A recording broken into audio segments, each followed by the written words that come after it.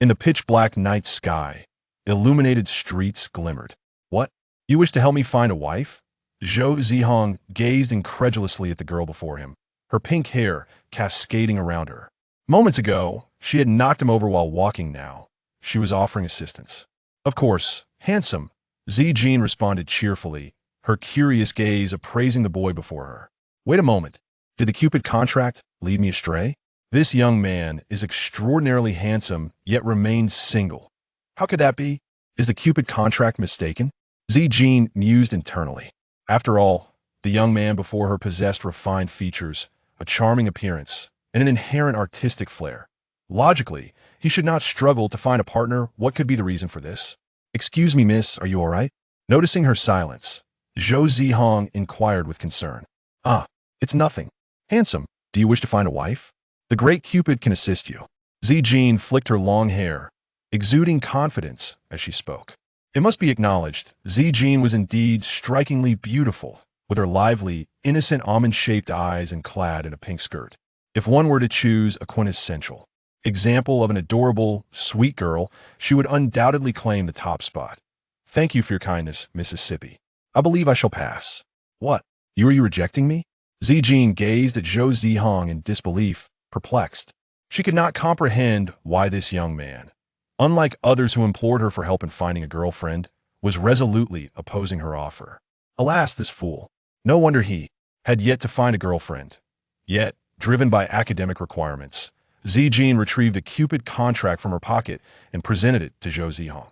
The Cupid contract is a tool designed to assist Cupid in fulfilling his tasks. Rather, it is a magical artifact. Just sign this contract, will you? Simply write your name here. With that, she pointed at the signature box on the contract. I cannot sign this. Years of solitary living, coupled with numerous betrayals, had instilled in Zhou Zihang a nature of skepticism. Moreover, this girl was a stranger to him. How could he trust that this contract in her possession was not a bond of servitude? Are you worried that this is a contract of servitude? Rest assured, I mean you no harm. How does she know my thoughts? Zijing covered her mouth, secretly thinking, this silly boy, does he not know that deities can eavesdrop on thoughts? All right, do you genuinely believe I would harm you? Zijing teased. Zhou Zihang nodded, indicating he did believe so. What? This is not right. The narrative should not unfold this way. Was he not supposed to assure her otherwise and joyfully sign his name? Why is it like this? Miss, it's quite late. Shall we not discuss this another day? I wish to return home.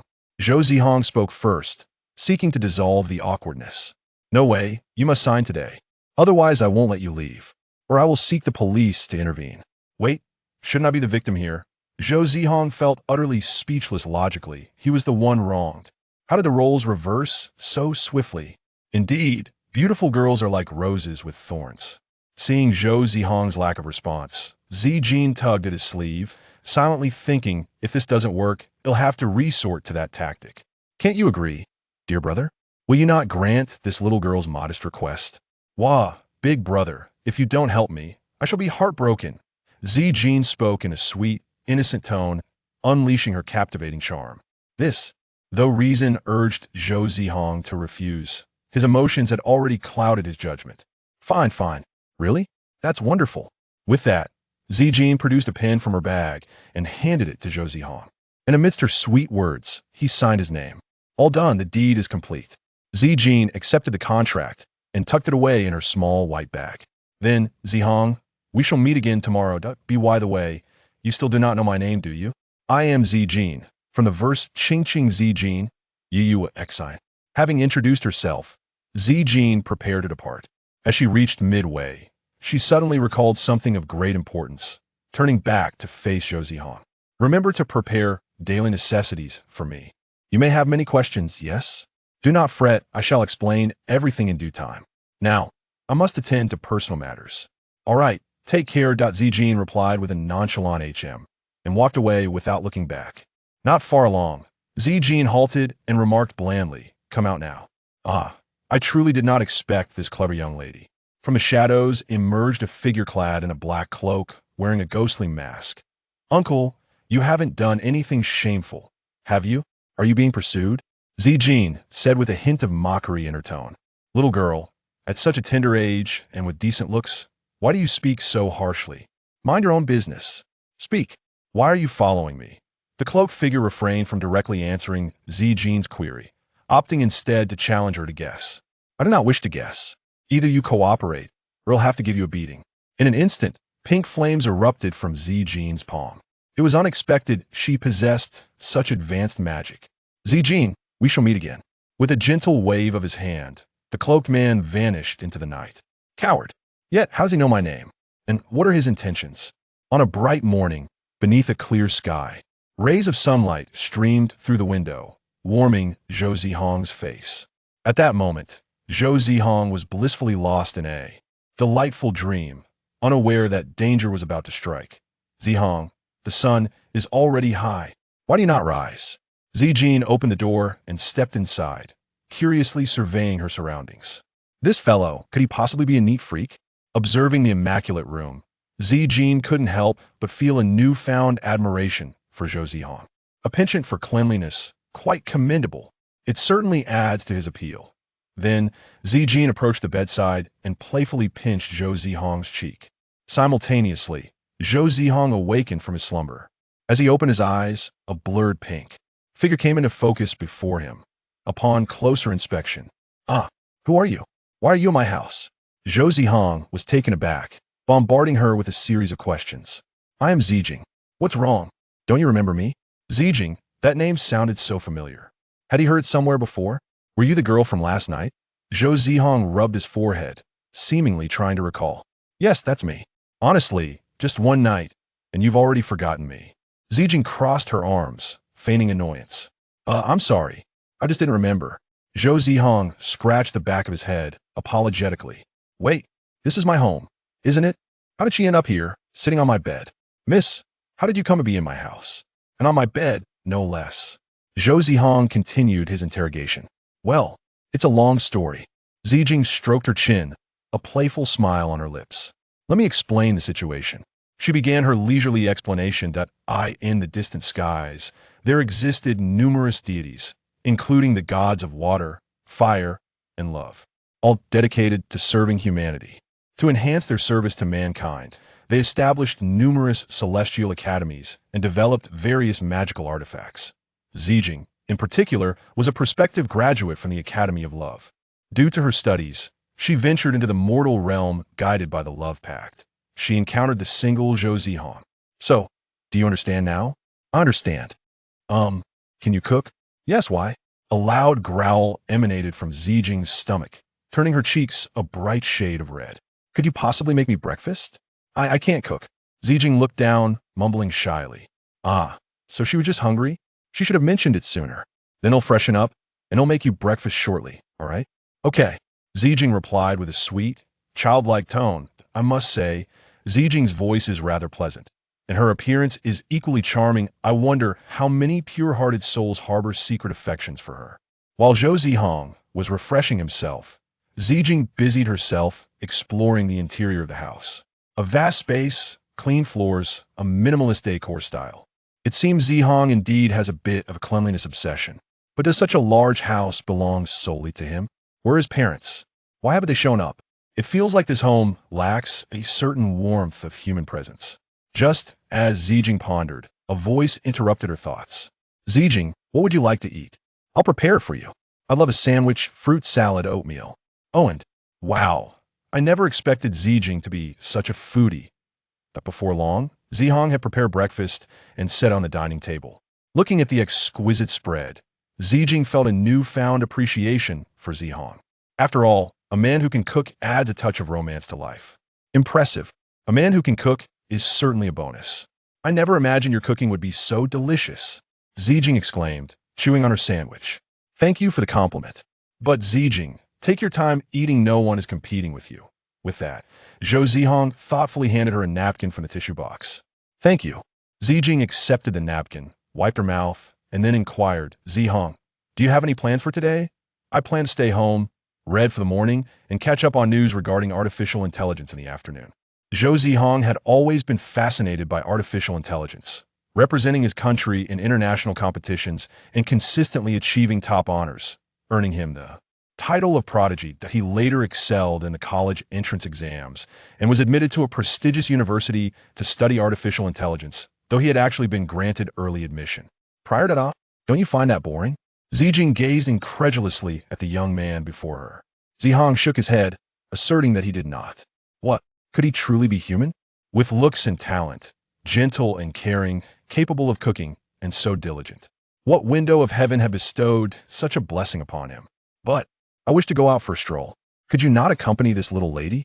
To enhance the effect, Zijing deliberately shed a few tears, her large, watery eyes looking pitifully at Zihang. She appeared like a wronged little wife. Zihang hesitated. If he refused, he would appear lacking in gentlemanly grace if he agreed. The fish is nearly hooked. Keep reeling it in. Zijing mused silently. This little lady is new here, in an unfamiliar place with no acquaintances. What if I get lost? What if a bad person targets me?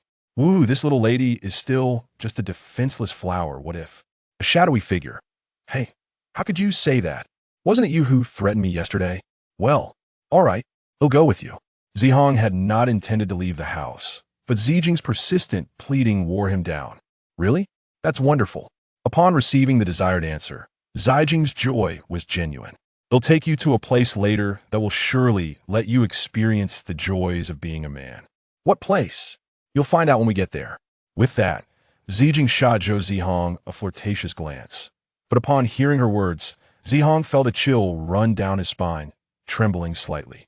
What kind of place could it be? Surely it isn't some sordid establishment? No, please. The police might catch us. Chapter 3, Is it really you?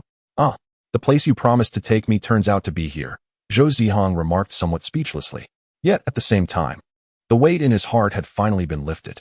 After all, this is not a place of debauchery. If the police were to catch us, that would be quite the predicament. Don't you think this place is lovely? Zijing replied in a rather indifferent tone. Where are we, then? This is simply a matchmaking park, I assent it. Since today is Saturday, and there is a matchmaking event taking place, the atmosphere is certainly livelier than usual. Seeing everyone so invested in love, I feel somewhat reassured. No, sister. Are you certain they are here for love? To put it nicely, it's love. To put it bluntly, well, never mind. Since we are here, Zhou Zihang can only accompany Zijing as they meander about. As they walked, observed, and listened, Zijin's initial anticipation transformed into disappointment. What is this? This is hardly a love event.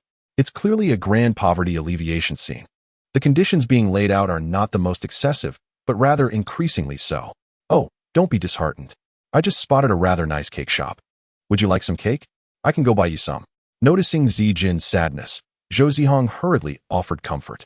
For the goddess of love, witnessing such a situation is akin to having tasteless noodles or forgetting to bring tissue to the restroom. It's more painful than death. Zijing nodded, then found a long bench to sit down. Zhou Zihang set off to purchase the small cakes. Half an hour later, he returned with a plethora of small cakes. The owner mentioned that these are their new products. Try it and see if it's delicious. If it is, we can buy more to take home. As Zhou Zihang spoke, he opened the box and handed a small cake to Zijing. She took the cake, savored a bite, and immediately nodded in approval. I'm glad you like it. We'll get more on our way back. Great. Is there more? I want to eat more. After finishing the first small cake, Zijing was eager for a second, and then a third, and a fourth. All right, Zhou Zihang replied gently, his gaze tender and demeanor considerate. I must say, Zijing truly has an appetite. She devoured 2/3 of the entire bag of small cakes. After their delightful feast, the two strolled leisurely in the park. Time flew by, and soon the sky was painted with the hues of dusk. As if responding to some unseen force, they found themselves standing before an ancient tree. This venerable tree was quite old. Zijing activated her clairvoyance and discerned that it had existed for 1,000 years, planted by a couple. This tree, enduring the passage of millennia, had transcended life and death, ultimately encountering the people of today. On the ancient branches of a venerable tree hung a series of fortune bags, each representing a distinct wish, one for love, another for health, and yet another for familial bliss. Zihang, please hang this fortune bag, Zijing urged, extracting a red pouch from her bag. This is the one I acquired for you, a talisman for love. Isn't this the one you just purchased from the convenience store? He questioned, attempting to maintain the ambience. Is this truly the moment for such remarks? Take it, go on. With that, Zijing firmly placed the fortune bag into Zhou Zihang's hands. He sighed softly and made his way toward the ancient tree. Now that is more like it, Zijing remarked with a cheerful smile. Upon reaching the tree, Zhou Zihang hung his fortune bag. Excuse me, may I ask your name? A voice resonated from behind him. Turning around, he beheld a girl in white, standing gracefully before him. She radiated purity. Her fair complexion and striking beauty complemented by long black hair adorned with a snow-white bow.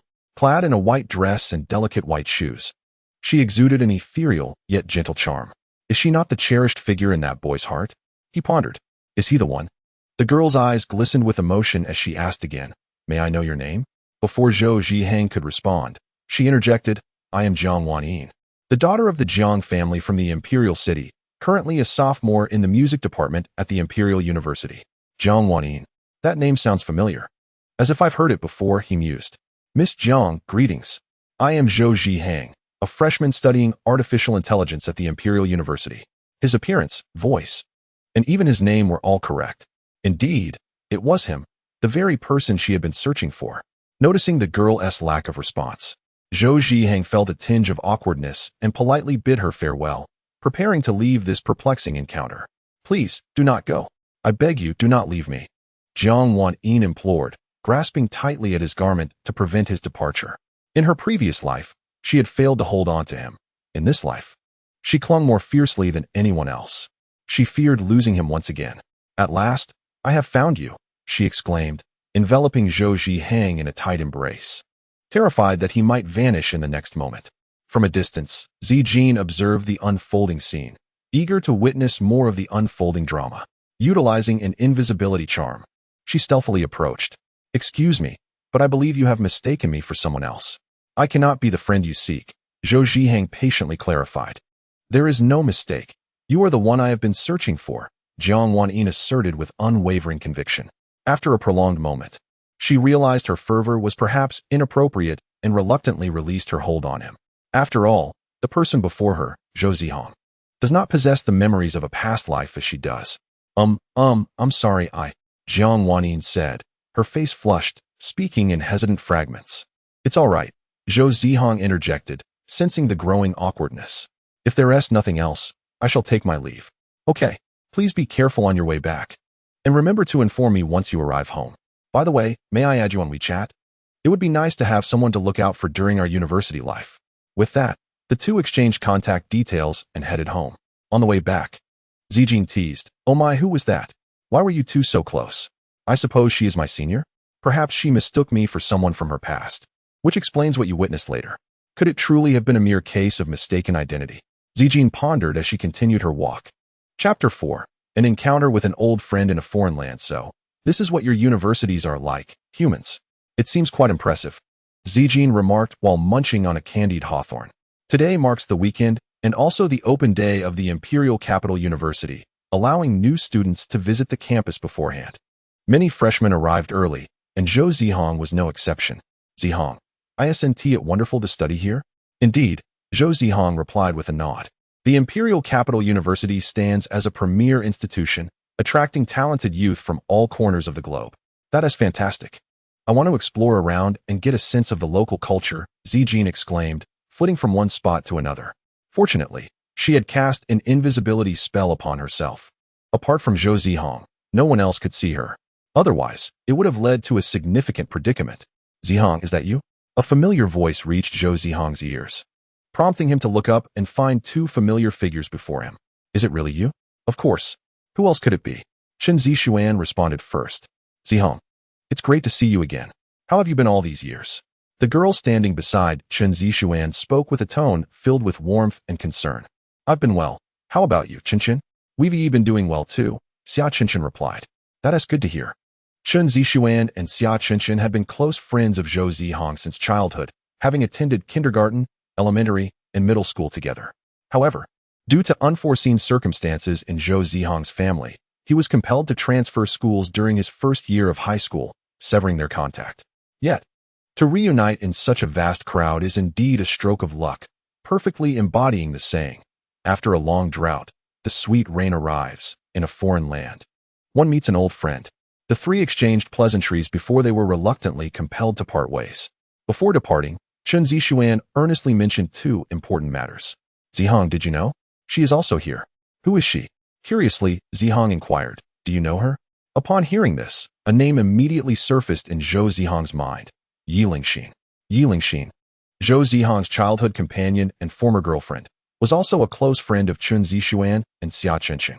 After their breakup, she gravitated towards a socialite, indulging in a life of revelry and merriment. Subsequently, she enrolled in a college in the capital, aspiring to secure a household registration in the city. Alas, it is quite perplexing that Yi Lingxin would forsake a good boy like Zihang for a scoundrel. Chen Zixuan, filled with indignation, defended his good friend. This is her choice. In the future, we will merely coexist, neither bowing our heads nor raising them to one another. So be it, Zhou Zihang replied calmly. Very well. However, my brother, should you find yourself overwhelmed, do not hesitate to reach out to me and Chencheng, Chen Zixuan said, patting his friend's shoulder with earnestness. Understood. Now, what about the second matter?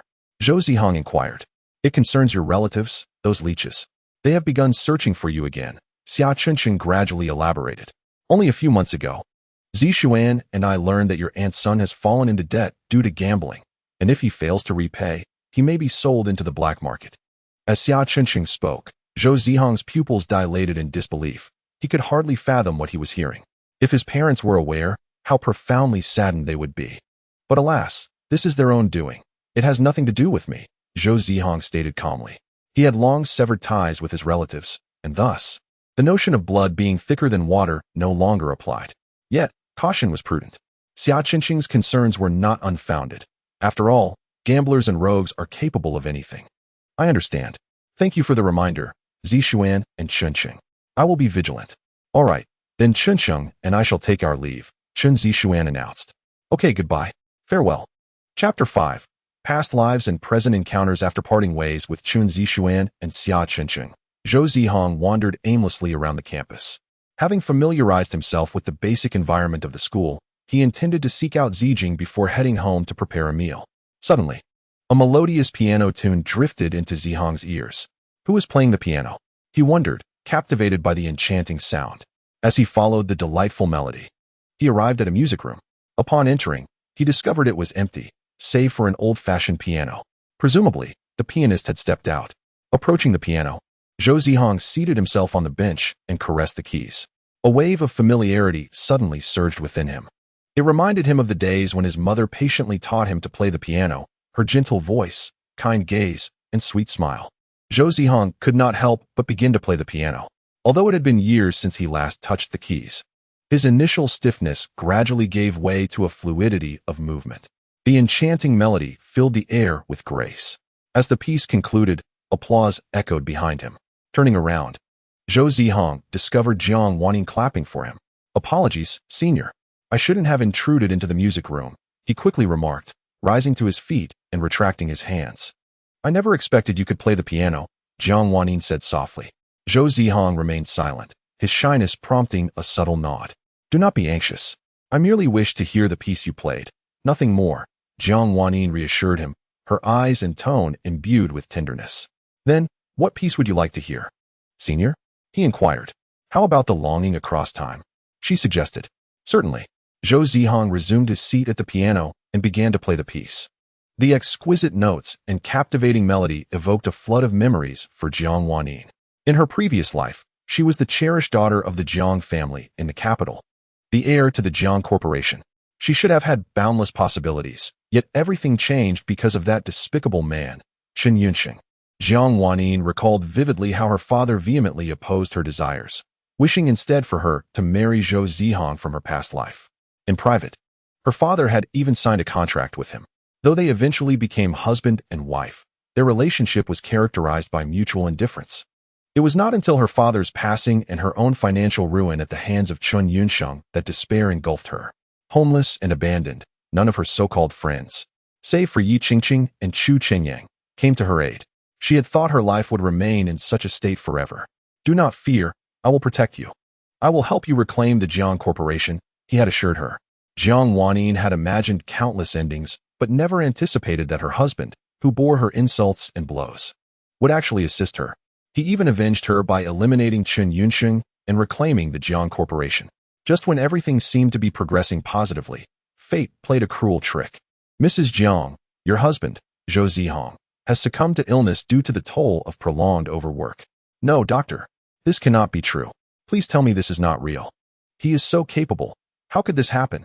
The reality only struck her when she beheld his lifeless form, forcing her to accept the truth. The last person who had loved her was gone. At that moment, her heart felt as though it had been pierced by countless daggers. If only I had not been so willful back then. If only I had not been so stubborn, Zhou Zihang would not have. Alas, had I known this would be the outcome, I would have acted differently from the beginning. Is there truly any remedy for regret in this world? After attending Zhou Zihang's funeral, Jiang Wanyin returned home alone. Home, still the familiar abode of her past. Yet the little boy who had once accompanied and protected her was no longer present. Jiang Wanyin retrieved their marriage certificate from her handbag, opening it to gaze intently at their photographs, this being their sole shared portrait. Had she known, she should have smiled back then. Subsequently, darkness enveloped her, and she collapsed to the ground. Upon regaining consciousness, she discovered she had been reborn. Before her stood the current Zhou Zihang, her junior from primary school, and indeed, her fiancé in this lifetime. A radiant smile graced Jiang Wanyin's face, for she understood this was a divine opportunity for a fresh start. Chapter 6. The first day of school, the sun shone brightly, and the sky was clear. Countless new students flocked to the Imperial Capital University, where the orientation ceremony was in full swing, creating a lively atmosphere. Senior, do you know where the dormitory building is? Senior, may I request a green oil? Senior, may I treat you to a meal? It must be said that Jiang Wanyin was indeed the epitome of the aloof campus beauty, receiving admiration wherever she went, leaving Yi Qingqing green with envy. How could there be such a disparity among girls? Meanwhile, Zhou Zihang also arrived at the Imperial Capital University. He had initially intended to accompany Ziqin, but unfortunately, she had fallen ill the previous day and could only remain in bed. I will never eat recklessly again. Hey, who is that boy? I don't know, but he is undeniably handsome. Could he possibly be a genius in the field of artificial intelligence? Why is everyone staring at me? Is there something on my face? Zhou Zihang lowered his head, silently walking.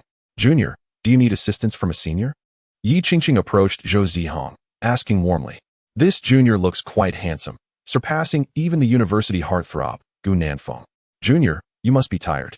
Come, let me help you with your luggage. By the way, where's your dormitory? I'll show you the way.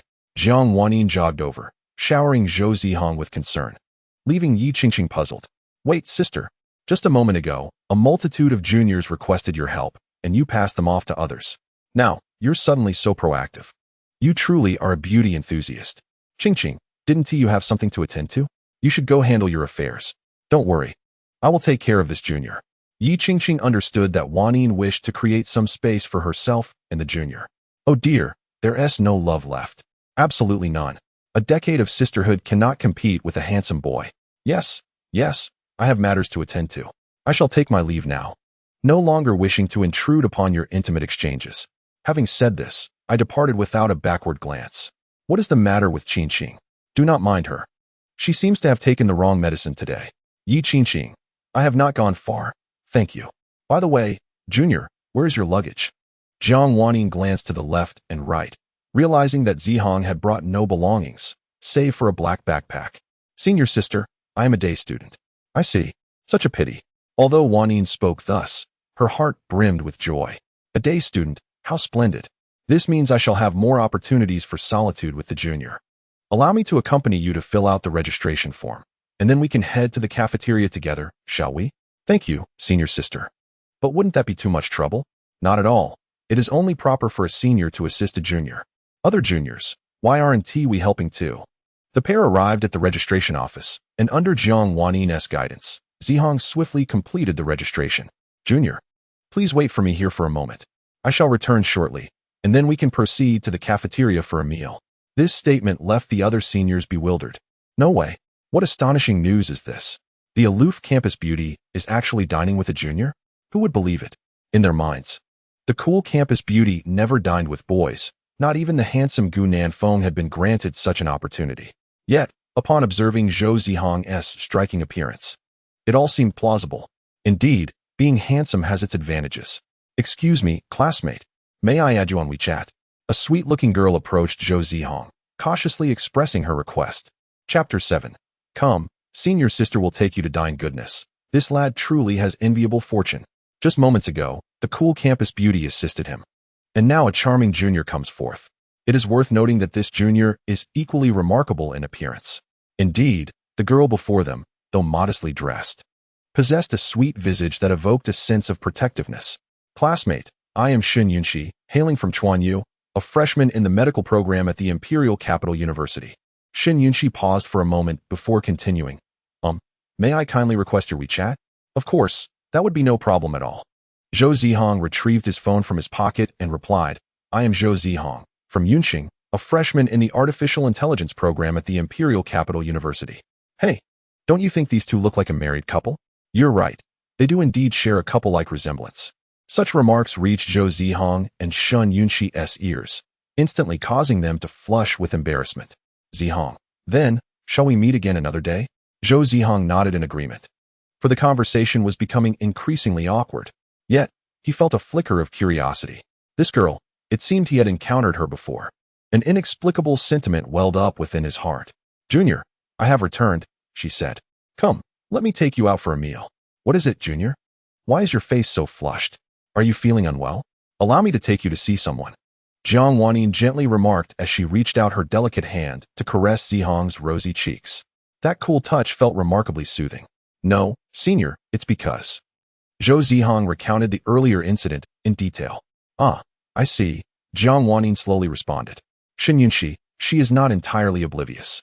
By a woman's intuition, it seems this girl named Shen Yunxi is distinct from the others. Does she know Zihang? Or perhaps Zihang knows her? In her previous life, Jiang Wanyin had shown little concern for Zihang and was only aware of their matters in the most superficial way. Reflecting on this, Jiang Wanyin felt a profound sense of guilt. In her past existence as Zihang's wife, she had been woefully ignorant of his affairs. What if Zihang truly harbored feelings for Shen Yunxi? Should she cling desperately or graciously step aside? With such thoughts, Jiang Wanyin felt a tinge of melancholy. Yet, she quickly regained her composure. So what? Heaven has granted me a chance to start anew. Surely, anything is possible, even if it leads to regret. I shall have no remorse. She mused as she walked. Before long, they arrived at the cafeteria. Shall we queue over there, Junior? All right. Meanwhile, the patrons of the cafeteria cast curious glances at the pair. Isn't that the campus belle? Why is she here at the cafeteria? And she is with a boy. That boy is quite handsome, even more so than the campus prince, Gu Nanfeng. I wonder if I could ask him for a green strip. Would he agree? I think the title of campus prince should change hands.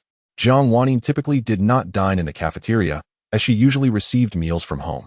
However, today was different. She was here to accompany her junior. Soon, they had their meals ready. Junior, shall we sit over there? No problem. They settled down and began to enjoy their food. Senior, why are you so kind to me? What brings this up? You see, Senior, we have only known each other for a few days, with no prior connections. Yet, you have been bustling about for me today, and I have heard others mention that you seldom bring boys to the cafeteria. You must have some ulterior motive, Senior.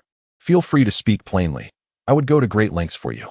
His words were articulate and logically sound. It was no wonder he was regarded as a genius by others. In truth, Zhou Zihang had not always been this way. However, due to certain circumstances, he had transformed. Was it so unusual for a senior to take her junior out for a meal? What kind of senior did the junior perceive Jiang Wanyin to be? As she spoke, Jiang Wanyin's gaze toward Zhou Zihang grew more expectant, as if awaiting some answer. The senior was undoubtedly a good mentor. However, an inexplicable feeling gnawed at me. A thought I struggled to articulate. Consider it as if the senior owed you something. In this life, she lives solely for her junior. What is owed to me? Yet there should be no debt between the senior and me. Just as Zhou Zihang pondered this, two figures abruptly appeared before him and Wanyin. Chapter 8. No need. I have my choice inner, so this is where you are? I've been searching high and low for you. Why didn't you inform me? Yet, Jiang Wanyin merely replied to Gu Nanfeng with indifference. I'm here dining with my junior. Do you have other matters to attend to?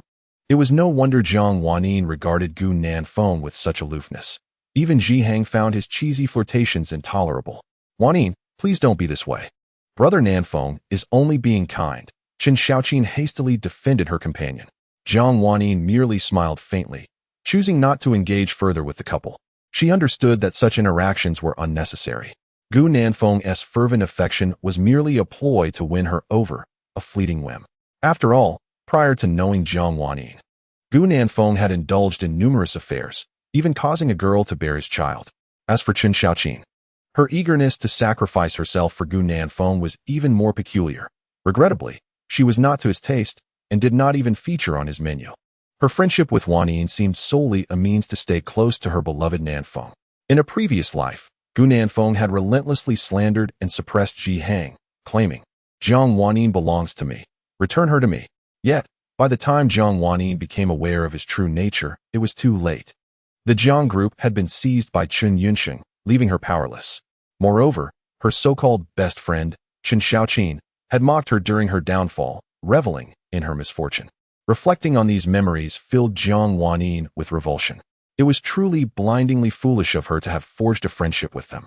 Noticing that Jiang Wanyin's attention was entirely on Zhou Zihang, Gu Nanfeng seethed with frustration but quickly regained his composure. "So, you must be the junior? I am Gu Nanfeng, a close friend of Yiner. It's a pleasure to meet you." With that, he extended his hand, attempting to leave a favorable impression on Wanyin while portraying himself as a caring senior. "Hello, I am Zhou Zihang. It's a pleasure to meet you," Zihang replied, extending his hand to reciprocate the gesture. Though he sensed the ill intentions behind Gu Nanfeng's visit, he thought a handshake would pose no threat. However, to his surprise, Jiang Wanyin intercepted the moment. "Your hand is not worthy of touching my man. Only I am entitled to hold the hand of my junior. Do you understand? However, the younger student's hands are truly exquisite. This is the first time holding hands with the junior." Upon noticing this, Gu Nanfeng quickly withdrew his hand, diverting the conversation to avoid finding himself in an awkward predicament. "Yiner, may Xiaoqing and I join you for a meal? We happen to be quite hungry as well." Initially, one would expect Jiang Wanyin to agree, yet to their surprise, she offered no concessions whatsoever. "I'm sorry, but I must accompany the junior for dinner. Moreover, do not call me Yiner. We are not familiar enough for that. Simply refer to me as Jiang Wanyin." "How can you act this way, Jiang Wanyin? Nanfeng is only being kind. Even if you do not accept, there is no need to respond in such a manner." Observing her brother being mistreated, Chen Xiaoqin swiftly rose to defend him. However, Jiang Wanyin paid her no mind, focusing solely on serving Zihang with food, gently saying, "Here, junior. Do try this. It is quite delicious." Noting Jiang Wanyin's disregard, Chen Xiaoqin was prepared to continue her protest, but was unexpectedly halted by Gu Nanfeng. "Let it go, Xiaoqin. Wanyin may not be in the best of spirits today. Perhaps we should refrain from further discussion, even if she is feeling down. It does not justify her treatment of Nanfeng. It is truly unacceptable." All right, Xiaoqin, do not be upset." Gu Nanfeng, concerned that Chen Xiaoqin might say something inappropriate, hurriedly interjected. "Wanyin, there is a piano duet performance at tonight's welcome party. I have heard that you will be hosting it. Would you like me to be your partner?" Gu Nanfeng said with earnestness. "No, thank you. I already have someone in mind." Chapter 9. Why her? Welcome to all the new students joining our family at Daido University. Next, let us invite our senior students to present the most splendid performances. Applause erupted in response. The welcome party is a cherished tradition at Daido University, representing the best wishes of every senior to the new students, hence receiving significant attention from the leadership. Expensive equipment, captivating performances, and a full house of guests. "Zihang, over here," Chen Zixuan called out, waving to Zihang from a distance. It turned out that Chen Zixuan and Xia Chenxuan had arrived early and secured seats for Zihang, and they were in the front row. "Oh dear, what kind of best friend is this? He is clearly a benevolent father figure.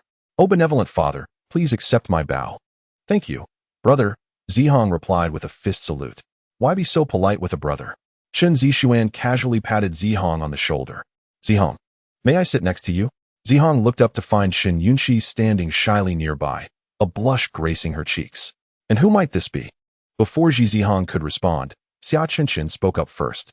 "Oh, this is Shen Yunxi, a dear friend of mine." Realizing the situation, Zihang promptly introduced Shen Yunxi. "So that is how it is. Zihang's friend is also a friend of mine and Chenxuan's. So please, make yourself at home." Chen Zixuan spoke with exuberance. Expressing his gratitude, Shen Yunxi politely bowed to them before taking a seat beside Zihang. "Brother, could this possibly be your girlfriend?" Chen Zixuan whispered to Zihang. Zhou Zihang shook his head in denial. "Then she must have developed feelings for you?" What nonsense are you spouting? I speak only the truth. It is an undeniable fact. After all, Zhou Zihang's handsome features were well acknowledged, and even in the economics department where Chun Zixuan studied, many upperclassmen harbored secret affections for him. Not to mention, she is not only charmingly attractive but also bears a striking resemblance to you, almost as if you were a couple. This query left Zihang momentarily speechless. If he were to gaze into a mirror, he would indeed find some similarities between himself and Shen Yunqi. Do not hesitate. She is the newly crowned campus belle, devoted in her affections, and possesses a pure, sweet, and endearing demeanor. Chun Zixuan continued with a fervent lecture on romantic prospects. He wished for Zihang to find a good woman, unlike in his previous life. Next, we are honored to invite our senior Jiang Wanyin to perform a piano piece titled Longing Across Time and Space. Upon concluding her speech, the host gracefully descended from the podium. Look, it is the aloof campus beauty, Jiang Wanyin. Indeed, it was senior Jiang Wanyin, clad in a stunning red gown.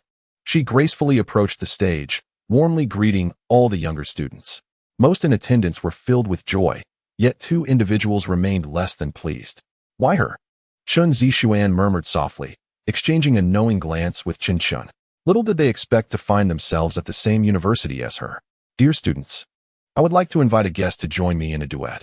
May I ask which of you would be willing? Although Jiang Wanyin addressed the entire audience, her gaze was fixated solely on Zihang. Goodness, this is clearly directed at Zihang. The sword dances for the Duke, intent on catching his eye. Choose me, campus belle. Pick me, senior.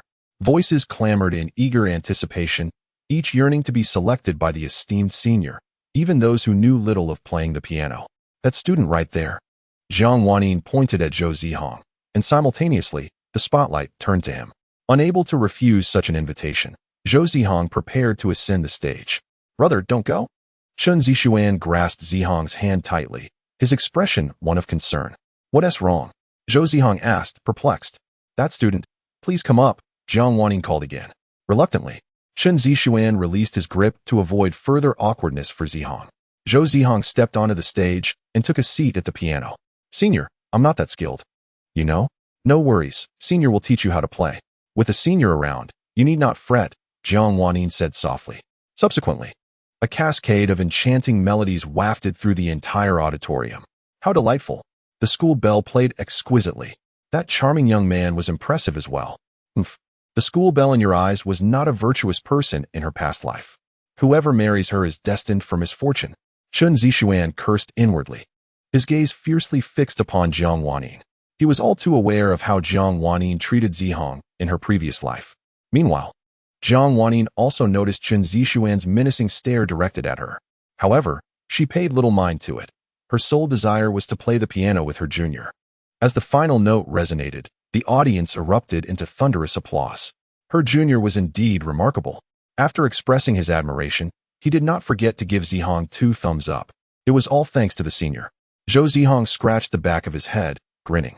In the blink of an eye, the welcome party came to a close. Zihang, your playing was utterly enchanting, Shen Yunqi remarked, casting a look of approval toward him. No, it was all Wanyin's merit.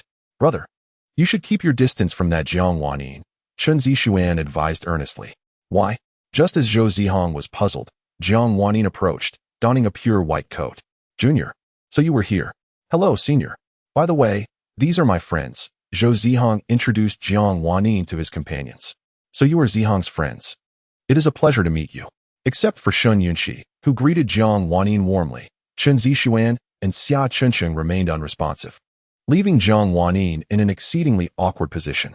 That Jiang Wanyin, you should keep your distance from our Zihang. Why? You are the esteemed daughter of the Jiang family.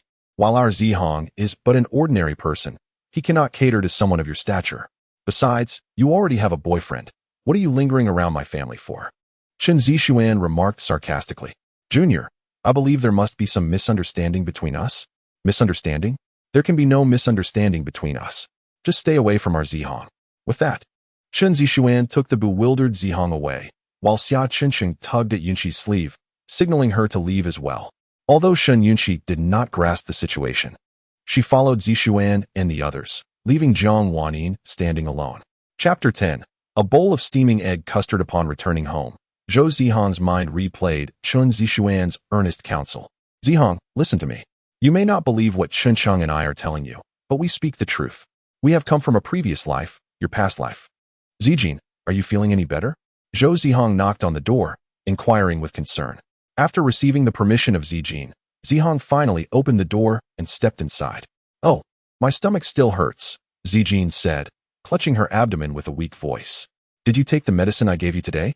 Zihang gently caressed Zijing's small head. She nodded slightly. Shall I prepare a bowl of steamed egg for you? Eating something warm might help. Zijing nodded again. Before long, Zihang brought a steaming bowl of egg custard and placed it in front of her. Here, be careful, it's hot. Zijing slowly sat up, cautiously accepting the bowl, afraid of spilling it, and took a delicate taste. It's delicious, warm, and very comforting. Really? That's wonderful. Would you like another bowl? Yes. Zijing replied with a sweet, innocent nod. In a short while, Zihang presented another bowl of egg custard before her. Zihang, you must have honed your culinary skills specifically to impress girls, haven't you? Tell me, how many girls have you cooked for? No, not at all. Thus, Zihang recounted the story behind his cooking skills. I'm sorry, Zihang. I had no idea you went through such experiences. It turned out that Zihang was once a wealthy young master, living a life of ease and luxury. Unfortunately, after the passing of his parents and the ensuing turmoil, he left his hometown and came to the capital. Living alone compelled him to master the art of cooking. Zihang wiped away his tears, shaking his head to indicate it was all right. Haven't you ever cooked for a girl? Upon seeing his expression, Zijing quickly changed the subject, not wanting to evoke his sadness. However, as soon as the words left her lips, she realized the inappropriateness of her question. Is it acceptable to ask such things when comforting someone? If you consider yourself a girl, Zihang said with a smile, understanding that Zijing was trying to console him. What do you mean by that? Zijing replied with a playful smile. All right, I won't tease you anymore. Zijing, may I ask you a question? Zihang said, his expression turning serious. Go ahead. Is there really such a thing as reincarnation in this world? Why are you asking me this? Zijing inquired curiously. It's like this. Zihang explained the events of the welcome party to her in detail. So that is how it is. I once read in an ancient text about something called Wuwang. Wuwang. Yes. This occurs when a person has a deep obsession with something or someone, or when someone is subjected to a Wuwang curse, leading to reincarnation.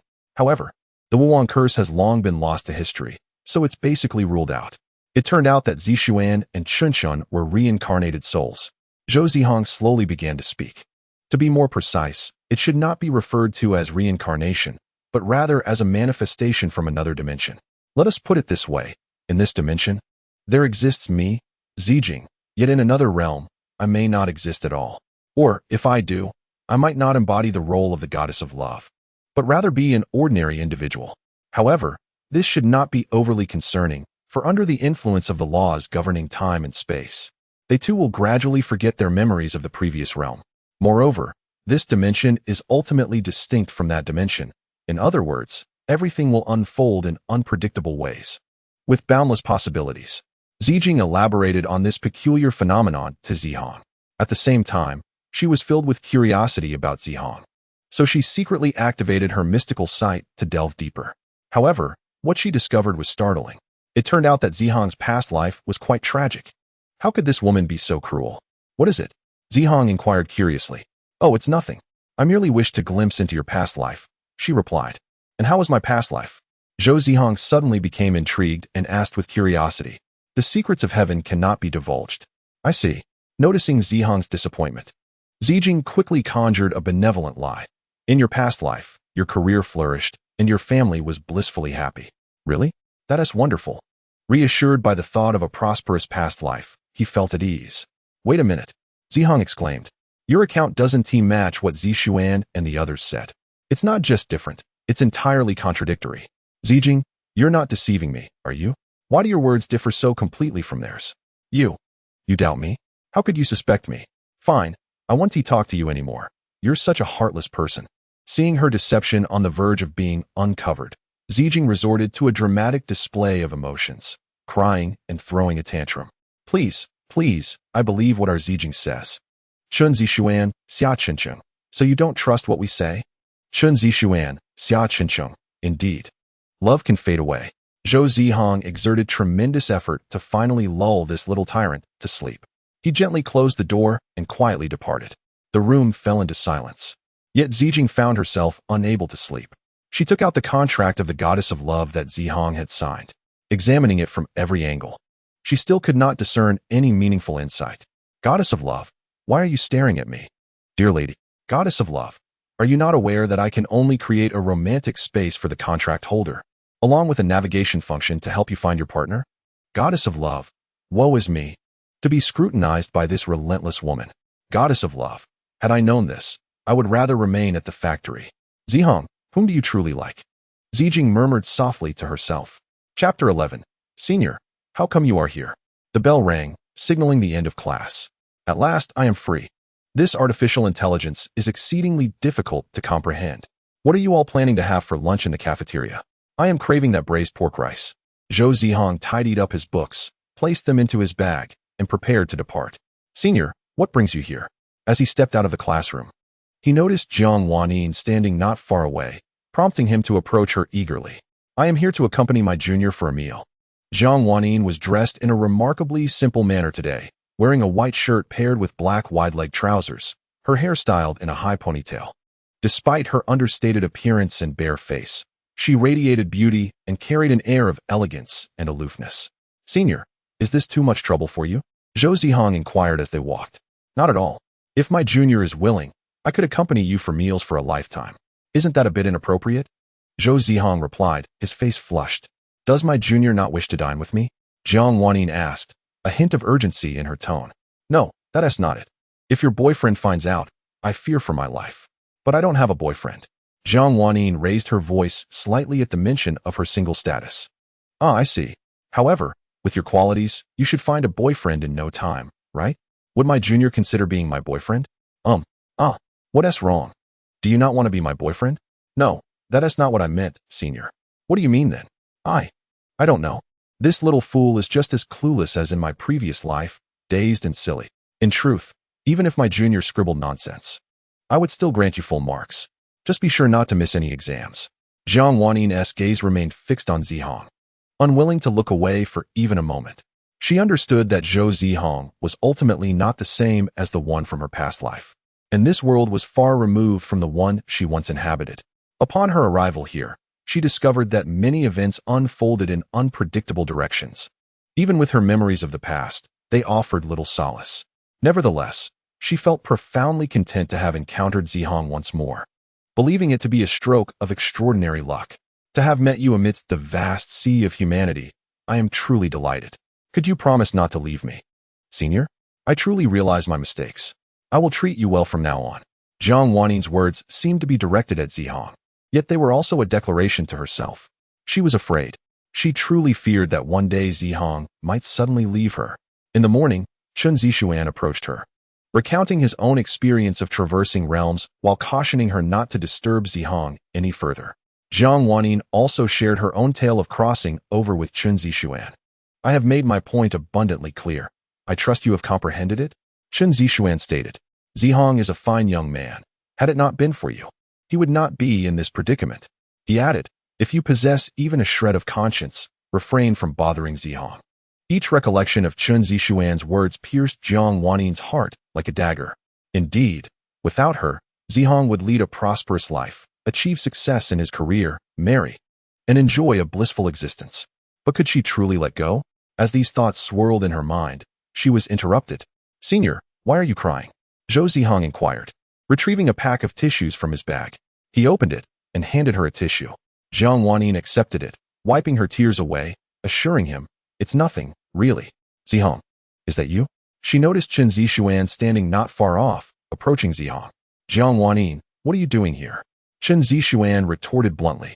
I merely wanted to have a meal with Zihang. Nothing more, Jiang Wanyin replied, avoiding Chun Zishuan's gaze and speaking softly. Can your words be trusted?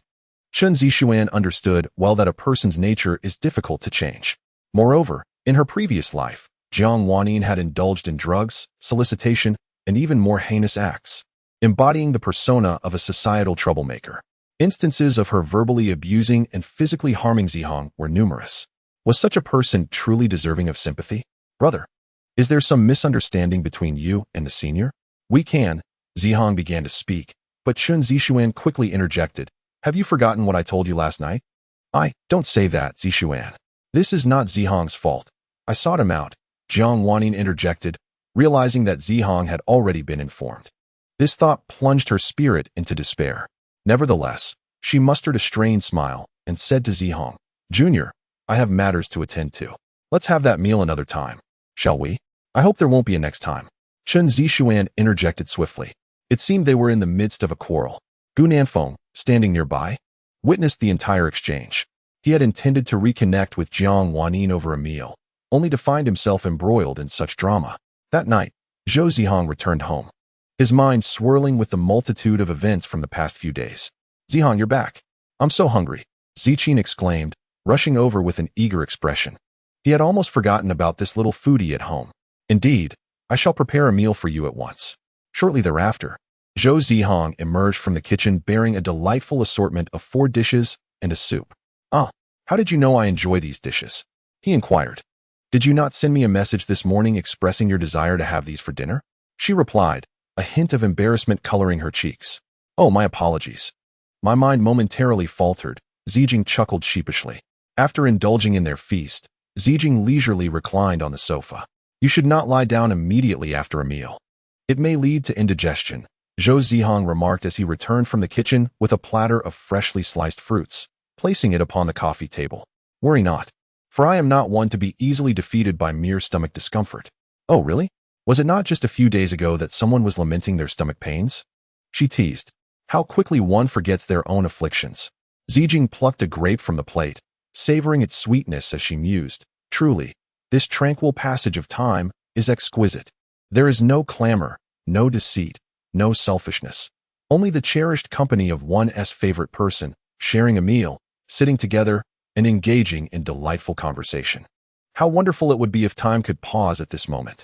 Zijing, did you never share meals or conversations with your family or close friends in the past? Zhou Zihang inquired, having spent considerable time with her, yet noticing her reluctance to speak of her family and friends, as if concealing something. Not before, but now I do. In the days spent with you, I have come to regard you as family and friend, she replied earnestly. Even though I understand that our paths may diverge, rendering this a fleeting dream, what does it matter? Cherishing the present is of utmost importance. Zihang, do you have something you wish to convey to me? She encouraged, recognizing the unspoken words lingering in his heart. Between family and friends, there exists the sanctity of shared confidences. Even a word of encouragement or a simple embrace can transform into boundless strength. Seeing Zhou Zihang hesitating, Zijing urged him gently. Indeed, I shall share everything that transpired this afternoon, he confessed. Aware that secrets could no longer be contained, Zijing decided to reveal her truth. Zihang, I must confess. I deceived you yesterday. You must explore your past life yourself. With that, Zijing recited an incantation, her hands clasped together, then slowly unfurling them. A blue sigil materialized before Zhou Zihang's eyes. This is the mark of the forget-me-not spell. Simply inscribe it upon your brow, and within a month, you shall recall the events of your previous existence. Did you not mention that such spells had been lost to time? Zhou Zihang queried, intrigued. Indeed, it was thought to be lost, yet I, with great determination, unearthed this long-forgotten magic from the remnants of ancient texts. What do you think? I am rather impressive. Am I not? Certainly. But remember, the heavens and the earth may know, you and I may know, but let not a fifth soul be aware of it. Zijing cautioned with utmost care. Understood. Gazing at the imprint on Zijing's hand, Zihang found himself lost in contemplation. Some individuals and events, even when forgotten, eventually resurface. Perhaps, I should not choose to evade. Chapter 13. Do not leave Jiner. No, brother. Please do not go. Do not abandon Jiner. Zijing cried out. Jolting awake from her slumber, her eyes filled with trepidation, beads of cold sweat trickling down her brow. She pressed her hand to her forehead. Memories of childhood flashing vividly in her mind. The dense thicket of thorns, the oppressive black mist, the somber sky, and her brother, who would never return. Brother. The mere thought of him seemed to touch upon some forbidden secret within her. Please do not leave, all right? Jiner acknowledges her mistakes. Jiner will no longer be mischievous. Zijing wept, clutching her head in despair. How she wished those childhood events were mere figments of imagination. Zijing, are you all right? Hearing her cries, Zihang hurried to her room. In the dimly lit chamber, With the feeble glow of the lamp, Zijing sat curled up alone, sobbing uncontrollably. Did you have a nightmare? Do not fear. I am here, and everything will be all right. Zijing slowly lifted her head, her gaze dazed as it met Zihang's. Suddenly, she tightly embraced him. Perhaps, in that moment, Zijing was no longer alone, no longer sorrowful. Zihang gently caressed the back of her head, whispering words of comfort. Before long, Zijing fell into a deep slumber once more, while Zihang softly turned off the lamp and closed the door behind him. After his departure, Zijing awakened again, but this time, the fear and dread had dissipated. Master Ling, how is the investigation progressing? Behind Zijing stood a middle-aged man, bowing respectfully. Young master, I am inept. That man in black wields formidable powers and acts with great caution, leaving no trace. Master Ling, this is not your fault, Zijing replied slowly. Young master, I dare to speculate that the man in black may be connected to the disappearance of the former sect leader? Brother. A jolt of alarm coursed through Zijing. Master Ling, please arrange for more personnel to ensure this matter is thoroughly investigated. A premonition stirred within her heart, suggesting that the future would hold significant revelations. By the way, Master Ling, has there been any news from the Heavenly Crystal Pavilion? There has been no movement from the Heavenly Crystal Pavilion or the prominent families recently. However, we must remain vigilant. Your reasoning is sound. Zijing nodded in agreement. Is there anything else, Master Ling? If not, you may take your leave. She rubbed her forehead and spoke in a measured tone. You are not safe alone outside, young master. Shall I arrange for some personnel to protect you discreetly? Ling Tianhai's concern was well-founded. Since the man in black had appeared once, it was unlikely to be the last. Moreover, the internal dynamics of the Seven Emotions Pavilion are currently in a state of power transition, with the young master yet to ascend as the new leader. Externally, the Tianjing Pavilion and the formidable influence of several prominent families loom ominously. Thus, vigilance is imperative. Fear not, Elder Ling. Those who wish to contend with me have yet to be born. Ling Tianhai, realizing he could not sway Ziqin, opted for silence after offering a few words of caution. Departing alone from the opulent villa in the imperial city, bathed in bright light, seated upon a soft sofa, Jiang Wanning pondered, Have I lost you, dear junior? She held a photograph, stealthily captured while Zihang was momentarily distracted. Regret flooded her heart. Had she not acted so impulsively, Chun Zishuan and the others would not harbor such animosity towards her, and Zhou Zihang would not have left her side. Yet, what purpose does lamenting serve now? Miss, what troubles you? Chapter 14 Aunt Lu, it seems I have misplaced someone of great significance. Miss, why are you in tears? Lu Jingxue inquired, perplexed. Aunt Lu, I fear I have lost someone very important. Jiang Wanyi nestled into Aunt Lu's embrace, weeping uncontrollably. Lu Jingxue, the steward of the Jiang family, had cared for Jiang Wanyi since her mother passed away in her youth, as her father was often away for work. Even during the Jiang family's decline in her previous life, Lu Jingxue continued to treat Jiang Wanyi as her own, offering unwavering support. Miss, would you share with Aunt what has transpired? Aunt, I had a dear friend who treated me with kindness, yet I failed to cherish him, taking his efforts for granted, chastising and striking him. Now, I am engulfed in regret, deeply, profoundly regretful. Aunt Lu gently stroked the back of Jiang Wanyi's head. Once Jiang Wanyi had composed herself, Aunt Lu spoke, My dear, while there may be no remedy for regret in this world, recognizing one's mistakes and striving to amend them is also a form of redemption. To acknowledge and correct one's mistakes? Jiang Wanyi lifted her gaze towards Aunt Lu, sensing clarity dawning upon her. Indeed, to recognize and amend. Early the next morning, Jiang Wanyi rose with the sun's rays streaming through the window, casting a warm glow upon her cheeks. After completing her morning routine, she descended to the first floor. Aunt Lu, what is on the menu today?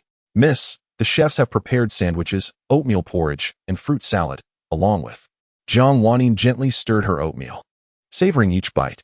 Memories of Zihang rising early each day to prepare breakfast for her flooded her mind.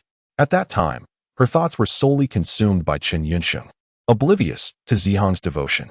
Had she acted differently then, they might have had children by now, a complete and blissful family. The thought of children caused a rosy blush to appear on Jiang Wanyi's cheeks. Miss, why is your face flushed? Upon witnessing Jiang Wanyi's blushing and cheerful demeanor, Aunt Lu Jingxue curiously inquired, What is it? Oh, it is nothing, merely some joyful thoughts, Jiang Wanyi replied, covering her face. As someone who had experienced similar feelings, Aunt Lu could easily discern Jiang Wannin's musings. Dear, as long as he is not Chen Yunsheng, any boy would suffice. That Chen Yunsheng is truly a brute. You treated him with such kindness, yet he repaid you with such hurt. The mere mention of Chen Yunsheng ignited an inexplicable ire within Aunt Lu. Rest assured, Aunt Lu, the boy I admire is certainly not Chen Yunsheng, nor could he ever be. No matter what, I will win him back.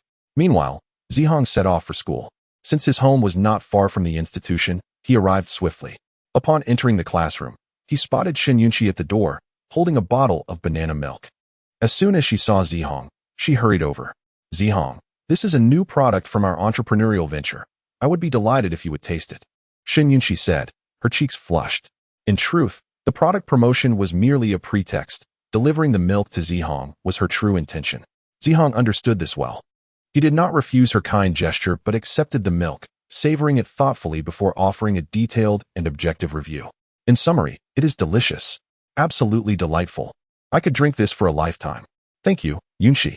You are welcome, Zihang. I am just glad you enjoy it, she replied shyly, shaking her head. Unlike other girls who were exuberantly expressive, Shen Yunqi always appeared to carry a heavy heart, evoking sympathy. By the way, Yunqi, how much is this milk? I would like to reimburse you. Oh no. This is a gift for you, she hastily gestured. But how can I accept this? It is perfectly fine. If you do not mind, I can bring you milk regularly. For some reason, upon hearing this, a sharp pang of emotion surged within Zihang. Then, how about I treat you to lunch today? All right, Shen Yunqi replied softly, her head lowered. Perhaps Zihang did not notice that her cheeks had already turned a rosy hue. Chapter 15. May I call you Little Hang? At noon, Shen Yunqi carefully placed a stack of pristine medical books into her worn fabric bag. She had saved for a long time from her job to purchase these books, hence she cherished them dearly. Yunqi, shall we go to lunch together? Zihang entered the classroom with a smile. Yes, that sounds wonderful, Shen Yunqi replied, nodding gently, her demeanor polite and graceful. Thank you, Zihang. Actually, rather than calling me Zihang, I would prefer if you called me just Zihang, or Little Hang. Zhou Zihang expressed everything he needed to say in one breath. May I call you Xiaohang? Of course. Zhou Zihang replied with enthusiasm.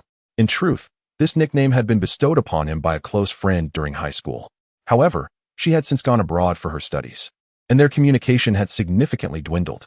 It seemed unlikely they would meet again in this lifetime. Perhaps this is the essence of growing up. As they walked and chatted, they soon arrived at the cafeteria. Junior, are you here for a meal as well? Jiang Wanning asked as she hurried over upon seeing Zihang. This scene left Yi Qingqing, who stood beside her, utterly astonished. No way. Is this really the Jiang school beauty I know? She asked, so readily enamored by a junior. Indeed, senior, Zhou Zihang replied, feeling somewhat awkward. He had thought that after their encounter yesterday, they might not see each other again for a long time. Little did he know that just after a mere noon, they would meet once more. Yi Qingqing and Shen Yunqi also approached, exchanging greetings and brief introductions. This junior's looks are truly remarkable.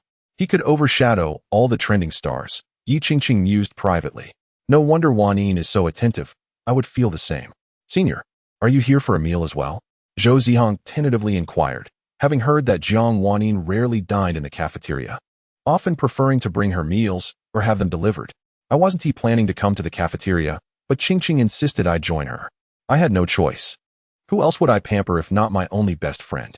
Wait, who forced you to come? Aren't you the one who insisted I go? Yi Qingqing's eyes widened in disbelief.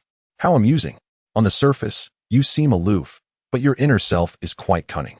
It seems I've misjudged you all these years. Shall we head inside? Jiang Wanning suggested. Why are you eating so little? Zhou Zihang curiously asked upon noticing Shen Yunqi's modest serving of vegetables. Clearly, Shen Yunqi did not wish to waste Zhou Zihang's meal money. Annie, could you please serve Yunqi a portion of sweet and sour ribs, stir-fried meat, and a bit more? Zhou Zihang added, turning to Yunqi, don't be shy.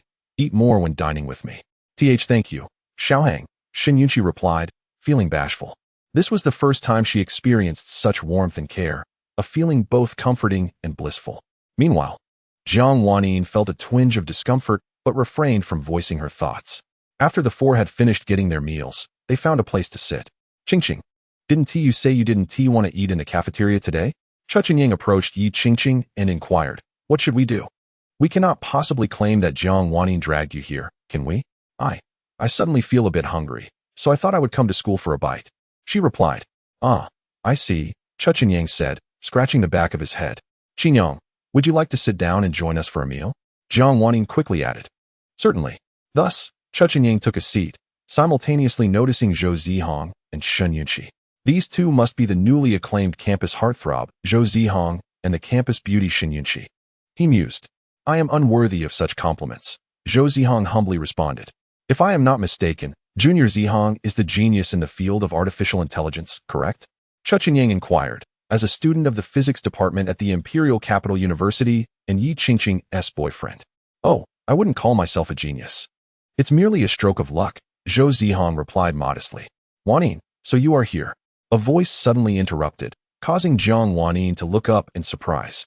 What brings you here again? Chapter 16 Wanning, you seem to have changed quite a bit. Is there something you need? Jiang Wanning asked with indifference. Nothing much. Just wanted to see you, he replied, though Gu Nanfeng's gaze roamed over Jiang Wanning's face, chest, and figure like that of a hungry wolf. This made Zhou Zihang, standing nearby, feel a surge of disdain towards this so-called heartthrob. Did Jiang Wanning not find this behavior off-putting? Such frivolity would irk anyone. Gu Nanfeng then shifted the conversation, saying, This must be Yunqi, right? Everyone refers to you as the sweet campus flower. I have also heard people say that you and Junior Zihang make quite the couple. He emphasized the word couple. Indeed, upon hearing this, Jiang Wanning's pupils widened in shock, her mouth quivering and her hands trembling. Gu Nanfeng, you can't just say that. Looking at it now, Zihang and Yunqi do resemble a married couple, he continued teasingly. Say, Zihang, Yunqi, did you two perhaps share a past life as spouses? Are you destined to be together in this life as well? This question left both Zihang and Yunqi momentarily speechless. They exchanged glances, their faces turning crimson as they lowered their heads. Hee, I remember when Qingqing and I were like that, Chuchenyang interjected. By the way, when you two tie the knot, don't forget to send out invitations. Before he could finish, Yi Qingqing tugged at his sleeve and shot him a fierce glare, signaling him to cease. Though puzzled, Chuchenyang complied. Chuchenyang, you rascal. What nonsense are you spouting? I was his wife in a past life, the kind who gets a marriage certificate, no less. Absolutely genuine. And in this life, he can only be my Jiang Wanning's husband. Jiang Wanning thought fervently. After a brief moment, Jiang Wanning regained her composure, realizing that Gu Nanfeng had devised a scheme to sow discord. Consequently, she collected herself and, with a calm demeanor, addressed Gu Nanfeng, inquiring if he had any other matters to attend to. If not, he was free to leave. Observing her, Gu Nanfeng chose not to elaborate further, instead departing with a cryptic smile. Jiang Wanning, we shall have ample time ahead. I will surely win your heart. Wonderful. The meddlesome presence has finally departed. Will the events of earlier trouble the junior? After all, what transpired? Never mind, it is of no consequence. I, Jiang Wanning, shall cast aside my reservations. At worst, I can repay the junior well after marriage. Besides, in my previous life, I was the legitimate wife of the junior, officially recognized in that role. Even if, by some mischance, he were to develop affections for another woman, what of it? I shall endeavor to reclaim his heart. Or perhaps I will consent to him having multiple wives. Although such behavior is typically frowned upon, I, Jiang Wanning, have little concern for such conventions now. Junior, are you interested in attending the International Artificial Intelligence Symposium hosted by Professor Zhang? I can procure 2 tickets for you, and we could go together. Is that truly possible? Zhou Zihang replied with palpable excitement. As a leading figure in the realm of artificial intelligence, Professor Zhang's symposium is a coveted event for countless professionals in the field. However, tickets are notoriously difficult to obtain, and the events are usually held abroad, rendering Zhou Zihang unable to witness it thus far. Naturally, if the junior desires it, the senior would gladly go to any lengths to fulfill his wish. Jiang Wanning spoke gently, her eyes brimming with affection for the junior. Had it not been for Jiang Wanning's own words, Yi Qingqing would never have believed it. Was this truly the Jiang Wanning she knew? The once aloof campus belle? Yi Qingqing cast a sideways glance at Jiang Wanning, contemplating that perhaps her dear friend had indeed changed. Chapter 17. Wanning, do you have feelings for Zhou Zihang? Wanning, do you have feelings for Zhou Zihang? Jiang Wanning paused, her delicate hands slowly withdrawing from the piano keys. She glanced at Yi Qingqing before finally nodding in affirmation. It all made sense. No wonder she had shown such concern for the junior since the beginning of the semester. By the way, when did you two meet? How come I was unaware? And how does he treat you? Is it well or poorly? Yi Qingqing bombarded her with a flurry of questions, and one could hardly blame her for her curiosity. After all, it was astonishing to see the usually ethereal campus beauty find a confidant. Such a significant revelation could not exclude Yi Qingqing, the eager onlooker. Moreover, given how deeply Jiang Wanyin had been wounded by Chen Yunxing in the past, her friend felt it was imperative to look out for her. I have known him for quite a long time. I recall that our companionship spans over 2 decades. Together, we have traversed more than 20 springs and autumns. During that period, I found myself in the depths of life's trough, yet I felt no loneliness or fear. For I understood that amidst the myriad lights, there would always be one that shone for me. Despite his kindness towards me, I found myself at a loss for words. Reminiscent of a character from a bittersweet romance novel, a reborn young wife regretting the neglect of her contract-bound husband in a previous life. Oh my, how did you manage to deduce that? You may as well envision me as that young wife, I remarked with a smile that was more enigmatic than genuine. Very well.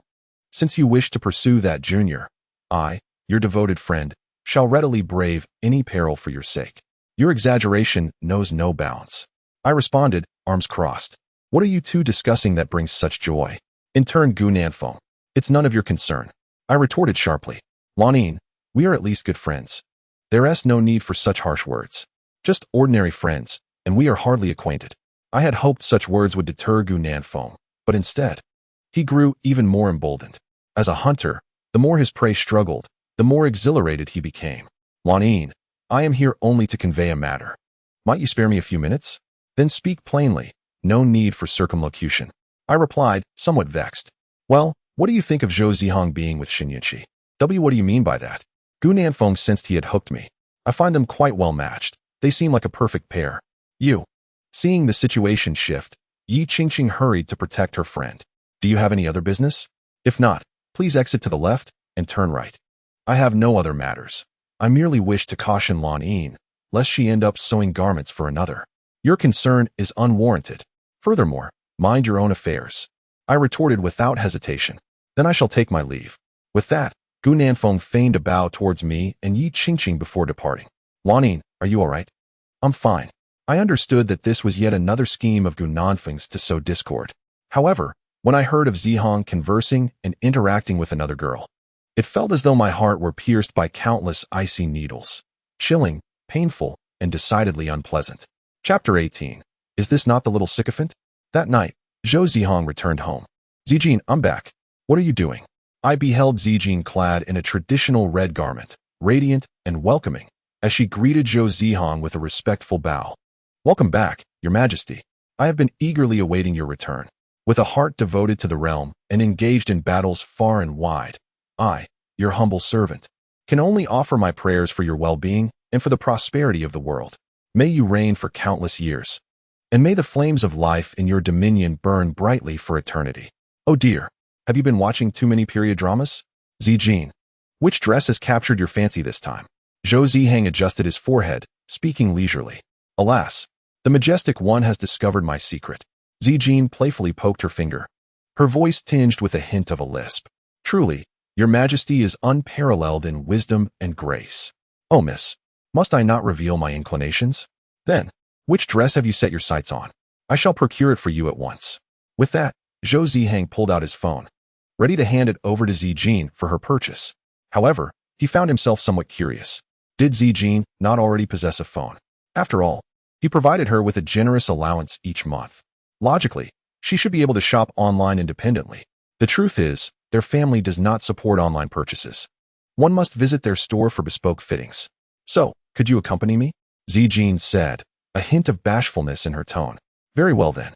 Perhaps I shall prepare dinner first, and we can go after our meal, Zhou Zihang suggested, gesturing towards the kitchen.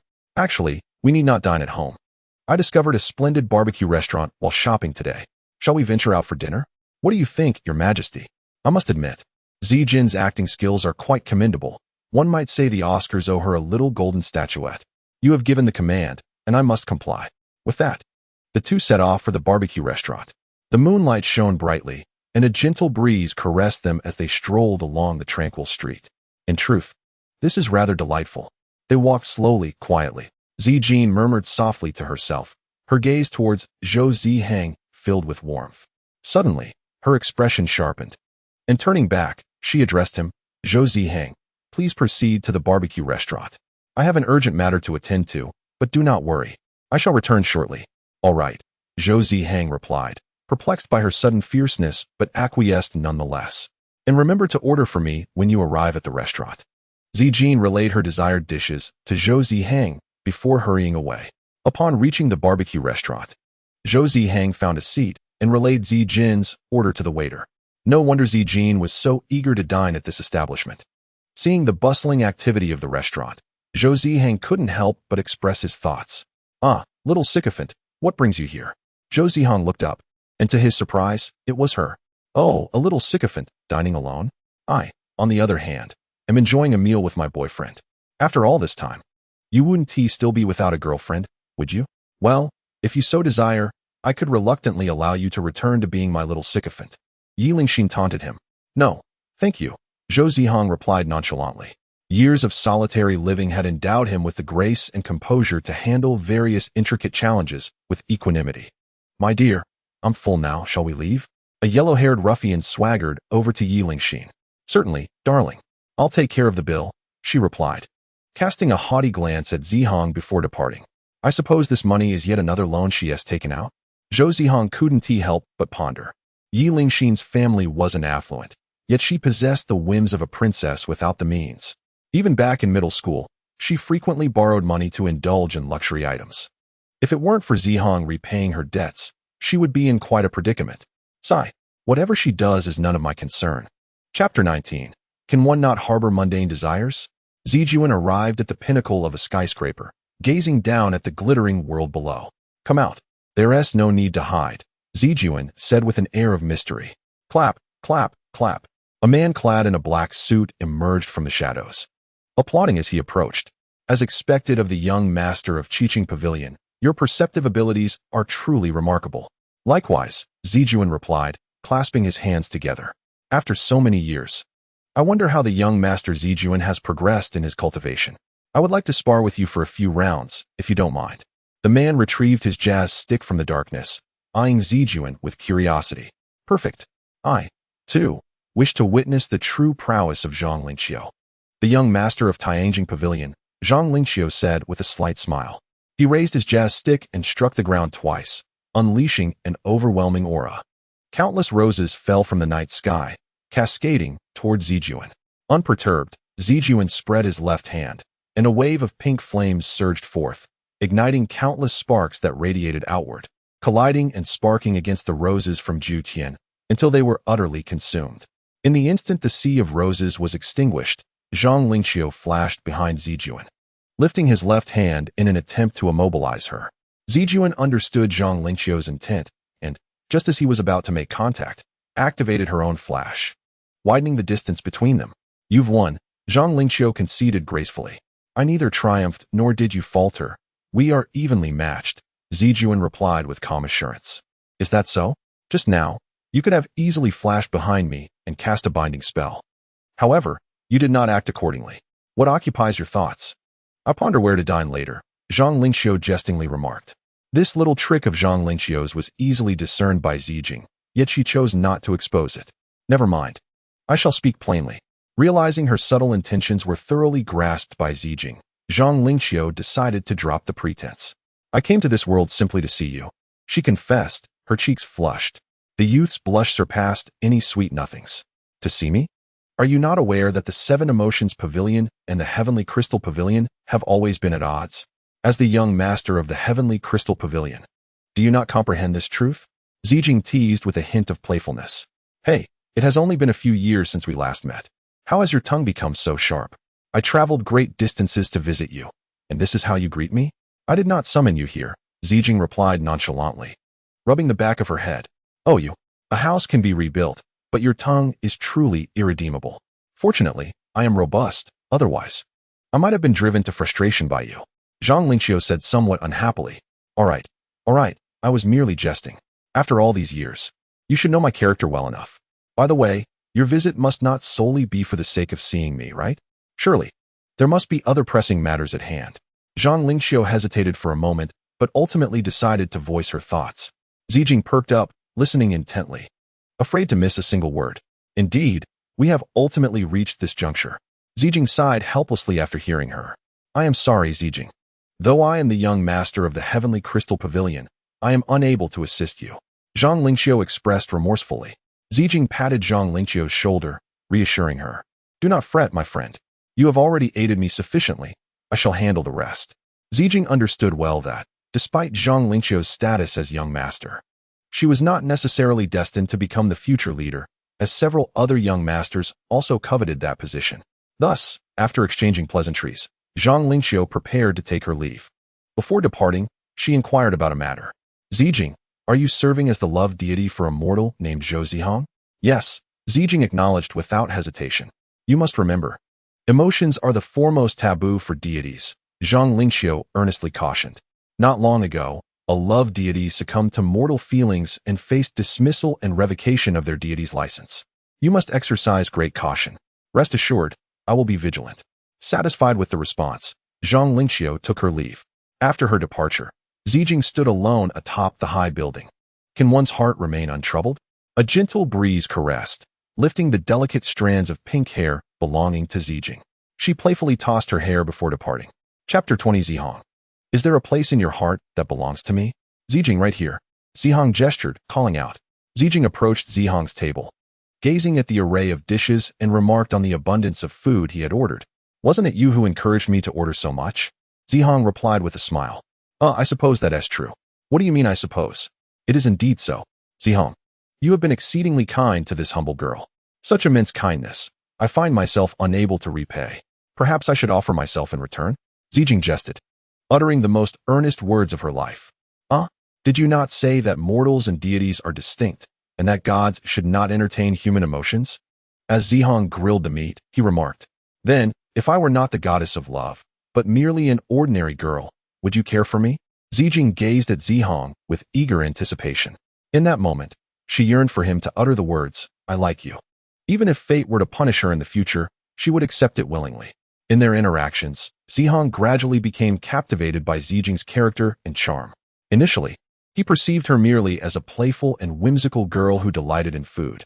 But later he recognized her ability to find joy in others' happiness and sorrow in their sadness. He witnessed her vulnerable yet resilient side. Despite feeling helpless and fearful, she confronted challenges with courage and optimism. However, the divide between mortals and deities remained, and their paths could never truly converge. Perhaps this was destined by fate? Zijing, If you do not wish to speak, then let it be. Sensing Zihang's discomfort, Zijing quickly interjected. She then picked a piece of meat from his bowl that he had just bitten into. This, I have already tasted. I shall eat it. Zijing lowered her head, engrossed in her grilled meat. Observing this, Zihang did not intervene, as he had grown accustomed to such scenes. It truly felt reminiscent of the playful banter typical of young couples.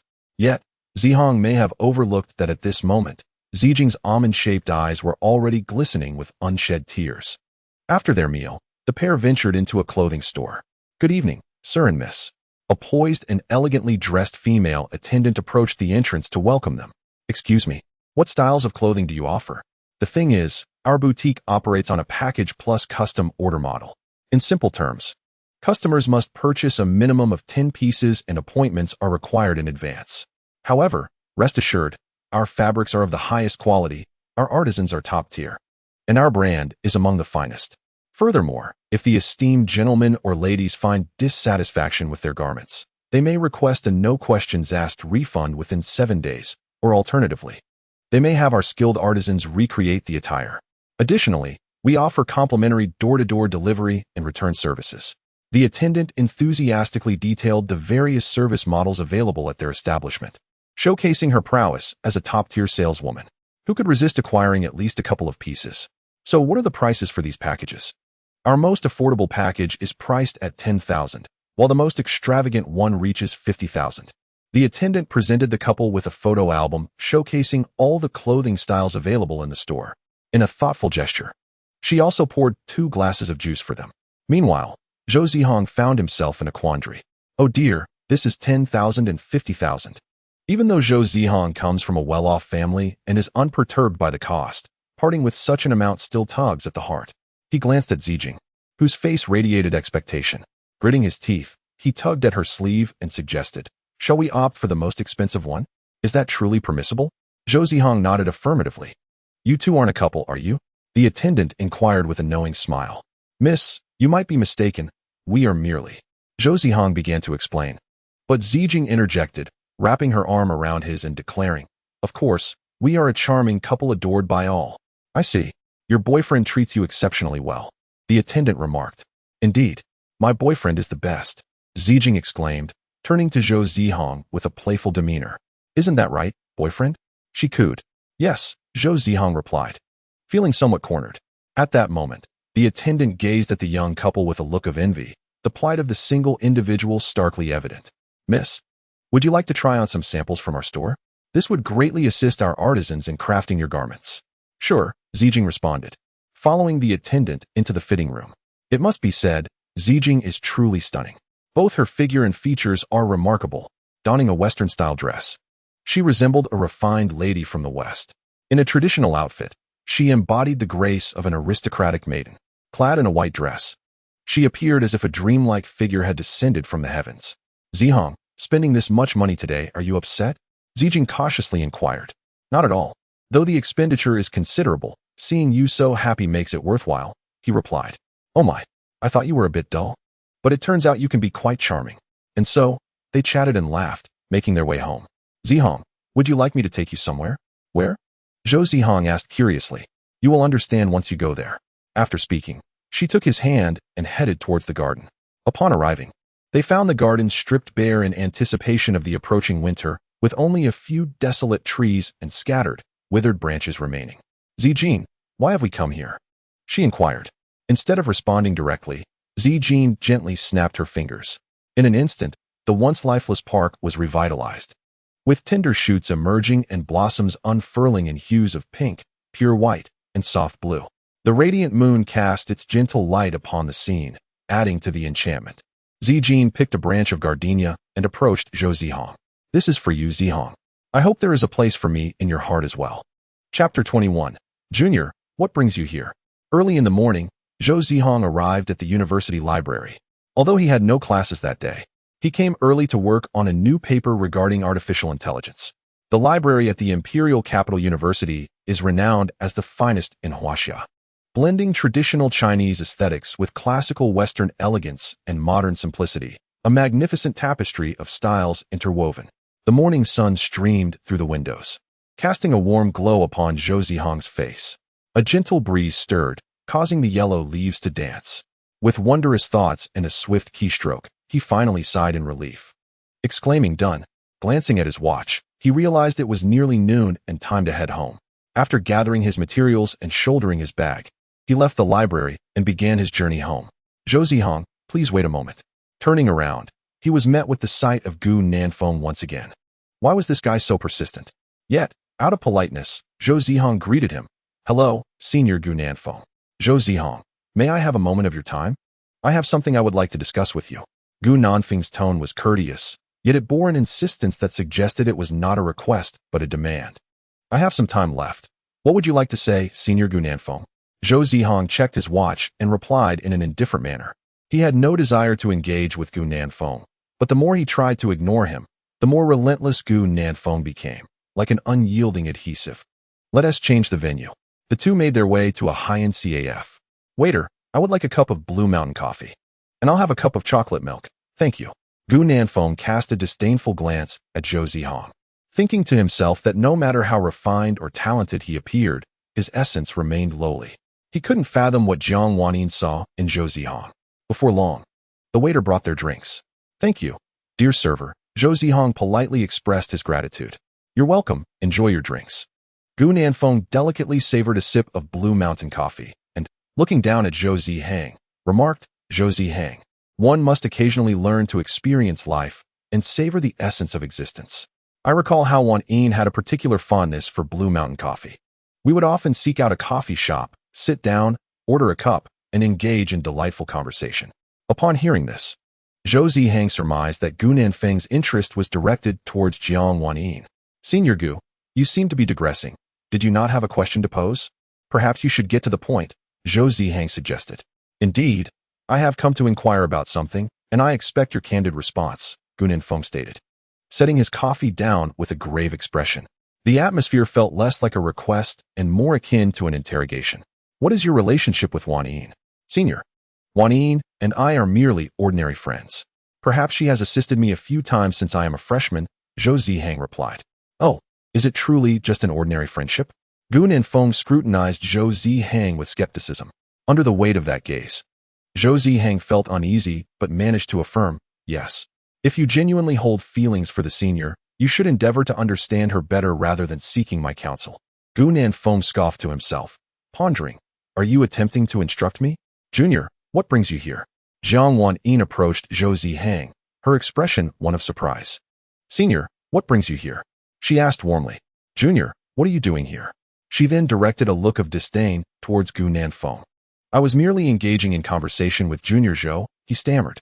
Wanyin, would you like a cup of Blue Mountain coffee? No, like my junior. I only enjoy chocolate milk.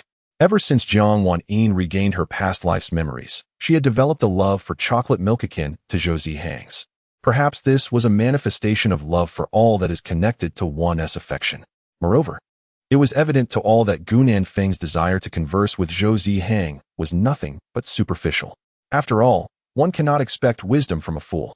Junior, let us depart, Jiang Wanyin said, taking Zhou Zihang's hand as they hurriedly exited the CAF.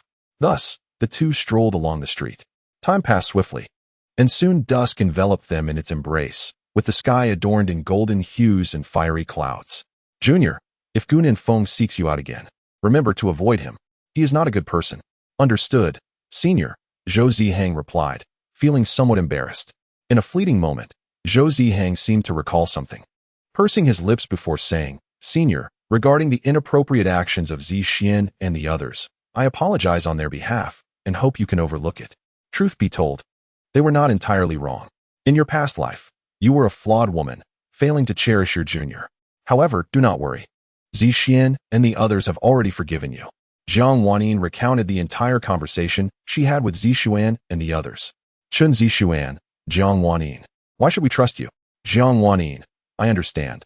I made many foolish mistakes in my past life. Jiang Wanyin. But please rest assured, Chen Chun, I have changed. I truly have. Jiang Wanyin. In this lifetime, I will wholeheartedly treat the junior well. Jiang Wanyin. Even if the junior ultimately does not choose me, that will be my own doing. Senior, there really is no need for this, Zhou Zihang said with a helpless shake of his head. Yes, there is a need. Jiang Wanyin replied resolutely. Senior, we can all let go of our past attachments and start anew. Yes, we can begin again. Senior, you may have misunderstood my meaning. I meant that we should each find our own peace and let go of each other. Zhou Zihang gathered his courage and spoke. Junior, what do you mean by that? Jiang Wanyin's gaze became distant, her voice choked, and her lips trembled. Is it that Senior is not beautiful enough? Zhou Zihang shook his head. Is it that Senior did something wrong, making you unhappy? Zhou Zihang shook his head once more. Is it that Gu Nanfeng said something misleading, which made you not want me anymore? Zhou Zihang shook his head again. Then what is the reason? Junior, please do not keep me in suspense. If you feel there is something wrong with Senior, tell me, and I will certainly change. I only hope you will not abandon me. At this moment, Jiang Wanyin clutched Zhou Zihang's hand tightly, her tears flowing like pear blossoms. Zhou Zihang sighed helplessly, rubbing his forehead, and took out a tissue to wipe away her tears. Senior, I just feel that ultimately, we cannot be together. I have gleaned from your words about our past lives, and it seems we did not live happily in the last one. If it was like that then, it may well be the same now. Zhou Zihang felt a pang in his heart, and his heartbeat quickened. So, Senior, please forget about me. Our acquaintance was merely a jest played by fate. There is no need for you to feel any guilt or pressure. I took care of you in the last life of my own accord. Moreover, you are a celestial beauty, while I am but a fleeting snowflake. With your talents, you are bound to find a better boy. No, please, I only want you. Jiang Wanyin had already turned into a tearful figure, deep streaks of tears etched upon her pristine face, as well as in her heart. The usually composed and aloof campus beauty was now in a flurry. She was uncertain of what to say or do. Senior, Please do not cry. Zhou Zihang reached out to wipe the tears from her face. Shall I escort you home? Zhou Zihang held the delicate hand of his senior as he escorted her home. Chapter 23. It turns out you have always given your portion to me. Xiaohang, this is for you. Shen Yunqi presented the freshly prepared mango milk to Zhou Zihang. He accepted the milk and drank heartily, subsequently awarding it a 5-star review. Observing Zihang's delight brought satisfaction to Yunqi's heart. As long as you enjoy it. That's enough for me. Her sweet voice seemed to evoke a distant memory in Zhou Zihang. He vaguely recalled a shadowy figure that bore some resemblance to Yunqi. Who could that figure be? He could not quite remember. Xiaohang, what's wrong? Are you feeling unwell? Shen Yunqi inquired with concern. No, I'm fine, Yunqi. You tirelessly bring me milk every day without asking for payment. Honestly, I feel a bit embarrassed. Zhou Zihang rubbed his hands together, a hint of shyness in his voice. I'm just happy that you don't mind my milk. Xiaohang, Shen Yunqi replied, shaking her head. How about you take me to your entrepreneurial little shop? Perhaps I could be of assistance? Shen Yunqi guided Zhou Zihang to their startup shop. Yunqi, you're back. Why did you rush off earlier? A vibrant young woman emerged from the kitchen. She was Shen Yunqi's close friend, Mu Lingling, who, like Yunqi, was studying medicine. Oh, isn't this the newly crowned campus heartthrob, Zhou Zihang? Yunqi has been delivering milk to someone. It wouldn't be you, would it? Mu Lingling scrutinized Zhou Zihang from head to toe. Indeed, he is quite the promising candidate for a campus heartthrob. He is quite handsome. No wonder Yunqi has been giving him her concoctions. Lingling, are you implying that Yunqi has never tasted her own milk? Realizing her secret was exposed, Shen Yunqi quickly covered Mu Lingling's mouth with her small hand, which felt rough and calloused like pine bark. You see, handsome, our little shop often has leftover ingredients. Not wanting to waste them, we use these materials to experiment with new recipes, partly for self-production and partly to launch popular items. Yet every time, Yunqi gives her share to you, leaving herself with just a tiny bit of the remainder.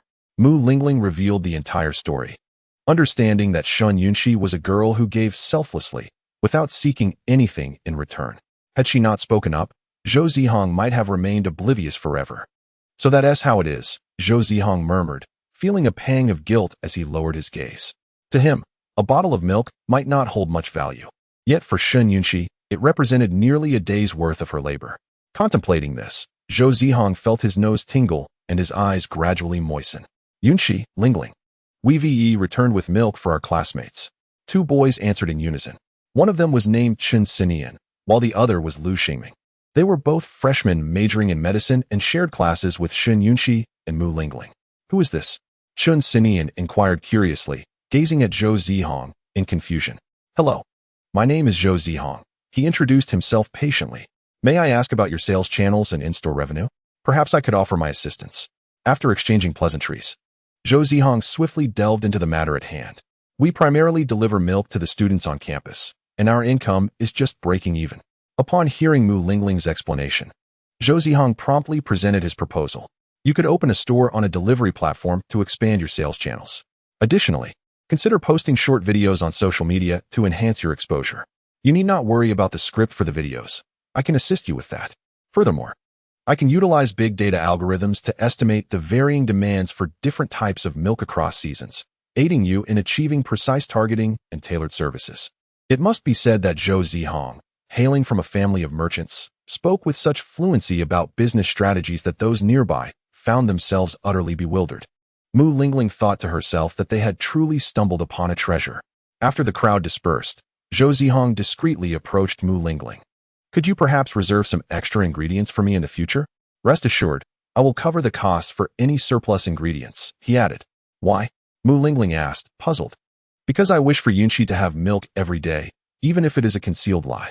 Chapter 24. If you do not accept my dishes, I will not accept your milk. After assisting Mu Lingling and her companions with their matters, noon arrived. Upon entering the cafeteria, Zhou Zihang filled a plate to the brim with fragrant dishes. Just as he was about to find a seat, he spotted a familiar figure in a distant corner. Upon closer inspection, it was Shen Yunqi. There she was, in an inconspicuous nook, holding a white bun freshly purchased from the cafeteria, seated on a chair, taking small bites. As this bun constituted her dinner for the evening. Witnessing this scene stirred unease within Zhou Zihang. Resolutely, he queued again and ordered another plate identical to his original one. then approached Shen Yunxi. Xiaohang, what are you doing here? Shen Yunxi asked, her voice tinged with urgency. As she spoke, she wrapped her leftover bun in a plastic bag and tucked it into her pocket. Her every movement was fluid, yet heart-wrenching. It's like this, Yunxi.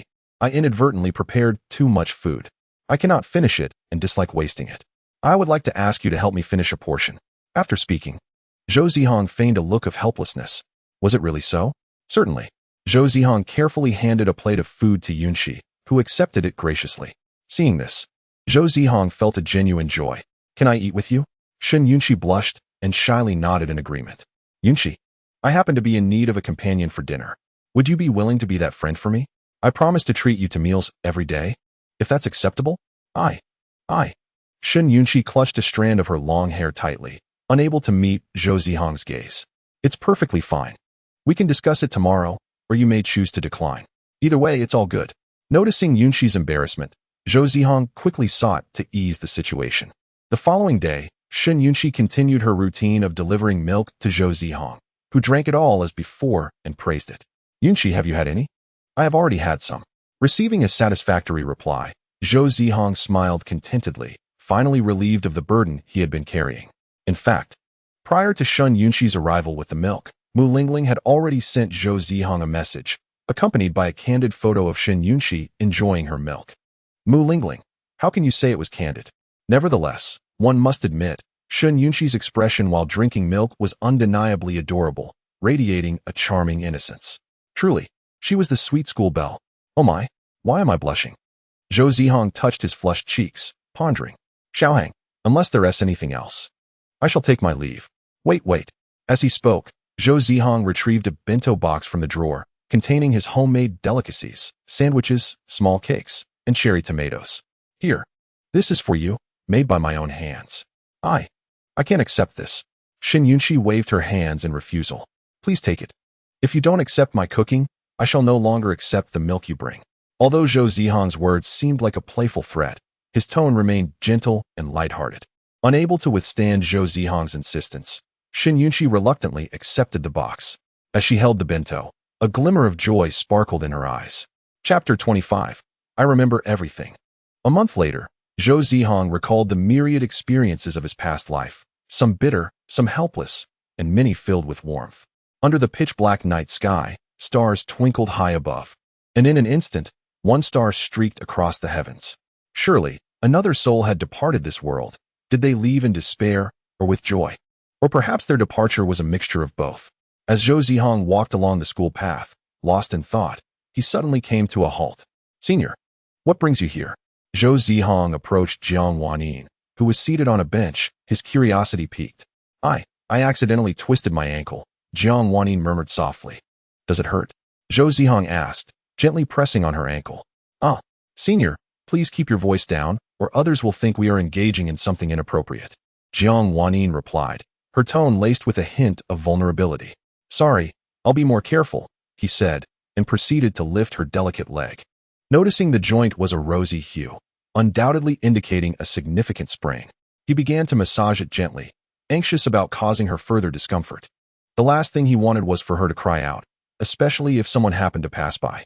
The bounty notice would be released tonight, and the meal had been consumed in the morning. Does it still hurt, Senior? It's better now. I just need to apply some ointment when I get home. I must avoid unnecessary movement for the next few days. Understood. Zhou Zihang glanced around, noting the absence of others. How shall I escort you back? Should I call Qingqing to come and fetch you? He suggested. Jiang Wanyin shook her head, indicating that Qingqing was out on a date with Qin Yang and was unavailable. Do you have any other friends? Should I call them? That won't be necessary. I can manage on my own, she replied, employing a strategy of feigned independence. Senior, I worry about you going back alone. How about I carry you? Sure. Jiang Wanyin agreed without hesitation.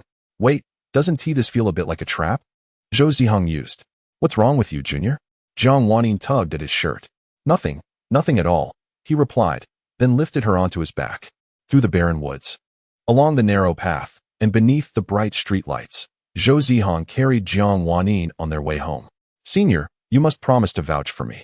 If anyone sees us, I'll be irreversibly disgraced, he stated. Are you truly so concerned about being seen? She inquired playfully. Of course, if anyone spots us. I will face severe repercussions at school tomorrow. Huh. I can keep your secret, but only under one condition, Jiang Wanyin replied, her interest piqued. Just as Zhou Zihang pondered the nature of this condition, a sudden exclamation escaped him. Ah, senior, what are you doing? Jiang Wanyin playfully poked his cheek. I merely wish to gauge how thick-skinned you are. I can't ascertain the thickness of my own skin, but yours is undeniably quite resilient, he retorted, bemused. How did I never realize you were someone who takes advantage of a situation and still acts coy? Jiang Wanyin remarked, gesturing to her own pristine and fair visage, adding, After all, I am a beauty. How could you be displeased with a simple touch to your face? Furthermore, in our previous life, we were once married. And even if we cannot achieve a perfect union in this life, surely a gentle caress upon the face should be permissible, should it not? Reflecting upon the past, I recall that whenever I was inebriated to the point of oblivion, there was always someone to carry me home and prepare a sobering soup for me. Alas, I truly owe you from that lifetime. Do you remember? Jiang Wanyin gazed at Zhou Zihang, disbelief etched upon her features. Yes, I remember everything, he replied with certainty. Chapter 26. The Light of Redemption. Shall we sit over there? Jiang Wanyin gestured towards a nearby bench. Indeed, he responded. They settled on the bench, their eyes transfixed upon the artificial lake before them. The luminous moon cast its reflection upon the water's surface, while a gentle breeze stirred, creating a shimmering dance of light. Zihang, when did you regain your memories from our past life? She inquired. Upon waking this morning, the memories surged forth like a torrential flood, he answered. And what are your plans moving forward? Jiang Wanyin asked, her hands nervously rubbing together, her gaze flickering with trepidation, yet tinged with a hint of hope. Since heaven has granted me a second chance at life, I shall embrace it wholeheartedly, he declared. That is not what I meant, Jiang Wanyin retorted, frustration lacing her words. What I meant to ask is whether you would choose me as your wife again. No, Zhou Zihang replied emphatically. At his words, Jiang Wanyin's heart plummeted. Perhaps she had known this deep down, but was unwilling to accept it. Zihang, I truly regret my choices. My father was right. You are a good man, worthy of a lifetime of devotion. Yet I failed to cherish you, never offering you the embrace of a wife or the warmth of a home.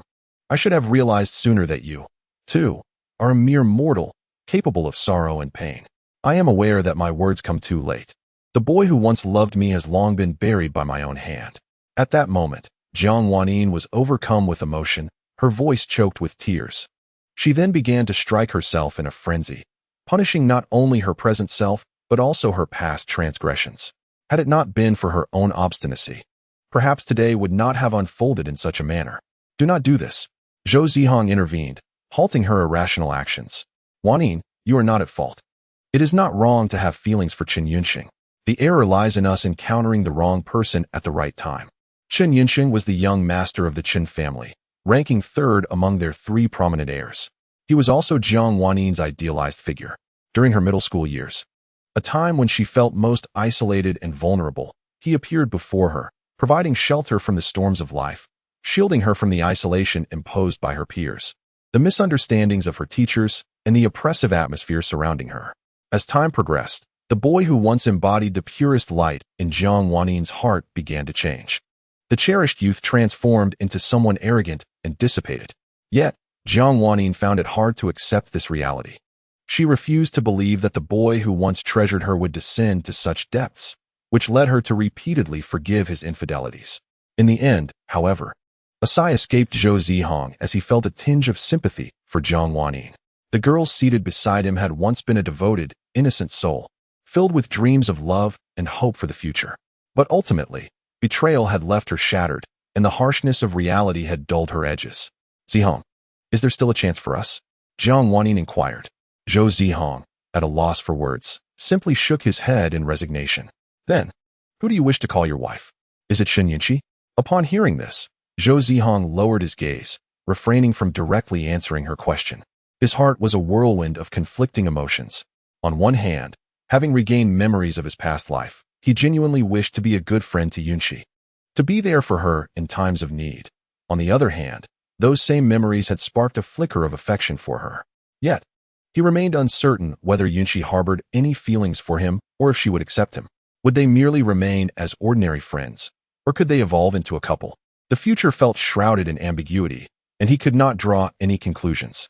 For now, He hoped to forge a close friendship with Yunqi and assist her to the best of his abilities. As for whether their relationship would blossom into something romantic, he would leave that to fate. Zihang, could you share how you two met? Jiang Wanyin asked, a hint of embarrassment coloring her cheeks. For she realized she had never truly known Zhou Zihang in her previous life. All right, I will. Thoughts swirled in Zhou Zihang's mind as he began to recount. In his past life, Jiang Wanyin had gotten intoxicated at a bar with her rowdy friends, prompting him to venture out in the dead of night to fetch her. When he arrived, instead of gratitude, Jiang Wanyin unleashed a torrent of insults and struck him repeatedly before storming off. Despite the late hour, the streets were still bustling with passers-by who witnessed the scene. He had collapsed onto the ground, overwhelmed by a profound sense of injustice. Here he was, merely trying to help her home, yet he had been met with violence, while her companions were the ones she idolized. It was no wonder her friends, Yi Qingqing and Chu Qinyang, had begun to distance themselves from her. He would have done the same in their position. But then he recalled that he was not just her friend, he was also her husband, albeit a contractual one. Regardless of the nature of their union, he bore the responsibility of caring for his so-called wife, a promise he had made to the late Uncle Jiang. Look at this man. How could he let a woman strike him? Pathetic, to be beaten by a woman. What kind of man is that? Could it be that he is strayed? This young gentleman is rather pitiable. How could his girlfriend treat him in such a manner? Alas, my friend, while some malign him, others express sympathy. Amidst the clamor and the throngs of onlookers, only one girl emerged from the crowd, cradling a jasmine flower. Do not weep, this flower is for you. Her sweet visage and gentle voice illuminated his previously dim existence like a beacon of hope. Zhou Zihang accepted the jasmine, embracing the promise of a brighter future. By the time he regained his senses, the girl had vanished into the sea of faces. Later, through various inquiries, he discovered her name was Shun Yunqi, an alumna of the same prestigious university, now making a humble living by running a small flower shop. Regrettably, she was already married. Upon hearing this, Zhou Zihang chose not to dwell on it. After all, he could not intrude upon her life. Moreover, he too was a married man, with a family of his own. How could he think otherwise? Much time passed before he learned of her fate.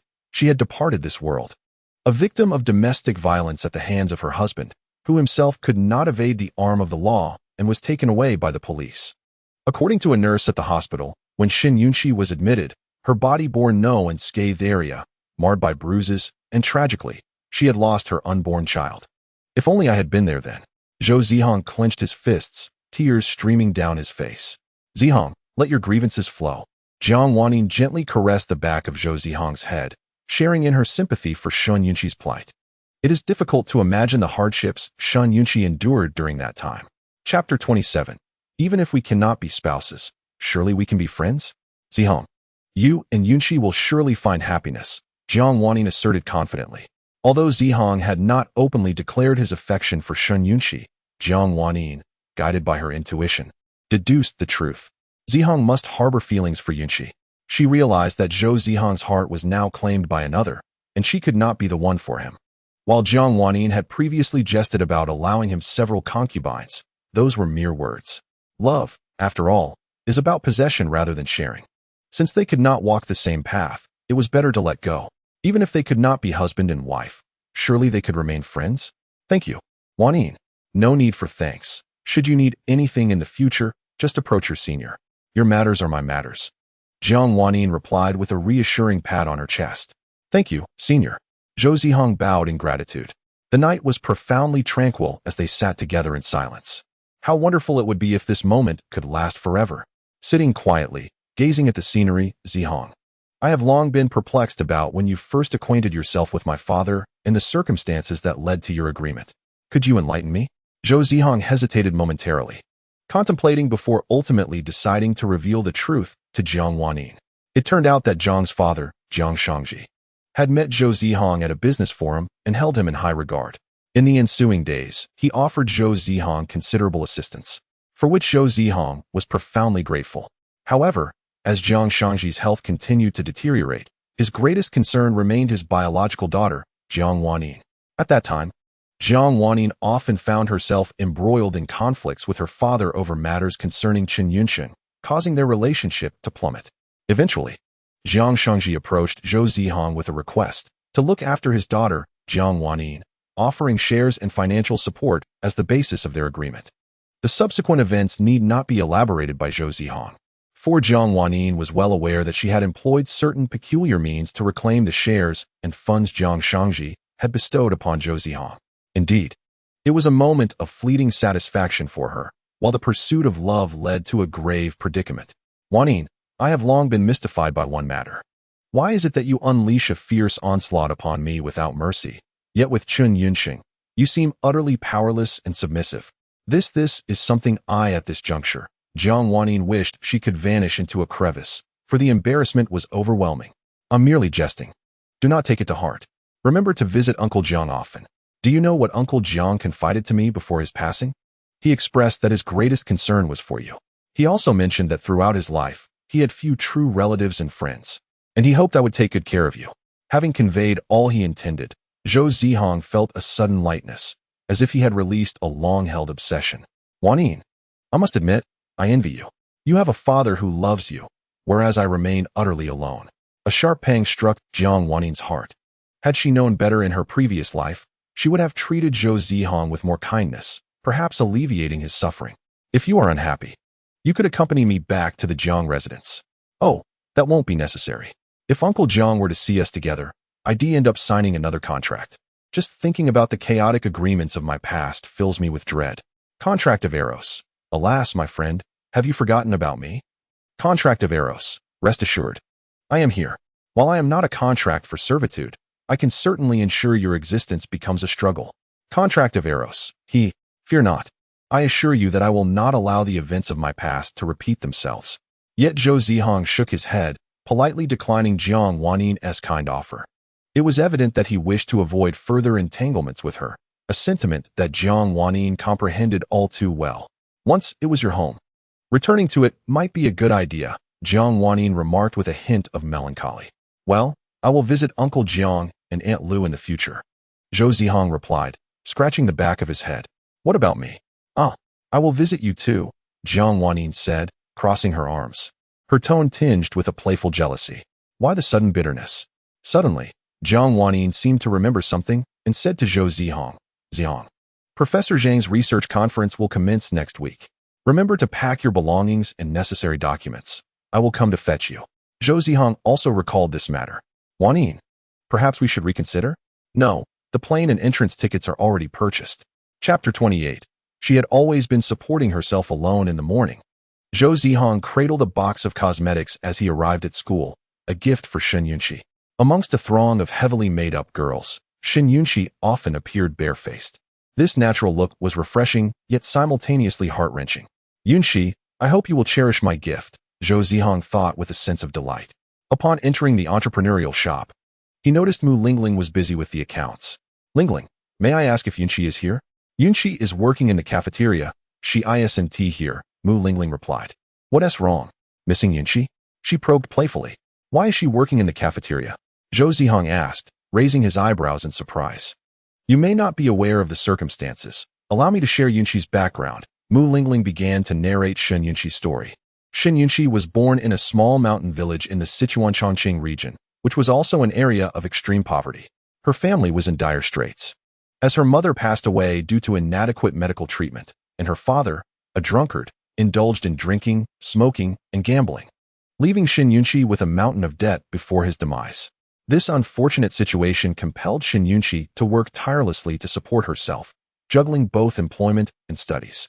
Nevertheless, she persevered and, through her diligence, gained admission to the prestigious Capital University while also applying for an educational loan that largely alleviated her tuition concerns. She only needed to earn her living expenses through her own labor. That is the essence of her story. How despicable! Even in death, such a person remains wretched. Mu Lingling expressed her indignation on behalf of Shen Yunxi. So that is how it is, Zhou Zihang remarked, his lips trembling, eyes wide with shock, and his hands shaking. Nearly dropping the gift, he found it unimaginable how Shen Yunxi had endured until now. He could hardly bear to contemplate it. That gift is for Yunxi, isn't it? Mu Lingling inquired, noticing Zhou Zihang cradling the present with curiosity. Upon his confirmation, she thought, indeed, sweet Mei is beloved everywhere, feeling a surge of satisfaction. Because her dear friend Shin Yunxi finally found someone to confide in. Zihang, Yunxi is a wonderful girl, pure-hearted, kind, and devoted. You must ensure that Yunxi does not lose. Don't worry, Lingling, I will not let Yunxi fail, Zhou Zihang replied resolutely. Upon arriving at the cafeteria, through inquiries with the cafeteria aunt, Zhou Zihang located the private room where Shin Yunxi worked. Yunxi? Upon hearing her name called, Shin Yunxi set down the dishes she was washing and looked up to see Zihang. Xiaohang, what brings you here? Yunxi, have you been doing this all along? Zhou Zihang squatted down, observing the mountain of unwashed dishes with a pained expression. I am almost done. Others told me that washing dishes here takes no more than an hour, she replied, observing the pile of dirty dishes. Zhou Zihang realized that it was impossible to finish within an hour. Little fool, you've been deceived, yet you remain cheerful. At least, you are not lying to me. Shin Yunxi spoke softly yet earnestly. You trust me so much? Come, let us wash together. Shin Yunxi initially wanted to refuse, but Zhou Zihang insisted. Since you trust my words, you should also believe that I will wash the dishes properly. Come, let us do this together. Thus, the two remained busy until evening, finally completing their task. I truly cannot comprehend how Yunxi manages to wash so many dishes every day and still persevere. Zhou Zihang stretched his back. Xiaohang, are you all right? It's all my fault. Shin Yunxi hurriedly poured a glass of water for Zhou Zihang and handed it to him. Thank you, Yunxi. Zhou Zihang accepted the water and drank deeply. Yunxi, you must be hungry? Come, I will take you somewhere delicious. Zhou Zihang took Shin Yunxi's hand and led her outside the cafeteria. In the dark of night, they strolled hand in hand. Shin Yunxi's small face flushed. Her lips curved upward, and her eyes sparkled. Perhaps this was the happiest and least lonely moment of her life. The feeling of being cherished was wonderful. Zihang's hand was large and warm. Zhou Zihang held her hand tightly, and she clutched his hand just as firmly. The sky was empty, the earth was empty. Yet her heart was no longer void. Yunxi, what would you like to eat? Once outside the school gate, Zhou Zihang inquired. How about that one? Shin Yunxi pointed to a roadside stall, whispering her question. Huh, are you sure? Zhou Zihang had initially intended to take her to a top-tier restaurant for lobsters and wagyu beef. Then, how about that one? Shin Yunxi pointed to another roadside stall, her tone slightly anxious. Yunxi, why don't we go to a restaurant? It's on me. Yet, to everyone's surprise, Shin Yunxi shook her head, indicating her unwillingness to go. She understood that dining at such an establishment would undoubtedly be expensive and would entail a significant expenditure.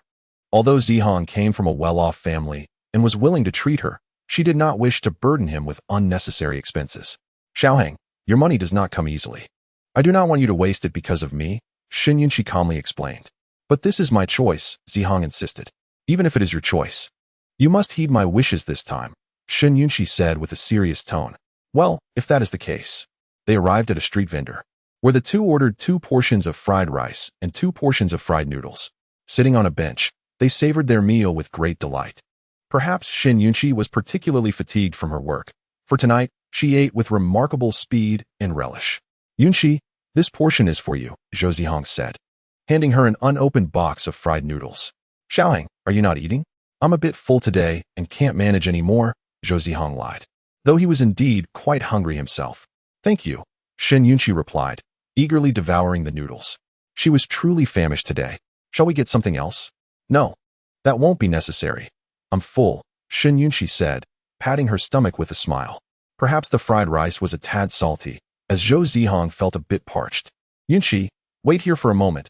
I will be right back. Though Shin Yunxi was unaware of Zihang's intentions, she remained seated. Moments later, Zhou Zihang returned with 2 cups of Snow King fruit tea. Yunxi, this cup is for you, he said, placing one of the cups into her hands. Thank you, Shin Yunxi said with heartfelt gratitude. This marked her second experience with fruit tea. The first was when she received her admission notice from the Imperial Capital University and treated herself to a cup as a form of celebration. Zhou Zihang was taken aback by the scene, realizing that there truly are girls in this world who can be moved by something as simple as a cup of fruit tea. Thank you, Zihang. I had a wonderful time today. In fact, I initially intended to take you somewhere nice. Upon hearing this, Shin Yunxi rested her chin on her hands, gazing at Zihang. Seemingly speaking to herself, but also to him, Lingling once told me that the most important aspect of dining is not what you eat, but who you eat with. Sharing a meal with you, Xiaohang, brings me genuine joy. Is that so? Then I shall accompany you more often. We will explore an abundance of delightful dishes together. Zhou Zihang understood that there are no girls who are inherently fond of street food. It is merely a means for them to express their feelings freely in the company of someone they cherish. With this thought, Zhou Zihang's resolve to earn money intensified. Yunqi, would you be willing to be my girlfriend? This question had lingered in his mind for quite some time before being brought to the forefront. Can I? He pondered. Reflecting on how Zhou Zihang came from a privileged background, possessed striking looks, and was extraordinarily talented, never lacking suitors around him. Meanwhile, he felt utterly insignificant. Upon this realization, Yunqi lowered her head in self-doubt. Yunqi, there's no need to be so anxious. Regardless of how others perceive our relationship in the future, to me, you are my one and only. All I desire is for you to be happy and healthy, to live as a carefree little girl. Rest assured, I come from a well-off family and can provide for you, Zhou Zihang said, his eyes filled with affection for Yunqi. Do not worry. I possess ample strength and can work. I require very little in terms of sustenance. I am easy to care for. I will become a doctor in the future, earning a substantial income and being able to care for you when you fall ill, he continued. Xiaohang, I promise to treat you well too, Yunqi replied. Gazing back at Zihang with deep affection, her eyes reflecting her feelings for him. In that moment, she had found someone she could entrust her life to. Chapter 30. The girl's blush surpasses all love confessions. Xiaoxi, does that mean you are willing to be my girlfriend? Yunqi blushed and murmured in affirmation. Zihang understood that a girl's blush surpasses all declarations of love. That's wonderful, Zhou Zihang exclaimed, joyfully grasping Yunqi's hand, overwhelmed with happiness. Please, treat me well, Yunqi said, somewhat shyly. Rest assured, I will treat you well, and we will both be happy, Zhou Zihang assured her. He suddenly remembered he had forgotten to give her a gift. Xiaoxi, this is a present I prepared for you. I hope you will like it, Zhou Zihang said with a goofy smile as he presented the gift to Yunqi. This is too extravagant. I cannot accept it, Yunqi said, shaking her head. You are my girlfriend. It is only natural for you to accept my gift. Only by receiving it can I find joy. Besides, this gift is not overly expensive. Compared to Zijing's clothing, this box of cosmetics is rather modest, he added. Thank you, Xiaohang, Yunqi said as she took the gift. At that moment, her heart brimmed with happiness, and a few tears rolled down her fair cheeks, landing on the gift box. It was the first time in her life that she had received a present from someone. She recognized at a glance that this gift was indeed precious. Xiaoxi, do you not like the gift I gave you? Zhou Zihang asked with concern upon seeing her tears. That's not it, Xiaohang. I truly adore this gift. It is precisely because I love it that I am moved to tears. Thank you, Xiaohang. This is the best gift I have ever received in my life. Zhou Zihang gently caressed Yunqi's little head, speaking with a tender yet pained tone. Little fool, how old are you? There are many days ahead. In the future, I shall buy you even more gifts. A gentle breeze brushed past Yunqi, her disheveled hair framing her rosy lips and pearly teeth. Her features as exquisite as a painting. She smiled, a smile that could captivate a city, like a flower poised to bloom, in a sea of admirers. A single glance at her was enough to render the world's beauty as mere dust. Cici, I will soon be traveling abroad for a seminar. Is there any gift you desire? I shall procure it for you. Yunqi shook her head, indicating she wanted for nothing. Subsequently, she retrieved a few crumpled 100-yuan bills from a faded cloth pouch. This is for you. I hope it will be of use. I cannot accept this, Zhou Zihang replied, waving his hand in refusal, yet an ache surged within him. Thousands meant nothing to him, but those few 100 yuan struck a chord deep in his heart. To him, it was a trivial sum, yet for Yunqi, it represented nearly everything she possessed. Rest assured, I earn enough at the library, the cafeteria, and the entrepreneurial shop. I can even work outside, earning 2,000 or 3,000 a month. Please do not disdain it. I promise to earn even more in the future. Noticing Zhou Zihang's persistent refusal to accept her money, Yunqi spoke with growing urgency. Cici, I appreciate your kindness, but I cannot accept this money. Why? Yunqi inquired, puzzled. Did Zihang look down upon her poverty? Indeed, for Zhou Zihang, those few 100 yuan were hardly significant, perhaps not even enough for a single meal. Little fool, how could you think that? As long as you can be happy every day, I am already content. In the end, Zhou Zihang did not accept Yunqi's money, for he understood that while it held little value for him, it was of great significance to her. Chapter 31. Instructions before departure. Lingling, I must trouble you with Yunqi's care. Rest assured, I'm here for you. Zhou Zihang was concerned that during his absence over the next few weeks, Shin Yunqi would subsist solely on steamed buns. Thus, he specifically asked Mu Lingling to look after her, ensuring to provide various reasons to take Yunqi to the cafeteria for meals, with Zhou Zihang privately transferring the meal expenses to Mu Lingling. That night, upon returning home, Zihang immediately spotted Zijing sulking on the sofa, arms crossed and legs tangled, casting him a disdainful glance. Who has upset our Zijing? Shall I go teach that scoundrel a lesson? Zhou Zihang inquired knowingly as he sat beside her. Zijing turned away, ignoring him. It must be said that Zijing, when angry, resembled a pouting little dumpling, soft and adorable. Is it a matter of insufficient meal funds? Or has little Zijing set her sights on yet another dress? Alas, do not ignore me. I was merely away for a few days, and I shall return swiftly. Ziqin, my dear, please acknowledge my presence. On the surface, Ziqin remained as tranquil as a still lake, yet within, her emotions surged like a tempest. This fool is truly amusing. No, I mustn't smile. I must maintain a facade of composure. After all, he chose not to include me in his journey. He must understand that I am not to be trifled with. It appears I must resort to that tactic. Woe is me, you wicked woman. Have you forgotten your old love in the arms of a new one? For the sake of that scoundrel, you have forsaken both me and our child. I shall leap into the river with our child, sparing you further distress. Alas, I pity our child. Forgive me, dear one. It is the father's inadequacy that has prevented you from truly experiencing this beautiful world. Should you place blame, let it fall upon your mother, not your father. It is she who lacks compassion, not I who am unfaithful. In our next life, we shall still be father and son. Farewell, my child. Ah, we are doomed. Child. No. Old dang, are you unwell? Child. I am not even born yet, and you curse me to death. As emotions reached their zenith, Zhou Zihang genuinely shed a few sorrowful tears. No, Zhou Zihang, are you unwell? Who would want to bear a child with you? Though Ziqin vocalized such sentiments, her heart whispered otherwise. Our child with Zihang. How delightful that imagery is. Wait, why is my face growing increasingly warm? Lost in thought, Ziqin's cheeks flushed without her awareness, turning as red as a ripe apple. You have finally chosen to speak to me. I shall ignore you now. Ziqin continued to feign anger. How dare you elope with another woman, indulging in revelry as if I do not exist, as if our family is a mere illusion. You wretched scoundrel, you heartless man. Depart, and do not return. I shall never acknowledge you again. Elopement? Indulgence? Surely not. Such imagination in a young lady. I wager a mere pebble dropped into water would be imagined as a nuclear explosion in the Pacific. Sister, your words are excessive. Sister, you dare to call me sister? Very well, splendid indeed. You not only engage in infidelity, but also insult your kind and virtuous wife. At that moment, Ziqin's mouth twisted in anger as she spoke through gritted teeth. Alas, I can scarcely believe I beheld my great-grandmother. One misstep can lead to eternal regret. If I survive this, I shall at least shed a layer of skin.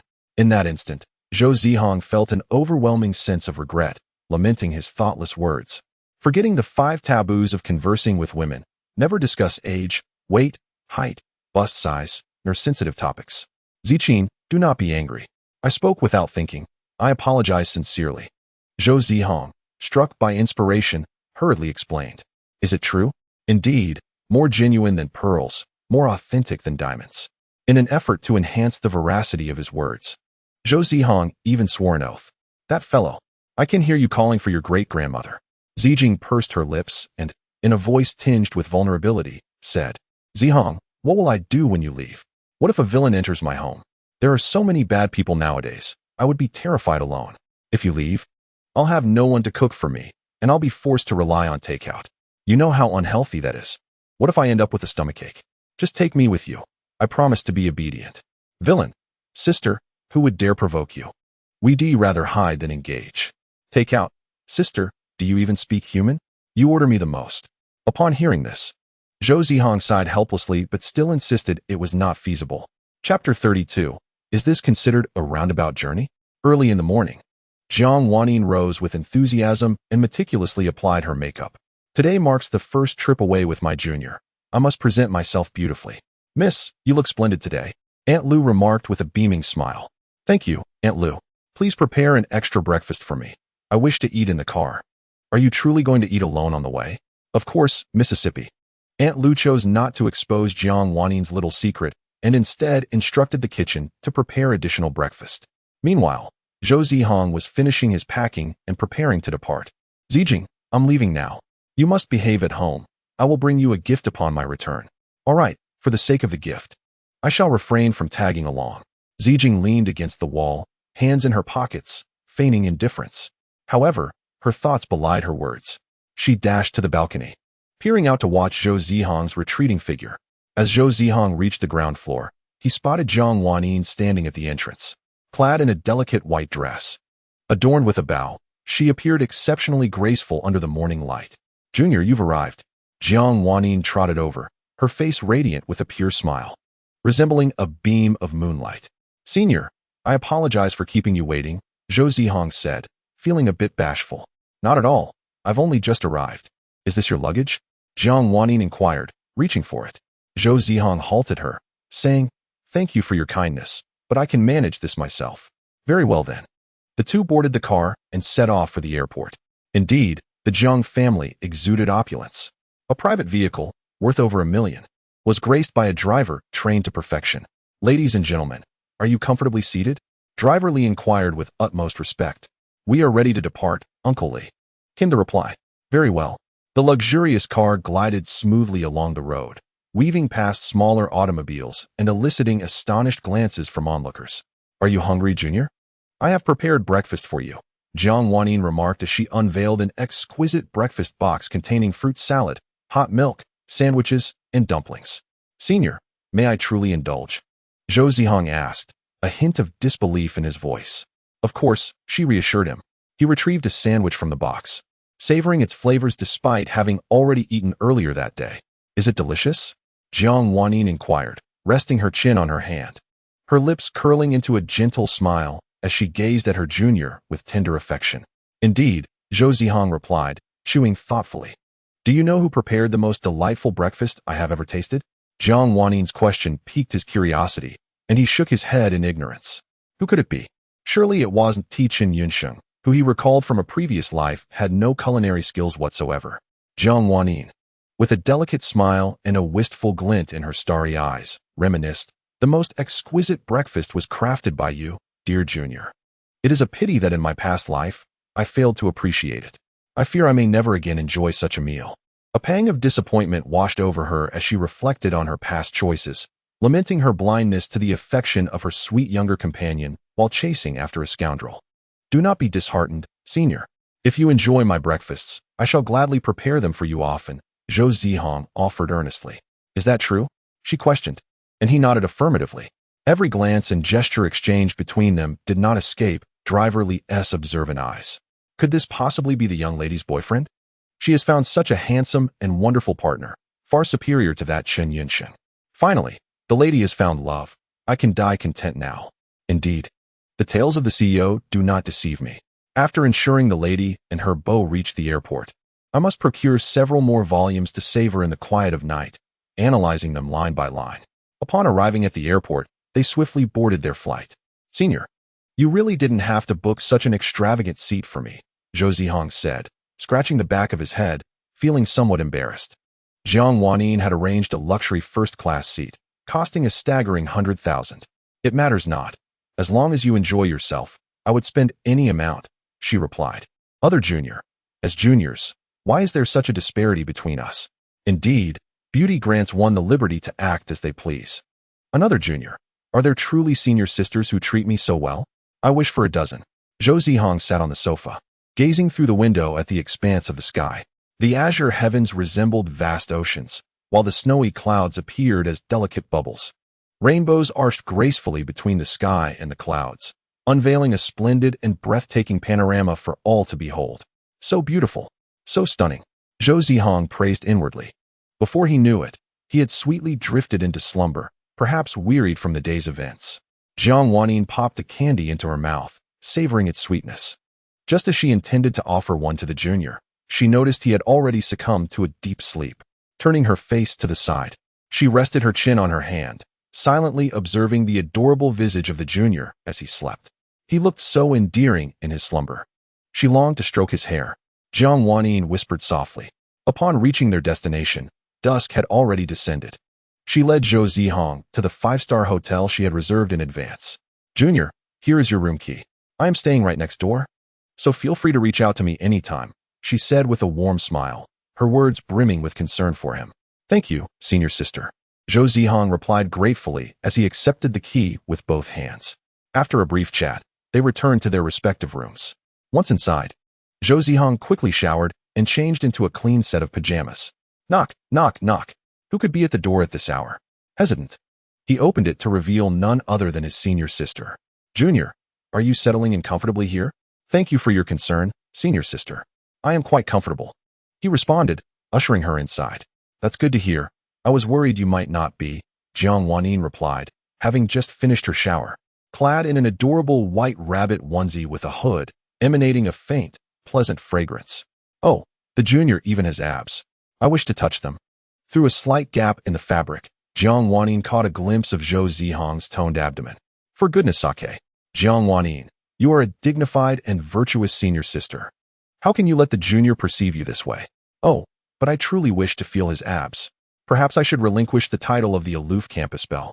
Other junior, I never expected you to be such a senior sister, such a campus beauty. Senior sister, what is wrong with you? Zhou Zihang inquired, feeling uneasy under her scrutinizing gaze. Nothing at all. Jiang Wanyin feigned calmness as she cleared her throat twice, believing that this would allow her to evade scrutiny, unaware that the flush on her cheeks had already betrayed her. Junior, I have something to attend to, so I shall take my leave, she declared, hastily departing from the scene of potential scandal. Chapter 33.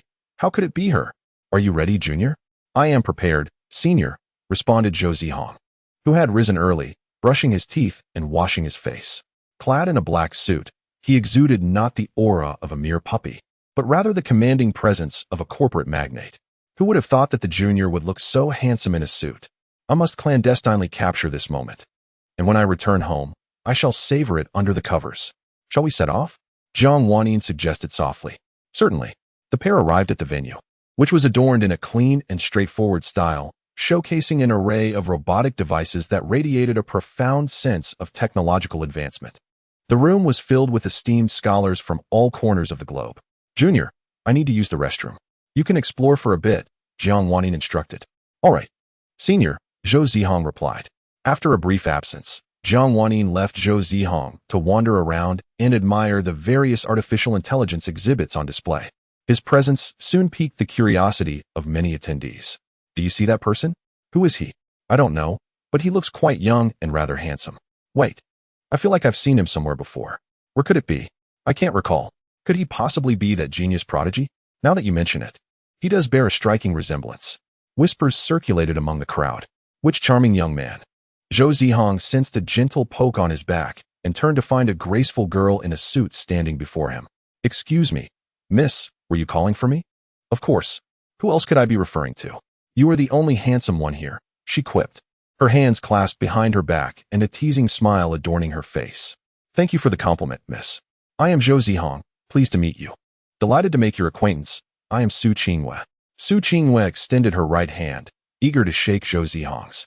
He reciprocated, but their handshake was abruptly interrupted by the arrival of Jiang Wanyin. Junior, are you all right? Jiang Wanyin inquired with evident concern. Zihang, could she possibly be your girlfriend?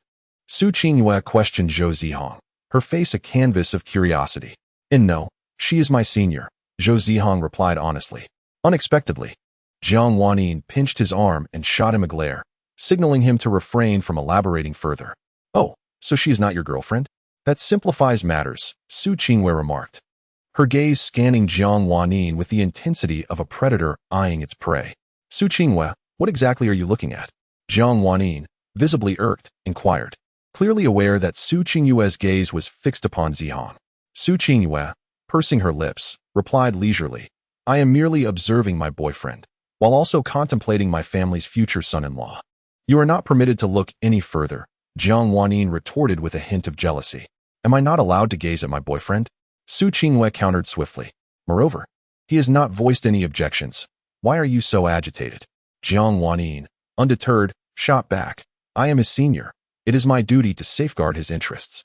Furthermore, you are not even his girlfriend. On what grounds do you criticize me? I am at least his senior. In response, Jiang Wanyin showed no mercy as she retaliated. Right now, Zihang, why don't you accompany her? Su Qinghua clutched Zhou Zihang's hand tightly, inadvertently revealing a youthful smile, innocent and delightful. This sensation resembled a long-awaited reunion with a cherished friend, or more accurately, the elation and thrill of rekindled love. Zihang, are you attending the seminar as well? Perfect. I am here for the same reason. After it concludes, let us dine together and have a chat, shall we? Su Qinghua struggled to conceal her excitement. She had initially intended to network with influential experts and teams in the field of artificial intelligence, laying the groundwork for her future endeavors. Yet, upon encountering Zihang at the seminar, everything seemed to have shifted. Apologies, Junior, but you cannot accompany her, Jiang Wanyin asserted as she pried their hands apart. Jiang Wanyin, why are you here instead of being with your ideal, Chen Yinxing? Su Qinghua remarked with a tinge of sarcasm. I acknowledge my previous missteps and sincerely apologize. I am truly sorry, Jiang Wanyin expressed earnestly. I have long forgotten the past. There is no need for you to apologize, Zhou Zihang interjected. Let us depart, shall we? Miss Su, is there some misunderstanding between us? Zhou Zihang inquired, somewhat perplexed. Indeed, I have been negligent. Here is what we shall do. I will grant you some time to contemplate our relationship. Rest assured, I am in no rush. I possess ample time. Though I do wish for a resolution sooner rather than later. Miss Su, I must confess that I already have a girlfriend, Zhou Zihang revealed, expecting Su Qinghua to retreat. However, she became increasingly resolute. That is of no concern to me. Whether you have a girlfriend or not is irrelevant. If you do, I shall simply assume the role of the third party. If you do not, I will take the lead. This declaration left Zhou Zihang utterly astonished, and even Jiang Wanyin found it hard to believe. Is this truly happening? Such audacity. Zihang, do you find me peculiar? You need not think it strange. This is simply me, Su Qinghua, decisive and resolute. Once I set my sights on a man, I shall employ any means necessary to acquire him. Naturally, once in my possession, I shall treasure him dearly, ensuring he endures not a single grievance, and I shall tease him day and night within my gilded abode. Su Qinghua unabashedly articulated her innermost thoughts and feelings.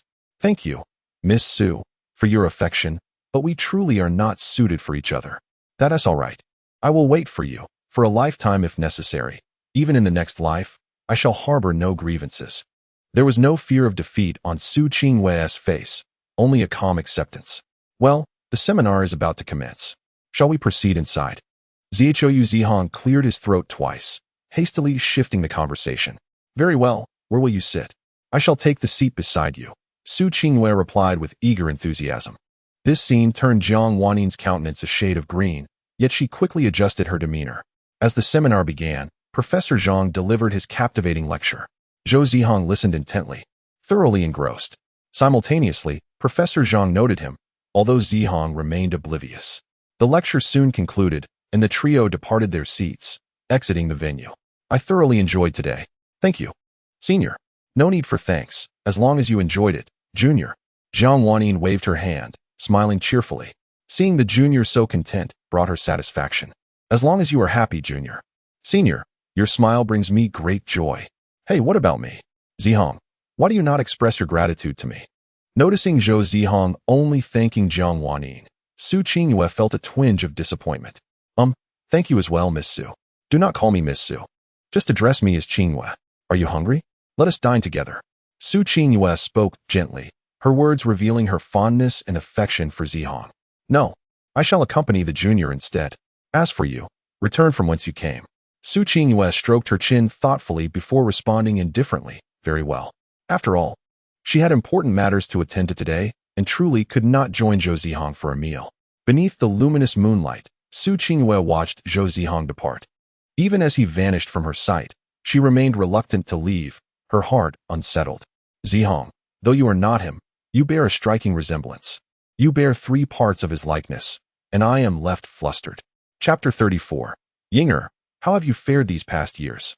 The commencement of Professor Zhang's next seminar was still 3 or 4 days away, granting the two a rare moment of leisure.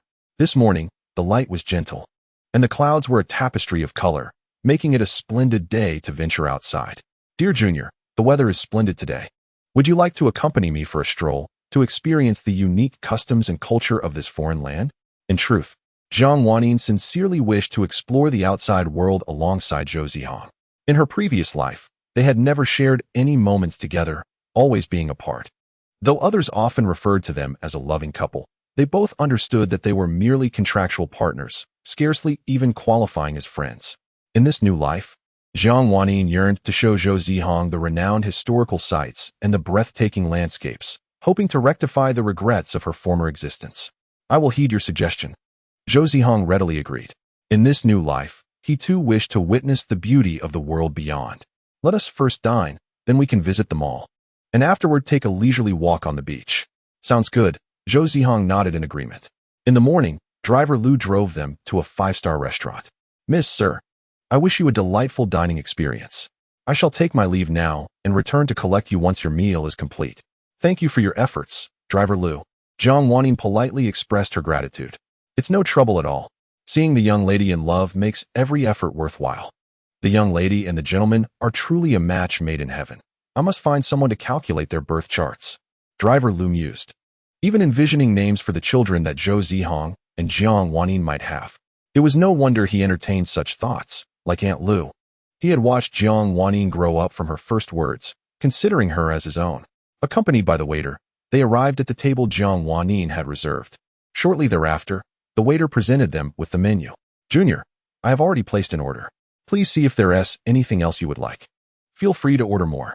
Jiang Wanyin felt a twinge of embarrassment.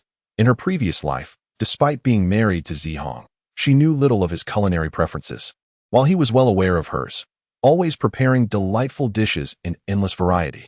Yet, such days were destined to be lost forever. Contemplating this, Jiang Wanyin's brow furrowed slightly, unable to conceal her inner disappointment. If only she had cherished those moments, perhaps everything would have turned out differently. We have enough dishes already. I will not order more. Zhou Zihang waved his hand in refusal. It's quite all right. I have plenty of funds. Please order freely. Choose the more expensive items, Jiang Wanyin insisted as she handed the menu to Zhou Zihang, fully aware of his reluctance. He, unable to refuse further, took the menu and, in a gesture of compliance, ordered a few dishes. Sister, I have placed the order. Zhou Zihang returned the menu to Jiang Wanyin, who then quickly scanned it before hastily typing on her phone and finally handing the menu to the waiter. Senior, what are you doing? I wish to note down the dishes that my junior enjoys. As Jiang Wanyin typed swiftly, she cast a flirtatious glance at the junior, Zhou Zihang, seated across from her. Senior, there's truly no need for this, Zhou Zihang remarked, furrowing his brow, his tone unhurried. He sensed that Jiang Wanyin had undergone a significant transformation. In the past, she was a haughty and domineering heiress. Now, she seemed to embody the grace and understanding of a gentle senior.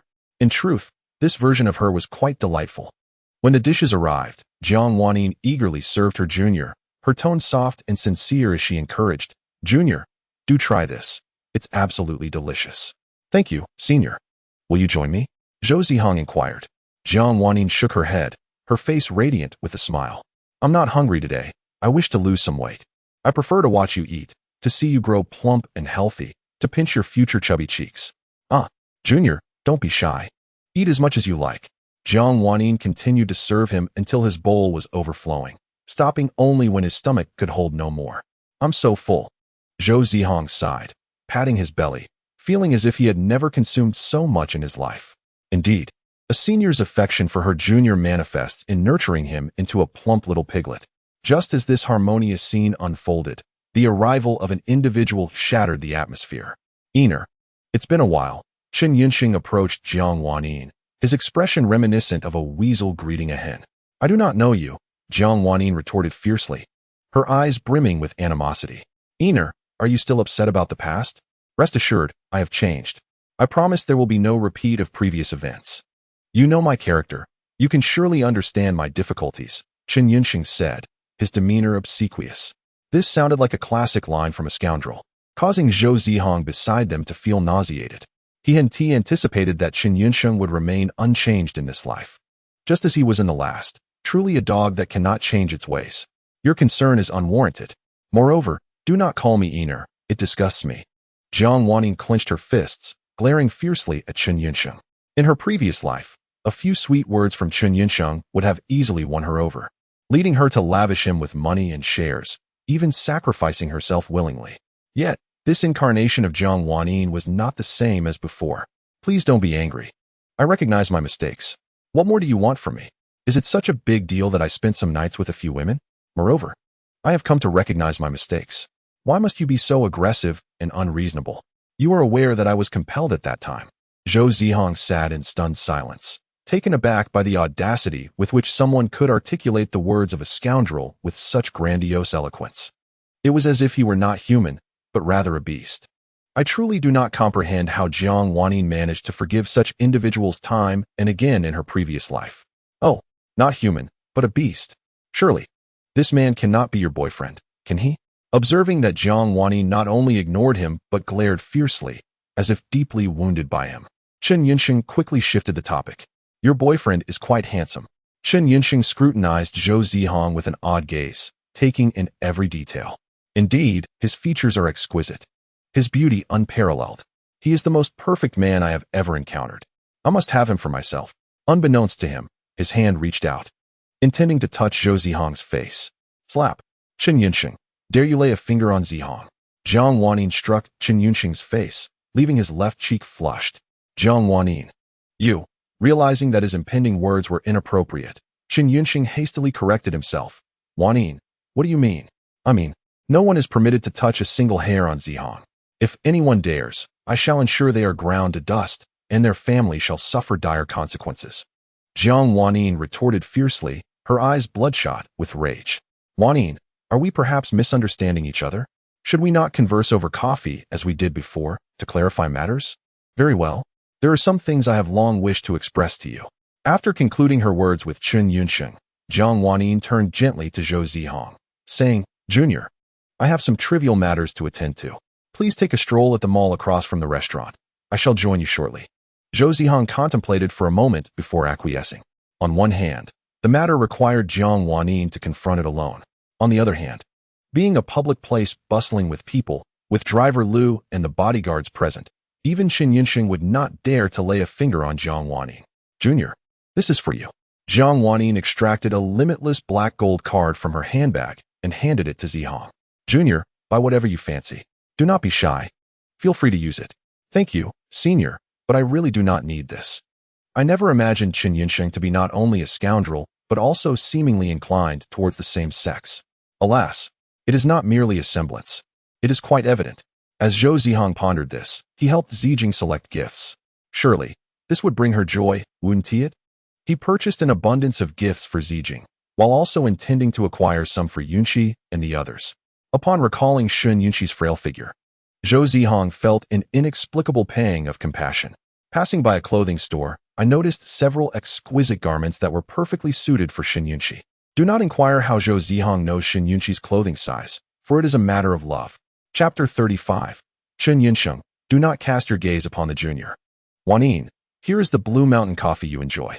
This CAF is reputed for its exceptional brews, is it not? Come, give it a taste. Chen Yinsheng presented a cup of Blue Mountain coffee before Jiang Wanyin. I'm sorry, but I have no fondness for Blue Mountain coffee. I only relish chocolate milk. Jiang Wanyin disdainfully pushed aside the Blue Mountain coffee that Chen Yinsheng had offered her, for her aversion towards it was particularly pronounced, especially when it was served by him. Wanyin, how has your taste deteriorated after all these years? Chen Yinsheng remarked, half in jest. There is no need for your concern. If you have something to say, do so quickly.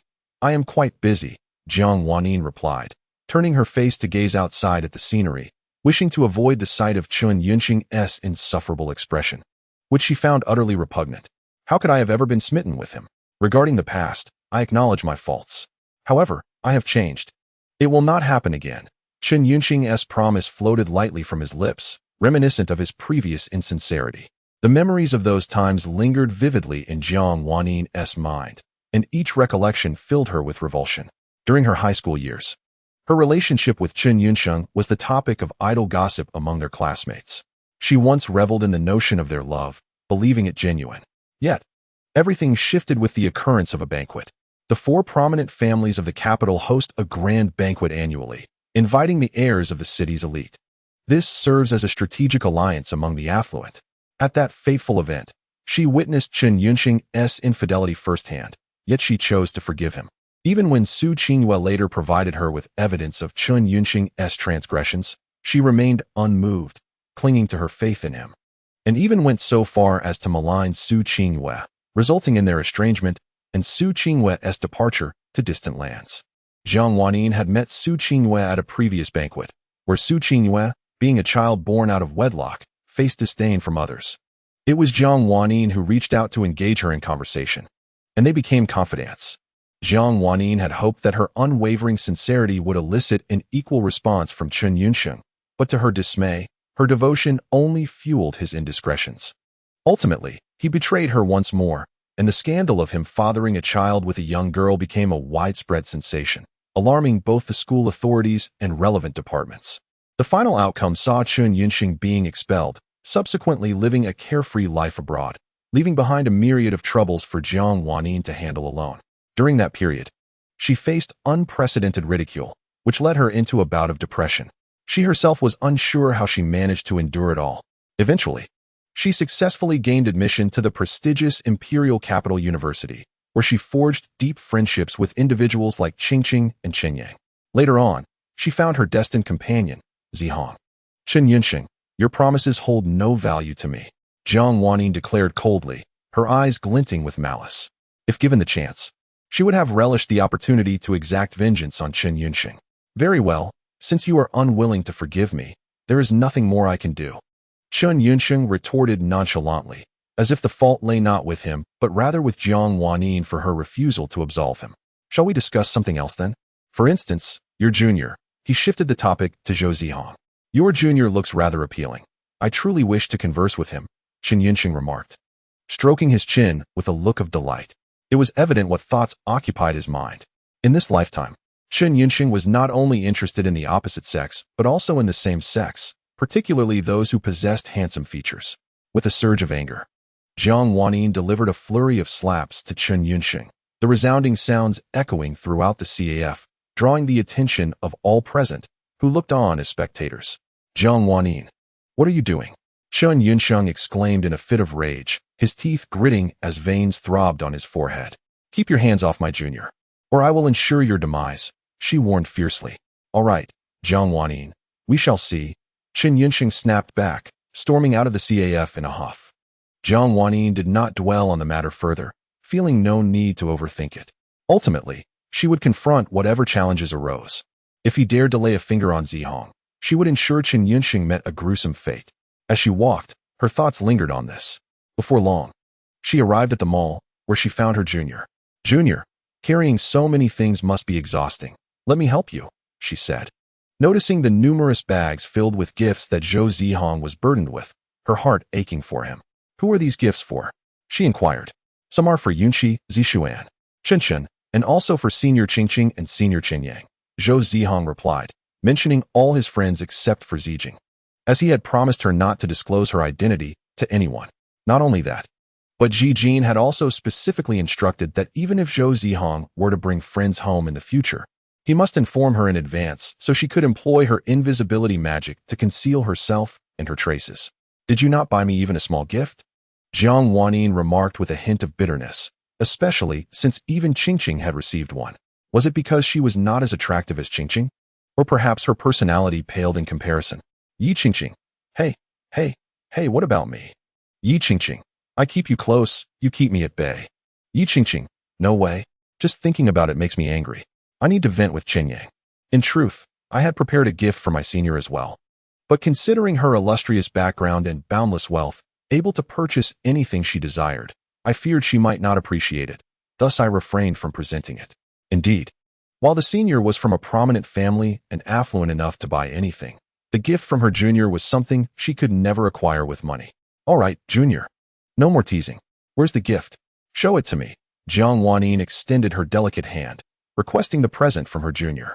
Very well, I hope you will like it, Zhou Zihang said as he retrieved a gift box from his bag and handed it to Jiang Wanyin. Upon opening the box, she discovered a handkerchief adorned with delicate white roses embroidered upon it. Thank you for the gift, junior. I truly love it, Jiang Wanyin said, her eyes glistening with tears and radiating warmth. Perhaps Zhou Zihang was unaware of the significance of gifting white roses to a girl. Chapter 36. I'm sorry, Junior. I'm unwell today. Awakening from her slumber, Jiang Wanyin felt an excruciating pain, as if her abdomen were pierced by countless daggers. She clutched her stomach while lying in bed, contemplating that it was likely due to her decision to skip dinner the previous night in an effort to lose weight. Oh no, today marked the commencement of the second half of the seminar, and it seemed she would not be able to accompany her junior. No, it's a rare opportunity to be alone with him. The pain was unbearable. Knock, knock, knock. Who is it? Jiang Wanyin called weakly. Senior, it's me. It's Zihang. Oh, it's you, Junior. The door is unlocked. Please come in. Zhou Zihang opened the door and entered, immediately noticing his senior lying in bed. Pale and frail. Senior, what has happened to you? Junior, I am unwell today. I'm very sorry, but I cannot accompany you. Jiang Wanyin informed Zihang of her condition. I see. Then I shall not go either. If you are not attending, neither will I. Zhou Zihang placed his hand on Jiang Wanyin's forehead to check for fever. But isn't this the seminar you have longed to attend? Although this seminar holds great significance for me, it pales in comparison to the well-being of my senior sister. Upon hearing these words, Jiang Wanyin's eyes instantly glistened with tears. He had not changed at all. He remained the caring and tender boy who looked after her. She had thought that after Zhou Zihang recovered his memories from his past life, he would gradually disregard her and grow distant. Yet she was mistaken. He still cared for her during her moments of illness, providing her with comfort. I just have a slight stomach ache, Jiang Wanyin said cautiously. Shall I borrow a kitchen to prepare some congee for you, senior sister? Eating something warm should alleviate your discomfort. Then, after taking some medicine, you can enjoy a restful sleep. By tomorrow, you will feel much better. In her previous life, whenever Jiang Wanyin's drinking led to stomach issues, Zhou Zihang would tirelessly care for her and keep her company. All right, Jiang Wanyin replied, nodding obediently like a good girl. Watching Zhou Zihang's retreating figure, her heart was filled with warmth, yet tinged with a sense of reluctance and helplessness. How could it be that she, who was the wife of the junior in his past life and the one closest to him, found herself with 1,000 reasons to approach him in this life, yet felt the opportunities to connect with him dwindling? The thought of him being with other girls, sharing love and companionship, while she remained solitary, was unbearable. Overwhelmed by these thoughts, Jiang Wanyin could not help but cry softly. Senior sister, the congee is ready. This is the yam and pork rib congee I made for you. Please try it and let me know how it tastes. Zhou Zihang gently brought the freshly made congee and handed it to Wanyin. Be careful, it's hot. Jiang Wanyin accepted the congee, blew gently on it, took a small spoonful, and savored it. It's delicious, just like the one from my past life. Is it to your liking, senior sister? Would you like another bowl? Zhou Zihang asked as he sat beside Jiang Wanyin. Yes, please. After taking the bowl back, he went to serve her another helping. Jiang Wanyin received it eagerly and began to eat with delight. In those moments when she was unwell, there was always a boy by her side, preparing congee solely for her. How she wished she had cherished those moments more. What are you looking at, Junior? Just admiring a beautiful senior sister, Zhou Zihang joked. However, Jiang Wanyin took this jest to heart, her lips curving into a smile as she played with her hair and cast a flirtatious glance his way. Even in sickness, she radiated beauty, a smile that outshone the stars. What do you think, Junior? I was merely joking, senior sister, no need to take it seriously. The junior thought it was a mere jest, yet the senior sister did not share the same sentiment. Oh, so you're treating my kindness with disdain. Allow me to pinch your face. Let this be a small compensation for teasing your senior, Jiang Wanyin said, feigning annoyance as she pinched Zihang's cherubic cheeks. Junior, I once thought your face was merely handsome, but now I find it quite delightful to pinch. This texture surpasses that of a girl's. Su Qingwell, I have been waiting here for ages, yet I have not seen Zihang's figure. It turns out it's because of you. Su Qingwei, release little Zihang. Let me take my turn. Senior, you were never like this when you were ill. Oh, how was I then? Jiang Wanyin inquired curiously, continuing to pinch Zihang's cheeks. Su Qingwei, let go, Jiang Wanyin. Su Qingwei, release him.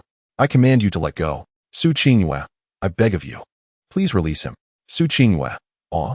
In the past, you regarded me with disdain and would never have deigned to pinch my cheeks. I recall a time when you fell gravely ill, yet you stubbornly refused medication or congee. I was so infuriated that I told you if you continued to neglect your health, I would cheerfully bury you and dance with 10 young models at your grave. At this recollection, Zhou Zihang lowered his head in embarrassment and continued. Then you slapped me and shouted, Zhou Zihang, if you dare to betray me, I will not spare you. After your furious tirade, you drank the congee and herbal soup I had prepared for you. Yes, I apologized, Zihang. Jiang Wanyin, recalling this incident, felt an inexplicable pang of guilt. Despite his good intentions in caring for her, she had responded with ingratitude. Which man could endure such treatment? Reflecting on the past, whenever she fell ill, Zihang would tirelessly tend to her, yet when he was unwell, she had treated him with indifference. Moreover, Zihang's friends, Zishuan and Qinshen, had merely come to deliver some medicinal soup, but she had perceived it as an affront to her family status, resulting in chaos at home. It was unbearable to imagine how awkward Zihang and his friends must have felt during that time. In retrospect, she wished she could disappear into the ground. It's all right. The past is behind us. Unbeknownst to them, the evening clock chimed. As dusk fell, golden rays cascaded upon the earth, while the crimson clouds resembled steadfast soldiers on duty. Leaves danced with the wind, ultimately settling into the dust. The waves surged forward, crashing with fervor, as if screaming against the injustice of fate. Seagulls soared with the wind, chasing after their own poetry and distant horizons. Senior, I shall take my leave now. Do rest well. After tucking Jiang Wanyin in, Zhou Zihang intended to depart, but unexpectedly, a pair of delicate hands grasped his wrist tightly. I am not particularly tired today. Junior, would you mind keeping me company? Chapter 37. The Past of the Young Junior. Junior, could you share your past with me?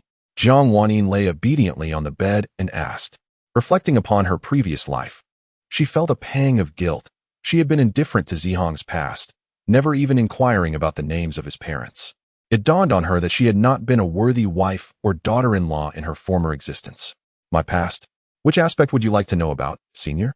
Perhaps I should start with my childhood, he replied. Jiang Wanyin turned to face him, firmly grasping Zihang's hand, speaking gently. Childhood memories? Zhou Zihang pondered for a moment, the images of his past flooding his mind. In his youth, he had been a carefree child, blessed with a happy family and loving parents. He was also exceptionally bright, winning numerous international competitions at a tender age, excelling not only in artificial intelligence, but also in mathematics and physics. His mother, Lin Qinger, was a renowned pianist, celebrated for her numerous prestigious awards. During his childhood, she often practiced with him, imparting her musical wisdom. Those were his happiest and most unforgettable times. Regrettably, that period was fleeting. Soon after, his mother fell ill and passed away. Child, mommy is leaving. She is going to another place. I am so sorry. I cannot be there to watch you grow up. I truly wish I could see how you would blossom, but alas, I will not make it to that day. I am sorry, my dear. However, after I am gone, you must take good care of yourself. Do not stay up late reading. It is not good for your health. This scarf, I knitted it for you, my dear. As the weather cools, please keep warm and do not let yourself catch a chill. She retrieved a scarf from a small box, one she had labored over for countless days and nights. Knowing her time was limited and wishing to leave something behind for her child. However, whenever you miss me, play the piano. I will always be able to hear you and will be by your side, watching over you. However, promise me you will be a happy child. I do not need you to bring me great honor. I only wish for your safety and health. May you live happily with the one you love. In that moment, Zhou Zihang seemed to hear the enchanting melodies once more. I should have confidently assured my mother back then, don't worry, I will be fine. But at that time, all I could say was, Mom, where are you going? Please, don't leave me. I promise to be good, to eat well, and to sleep soundly. Mommy, at that time, he could not comprehend what it meant for his mother to go to another place. Was she merely going to take a brief glance and return? Or perhaps to indulge in some leisure before coming back? Or maybe, deep down, he had already grasped the true meaning of his mother's departure. Yet he chose to feign ignorance, believing that such pretense would prevent her from leaving him. Alas, his mother ultimately departed. Father, will mother come back? Does she no longer want me? The young Zhou Zihang wept. She will return. She certainly will, his father reassured him. Silly Zihang, how could your mother ever abandon you? You are her most cherished one. Shall we wait for mother to come back together, father? Zhou Guanyin held his young son tightly in his embrace. Zhou Guanyin was the youngest child of the Zhou family in the bustling metropolis, having left due to familial disputes. He later settled in Yun City, amassing considerable wealth. Yet, shortly after the untimely death of his beloved wife, he too succumbed to a tragic car accident, leaving young Zihang all alone.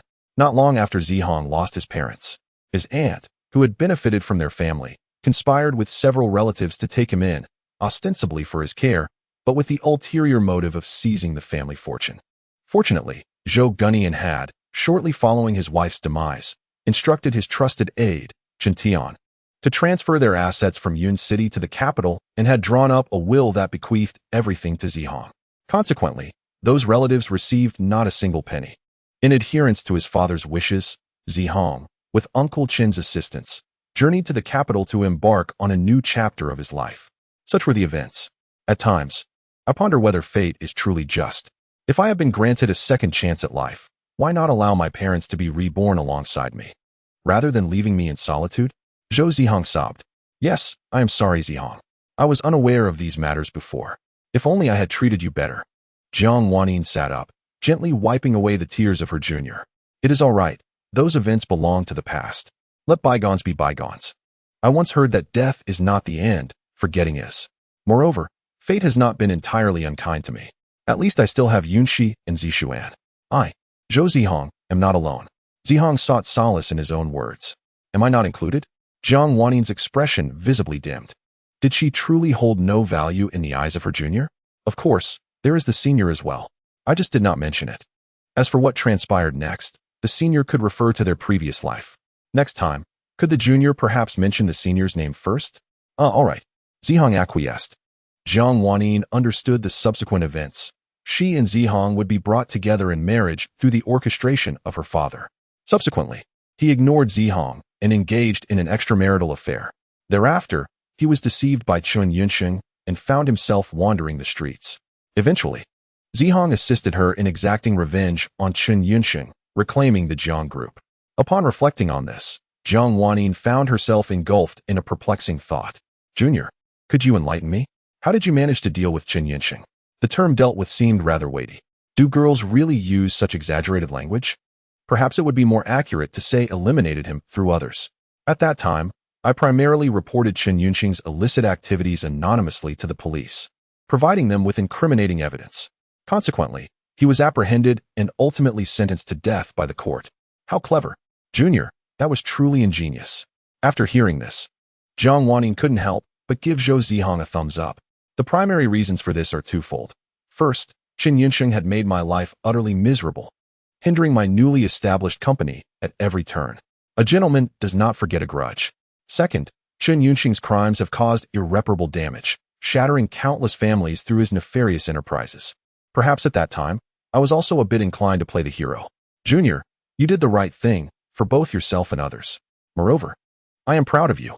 In the bustling streets, with cars weaving in and out, Su Qingyue sat on the sofa of her luxurious suite, savoring exquisite red wine while gazing down at the vibrant nightlife below. President Su, her secretary Gu Yue entered, bowing respectfully. Yue, have you completed the investigation? President Su, the investigation is complete. Here are all the details regarding Mr. Zhou Zihang. However, there are a few peculiarities that remain unclear. Chapter 38. Why do you still call me Miss Su? As the sun rose, bathing the world in golden light, Jiang Wanyin slowly drew back the curtains, allowing the sunlight to cascade into every corner of her room. She rubbed her eyes, stretched languidly, and basked in the morning glow. After several days of rest, her body had fully recovered. The only regret was that due to her health, she had missed the opportunity to accompany her junior to a seminar he adored. Furthermore, they were to depart again after the morning. Once Jiang Wanyin completed her morning routine in a daze, she emerged from her room to find Zhou Zihang. She noticed him fervently typing away at his keyboard, engrossed in his paper, completely oblivious to her presence beside him. The junior truly looks handsome when he is focused. How wonderful it would be to spend time with the junior like this forever. After Zhou Zihang finished his work, he tidied up his computer. All done, junior. Huh. Senior, when did you arrive? I've been here for a while. Seeing you so engrossed made me hesitant to disturb you. Jiang Wanyin covered her mouth. Her cheeks flushed like the blossoms of March. Junior, what are you writing? I am currently composing a competition paper, having recently registered for an international artificial intelligence contest. Zhou Zihang shared his participation with Jiang Wanyin, who promptly bestowed upon him an admiring glance, exclaiming, Junior, you are truly remarkable. I am proud of you. Junior, We shall be heading home this afternoon. Jiang Wanyin then shifted the conversation, her expression tinged with a hint of guilt. Senior. Zhou Zihang understood that her remorse stemmed from her own affairs. How about I treat you to a meal? All right, she replied. The two arrived at a five-star restaurant, ordering an array of dishes. Come, Junior, eat more. Jiang Wanyin consistently served her junior with food. Thank you, Senior, Zhou Zihang said, as he picked up a piece of chicken and savored it. Evening, we meet again, a voice interrupted, and Jiang Wanyin's countenance visibly darkened at the sound of a dog barking. Chen Yinsheng, why are you barking like a dog? I apologize, we are not acquainted. Jiang Wanyin turned away, dismissing Chen Yinsheng and continuing to serve her junior. Wanyin, we were once friends, aren't we? Is this how you treat a friend? Without a hint of hospitality? I'm sorry, you are not my friend. You are a beast, and only beasts can be your friends. Jiang Wanyin shot him a disdainful glance that conveyed her contempt. You, Chen Yinsheng, flustered and at a loss for words, was clearly infuriated. Realizing the inappropriateness of his outburst, he quickly composed himself. Wanyin, have you learned bad habits from others? You weren't like this before. How have you changed? Indeed, I have changed. With a resounding slap, Jiang Wanyin struck Chen Yinsheng's face, leaving a crimson mark. This spectacle astonished not only Chen Yinsheng, but also Zhou Zihang beside her. Truly, one ought to keep their distance from an angry woman, otherwise, her hand would not show mercy. Chen Yinsheng rubbed his stinging cheek, bewildered. Wanyin, you have indeed lost your mind. Surely, you must have been playing with some wild man. Dare you speak again?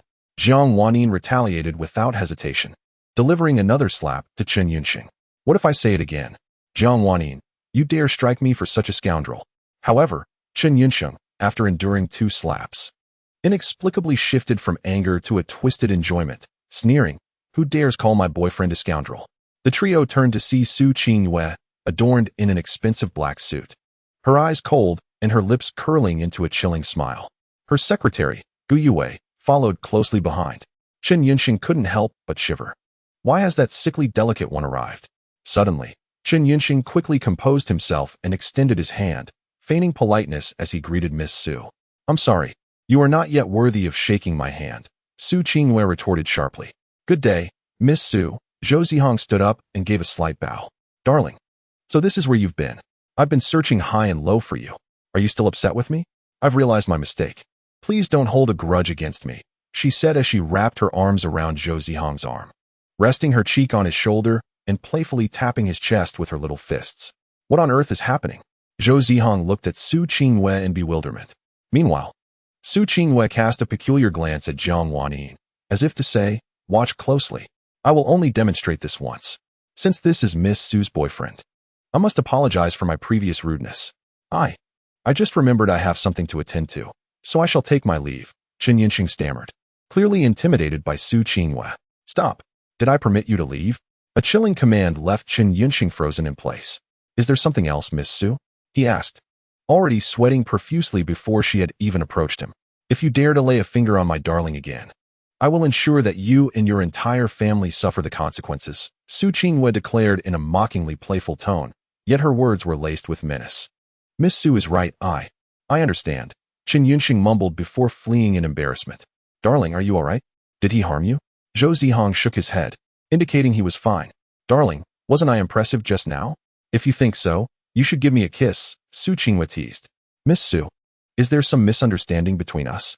Zhou Zihang instinctively took a few steps back, feeling uncomfortable with how close she was standing. Su Qingyue paused at his reaction. At that moment, the adage when the rabbit dies, the hound is cooked, when the birds are gone, the bough is hidden resonated strongly. Oh, so you only embrace those who are useful to you. When Chen Yinsheng was here, you welcomed my affection, yet now that he has left, you act as though we are strangers. How could I not have seen you were such a hypocrite from the start? Su Qingyue crossed her arms, her voice dripping with disdain. Miss Su, what should you call me? Zhou Zihang barely began to speak before Su Qingyue interrupted him sternly. Qingyue, remove the miss and simply call me Qingyue, or darling if you prefer. Qingyue, what brings you here? Jiang Wanyin looked at Su Qingyue with suspicion, aware that she was notoriously a workaholic, with her meals typically managed by her secretary, rarely dining out. Cough, cough, cough. Today, I happened to seek out a restaurant for a meal, which led me here, where I encountered you all. Gu Yue, standing nearby, could not help but roll her eyes. Boss, Is what you said true? Didn't you send someone to investigate Mr. Zhou Zihang's whereabouts early this morning? Mr. Su, I shall take my leave. Very well, Yue, you may depart for now. Gu Yue hurriedly withdrew, fearing that a misstep might jeopardize her job. Oh, the plight of the working class. Chapter 39. Darling, should you face any difficulties in the future, do not hesitate to reach out to me. Since you are here, why not invite them to dine with us? Besides, they have just assisted you. Su Qingyue said with a pitiful expression, entirely shedding her previous formidable demeanor. Well then, Sister Qingyue, shall you not join us for a bite? Zhou Zihang pretended to cough lightly as he spoke. Since you extend such a warm invitation, I shall not decline. The phrasing felt oddly uncomfortable. Yet Zhou Zihang dismissed any further thought and returned to his seat alongside Jiang Wanyin. Here, darling, eat this. Su Qingyue directly served Zhou Zihang in front of Jiang Wanyin, which seemed to be a blatant affront to her. Why should he eat what you serve? The younger student should only eat what I offer. Here, Junior, try this. It's quite delicious. Jiang Wanyin, undeterred, also served Zhou Zihang. Thank you, Senior and Sister Qingyue, but my bowl is already quite full, Zhou Zihang quickly interjected. He sensed the atmosphere growing increasingly tense, resembling a battlefield of fierce women, making it difficult for him to enjoy his meal. Noticing his discomfort, the two sisters finally set down their chopsticks. Darling, why did you not attend the seminar a few days ago? It was because my senior was unwell. Zhou Zihang explained the situation to Su Qingyue. Do you not feel regret? That is a coveted opportunity for those of you studying artificial intelligence. You relinquished it simply for Jiang Wanyin. Su Qingyue regarded Zhou Zihang with disbelief. He merely shook his head, nonchalantly replying, It's all right. My senior's health is far more important. Seminars occur annually, but there is only one senior. Upon hearing this, Jiang Wanyin felt her heart swell with warmth. Oh, dear Junior. Indeed you are worth my affection. Darling, if I fall ill in the future, will you care for me? Su Qingyue asked with hopeful anticipation, her heart igniting with renewed hope. Ever since his departure, Su Qingyue had felt as if her heart was encased in ice, numbing herself with work, which had only exacerbated her psychological struggles, until she encountered Zhou Zihang amidst the bustling crowd. It seemed that she had regained a glimmer of hope and motivation to continue living, to meet you in this incessantly moving world, to find you at the right moment, to cross paths with you during the most desolate and helpless times of my life. I am already profoundly content. Zihang, while you are not him, you possess his essence in every way. Even if you choose another in the future, I shall remain silently by your side, guarding you. Sister Qingyue, Zhou Zihang was about to speak when Jiang Wanyin interrupted him, teasing Qingyue, suggesting that the younger student had academic obligations to fulfill and lacked the time to care for her. It's fine, at worst. I can fly back and let my baby take care of me. What a far cry from the delicate, lovesick female CEO. This is undeniably a lovesick rogue. Baby, please don't call me Sister Qingyue anymore. I'm not old. I'm only 23, just 3 years older than Wanyin. Perhaps you haven't heard about my past? Let me share it with you. I am Su Qingyue, the legitimate daughter of the Su family. Yet I was marginalized and ostracized due to my status as an illegitimate child. I yearned for the affection and care of my family, striving tirelessly in hopes of altering my circumstances, but ultimately, I could not change the situation. Later, the Su family faced a financial crisis, and at the age of 18, I was thrust into the role of CEO of Su Group. Under my leadership, the company not only weathered the storm, but thrived and flourished.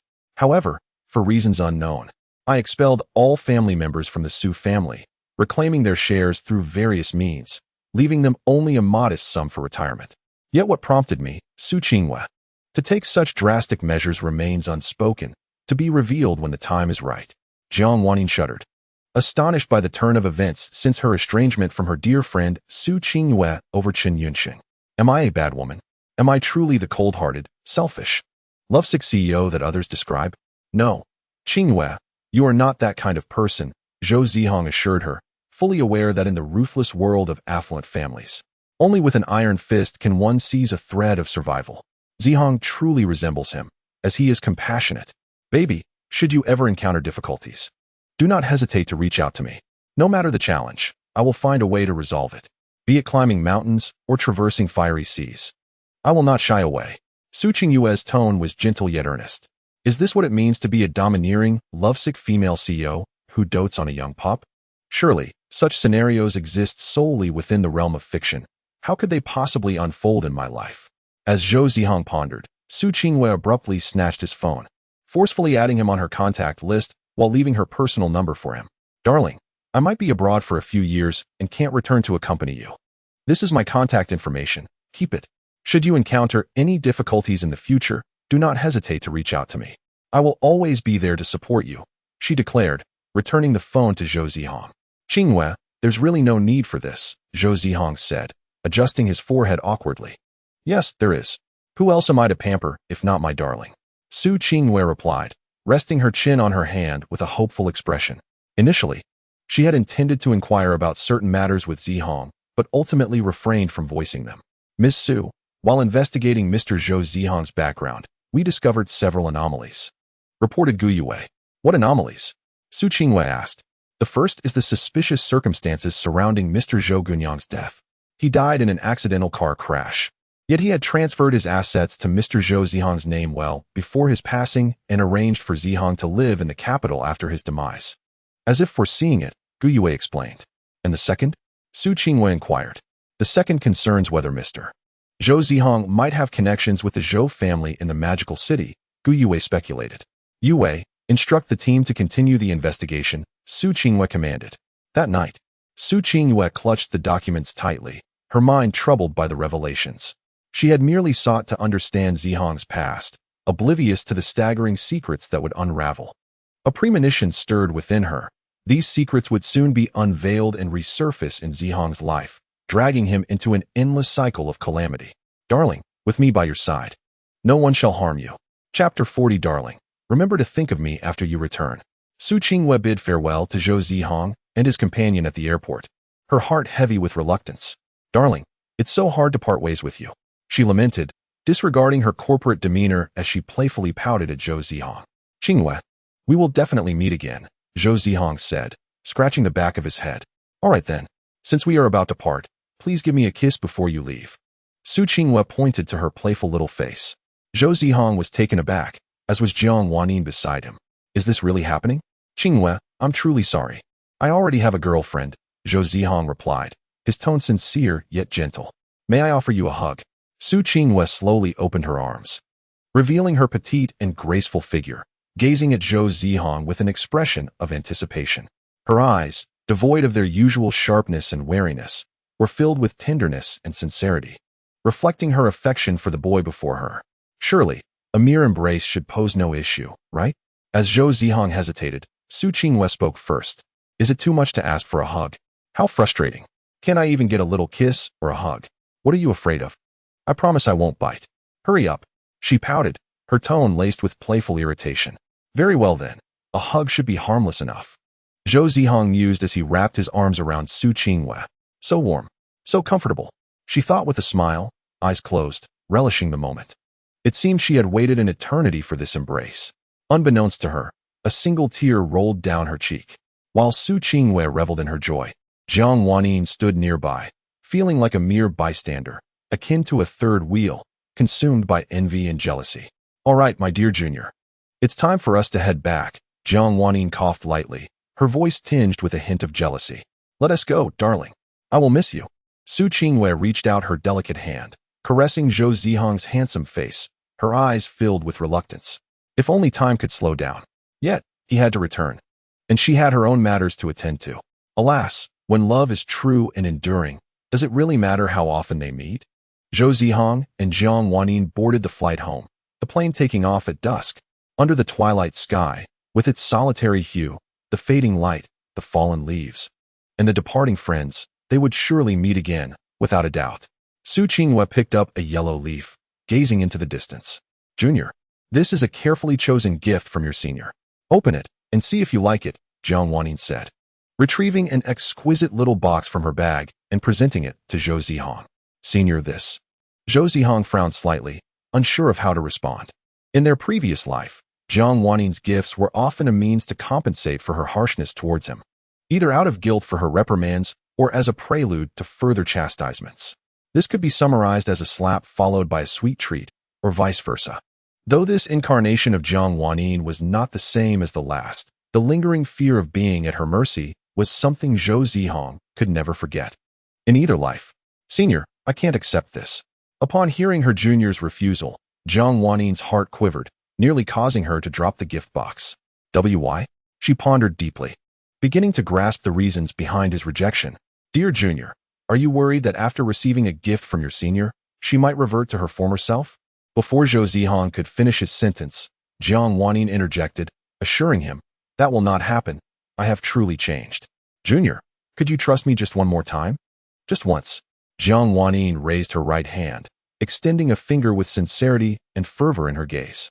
All right, Zhou Zihang conceded, accepting the gift box. Shall I open it to see if I like it?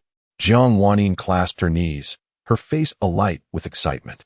As Zhou Zihang opened the box, his eyes widened in astonishment. It was a globally limited edition artificial intelligence watch. I cannot accept this. It is far too extravagant, he said, closing the lid and intending to return it to Jiang Wannin. Yet, to his surprise, she withdrew her hands and smiled, declaring, this is already yours, Junior. I have given it to you. But, no buts. After disembarking from the plane, both decided to head home, as the hour was late. Would you like me to accompany you part of the way? Jiang Wannin offered. Thank you for your kindness, but I prefer to return alone. Very well. Do remember to let me know you arrived safely. Okay. After their farewells, Zhou Zihang hailed a taxi and embarked on his journey home.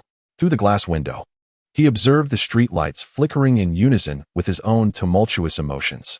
As Zijing had noted, the time and space he traversed were not equivalent to those he had previously known. Everything was evolving toward an unpredictable, unknown, and uncontrollable future. While he felt apprehensive about what lay ahead, he also harbored a sense of hope. Upon returning home, Zhou Zihang opened the door to find Zijing sprawled on the sofa, sound asleep, likely having just dozed off.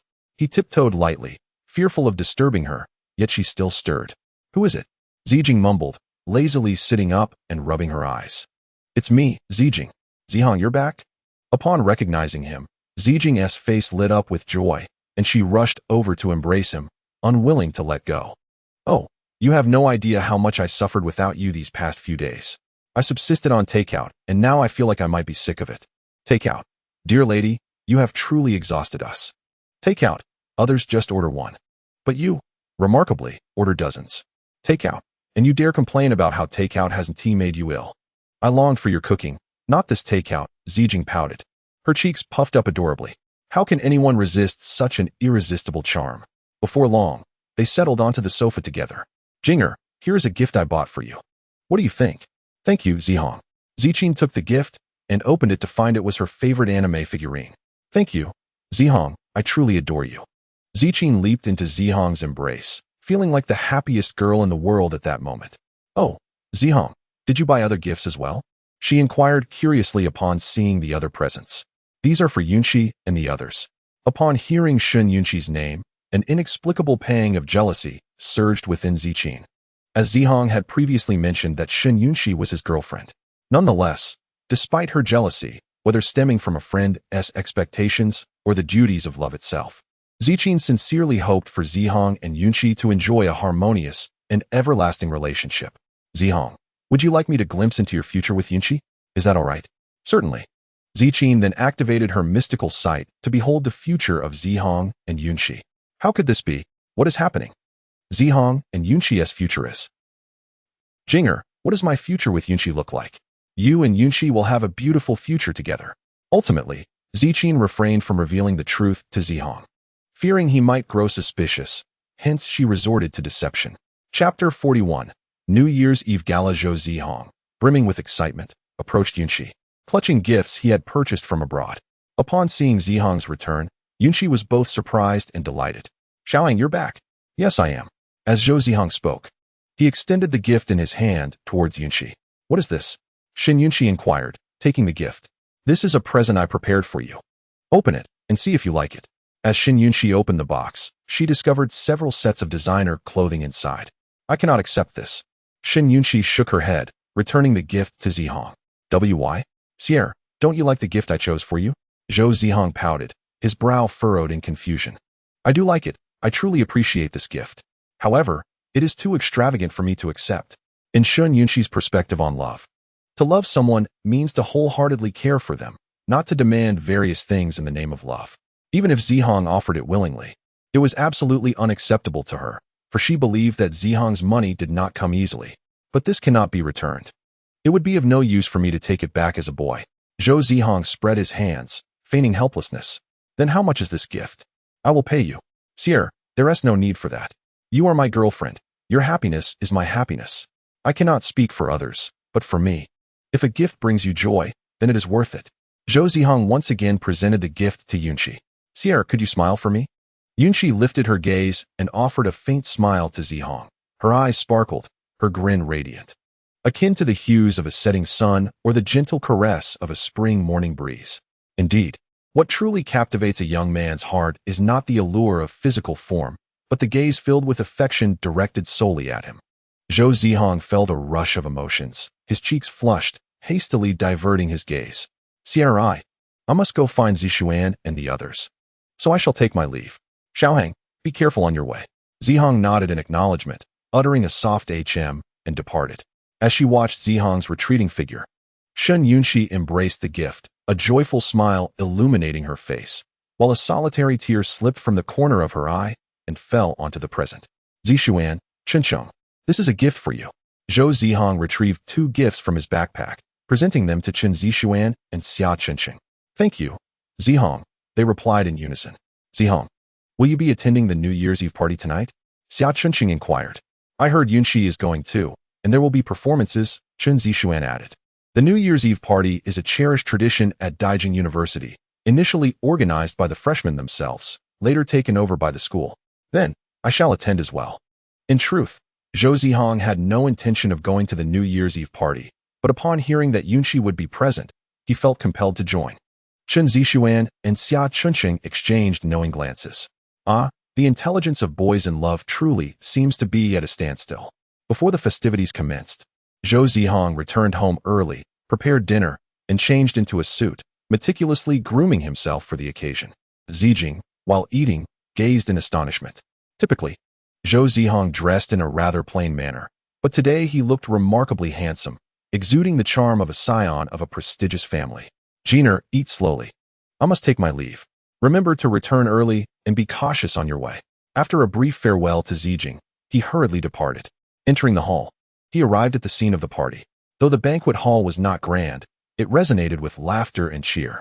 The students donned their favorite attire, some in suits, others in traditional garb, and yet others in vibrant cosplay. Each ensemble, diverse as it was, showcased its own unique flair and character. After meeting up with Chen Zishuan and Xia Chencheng, the trio stood quietly observing, the scene reminiscent of a cherished memory. Back then, they had attended the graduation party prepared by their school alongside their high school classmates. They reminisced, sharing stories, singing songs, relishing the bittersweet experiences of their 3 years in high school. Desk mate, this is a gift for you. In that moment, a familiar figure seemed to materialize in Zhou Zihang's mind. He wondered, how is she faring now? I wonder how they are doing now? Who is that? She looks stunning. She seems to be a student from the medical department, named Shun Yunqi. In the spotlight, Shun Yunqi is adorned in a pristine white gown, her enchanting eyes sparkling. Holding a bamboo flute, her fair skin radiating beauty, as if an angel has descended. This exquisite gown is a gift from Zhou Zihang. Ah, you are here too. Shun Yunqi exclaimed with surprise and joy upon seeing Zihang. Yes, I mainly came to see this event, Zhou Zihang replied amiably as he approached Yunqi. What a coincidence. Hello again, handsome. Mu Lingling bounced out from behind Yunqi, waving at Zhou Zihang. Not only was Mu Lingling present, but Chen Xinian and Lu Xingming also joined the gathering. Their purpose for attending was to promote their entrepreneurial venture. After all, this event is one of the few occasions that gathers a large number of freshmen. If they can convert these newcomers into regular customers, their future milk orders will flow steadily to their startup, leading to prosperity. Tonight, our little Yunqi will champion our entrepreneurial venture. Mu Lingling affectionately embraced Yunqi, playfully rubbing her face against hers. This display stirred a wave of jealousy in Zhou Zihang, who, had it not been for the presence of others, would have certainly voiced his displeasure. Zhou Zihang, let go. Don't touch my wife. Zhou Zihang, only I am allowed to touch my wife. Do you understand? Zihang, who are they? Chen Zishuan inquired as he walked over to Zhou Zihang, puzzled. Allow me to introduce them, Zhou Zihang said as he sequentially introduced each person. Pleasure to meet you. I am Chen Zixuan. Delighted to meet you. I am Mu Lingling. After a brief exchange of introductions, the event reached its peak. Talented individuals showcased their skills, some danced, while others sang or performed magic tricks. Shen Yunxi, not to be outdone, stood on stage under the brilliant lights, enchanting the audience with a rendition of Floating Light on her flute. The melodious notes wafted through the banquet hall, captivating everyone present. As the performance concluded, thunderous applause erupted from the audience. Thank you, everyone. Shen Yunxi graciously bowed, her bright eyes sparkling with a pure and innocent smile, reminiscent of a radiant moon and a gentle breeze. This smile instantly enchanted countless young admirers, igniting their protective instincts. In the eyes of many boys, Shen Yunxi's smile held no disdain for goblins, nor was there any wariness or mockery directed at them. Instead, it radiated warmth, care, and tenderness towards them. Chapter 42. A quiet stroll after the soiree concluded, numerous boys clamored to add Shen Yunxi's contact information, while Mu Lingling seized the opportunity to promote her entrepreneurial venture. Thank you all for your kind intentions, but I already have a boyfriend. Faced with the fervent confessions from many suitors, Shen Yunxi unhesitatingly declined and stepped forward to introduce Zhou Zihang to the crowd. This is my boyfriend. What? No way. The sweet campus belle actually has a boyfriend. The collective disappointment was palpable among the boys. Oh heavens, why couldn't you bestow such a wonderful girl upon me? The revelation of Yunxi's relationship left many boys despondent. And even the girls, upon realizing Zihang had a girlfriend, felt a sense of hopelessness. Xiaohang, shall we take a stroll outside? Sure. After bidding farewell to Zixuan and Lingling, the couple departed the banquet hall.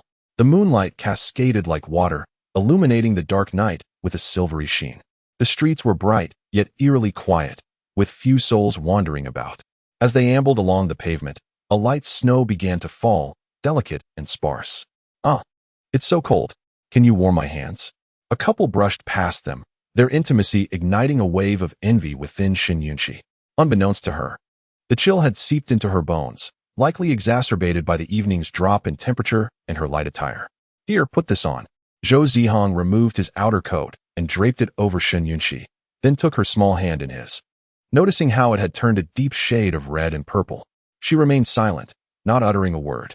Your hands are frozen. Why didn't you tell me? Zhou Zihang furrowed his brow, lips pouting in concern.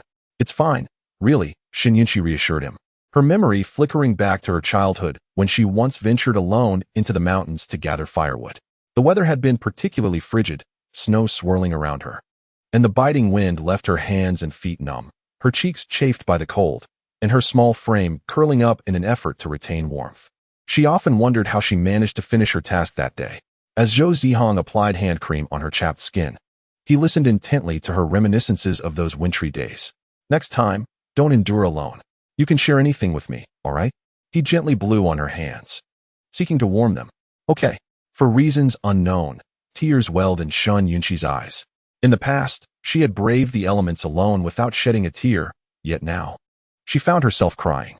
This was the essence of feeling cherished, a warmth that softened the harshness of winter, alleviating its solitude. Xiaohang, did you treat other girls this way before? Zhou Zihang shook his head, indicating otherwise. Really? Did you never have a girlfriend? With a gaze laden with skepticism, Shen Yunxi regarded Zhou Zihang. Is it truly possible? With Xiaohang's looks and talents, how could he have never had a girlfriend before? In truth, prior to meeting Sheer, I did have a girlfriend. Zhou Zihang began to speak slowly. Thus, a long-forgotten tale began to unfold. Yi Luanxin was Zhou Zihang's classmate during middle school, and one could indeed consider them childhood sweethearts. Before Zhou Zihang's father, Zhou Gunian, achieved success, their families resided on the same floor. Living in such proximity, they quickly became acquainted and established a friendly rapport. During those formative years, the young Zhou Zihang also came to know his peer, Yi Luanxin. Together, they would hold hands to attend kindergarten, engaging in playful antics. Even when Zhou Gunian later prospered and relocated, the two families maintained a close connection. After graduating from kindergarten, they continued their education at the same primary school, where they met Chen Zixuan and Xia Chensheng, who soon became good friends. At that time, Yi Luanxin displayed exceptional concern for Zhou Zihang.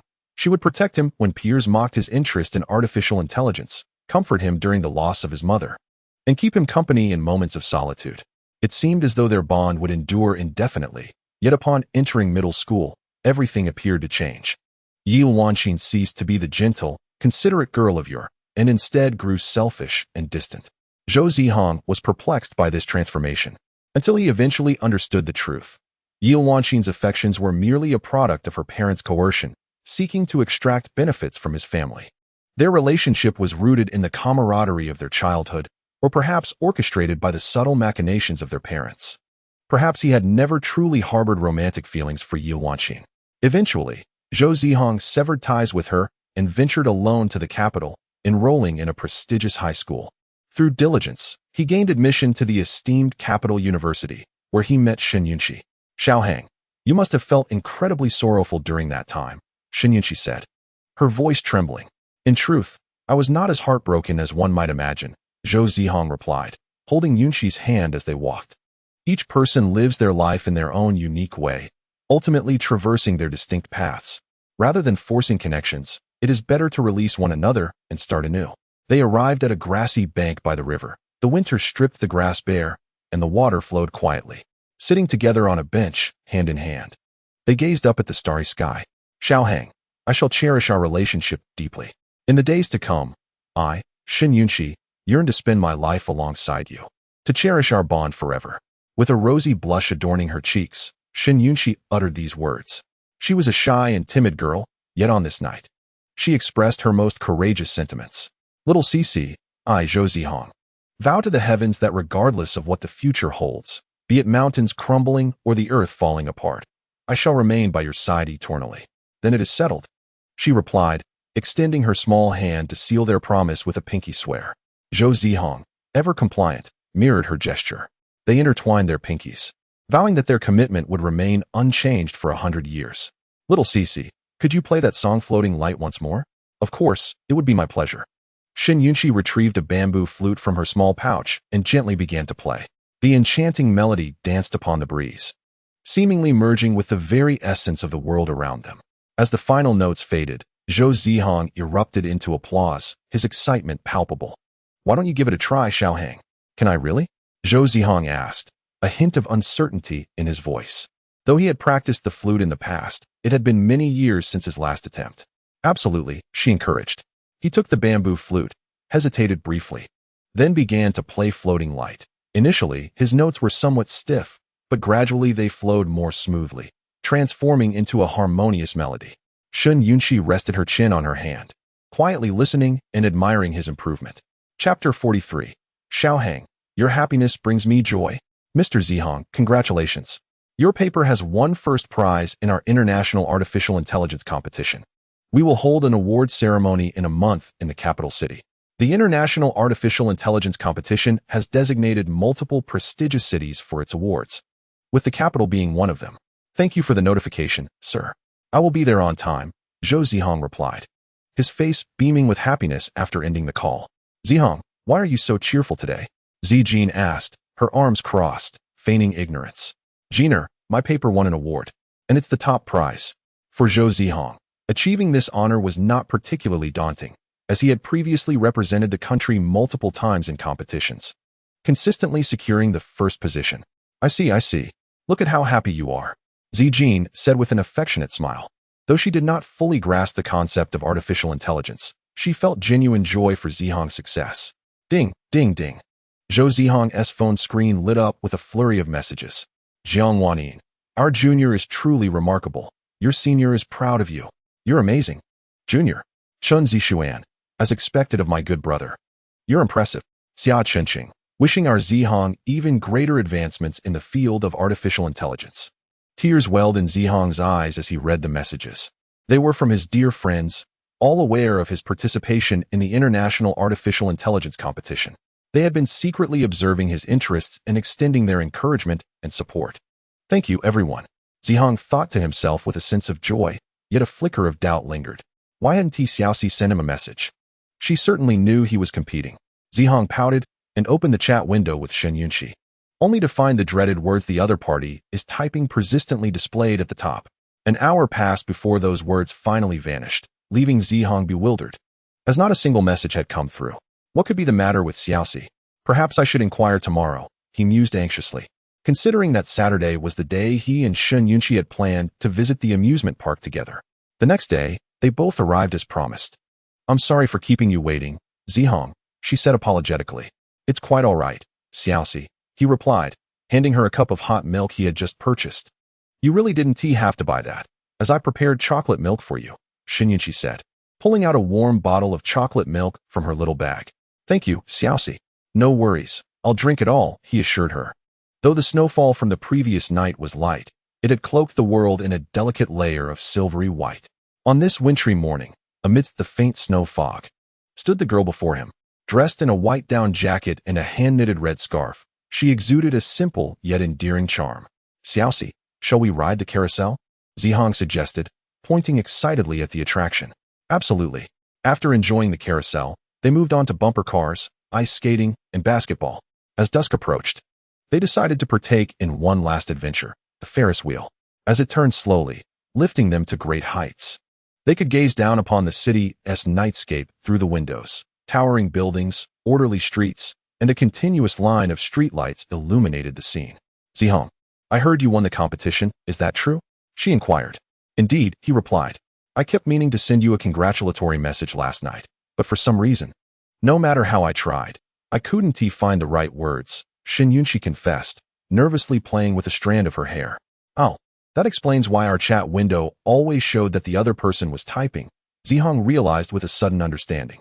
"So you've always known, Zihang," she said softly. He nodded gently in affirmation. "Xiaohang, I do not care whether you are a champion. I only wish for your happiness each day," Shen Yunqi softly said, tugging at Zihang's sleeve. Her voice, though quiet, resonated clearly in Zhou Zihang's ears. "But if I do not achieve fame and success, I might not be able to support you in the future. It matters not. I shall take care of you," Shen Yunqi asserted with unwavering determination. "Xiaoxi, how can you be so good to me? What if I deceive you in the future?" Zhou Zihang jested, gently pinching Shen Yunqi's tender cheek. "You would never deceive me. You are a good person," she replied, her sincerity evident. For reasons unknown, Zhou Zihang felt his eyes welling with tears. "Thank you, Xiaoxi. Rest assured, I shall reach the pinnacle of success and grant you a lifetime of splendor." Upon hearing this, Shen Yunqi merely shook her head slightly and said, "Xiaohang, if reaching the pinnacle brings you joy, then do not hesitate. Forge ahead. Though I may be clumsy and lack wealth or power, I shall strive to better myself and support you along the way. However, if standing atop the pyramid does not bring you happiness, then do not chase after it. Let us simply live well together, commuting and strolling side by side." "Zhou Zihang murmured, biting his lip, his cheeks flushed, tears glimmering in his eyes. It dawned on him that there was indeed a girl in this world who loved him so deeply. Amidst the myriad of lights, there shone a beacon solely for him. As they descended from the Ferris wheel, they walked the path homeward. Zhou Zihang was headed to his own residence, while Shen Yunqi was returning to her dormitory at the Imperial Capital University. If only time could slow down, he thought, whether by chance or fate. The dark night sky suddenly erupted with vibrant, colorful fireworks, cascading like a shower of stars. "How beautiful the fireworks are!" Shen Yunqi exclaimed. "Xiaoxi, no firework can rival your beauty," Zhou Zihang replied, as Shen Yunqi pouted, feeling a touch of shyness. Together, they gazed silently at the dazzling display, appreciating the moment. "Xiaohang, allow me to give you something," she said. "What is it?" Zhou Zihang shifted his gaze to Shen Yunqi, their hands entwined as they faced one another. With a blush gracing her cheeks, Shen Yunqi rose onto her tiptoes and planted a gentle kiss on Zihang's lips. "Young master, we have gathered all the information on Zhou Zihang," a voice reported. "Bring it to me," Shen Yunqi instructed, ending his call as he stepped out from a room filled with models and young men, adjusting his attire. His secretary approached him respectfully, presenting the documents. Shen Yunqi accepted the papers, flipping through them meticulously. "Zhou Zihang, we shall meet soon." Chapter 44. Zhou Zihang, you will come to understand my methods. As the sun set, casting its golden rays, Zhou Zihang concluded his class and prepared to head home. As he approached the school gate, Mr. Zhou Zihang was intercepted by a man in a suit wearing sunglasses. "Mr. Zhou Zihang, please accompany us," the man insisted. "Our young master wishes to see you." "I do not recognize you, nor do I know your young master. I cannot accompany you. I hope you understand," Zhou Zihang replied politely, attempting to walk past them. "I'm afraid, Mr. Zhou Zihang, you cannot leave just yet. You must meet our young master first, the man asserted. Who is your young master? Zhou Zihang inquired, furrowing his brow in suspicion. You will find out once you arrive, the man replied. Very well, I will go with you. Realizing escape was futile, Zhou Zihang reluctantly accepted his fate. Why is Zihang going with the Chun family's people? Not far away, Jiang Wanyin witnessed the entire scene unfold. She quickly picked up her phone and dialed. Hello, Aunt Lu. Zhou Zihang arrived at a CAF accompanied by the Chun family's bodyguard, where only Chen Yunsheng was present. Hello, Mr. Zhou Zihang, Chen Yunsheng greeted, extending his hand in a feigned gesture of cordiality. Chen Yunsheng, may I inquire what you want? Zhou Zihang asked, a flicker of complexity crossing his eyes. I certainly have something of great importance to discuss with you, Mr. Zhou Zihang. Let us sit and converse, Chen Yunsheng replied, gesturing toward a nearby seat with an air of superiority. For you, Zhou Zihang, I have reserved the entire venue and even halted the surveillance. You must not disappoint my expectations. Once seated, Chen Yunsheng ordered 2 cups of expensive coffee. What is it you wish to ask? Zhou Zihang pressed. If you seek information regarding your senior, you should inquire with her directly, rather than coming to me. Chen Yunsheng savored his coffee leisurely. But I am not here to find Jiang Wanyin. Then who are you here for?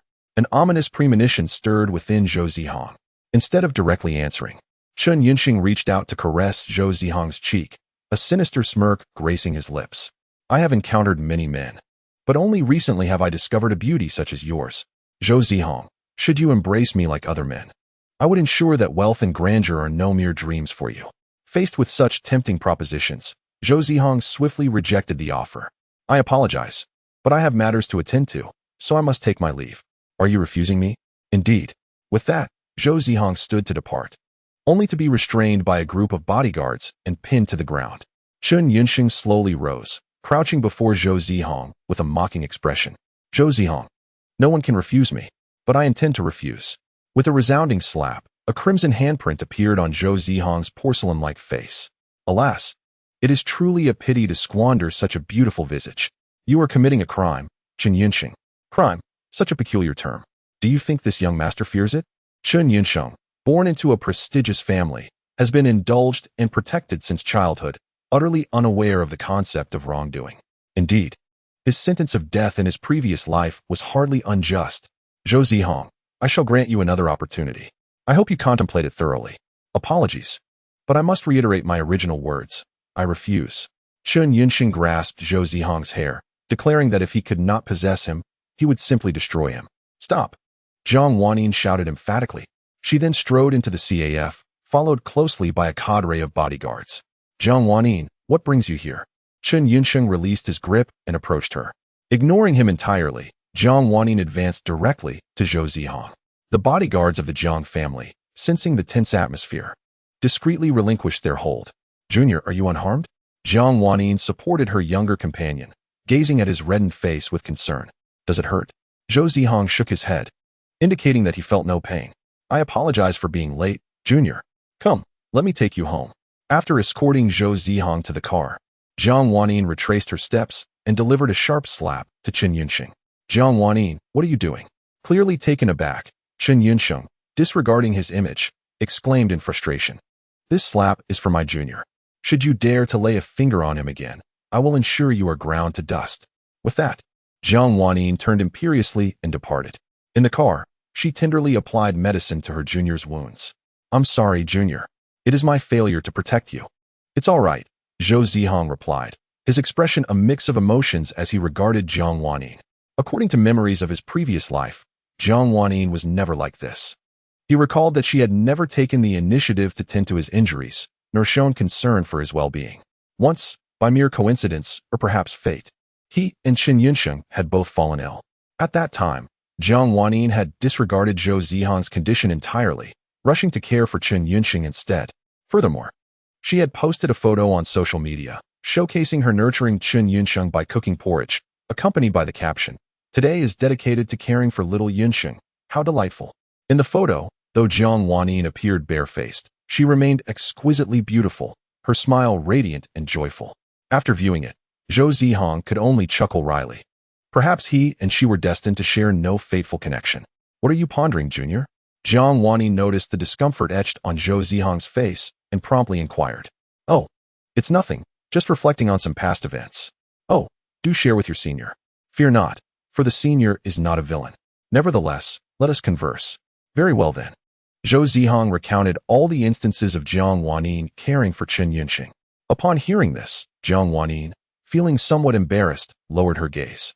Soon after, she lifted her head, her expression filled with hope, and declared, Junior, from now on, I shall only care for you and will no longer attend to that beast, if you wish.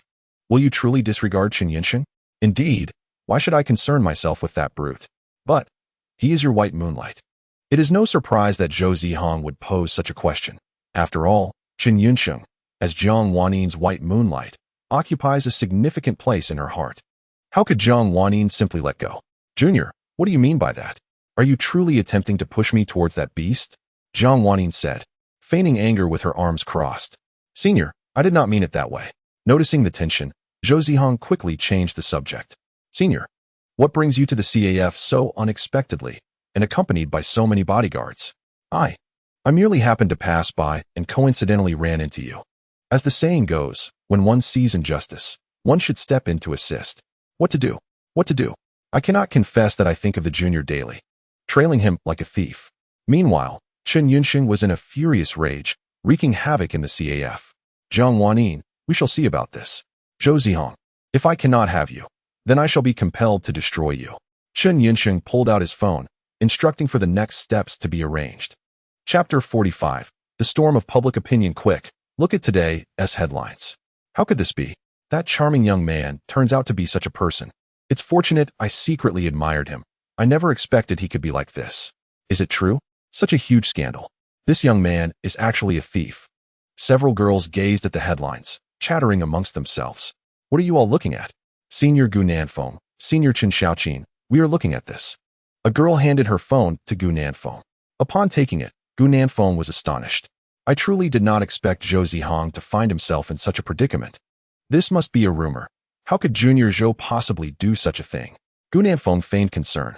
Senior Gu Nanfeng, we too do not believe such things. Yet the facts remain. Zihang, have you seen the headlines? What headlines? Zhou Zihang emerged from the kitchen with breakfast, placing it on the table, and, puzzled, asked, this headline? Zhou Zihang took Zijing's phone and, to his shock, found his own name emblazoned across the top. Moreover, the article detailed his background and included numerous implausible assertions, claiming he had achieved his current status through cheating and branding him a plagiarist and cheat. The content of the article conveys a sense of righteousness and integrity, yet, when stripped to its essence, it simply boils down to two words: exploitation. Zhou Zihang let out a resigned sigh, fully aware that it was undoubtedly Chen Yunxing's doing. Zijing clenched her fists, her brow furrowed, gritting her teeth as she declared, yesterday he assaulted Zihang, and today he slanders him. If it were possible, she would relish the opportunity to tear Chen Yunxing apart on the spot. All right, Junior, do not let your anger consume you. I will handle this matter. Zhou Zihang reassured her, acutely aware of the power of public opinion. Such distortion of truth, this black and white reasoning, could ensnare the majority in a quagmire from which escape would be impossible. In the past, he might have chosen to evade confrontation, but now he resolved to face the issue head-on. After finishing breakfast, Zhou Zihang set off for school. On the way, he received a familiar call. Hello, Uncle Chen. Young master, how have you been lately? I am well, Uncle Chen. Chen Tian was not only a close confidant and good friend of Zhou Gunyan, but also had once served as the steward of the Zhou family in Yun City. Young master, have you encountered any troubles as of late? Would you like me to contact a lawyer on your behalf? It was evident that Chen Tian had learned of the situation from the internet. No need, Uncle Chen. Rest assured, I will manage it. Oh, the young master has indeed grown up, capable of handling many matters independently. However, if things become overwhelming, please do not hesitate to inform me. I will move heaven and earth to assist you. You are the sole heir, and you must not encounter any misfortune. Otherwise, how shall I explain it to your father in the afterlife? Do not worry, Uncle Chen. I will be fine. No one shall harm Zhou Zihang. After ending the call with Chen Tian, another call came in, this time from Jiang Wanin. Junior, are you all right? Jiang Wanin inquired anxiously as soon as the call connected. Senior, I am fine. That is a relief. I feared you might do something reckless because of this. Jiang Wanin sank back onto the sofa, exhaling slowly. Do not worry. I will take care of this matter for you. I will ensure that scoundrel pays dearly. Jiang Wannin's determination was palpable as she spoke. Although she understood that a future together was improbable, she would not allow anyone to touch her junior, especially not Chen Yunxing. Moreover, she needed no investigation to ascertain that Chen Yunxing was the one orchestrating this. She knew him too well. No need, senior. I will handle it. No, I cannot trust you to manage this alone. Do not fret. I will be here to support you.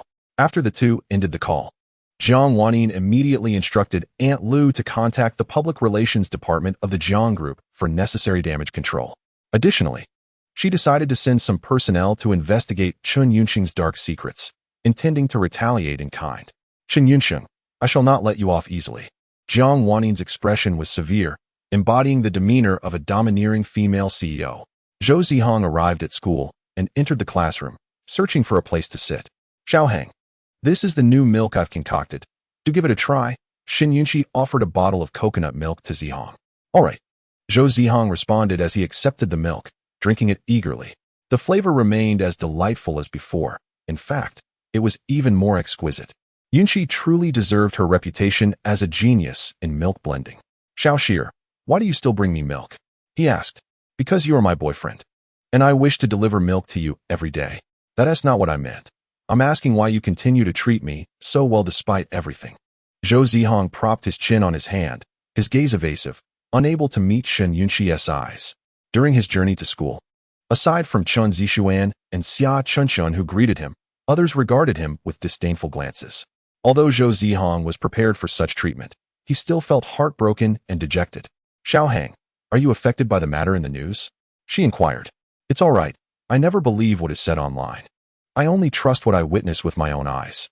Even if the whole world doubts you, I, Shen Yunxi, will always believe in you and stand by your side. Xiaoxir, Zhou Zihang wiped the tears from his cheeks and added, thank you. If only I were a lawyer. If I were a lawyer, I could assist Xiaohang. Had I known earlier, I would have chosen law instead of medicine.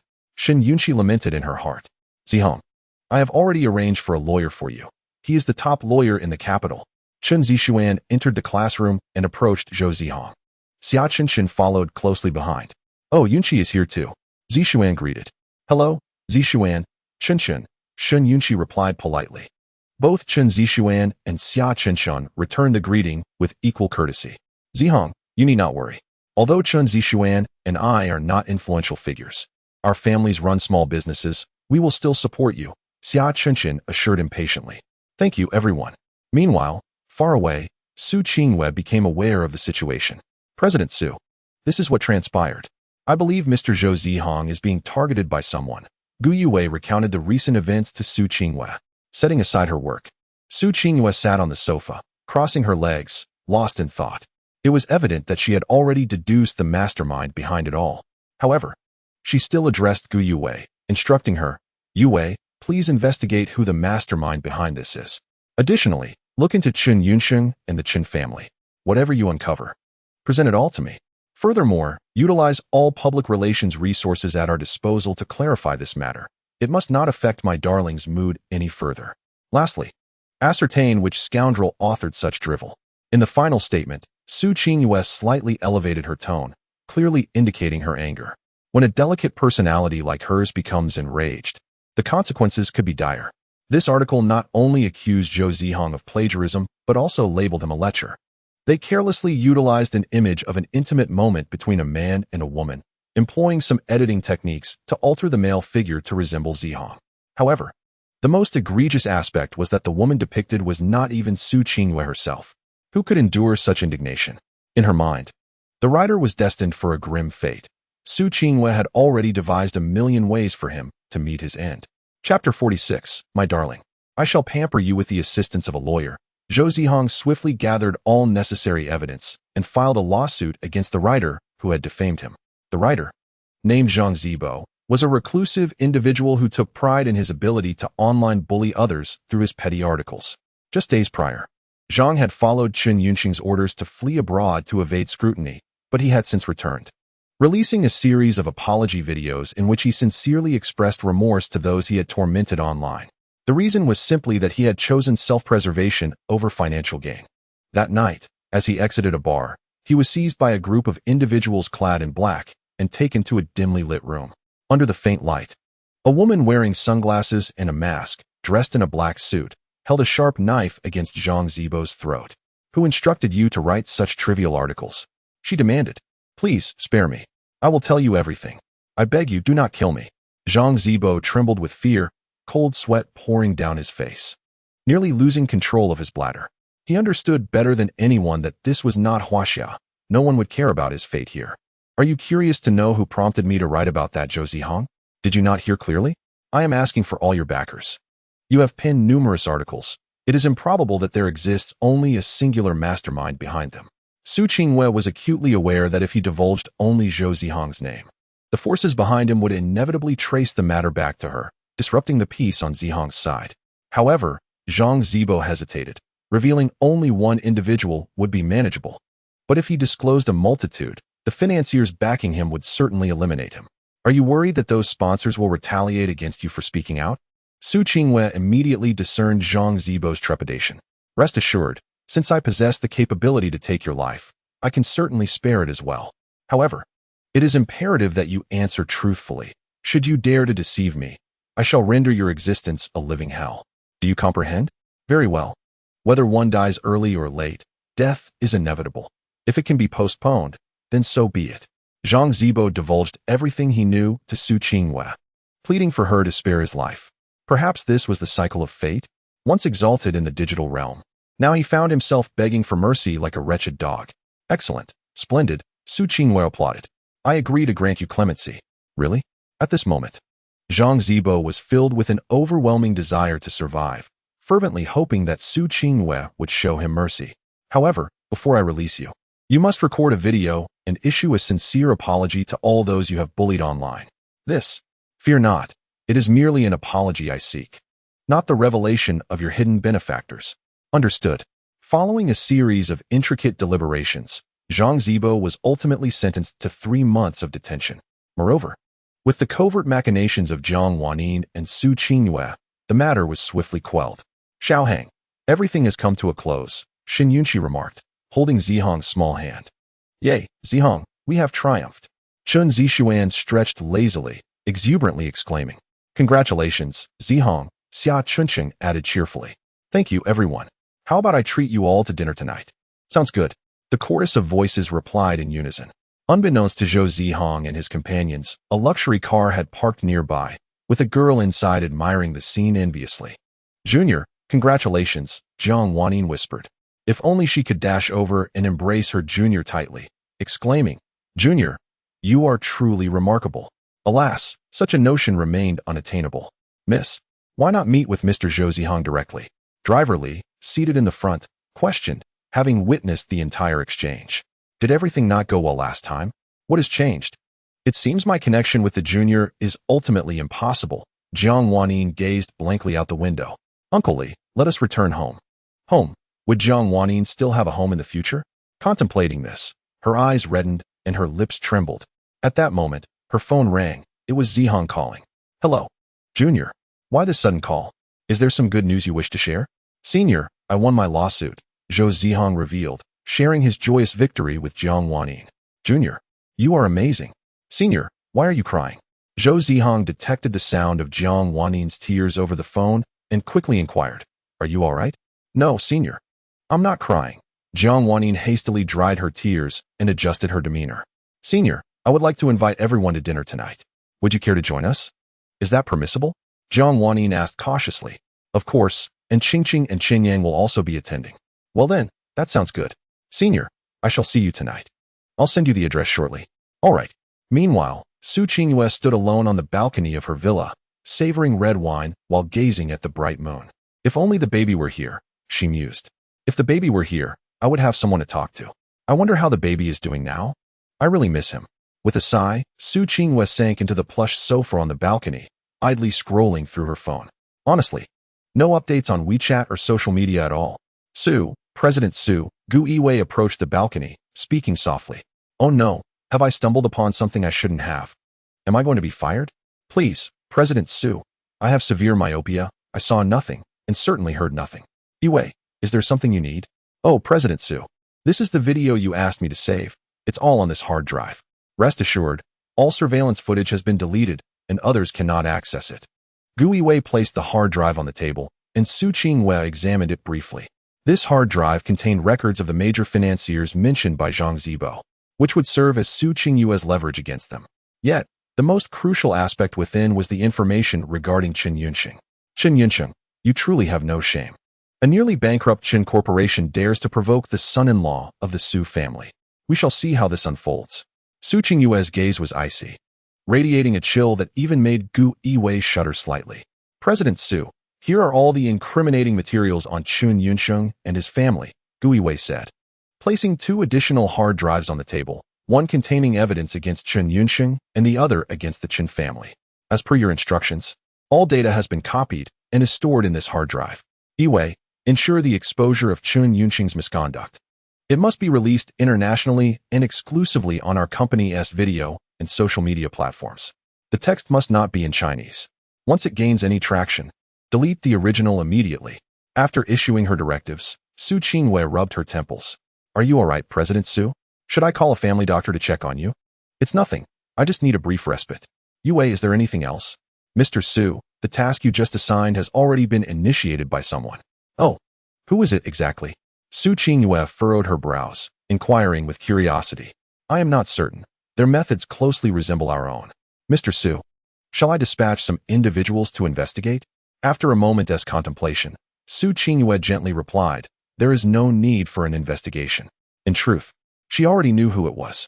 Given the level of capability required, and considering the target was Qin Yunxing, it could only be the esteemed young lady of the Jiang family. It seems she truly no longer harbors affection for Qin Yunxing. Upon this realization, a smile crept upon Su Qingwei's lips. Yiwei, since someone has taken it upon themselves to expose Qin Yunxing, we must not lag behind. I am eager to see who can deliver the most scathing critique. Very well, Mr. Su. Just as Gu Yiwei prepared to depart, Su Qingwei called out to her once more. Yiwei, how is my dear baby faring in the recent competition? Have you ascertained the details? Mr. Su, I have already gathered the information. Oh, who secured the first place? Was it my baby? Su Qingyue's previously intimidating demeanor dissipated, replaced by the tender concern of a girl for a boy she cherished. Initially, the first place belonged to Mr. Zhou Zihang. But due to the unfortunate circumstances surrounding him and the clandestine machinations of Qin Yunxing, the organizers have resolved to revoke Mr. Zhou Zihang's title and his eligibility for awards. I estimate they will inform Mr. Zhou Zihang within the next few days. Su Qingwei gasped in disbelief. Indeed, the world is but a grand farce. What appears to be an international competition, ostensibly fair and just, has become a tool for the affluent and powerful to consolidate wealth and influence. Those with true talent are neglected, while those who serve the elite seem to thrive. Yiwei, inform them that failing to award my baby first place would be their gravest mistake. Should they inquire as to who made this assertion, you shall respond that it was said by Su Qingyue, the president of the Su group and the head of the Su family. Very well, Mr. Su. Gu Yiwei gazed at Su Qingyue in disbelief, astonished that such a formidable and seemingly fragile female executive could harbor genuine feelings for a boy. What's the matter, Yiwei? Mr. Su, I've long had a question for you. I wonder if it's permissible? What is it? Su Qingyue rested her chin on her hand, attentively observing Gu Yiwei. Mr. Su, why do you care so much about Mr. Zhou Zihang? Because he is my baby. Who else should I cherish if not him? For his sake, I would willingly relinquish all that I currently possess. Chapter 47. Qin Yunxing, let us see if you dare to bully our Zihang again. As the sun set and night fell, the senior arrived. Welcome, welcome. Jiang Wanyin adorned herself with exceptional beauty today, for it was the first occasion her junior had invited her to dinner, and naturally, she wished to present herself elegantly. Wanyin, you have arrived? Yi Qingqing approached Jiang Wanyin with curiosity in her voice. Since the junior has invited you, he will certainly extend an invitation to me as well. What? Am I unwelcome? Jiang Wanyin crossed her arms, feigning annoyance. No, no. Just look at you, unable to take a joke. Yi Qingqing replied, resting her cheek against Jiang Wanyin's shoulder, grinning. Sisters, I shall enter first, she added. Both Jiang Wanyin and Yi Qingqing nodded in agreement as they accompanied Zhou Zihang into the private room. Inside, they found Chu Qinyang, Chun Zixuan, Xia Chencheng, Xin Yunxi, Mu Lingling, along with Chun Xinian and Lu Xingming. Greetings, senior, they chorused. Chen Zishuan and Xia Chenqing stood simultaneously, their voices harmonizing. Clearly, they had set aside their previous biases against Jiang Wanyin. In truth, there was no deep-seated enmity. Their prior behavior stemmed merely from a desire to defend their good friend, Zhou Zihang. However, witnessing Jiang Wanyin's remarkable transformation had gradually softened their stance towards her. "Hello, juniors," Jiang Wanyin greeted them in turn, evidently welcomed by her younger peers. After the banquet concluded, everyone returned home sequentially.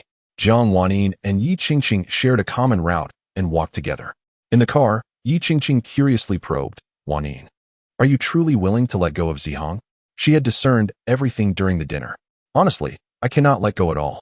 The thought of Zhou Zihang associating with other girls pierces my heart with anguish, as if I have lost something profoundly significant. Yet, witnessing her junior with the girl he adores brings her a sense of solace. Isn't love about wishing for someone's happiness every day, even if that person is not me? Moreover, Yunqi treats him so well, far better than I ever could." Tears glistened in Jiang Wanyin's eyes as silent sobs escaped her. In that moment, she truly wished to be the girl her junior cherished. "Wanyin," Yi Qingqing embraced her dear friend tightly, offering comfort. "You will undoubtedly find a boy who will treat you with kindness. I shall await his arrival alongside you." "Will I really? Can I find a boy who truly loves me?"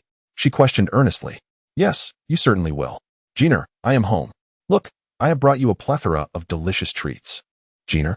Zhou Zihang returned home, glancing around in search of Ziqin, but her presence eluded him. Where on earth has Jiner gone? He waited patiently until, at last, Ziqin returned. "Jiner, where have you been?" The phone rang, yet you did not answer. Messages came, yet you chose not to respond. "I have accomplished a matter of utmost significance in my life." Ziqin slipped off her cloth shoes and donned a pair of slippers. "What significant matter?" "Allow me to explain. I am quite famished. Is there anything to eat?" Zhou Zihang, while opening a takeout box, remarked that all of this was brought back from the hotel. "Do give it a try. It is quite delicious." "Surely, this isn't leftover food from your meal?" Zhou Zihang, "Do you consider me a mere receptacle for scraps? These are all freshly ordered. Not a single bite has passed our lips. Rest assured, our household has not fallen to such depths as to serve you mere leftovers," Zhou Zihang said with a smirk. One wonders what thoughts occupy Zijin's mind throughout the day. If she were to be served leftovers, with her discerning palate and unique disposition, I dare say the establishment would be in ruins. Zijin settled into her chair, relishing the delectable food while articulating her escapades of the day with clarity and conviction. "Do you know, Zhou Zihang? I played a prank on Chun Yunshang to see if he dares to bully you again. Let me recount the details so you may revel in my mischief." This morning, Chun Yunshang, clad in a sharp suit, intended to meet his new girlfriend. Little did he know, he was stealthily followed by Zijin. It turns out, she had already employed her tracking magic, discerning his whereabouts for the day. Simultaneously, she cast an invisibility spell upon herself to avoid alarming him. At the moment Chen Yunsheng met his lady, amidst the bustling street, it was the perfect opportunity. Zijin summoned the bow of Cupid, pulled back the string, and a golden heart-shaped arrow materialized. With a slight narrowing of her eyes, she shot the arrow into Chun Yunsheng's heart. In that instant, he became utterly unhinged, stripping off his clothing and dancing wildly in the street. This spectacle startled onlookers, who hurriedly pulled out their phones to capture and share the moment. This arrow, known as the temporary jester's arrow, compels its victim to act without regard for decorum or circumstance, engaging in a series of antics reminiscent of a teenage fool. Foolish mortals, unaware of their folly.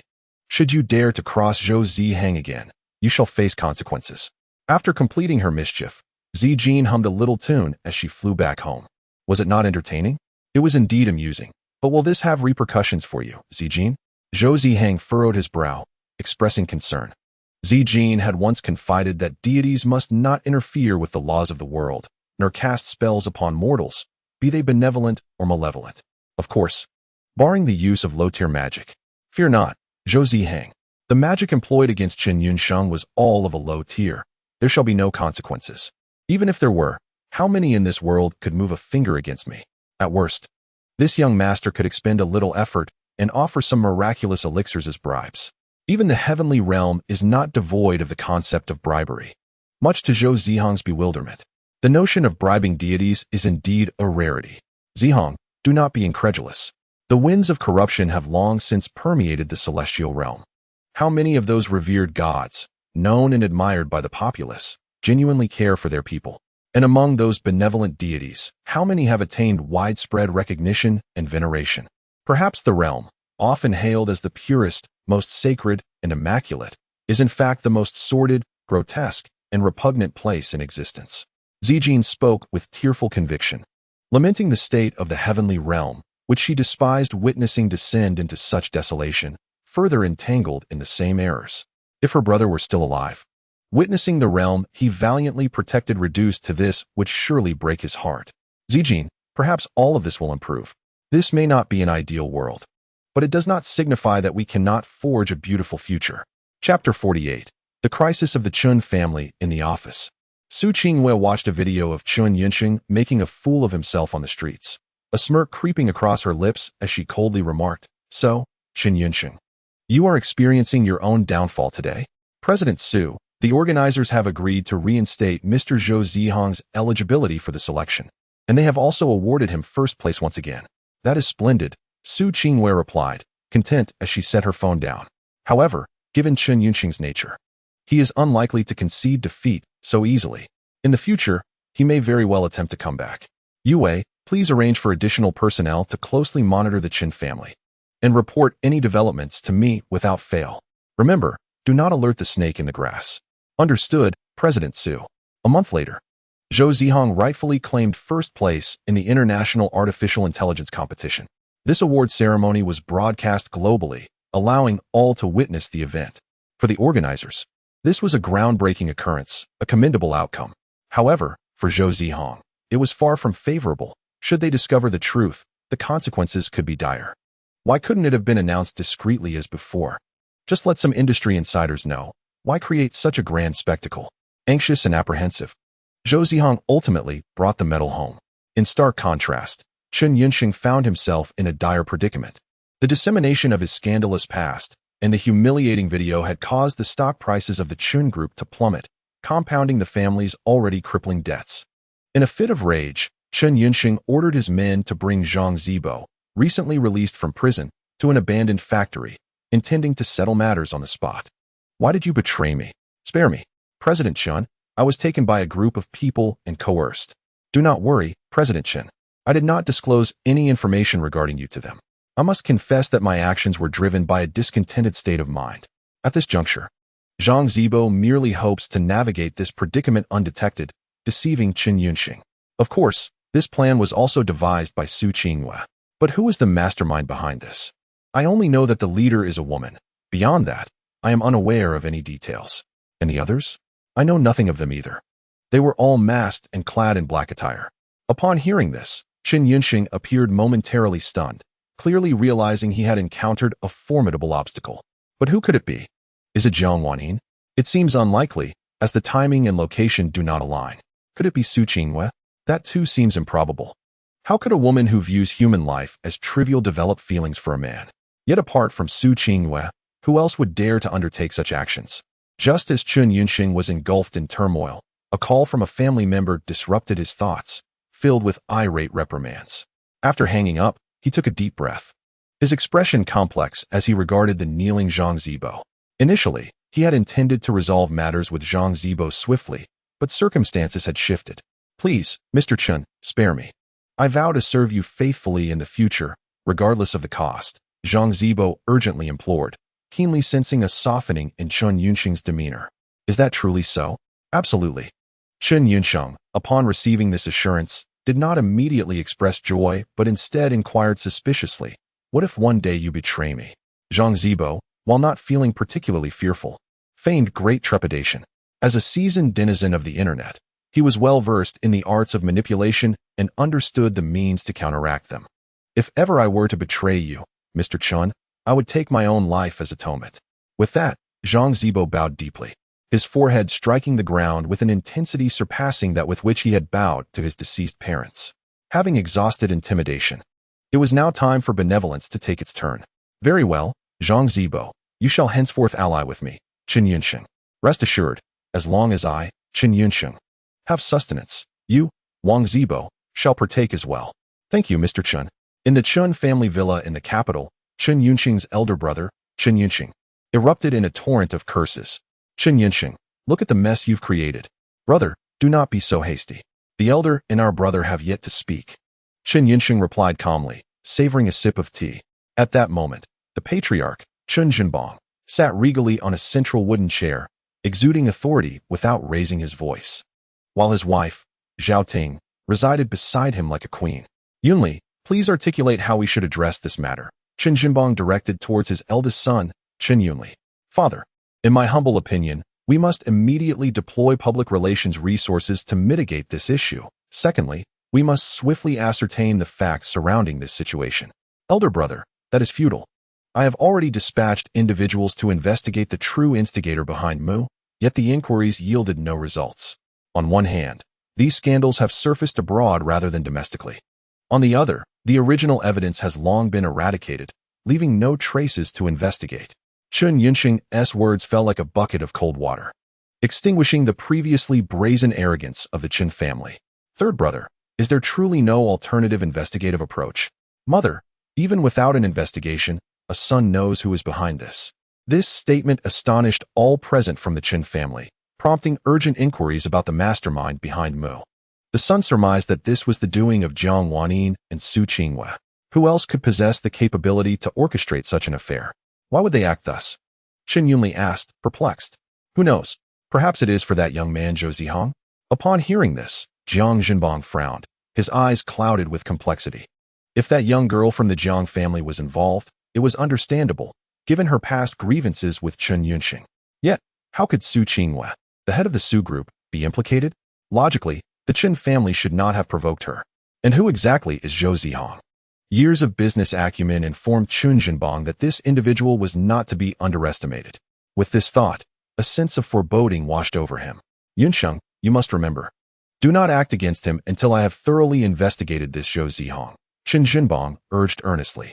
Although Chen Yinsheng did not grasp the rationale behind investigating a commoner, he acquiesced to his father's directive. Let this matter rest for now. Let us discuss the internal affairs of our Chen family. Chen Zhenbang declared emphatically. Indeed, father. Chen Yunli stood, addressing the Chen family regarding the impending crisis they faced. Thanks to the Zhao family from the Magic City, who provided us with a capital infusion of 1 billion, our Chen family has been granted a reprieve. The Zhao family of Magic City is the family of Zhao Ting, while Chen Zhenbang is the son-in-law of the Zhao family. Enough, Chen Zhenbang interrupted, a hint of impatience in his tone. Our Chen group is encountering an unprecedented crisis. All of you are members of the Chen family, and the survival of the Chen group is intertwined with our family's future. Hence, I wish to hear your opinions. Chen Yunsheng was the first to rise, voicing his thoughts. Yes, father. I believe we should implement large-scale layoffs, increase working hours, and reduce salaries. In less than 3 years, the Chen group will weather this storm. Indeed, layoffs are the most expedient and hassle-free method, particularly in this economic downturn. Chen Zhenbang nodded in agreement, sanctioning Chen Yunli's proposal. When it was Chen Yunsheng's turn, he suggested, Father, we could forge alliances through marriage to court local powers and establish connections with influential elites. For instance, a union between our Chen family and the Jiang family. Upon hearing this, Chen Yunsheng glared at Chen Yunsheng in fury. What does Chen Yunsheng mean by this? Is he suggesting that he should seek out Jiang Wanyin and plead with her family? As Chen Yunsheng was about to speak, Chen Zhenbang preemptively interjected, Yunsheng, your actions are rather inappropriate. Setting aside the crisis faced by the Chen family and the potential alliances with other established families, even if such unions were formed, it would necessitate our family relinquishing a greater share of our interests. Today, we might concede 5 cities. Tomorrow, it could escalate to 10. Ultimately, we may find ourselves without anything left to offer. Furthermore, how do you think other esteemed families will perceive us after such actions? With disappointment, Chen Zhenbang gazed at Chen Yunsheng and subtly signaled him to refrain from any outbursts. Chen Yunsheng instantly understood Chen Zhenbang's intent. Indeed, at this moment, there was nothing more paramount than safeguarding the Chen family. Any fraternal grievances must be set aside for now. Father, might I propose a solution? Chen Yunsheng suggested. I could cultivate relationships with powerful families and entice them to invest in our Chen group stocks. We could then engage the media to generate a buzz. In doing so, the stock prices of the Chen group would undoubtedly soar. Upon hearing this, Chen Zhenbang nodded in approval. He then turned his attention to his younger son, Chen Yunsheng. Yunsheng, Do you have any suggestions? Father, I have 3 bold strategies. I fear you may not approve of them. Chen Yunxing replied hesitantly. Oh, please share them. Chen Jinbang urged. My first strategy is to develop an underground casino. You're suggesting illegal activities? Have you lost your mind? Chen Yunxing exclaimed in exasperation as soon as the words left Chen Yunxing's mouth. Yunsheng, allow Yunsheng to finish, Chen Jinbang interjected, raising a hand. If we merely resort to layoffs and leveraging connections, we may never escape the debts of the Chen family. However, developing an underground casino could rapidly accumulate capital and create a series of industrial chains. For instance, we could establish a high-interest loan business within the casino. The loans would be exclusively used for gambling in our own establishment. This way, if gamblers win, we incur no losses. If they lose, we reap double the profits. Moreover, for those burdened with substantial gambling debts or high-interest loans, we could categorize them based on their character. For men, we could employ them within the casino to repay their debts. For women, we could require them to engage in other forms of repayment. This approach would not only minimize operational costs, but also foster a new industrial chain.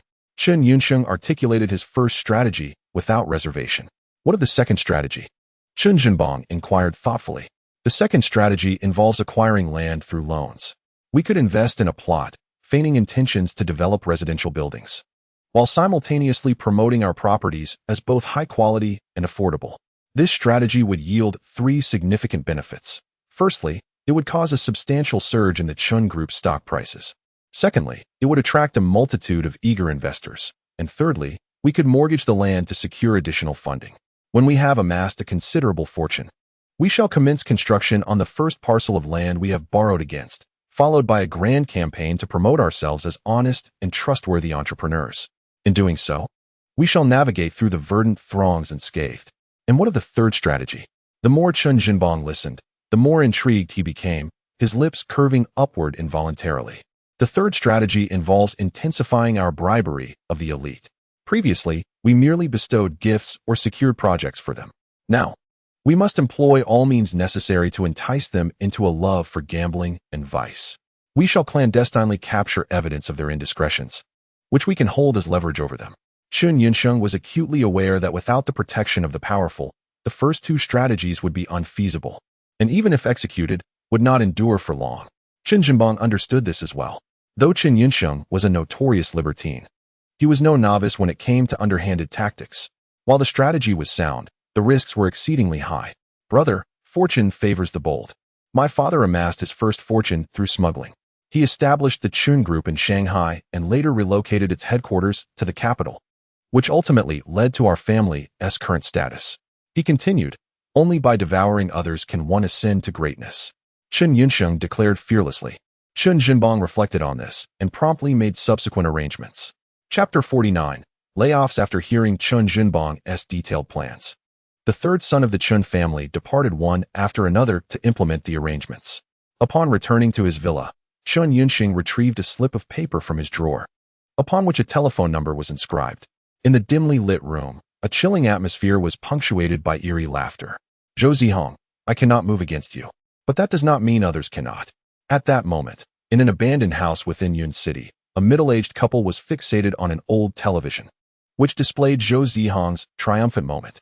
Zhou Zihang, you wretched creature, our family's current plight is all you're doing. I shall end your life. Zhou Zihang's aunt, Lin Xiuying, seethed, her veins bulging, as she smashed the old television to smithereens. Now is not the time for rage. We must swiftly procure funds from him. Only then can we save our 2 sons. Zhou Zihang's uncle, Lu Tianqi, quickly interjected. Indeed, saving our children is paramount. Lin Xiuying, upon hearing Lu Tianqi's words, rapidly regained her composure, hastily organizing her thoughts. You are right. Our son's rescue is of utmost importance, she stated to Lu Tianqi.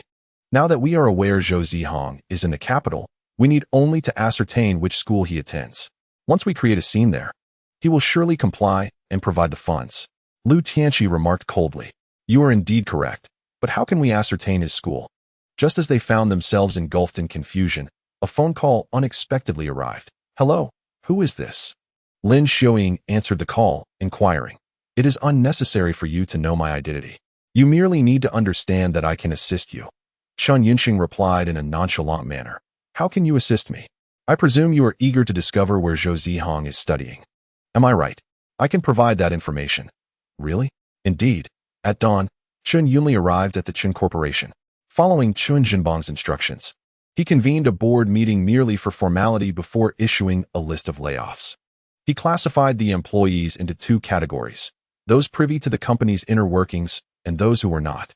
For the former, Chun Yunli vigorously promoted them to executive positions, entrusting them with the management of new recruits under the latest regulations of the Chun Corporation. Conversely, he unhesitatingly dismissed the latter group without offering any compensation. Why? Why? We stood by the company during its most challenging times. Why must the company treat us this way? Many senior employees lamented helplessly, tears streaming down their faces. Most were well past 50, burdened with the responsibility of elderly parents, young children, and partners. They were uncertain of how to face the future. On the top floor, Chun Yunli savored exquisite red wine, gazing through the glass window at the hellish scene below. In a moment of distraction, he found himself smiling, as if admiring a masterpiece of his own creation. To him, the dismissed employees were merely a herd of cattle.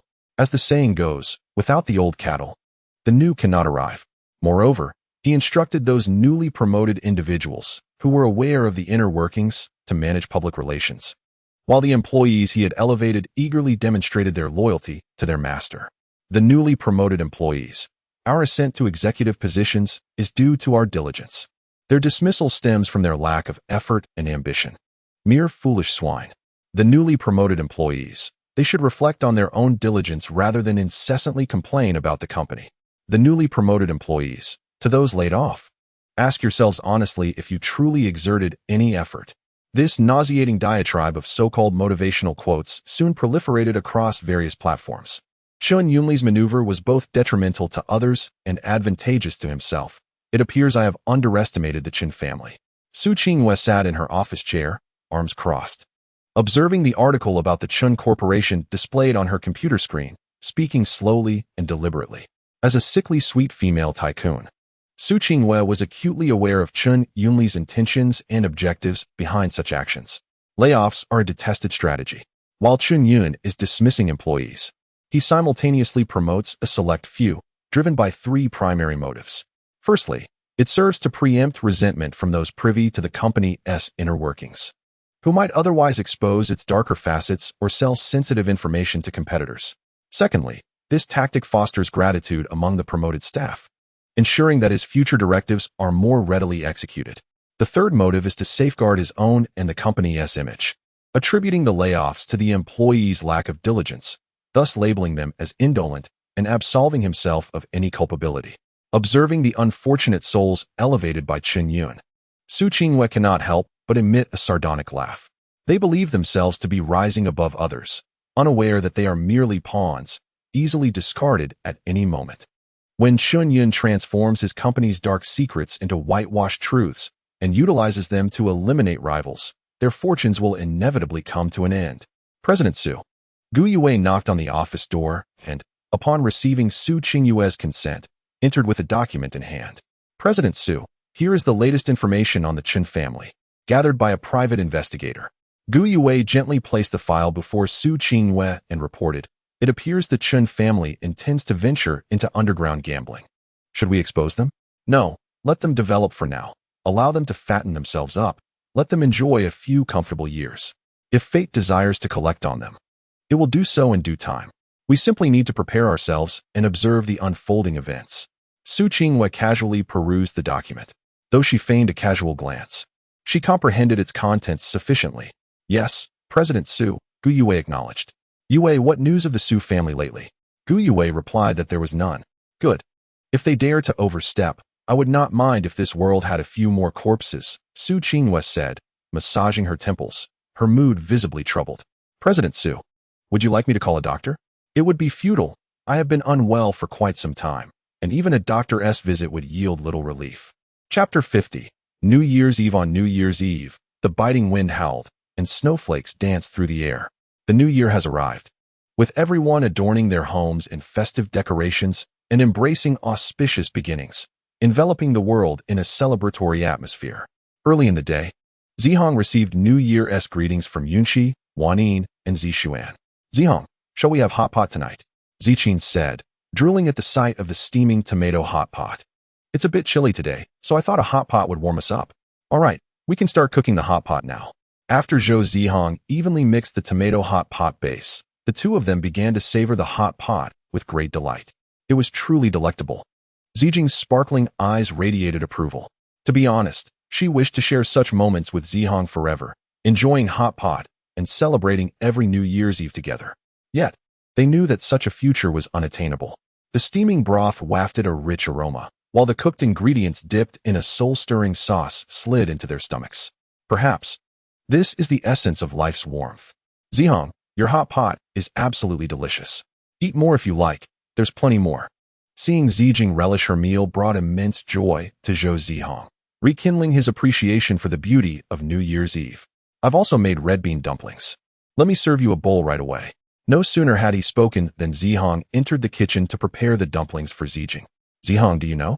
Sometimes, I truly wish we could enjoy delicious food together every day and engage in the activities we love. Zijing rested her chin on her hand, gazing at Zihang's figure as she whispered. After they had dined heartily, Zijing suggested they take a stroll outside to unwind.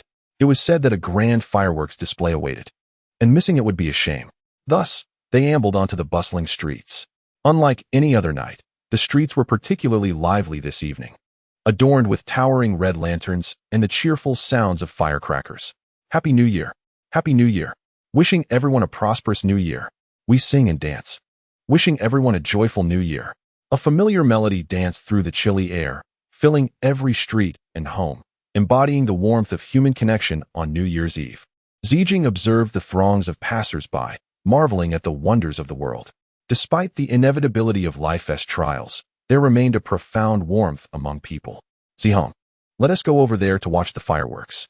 All right.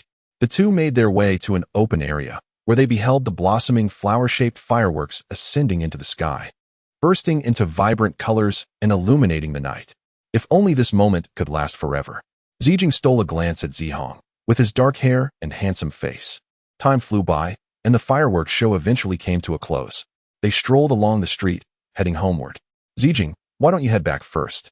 I just remembered I have some matters to attend to, Zhou Zihang said, a hint of shyness creeping in as he spotted a nearby CAF. What do you need to do? Zijing followed his gaze toward the CAF in the distance. Oh, I see. Then I'll head back first and not disturb you. Zijing waved goodbye. After parting ways, Zhou Zihang headed straight towards the CAF. Good day, esteemed guest. What would you like to order? The voice of the attendant broke into Shun Yunqi's concentration as she lowered her head, engrossed in knitting her scarf, completely oblivious to the boy before her. I'll take 2 cups of hot chocolate milk, please, along with several slices of cake. The cake should be ordered by the waiter directly. Wait, why does that voice sound so familiar? Shin Yunqi looked up to find none other than Zihang standing in front of her. Zihang, what are you doing here? Sheer, didn't you mention you would be celebrating New Year's at Lingling's house? Murmured Zhou Zihang, recalling that Mu Lingling was a bona fide resident of the capital. At that time, Yunqi had indeed expressed her desire to spend the new year at Lingling's. However, what was happening now? Zihang, please let me explain. It's not what you think. She stammered. I was supposed to stay at Lingling's house to celebrate with her. But while I was out shopping with her today, I inadvertently spotted a recruitment advertisement here. Since tonight is New Year's Eve and the other staff have gone home, the owner of this CAF was looking for a temporary worker to oversee the store. So you volunteered, didn't you? Zhou Zihang interjected before she could finish her sentence. Zihang, please don't be angry. I realize I was wrong, Shun Yunqi said, flustered, fearing that Zihang might be upset with her over this matter. My dear, I'm not angry, Zhou Zihang replied, his heart aching as he gazed at Shun Yunqi. Rest assured, the owner here treats me well and is willing to pay me 300 yuan for a day's work. Furthermore, I can leave by 10 o'clock and head home. That is good to hear. Why don't we find a seat? Zhou Zihang suggested, pointing to an empty table not far away. There's no one around anyway. All right then. Zhou Zihang sat down, while Shin Yunqi brought him a cup of hot chocolate milk and a slice of strawberry cake. Here, Zihang, try the milk and cake and see if it suits your taste. My dear, why don't you join me? I'll pass. Shin Yunqi initially intended to decline, but Zhou Zihang insisted otherwise. The two sat face to face, sipping hot chocolate milk and savoring strawberry cake. Here, you can have my slice too. Seeing Shun Yunqi enjoying her cake, Zhou Zihang pushed his slice towards her. Zihang, I have enough with just one. Not a problem. I've already had dinner and can't eat anymore. Since Zihang could not finish his cake, Yunqi decided to indulge in his slice as well. Is that enough? Should we order more? No, that's quite enough. I'm full, Shen Yunqi said, retrieving the nearly completed scarf from her small bag and hastily finishing her work. Xiaohang, this scarf is a gift for you. As the weather grows colder, you must take care to keep warm. Can I truly have this? Zhou Zihang replied, his eyes brimming with tears. In this world, perhaps only two individuals would weave a scarf for him. One was his late mother, and the other was the girl before him. What's wrong? Do you not like it? No, I truly adore it. Thank you, darling. Zhou Zihang embraced the scarf tightly, for it was the most splendid gift he had ever received. Shall I help you put it on? Sure. Shen Yunqi gently draped the scarf around Zihang's neck, while he sat obediently, allowing her to arrange it. It looks wonderful. Xiaohang, you appear so handsome wearing that scarf. Really? Upon hearing Yunqi's compliment, Zhou Zihang's heart fluttered as if it had been invigorated, racing with excitement. The two conversed for quite some time, and before they knew it, it was already 10 o'clock, the closing time for the CAF. After assisting Shen Yunqi with the remaining tasks, Zhou Zihang turned off the lights and locked the door. Xiaohang, I'll head back to Lingling's home now. All right, be careful on your way back and stay safe. Chapter 51. This is a gift I made for you. Jean Eyre. I'm back. You've returned, and you even know to come back. Zijing greeted him with her arms crossed and a beaming smile. Who gave you that scarf? Noticing the red scarf around Zhou Zihang's neck, Zijing inquired curiously. This was a gift from Yunqi, Zhou Zihang replied, pointing at the scarf with a smile. Zijing felt somewhat speechless. Who could understand the plight of a single dog? Zhou Zihang carefully removed the scarf that Yunqi had given him and set it aside. You cherish this scarf so much? Of course, for it is a small gift from my darling. Zijing turned her face away, revealing a silly grin. Unable to bear the weight of such tender sentiments, she genuinely felt happy for Zihang and Yunqi, yet simultaneously harbored concerns about their future. Zihang, let me pose a hypothetical. If you and Yunqi were unable to be together, would you still choose her? Zijing finally broached the question. Jean Eyre, do you know something? Zhou Zihang furrowed his brow, perplexed by her inquiry. Though Zijing was usually carefree and casual, she never took important matters lightly, especially when seriously questioning him. I cannot divulge that, for secrets must remain undisclosed. However, I can reveal just a smidgen. Zijing made a gesture with her finger, indicating that she meant just a tiny bit. Although this world ultimately cannot represent the one you once inhabited, as the saying goes, though the lotus root may be severed, the strands remain entwined. This world is, after all, intricately linked to your previous existence. To put it simply, if you, Zihang, did not achieve a fruitful resolution with Yunqi in your past life, it is unlikely that such an outcome would manifest in this one. Upon hearing Zijing's exposition, Zhou Zihang did not exhibit any signs of panic. Instead, he calmly replied, "It matters not. Who can predict the future?" Rather than striving for absolute certainty regarding what lies ahead, it is far more prudent to cherish the present moment, to treasure every second spent in her company. Though Zhou Zihang appeared outwardly composed, his heart was a tempest of turmoil. Zijing had already discerned this, yet chose not to voice it. What if a miracle were to truly unfold? The following morning, Zhou Zihang rose early, preparing breakfast for Yunqi and Zijing. Zijing, take your time eating. I must be on my way, he said as he packed Yunqi's portion of breakfast and removed his apron. Aren't you going to eat a bit more? Zijing inquired, gesturing to the food on the table. I have already eaten. Enjoy your meal. I shall take my leave, Zhou Zihang replied. After tidying his apron and exchanging a few brief words with Zijing, he set off for the CAF. Upon arriving at the CAF, Zhou Zihang presented the carefully prepared breakfast to Yunqi. What is this? She asked. This is a breakfast I meticulously prepared for you. Do try it and see if it suits your taste. As Shen Yunqi opened the breakfast box, she found it filled with her favorite dishes. Thank you, Xiaohang. Her eyes glistened with tears, a poignant reminder of the unthinkable. In their small mountain village, it was customary for women to prepare breakfast for men. The notion of a man doing so for a woman was unheard of. Shen Yunqi had always accepted this norm, but since meeting Zhou Zihang, everything seemed to be gradually shifting. Don't cry, my dear, Zhou Zihang said, pulling a tissue from the box to wipe her tears. If you ever wish for me to make breakfast for you, I am always at your service. For the rest of my life, I wish to prepare breakfast for you. Is that agreeable? Shen Yunxi nodded gently, her face radiant with joy. Then I shall also make you many delightful dishes in return. All right? Very well, he replied playfully, pinching her delicate cheek. What would you like for dinner tonight? I will make it for you. As evening descended and darkness enveloped the earth, lanterns blazed like fire, suspended from branches, painting scenes that could only be glimpsed during the new year. After delivering dinner to Shen Yunxi, Zhou Zihang strolled alone on his way home. In the northern lands, the scenery is breathtaking, 1,000 miles frozen, and snowflakes dance through the air. The entire imperial capital seemed to be submerged in a silvery ocean, with the cold wind swirling and the landscape cloaked in white. Big brother, could you spare me some food? A 6-year-old girl mustered her courage to tug at Zhou Zihang's sleeve, speaking softly. Big brother, could you spare me some food? She reiterated her request, but this time her voice was noticeably weaker. Zhou Zihang gazed at the girl before him, clad in simple, worn garments. Her cheeks were flushed, and even the hand clutching a plastic bag trembled incessantly, likely chilled to the bone. What is your name, little sister? He inquired. I am Zhou Taotao, she replied. And where are your parents? Why are you left alone on the street? My father lost his job this year and went out early to seek work. My mother is ill and stays at home. Zhou Taotao candidly revealed her family's dire circumstances, hoping to procure some food from Zhou Zihang. Alas, what has become of this world? For some, meals are a source of enjoyment, while for others, they are merely a means to survive. Zhou Zihang could only sigh at her words. The knowledge that I am well versed in the teachings of sages, yet powerless to address the plight outside my window, feeling pity yet impotent, was crystallized in this moment. Zhou Zihang was filled with compassion for the young girl and felt a deep sense of guilt for his helplessness. He was merely a fledgling university student. What could he possibly do? Perhaps all he could offer was a warm dinner or a small coat to stave off the cold. With this thought, Zhou Zihang crouched down and said to Zhou Taotao, Taotao, my name is Zhou Zihang. Come, let me take you for a nice meal. He took her small hand, and she obediently followed him. What would you like to eat?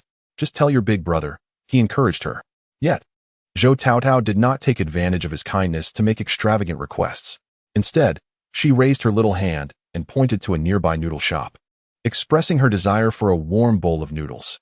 Zhou Zihang led her into the shop, found a place to sit, and asked the proprietress for a large bowl of noodles. As soon as the noodles were served, Zhou Taotao devoured them eagerly, oblivious to the risk of scalding her mouth. Eat slowly, don't burn yourself, he cautioned, noticing that she was rapidly finishing her meal.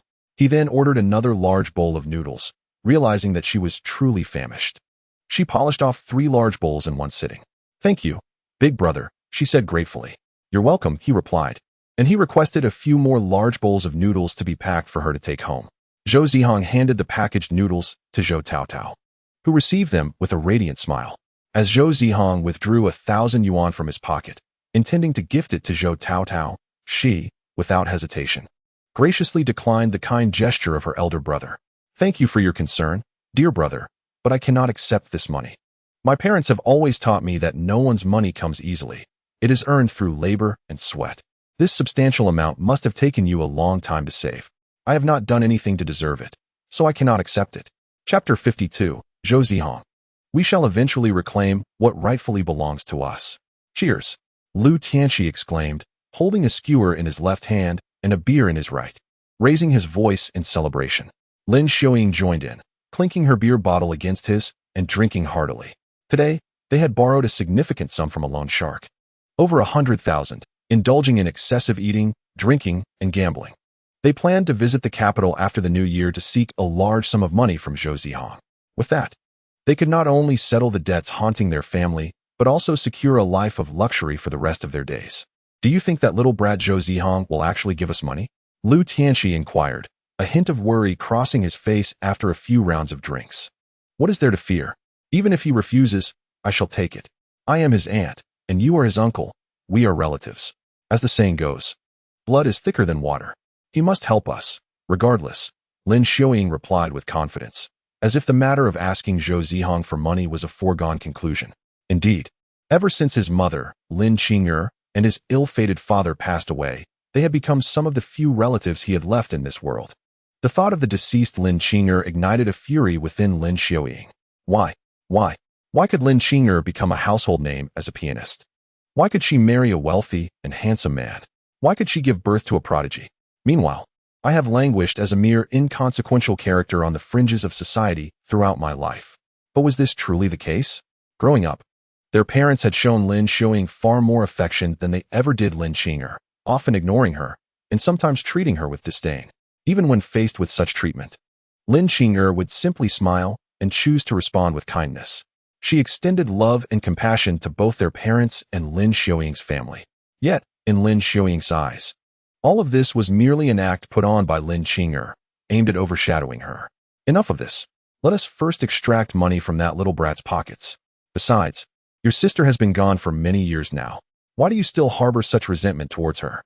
Lin Yingqing's provocative actions drew even a hint of sarcasm from Lu Tianqi. Last year, she had sought revenge against Zhou Zihang's family. She went to the graves of Zhou Gunyang and Lin Qing'er to dispose of trash. This year, she again found herself at their graves, splattering paint upon them. Yes, I harbor such resentment towards her. Even if Lin Qing'er were to turn to ashes, my disdain would remain unchanged. Though she has already departed from this world, I shall ensure that she finds no peace in death. Lin Xiaoqing attributes all her suffering to Lin Qing'er and her family. Were it not for Lin Qing'er's existence, perhaps she would have long been a renowned virtuoso pianist, celebrated throughout Huaxia and beyond. Now, she is ensnared in madness, existing in a state of extreme frenzy. A sudden phone call jolted Lin Xiaoqing from her reverie. She answered the call, only to be met with a chorus of sobs. It was her beloved eldest son. Lu Rong on the line. Mom, it's so harsh here. Please come abroad and rescue me. Lu Rong, having accrued a substantial gambling debt overseas, had been sold into a black market factory as a slave. Each day, he labored in the oppressive darkness of the underground factory, where a fatal illness could see him sold off to medical institutions at a high price. Here, Lu Rong was on the brink of collapse, which compelled him to spend his meager resources on this call to the outside world. My good son, I'll obtain the money soon. Once I have it, I will come to rescue you, she assured him. Please send some money now. I can hardly endure any longer. All right, I will send you money right away. How does 10,000 sound? Stop the chatter, hurry. It turned out that the underground factory categorized slaves into those with wealth and those without. For instance, wealthy slaves could pay to be absent from work. Moreover, the factory boasted numerous gambling dens, bars, and illicit establishments exclusively for the enjoyment of affluent slaves, while those without funds to their name were condemned to toil until death. Typically, the money in a slave's possession came from outside sources, albeit with a hefty service fee to the factory. For instance, sending 10,000 would incur a 5,000 fee. Though Lin Yingqing and Lu Tianqi had borrowed over 100,000 a day, their extensive gambling had cost them half of it. Coupled with the 10,000 just sent to Lu Rong, they were left with scant resources. They needed to find Zhou Zihang promptly to secure some funds. In the bustling metropolis, at a premier restaurant, Zhou Qinian anxiously asked, "Brother, sister, have you seen the news from a few months ago?" He hastily searched for an article on Zhou Zihang winning the International Artificial Intelligence competition, his demeanor betraying a sense of urgency. "So what if we have?" Zhou Ruolin replied dismissively. "He is merely a child who bears some resemblance to Zhou Gunyang. But we investigated before. Zhou Gunyang had a son before he died. Since his passing, that child has been missing. We had always believed that child was dead until we stumbled upon this news." Zhou Qinian wiped the cold sweat from his forehead with a handkerchief. Even if this child truly was Zhou Gunyang's offspring, what difference would it make? Zhou Gunyang had been gone for many years, and besides, our parents remained unaware of both his demise and the existence of his child during his lifetime. Once our parents depart from this world, the vast Zhou estate will inevitably fall into the hands of the three of us. Zhou Tianyan stroked his chin, wearing a look of smug satisfaction. The elder brother was indeed correct. However, prior to that, we must be exceedingly cautious. We cannot allow any whispers to escape, nor should we let our parents learn even a hint of anything related to Zhou Gunyang. Zhou Ruolin astutely pinpointed the crux of our next steps. Both Zhou Tianyan and Zhou Qinian responded in unison with a thoughtful hum. Yet, man's calculations often pale in comparison to those of fate. In a luxurious villa in the metropolis, an elderly gentleman with a head of white hair was fixated on the news of Zhou Zihang's victory in an artificial intelligence competition. "Gunyang, is it truly you?" Chapter 53. Zhou Zihang, are you really going to stand by and do nothing? After the new year, a new semester at university was about to commence. Zhou Zihang organized his materials, slung his backpack over his shoulder, and made his way to the Imperial Capital University. Have you heard? Zihang has won yet again. Indeed, Zihang is remarkably talented. Oh, if only I had steadfastly resisted the rumors and believed in Zihang from the start. Humph. What does that indicate? It suggests your resolve is weak, unlike mine, which remains unwavering. Alas, you were the one who criticized him most harshly back then. Zhou Zihang paid little attention to the whispers of his classmates. Sigh. This world has ultimately transformed into a place where rumors are spread with ease while refuting them requires great effort. Good morning, Junior. Jiang Wanning approached Zhou Zihang briskly. Good morning, Senior, Zhou Zihang replied with his characteristic politeness. The two engaged in light-hearted conversation as they walked together, laughter accompanying them. Yet not far off, two pairs of eyes were fixated upon Zhou Zihang. Is that him? It is indeed him, Lin Xiaoying declared with certainty as she hurried to follow. Lin Xiaoying and Lu Tianqi swiftly trailed behind Zhou Zihang, fearful that this cooked duck might take flight once more. Zhou Zihang. A familiar yet foreign voice caused Zhou Zihang to pause, momentarily taken aback. Turning around, he indeed found the two of them. Zihang, where have you been all these years? You have no idea how hard your aunt and uncle have searched for you during this time.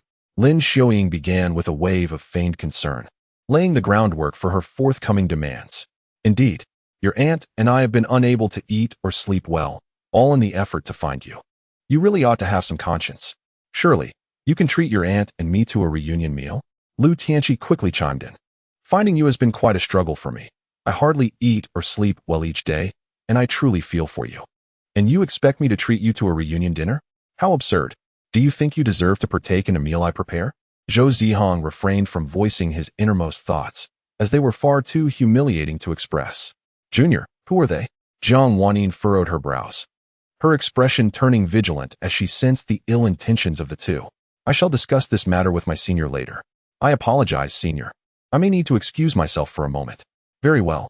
If you require any assistance, do not hesitate to call. After offering a few brief reminders, Jiang Wanning departed from the scene. Let us find another place to converse. Zhou Zihang glanced at his watch and stated blandly. All right then. The three of them arrived at a quaint little restaurant and quickly settled into their seats. Please order whatever you desire. Would that be appropriate? Lin Xiaoying hesitated. Yet her actions betrayed her as she ordered an extravagant array of dishes. Once the food arrived, Lu Tianqi and Lin Xiaoying devoured it ravenously, as if they had not eaten in years. This behavior seemed entirely reasonable, considering their daily gambling left little room for sustenance. When they had finally satisfied their hunger, Zhou Zihang inquired, What brings you to seek me? We are merely here to catch up with you, dear nephew. Catch up? A weasel visiting a hen for New Year's surely holds no good intentions. Speak plainly, there is no need for such theatrics. We are all adults here, and naturally, we ought to approach matters with mature reasoning, prioritizing personal interests above all else. Zhou Zihang crossed his arms and leaned back with a wry smile. The situation is as follows. Your good friend Lu Rong has accrued substantial gambling debts while abroad and has now been sold to an underground factory in the black market. His current existence is nothing short of tragic, akin to a living hell. Zihang, as his close friend, could you possibly lend a hand to rescue him? Lin Xiaoying pleaded with a pitiful expression, even squeezing out a few tears. How much does he owe? He is in debt for 10 million. Originally, Lu Rong owed 1 million, but Lin Xiaoying inflated the amount to 10 million with the intention of extracting greater benefits from Zhou Zihang, ensuring her own future wealth and comfort. This audacious maneuver left even Lu Tianqi flabbergasted, as he had not anticipated Lin Xiaoying's insatiable appetite. Zhou Zihang contemplated the situation. It was clear he had discerned the deceitful intentions of Lin Xiaoying and Lu Tianqi. However, I do not possess 10 million. Perhaps you should seek assistance elsewhere? Upon hearing Zhou Zihang's response, Lin Xiaoying's demeanor shifted to one of immediate frustration. Zihang, your father has left you an inheritance worth billions. How could it possibly be otherwise? 10 million is but a drop in the ocean for you. Yet for our Lu family, it is a lifeline. Zihang, Lu Rong is your own brother. We, the Lu family, are bound by blood. You cannot turn a blind eye to our plight. Lin Xiaoying, while outwardly expressing sorrow, is essentially engaging in moral coercion. Observing this, Lu Tianqi hastily concurred, asserting that after all, Lu Rong is your brother, and we are indeed one family. for one does not speak of two households among kin. In this world, how can one refuse to assist impoverished relatives? What brotherhood? What blood ties? They are merely pitiful leeches, clinging to others for sustenance. Upon hearing this, Zhou Zihang's expression turned icy, as piercing as the chill of winter winds, and he stated, "I can provide you with the money, but you must wait until tomorrow, as I cannot procure such a sum immediately." "Very well. My uncle and I shall return tomorrow," they eagerly replied, their expressions akin to servitude. After addressing this matter, Zhou Zihang returned to school, resuming his usual collegiate life. It was not until evening that he completed his classes and prepared to head home. As he walked along the path, he listened to the whispers of early spring, feeling the pulse of life around him. Junior, not far away. Jiang Wanyin leaned against a large tree, waving to her junior, fully aware that he often traversed this route home. Seeing her, Jiang Wanyin approached gracefully, her steps light and composed, reminiscent of the gentle spring breeze, warm and tender. "Senior, what brings you here?" "Oh, just passing by. Is it truly just a coincidence?" "Enough of that. I wish to ask you something, and you must answer honestly. No deceit allowed, understood?" Jiang Wanyin pointed her finger, her demeanor resolute. All right. The two sat on a public bench, and Jiang Wanyin promptly inquired, "Junior, what is your connection to those people from this morning?" "They are my relatives." Zhou Zihang replied candidly, without evasion. How utterly despicable! How could they behave this way? Jiang Wanyin exclaimed in indignation. "If you need assistance, do not hesitate to ask. I will do everything in my power to help you." "No, thank you, senior. You've already aided me immensely. I shall handle the rest on my own." Zhou Zihang wished to avoid further burdening her. "It matters not. Your troubles are my troubles. In this life, regardless of the challenges you face, I shall unwaveringly stand by you. Moreover, this is what the senior owes the junior. In this life and the next, the senior lives solely for the junior." Chapter 54. I can provide you with the funds, but I have a stipulation. After bidding farewell to Jiang Wanyin, Zhou Zihang returned home and shared the news with Zijing. "They have truly gone too far. How can such scum exist in this world?" Zijing exclaimed with indignation. "I will teach them a lesson right away." Just as Zijing prepared to take flight, she was unexpectedly pulled back by Zhou Zihang. "Qinger, you have already helped me enough. Rest assured, I shall handle this matter myself," Zhou Zihang assured, patting his chest. "Very well, but if you find yourself unable to manage, be sure to let me know," Zijing said, pointing her small finger, ready to protect her husband. "In fact, I do have a request to make of you at this moment." Zhou Zihang expressed his desire for Zijing to cast a listening spell on him. "No problem, it's a trivial task." The next day, Zhou Zihang and Lu Tianqi reconvened at the same small restaurant as the day before. "I can provide the funds, but I have a small request." Zhou Zihang sipped his tea leisurely. "Speak freely. Any request is acceptable, as long as it helps us rescue our precious son." Lin Yingqing feigned a pitiful demeanor, though internally she was already elated. She never anticipated that acquiring the money would go so smoothly. Zhou Zihang produced a contract and presented it to them, stating, "This is my condition." The contract boldly stated, Zhou Zihang would provide Lin Xiuying and Lu Tianqi with 1 million yuan to be used for rescuing Lu Rong. However, should Zhou Zihang pay the 1 million yuan and Lin Xiuying and Lu Tianqi continue to disturb him, he would have the right to reclaim the sum. Furthermore, Lin Xiuying and Lu Tianqi were prohibited from disclosing any information regarding Zhou Zihang to other relatives, nor were they permitted to allow any relatives to disturb him. Only 1 million. Lin Xiuying and Lu Tianqi's heart sank upon seeing the figure written, not 10 million, but merely 1 million. At that moment, it felt as though the sky was collapsing around them. They had originally planned to demand 10 million from Zhou Zihang, using 1 million to save their son, while the remaining funds would help them settle their high-interest loans and gambling debts, leaving them with a substantial amount to indulge in a life of leisure. Now, they could only utilize this money to rescue their son, while the debts they owed would be theirs alone to resolve, let alone dreaming of a carefree life. As expected, a leopard cannot change its spots. Zhou Zihang secretly rejoiced within.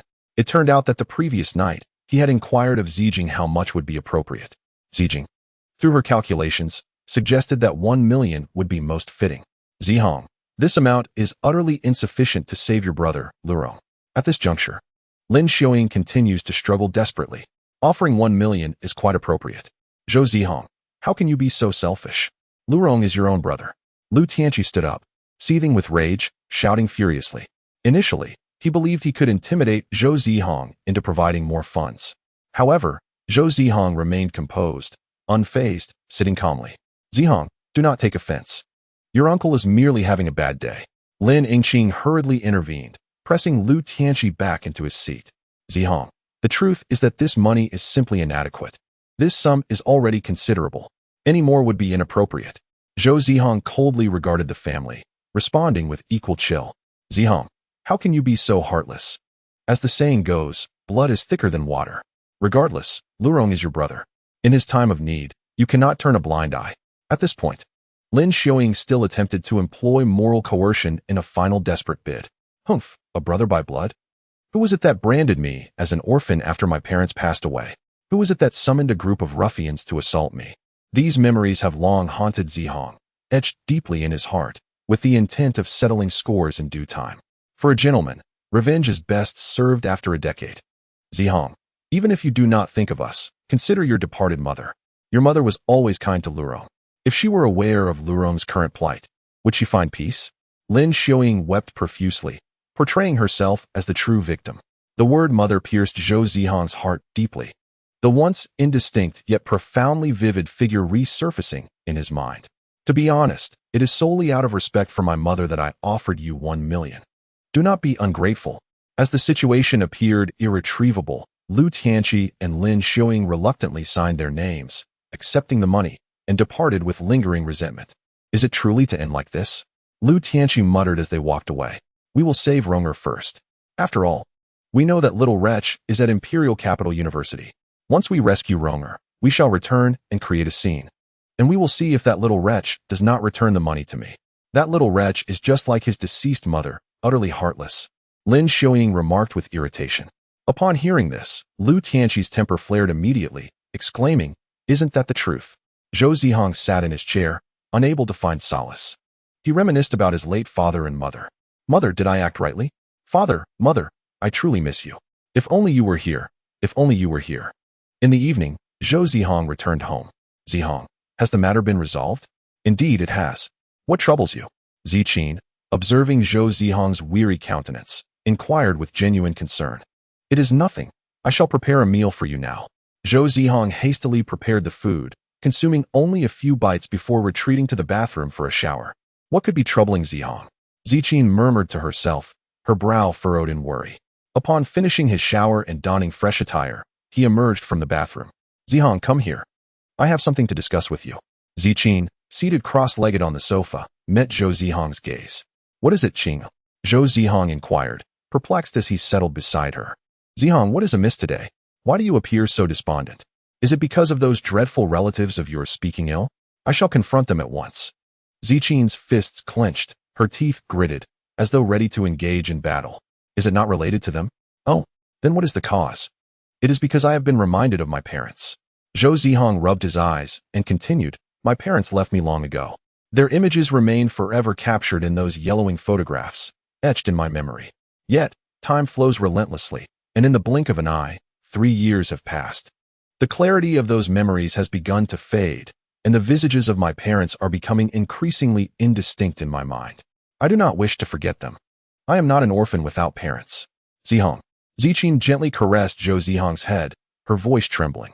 Like Zihang, she too has endured the loss of her most cherished person in this world.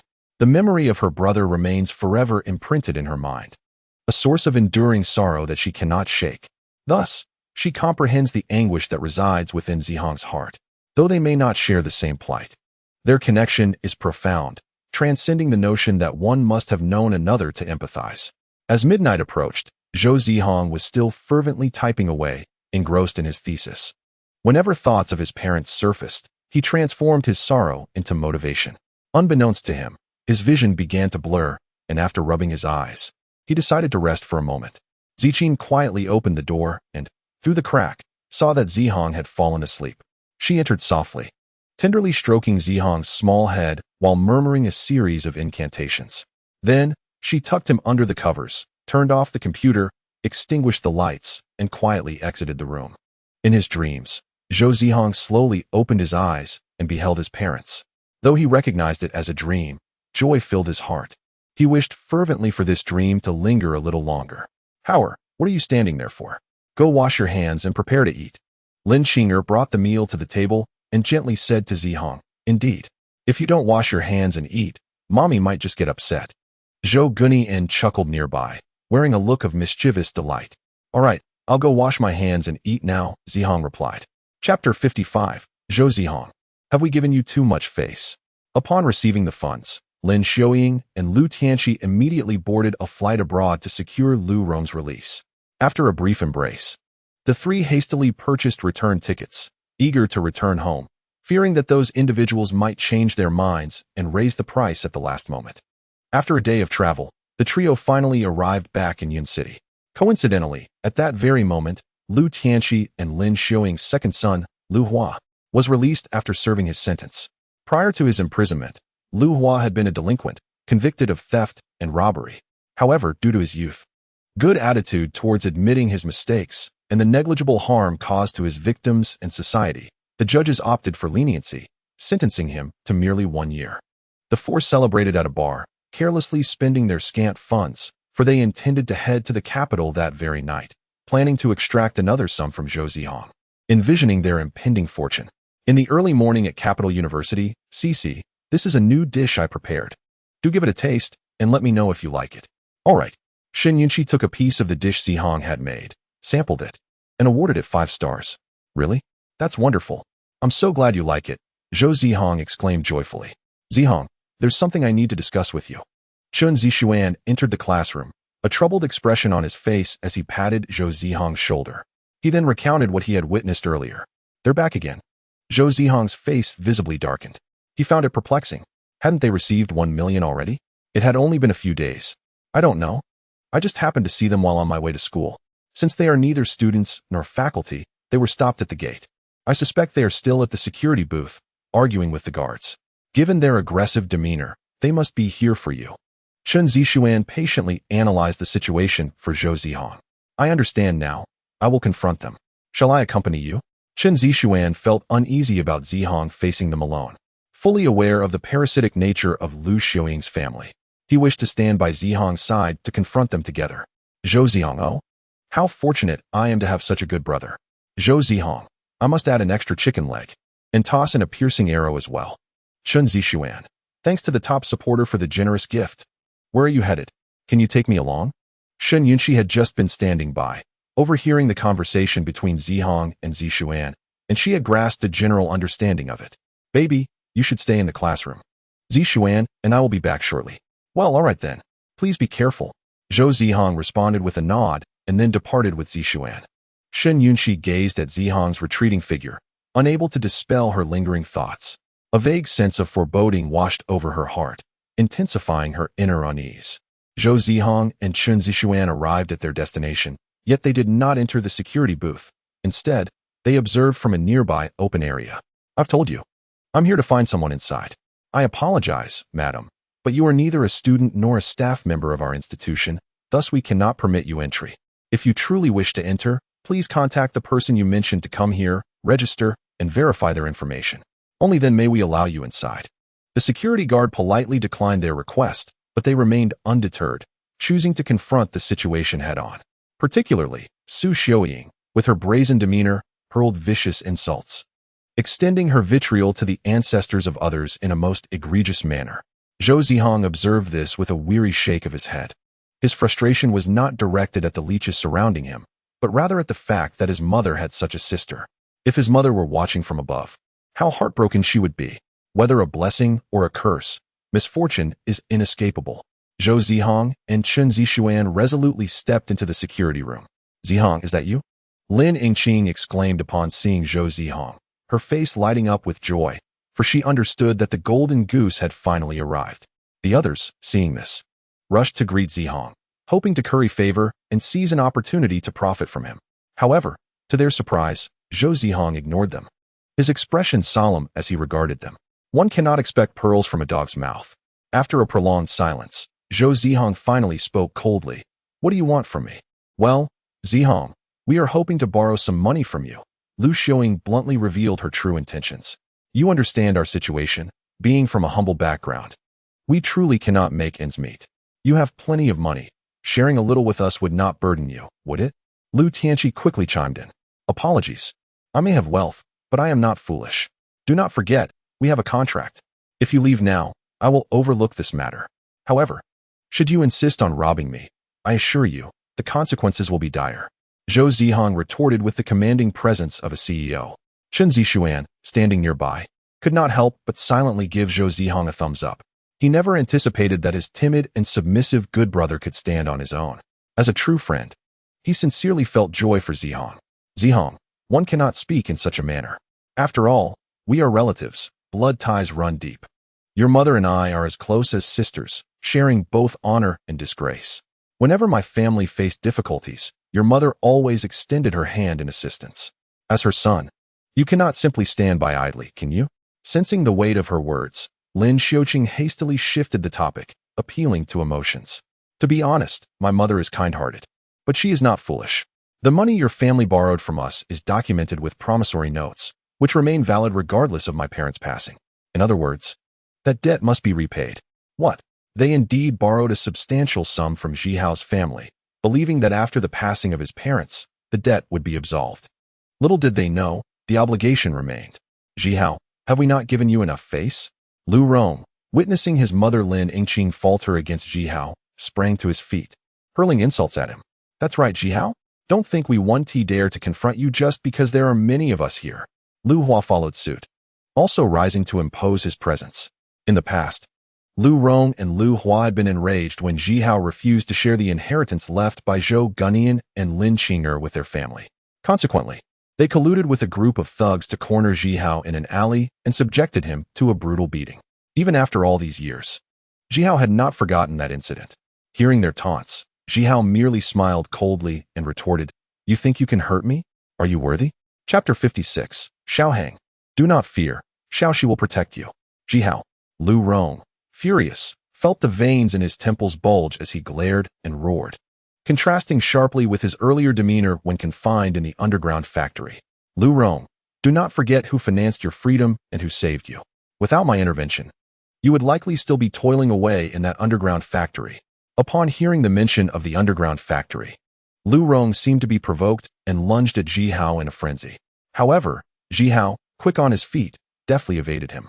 Unfortunately for Lu Rong, he was unable to halt his momentum and collided directly with the corner of a table, receiving an unforgiving blow to his forehead that elicited a pained yelp. Zhihao, how dare you harm my elder brother? Lu Hua, witnessing his brother's plight, raised his fists, ready for a confrontation. What do you intend to do? Chen Zixuan positioned himself protectively in front of his dear friend. As the situation began to take a turn for the worse, the security guards, who had previously been merely spectators, hurried to the forefront, attempting to maintain a semblance of order. If a life were indeed lost, their own livelihoods would surely be at stake. I had previously stated that I lacked the means to assist, and even if I possessed wealth, I would not offer it. Should you trouble me again, be warned that Zhou Zihang shall not be so accommodating. After delivering this stern warning, Zhou Zihang grasped Chen Zixuan's hand and led him away from that swarm of leeches. Brother, you were incredibly impressive just now, Chen Zixuan remarked, casting a look of admiration at Zhou Zihang as they walked. Really? If the opportunity arises, I shall show you some more of my skills next time. Since the incident when Lu Rong and Lu Hua had assaulted him, Zhou Zihang had dedicated time to the gym, honing his physique and learning various combat techniques. Xiaohang, a familiar voice called out, prompting both Zhou Zihang and Chen Zixuan to lift their heads. They were greeted by Shun Yunqi and Xia Chenchen, whose faces were etched with concern. Chenchen, Yunqi, what brings you here? Chen Zixuan inquired, puzzled. I happened to pass by Yunqi's classroom and saw you both exiting with serious expressions. My curiosity piqued. I asked Yunqi, and we decided to come find you. Are you both all right? Were you hurt? Xia Chenchen asked with genuine concern. We're fine, truly. You have no idea how we managed to take down Lu Rong's group. Chen Zixuan began to recount the events in vivid detail. While it was indeed impressive, it was far too reckless. You two must refrain from such antics in the future. Xia Chenchen admonished, a hint of anger in her tone. Rest assured, we will not repeat this. Zhou Zihang and Chen Zixuan replied in unison, though their expressions suggested otherwise. Xia Chenchen silently wondered if she had been duped by these two. As the bell rang, Chen Zixuan and Xia Chenchen departed for their classes. Once they were gone, Shen Yunqi gazed at Zhou Zihang with concern and asked, Xiaohang, are you truly unharmed? Having gleaned a preliminary understanding of the day's events through Chun Zishuan and Xia Qinchen's accounts, Shen Yunqi recognized the deep-seated animosity and chasm that lay between Zhou Zihang and the Lu family. Such enmity would not dissipate with the passage of time, nor would it be altered by a change of scenery. Even the presence of law enforcement would be of little consequence, for it is often said that a wise judge cannot resolve familial disputes. I'm fine, truly. Look, I'm standing here perfectly well before you, Zhou Zihang declared, performing a twirl to demonstrate his well-being. Promise me you won't do that again. Next time, remember to call me when you get into a fight. Why on earth would I do that? Zhou Zihang gazed at Shen Yunqi, his expression filled with confusion. He initially believed that she was reprimanding him for his reckless behavior, but in truth, she was upset that he had not invited her to join him during the fight. I wish to protect you. I could not bear the thought of you enduring any injustice or harm. A shimmer of tears glistened in Shen Yunqi's eyes, which she valiantly stifled. No one understood the meaning of robbing better than she did. The bitter memories of the past lingered vividly in her mind. She was terrified, genuinely fearful that Xiaohang might suffer a similar tragedy. It's all right. I will not endure any injustice or harm, even if I do face such trials. As long as you are by my side, I shall feel neither sorrow nor fear. Zhou Zihang gently caressed Shen Yunqi's small head, speaking tenderly. Is that truly so? Of course it is. Then I shall always remain by your side. In a small alley, at a bustling food stall, Lu Hua slammed his hand on the table, exclaiming in frustration, how infuriating. Calm down. Being angry serves no purpose now. It appears we must resort to our backup plan. Lu Tianxi stated solemnly after downing a glass of beer. Dad, if you wish to kneel, then go ahead, but I will not. Lu Rong retorted stubbornly, unwilling to debase himself in front of Zhou Zihang. Exactly, you are right, brother.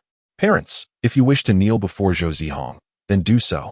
Neither I nor my brother will partake in that. Lu Hua quickly echoed. But if we do not kneel before that wretched boy, how do we expect to extract money from him? Without that money, what shall we do for the rest of our lives? What do you think we should do? Each of the three had their own reasoning, leading to a heated debate. At that moment, Lin Xiaoying spoke up, suggesting, how about this? Your father and I shall kneel before that boy, while you two hide aside. I find this plan feasible. Lu Rong concurred, and Lu Hua followed suit. In the afternoon, after finishing his classes, Zhou Zihang intended to head straight home. As he passed the entrance, he noticed a crowd gathered, engrossed in animated discussion. Driven by curiosity, he joined the throng. Pushing through the crowd, he looked up, and to his astonishment, he found himself confronted by two familiar faces. Not again. My curiosity has indeed led me into trouble. Zhou Zihang, we are relatives. True blood relations. Why have you chosen to harm us so? Lu Tianxi and Lin Xiaoying spotted Zhou Zihang and shouted at him, as if he owed them millions. Perhaps due to their prolonged shouting, Lin Xiaoying genuinely coughed up a few drops of blood, her performance quite convincing. Lu Tianxi, Lin Xiaoying, do you not have any shame left? Zhou Zihang, should you fail to return my money, I shall make a daily spectacle at your school, revealing your true character to all. You, a heartless and selfish wretch. Lin Xiaoying pointed her delicate finger, cursing Zhou Zihang's ancestors in a fit of rage. Return it. How dare you use such a word, Lin Xiaoying? Pray tell. When exactly did I owe your family any money? I am all ears. Zhou Zihang, hands stuffed in his pockets, showed no leniency towards Lin Xiaoying. You initially promised me 10 million, yet you only delivered 1 million, leaving 9 million unpaid. So that is the crux of the matter. Since you are unashamed, I shall disclose this before everyone, allowing them to witness the unfolding drama. Upon hearing the promise of gossip, especially concerning the illustrious campus heartthrob, the crowd leaned in with rapt attention, eager not to miss a single word. Zhou Zihang did not shy away from revealing Lin Xiaoqing's plea for money to save her gambling-addicted son. As the saying goes, a single stone can stir 1,000 waves. No sooner had Zhou Zihang finished speaking than the crowd erupted in discussion. I knew it.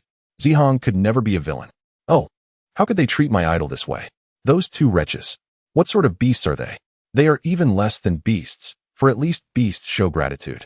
Zihang helped them, yet they repay him with malice. The tides have turned. I have said all that needs to be said. As for what comes next, you may contemplate your own course of action. With that, Zhou Zihang made his way through the throng and exited the scene.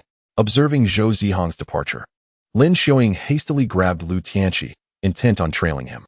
Regardless of the circumstances, they were determined to extract some advantage from Zhou Zihang. Lu Rong and Ronghua, hiding nearby, quickly followed their parents. I have made my position abundantly clear. Not a single cent shall I part with. I, Zhou Zihang, owe your Lu family nothing. Confronted by this quartet, Zhou Zihang felt utterly exasperated. Zhou Zihang, are you asking for a beating? We are merely seeking your cooperation. Do not overstep your bounds. Lu Rong glared menacingly at Zhou Zihang, as if attributing their family's misfortunes entirely to him. Brother, why waste words on him? Just take action. Show this little wretch what for. Lu Hua spat on the ground, cracking his knuckles with a fierce glare. Do not bully Zihang. Shen Yunqi rushed to Zhou Zihang's side, using her frail form to shield him. Yunqi, what brings you here? Zhou Zihang looked at Shen Yunqi in astonishment. It turned out that she had overheard the altercation between him and Lin Xiaoying and had come to the school gate, hoping to uncover the truth and see how she might assist Zhou Zihang. As she arrived at the school gate, the crowd had dispersed, and Zihang had long since departed. However, Lin Xiaoying and Lu Tianqi remained steadfastly by Zihang's side. Concerned for his well-being, she decided to follow him. Little girl, I advise you to mind your own business. Be cautious, for a punch has no eyes, Lu Rong remarked impatiently. In contrast to Lu Rong's crudeness, Lu Hua exhibited a more refined understanding of tenderness. Dear girl, you possess quite a striking appearance. Would you care to lean into your brother's embrace? Lu Hua leered at Shen Yunqi, particularly fixating on her face and figure. What are you staring at? Zhou Zihang roared as he pulled Shen Yunqi into his arms. His voice resonated loudly, drawing peculiar glances from passers-by towards the Lu family. Recognizing the situation was turning sour, Lu Tianqi and Lin Xiaoying hurriedly urged Lu Rong and Lu Hua to retreat in embarrassment. It's all right now, Xiaoxier. With a clatter, an old fruit knife fell from Shen Yunqi's pocket. In a flurry, she crouched down to retrieve it, grasping it tightly in her hand as she stood. In that fleeting moment, Shen Yunqi seemed to lose her composure. Her forehead lowered, her cheeks flushed, and her mind appeared to stall. After a brief pause, she cautiously tucked the knife back into her pocket. Zhou Zihang observed this with a heavy heart, torn between laughter and tears. She was the one who truly needed protection and care. With reddened eyes, Zhou Zihang took her little hand and choked back his emotions, saying, Xiaoxier, let us return home. Chapter 57. How do you know my brother's name? Shall we return? Lu Tianqi suggested, somewhat begrudgingly. No, if we go back now, all will have been in vain. Lin Xiaoying lamented, her voice tinged with desperation as she bemoaned their ill fate.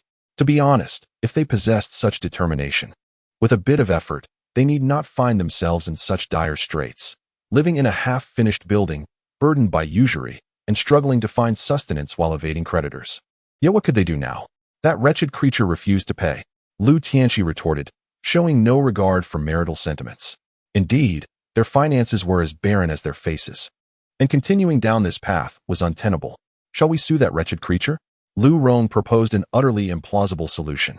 As soon as the suggestion left his lips, Lu Tianqi swiftly dismissed it. Not to mention the likelihood of winning the case, the exorbitant attorney fees would be enough to deplete their resources, and they were all too aware of their lack of grounds.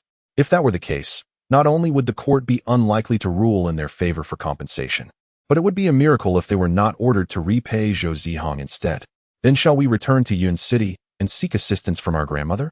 We could enlist a host of relatives to exert pressure on that wretched creature, Zhou Zihang.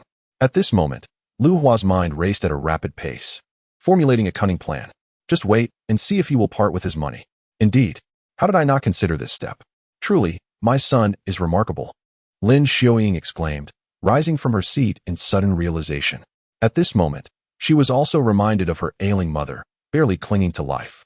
Considering that the old woman would eventually die, whether sooner or later, it seemed more prudent to extract the last vestiges of her value before her demise. This method seems quite effective. I cannot believe that ungrateful wretch would refuse to pay. Lu Tianqi concurred with the plan. Without hesitation, they immediately set off back to Yun City, wasting no time. As midnight struck, the bells tolled. Uncle, you have hidden well. It has been quite a challenge to find you. Zijing held flames in her left hand and the 7 emotions staff in her right. At this moment, Elder Ling Tianhai and several formidable experts from the 7 Emotions Pavilion encircled the black-clad figure, leaving no escape. Truly, as the young master of the 7 Emotions Pavilion, Her actions were decisive and swift. Your temperament bears a striking resemblance to that of your deceased brother, the black-clad man remarked, seemingly unfazed by the impending capture by Zijing and her companions. You knew my brother? It is more than mere acquaintance. I was a comrade in arms with your brother Zijing. It is a pity that your foolish brother chose to pursue the so-called justice of the heavenly realm, provoking the wrath of the deities. In the end, he perished in the dark thorn forest, leaving no trace of his soul. The black-clad man's words seemed directed at Zijing and her companions. Yet they resonated as an internal monologue, a lament for the fallen Zijing. Presumptuous! How dare you speak ill of the former pavilion master? Elder Ling Tianhai seethed with indignation, unwilling to tolerate any disrespect towards the late Zijing. Seize him! Elder Ling Tianhai and the experts of the Seven Emotions Pavilion unleashed their formidable abilities. Yet they could not inflict even a scratch upon him. During the scuffle, the black-clad man retrieved a red rose from his suit pocket and tossed it towards Elder Ling Tianhai and the others. Instantly, the rose multiplied into countless blooms. The petals released a fragrant mist, enveloping Elder Ling Tianhai and his companions. This is the spell created by the former pavilion master. How could he wield the former pavilion master's magic? Zijing, witnessing this, rushed forward to assist, fully aware that this spell, known as the Rose Mist, was crafted by her brother Zijing. If she did not act quickly to dispel the rose mist with her powder flames, Elder Ling Tianhai and the others might face grave danger.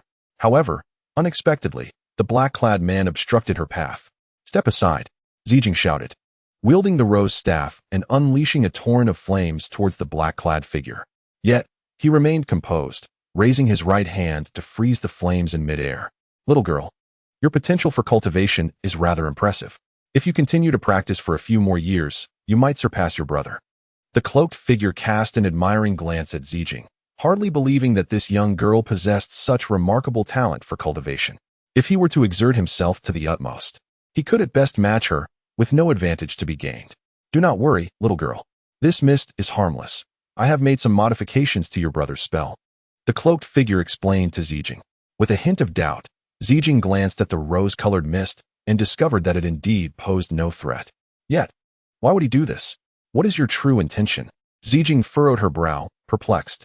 I have no ulterior motives. I merely wish to assist your brother in fulfilling his aspirations from his lifetime. My brother's aspirations? Indeed. Wasn't your brother always eager to uphold the righteous path of the celestial realm? Although I have no interest in such endeavors, I prefer to indulge in the pleasures of life and savor the world's delicacies. Your brother was particularly keen on promoting justice in the celestial realm. As his close friend and playful companion, it is only fitting that I help him realize his wish, allowing his spirit to rest in peace. A close friend of my brother? A playful companion? Zijing suddenly recalled a name, but just as she was about to voice it, the cloaked figure halted her. Respecting his wishes, Zijing refrained from speaking.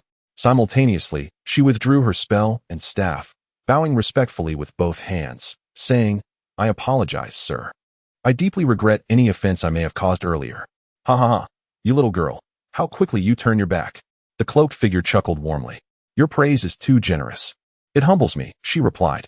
The cloaked figure approached Zijing, leaning close to her ear, and whispered, little girl, I must inform you that there may be a traitor within the Seven Emotions Pavilion. Furthermore, this traitor could be the indirect cause of Xiling's demise. What? Zijing's eyes widened in shock. She could scarcely believe her ears. Who is this person? Who is the one responsible for my brother's death? I am not entirely certain, but I will investigate further. Until I have clarity, you must refrain from making any noise about this and be cautious not to alert the enemy. Do you understand? Understood. After conveying some crucial information, the cloaked figure waved his staff, drawing a line through the night sky, and suddenly a black hole appeared, coming into view for both him and Zijing. As he prepared to depart, the cloaked figure glanced back at Zijing, placed a finger to his lips, and once again signaled her to keep tonight's events confidential. Zijing nodded in acknowledgement, understanding his message. Shortly thereafter, the cloaked figure vanished, the black hole disappeared, and even the rose-colored mist faded away. Young master, are you all right? Did that man in black harm you? Elder Ling Tianhai inquired with concern. No harm, Elder Ling. It is my own inadequacy that I failed to protect the young master. He lamented deeply. However, rest assured, I shall immediately arrange for personnel to discreetly safeguard the young master. Furthermore, I will deploy additional individuals to investigate the man in black. The spell he employed was precisely that of the former sect master. Undoubtedly, he has a close connection to the previous sect leader. If we follow this lead, I am confident that the identity of the man in black will soon be unveiled, and the truth will come to light. Elderling, there is no need to arrange for my protection or to send anyone to investigate the man in black, Zijing replied, lowering her head as she held the jade pendant left by her brother, glancing at it as she spoke. Though Elderling did not comprehend Zijing's reasoning, he recognized that her actions were surely justified. Very well, young master. Meanwhile, the man in black emerged from the dark void, standing atop a solitary peak. My good brother, you need not worry. Zijing is faring quite well now. In a moment of reverie, he recalled the scene within the dark, thorny forest. Brother, I may truly meet my end here. Please, quietly deliver this jade pendant to Zijing. She will surely need it in the future. Chapter 58, Mother, you must take charge for us. Lin Xiaoying and her companions returned to Yun City and, having contacted their elder brother Lin Xianan, learned of their mother Su Guiyun's hospitalization. Thus, they feigned concern as they approached their mother's sickbed, weeping and wailing. Mother, how have you been lately? What did the doctor say? Mother-in-law, it is the son-in-law's unfilial conduct that has prevented me from bringing Xiaoying and the children to you sooner. Grandmother, how is your health now? It is entirely my fault, along with Lu Hua's, for not visiting you in time. No, this is not the fault of my parents or elder brother. It is all Hua's fault. Every misstep lies with him. This performance moved the ailing Su Guiyun to tears, leaving Lin Xianan and his wife, Zhang Xiaohua, utterly bewildered. Goodness, this entire family is filled with dramatic talent. They could likely win an Oscar for their performances. Indeed, their exchange, with each interjecting in turn, left Su Guiyun deeply touched, as if she would gladly sacrifice her own flesh for their benefit. My dear daughter, my beloved son-in-law, and my precious grandchildren, your presence brings me immense joy. Su Guiyun exclaimed, tears streaming down her face. Daughter, where have you all been during this time? Mother, you cannot imagine the trials we have endured. Lin Xiaoying recounted the grievances she suffered at the hands of Zhou Zihang, detailing how he mistreated her, belittled her husband Lu Tianqi, and physically assaulted her sons Lu Rong and Lu Hua. However, those with discernment can clearly see that Lin Xiaoying has completely inverted truth and falsehood, and her priorities are utterly misplaced. You claim to have found Zhou Zihang, but where is he now? Is he faring well? Unlike Lin Xiaoying's aggressive demeanor, Lin Xianan and Zhang Xiaohua expressed genuine concern for Zhou Zihang's current condition. That wretched creature could hardly be suffering. It is precisely because he is thriving that he has become so ungrateful. Lin Xiaoying, you ought to cleanse your tongue. Who permitted you to speak ill of Zihang? Witnessing her elder brother's fierce protection of his nephew Zhou Zihang, Lin Xiaoying could only begrudgingly relent. This little scamp, just like his mother, is a true ingrate. Upon hearing Lin Xiaoying's nonsensical remarks, Su Guiyun could not contain herself and unleashed a torrent of vitriol toward Zhou Zihang, even resorting to personal attacks. Indeed, Mother speaks the truth. That little rascal is hiding in the capital. Mother, shall we go to the capital in a few days to confront him? Lin Xiaoying did not hesitate to stoke the flames further. Lin Xiaoying, enough. Do not presume I am unaware of your petty schemes. You wish for Mother to seek out Zihang in the capital solely to extort money from him. What is wrong with wanting money? Lin Xiaoying retorted defiantly. Mother is still unwell. As Zihang is Mother's grandson, what is wrong with him contributing a little financially? Is that a problem? With your meager civil servant salary, can you even cover Mother's medical expenses? Lin Xiaoying, you have utterly lost your mind. Lin Xianan shouted, pointing an accusatory finger at Lin Xiaoying, his voice resonating loudly enough for those in the adjacent ward to hear. Lin Xiaoying, both your elder sister and brother-in-law treated you kindly in life. Now, not only do you desecrate their graves, but you also mistreat their child. Do you not feel a pang of conscience? I often wondered why every time I visited my dear sister and brother-in-law's grave, it appeared so clean and well-maintained. It turns out, it was you who tended to it. Lin Xiaoying remarked with a mocking smile. Her conscience was indeed untroubled, for it had long been devoured by dogs. Lin Xiaoying, you enough, let us cease this bickering. Observing the tension between Lin Xianan and Lin Xiaoying, Su Guiyun hurriedly intervened. After speaking, Su Guiyun rubbed her chest. Mother, how do you feel? Zhang Xiaohua quickly approached to soothe Su Guiyun's chest. It is nothing, merely a slight discomfort in my chest. Mother, The doctor has said that you are still in the recovery phase. Trust me, do not wander about. Su Qianan personally took over Zhang Xiao's task, expressing concern. Qianan, mother is fine now, no need to worry. After addressing Su Qianan, Su Guiyun then symbolically admonished Lin Xiaoying.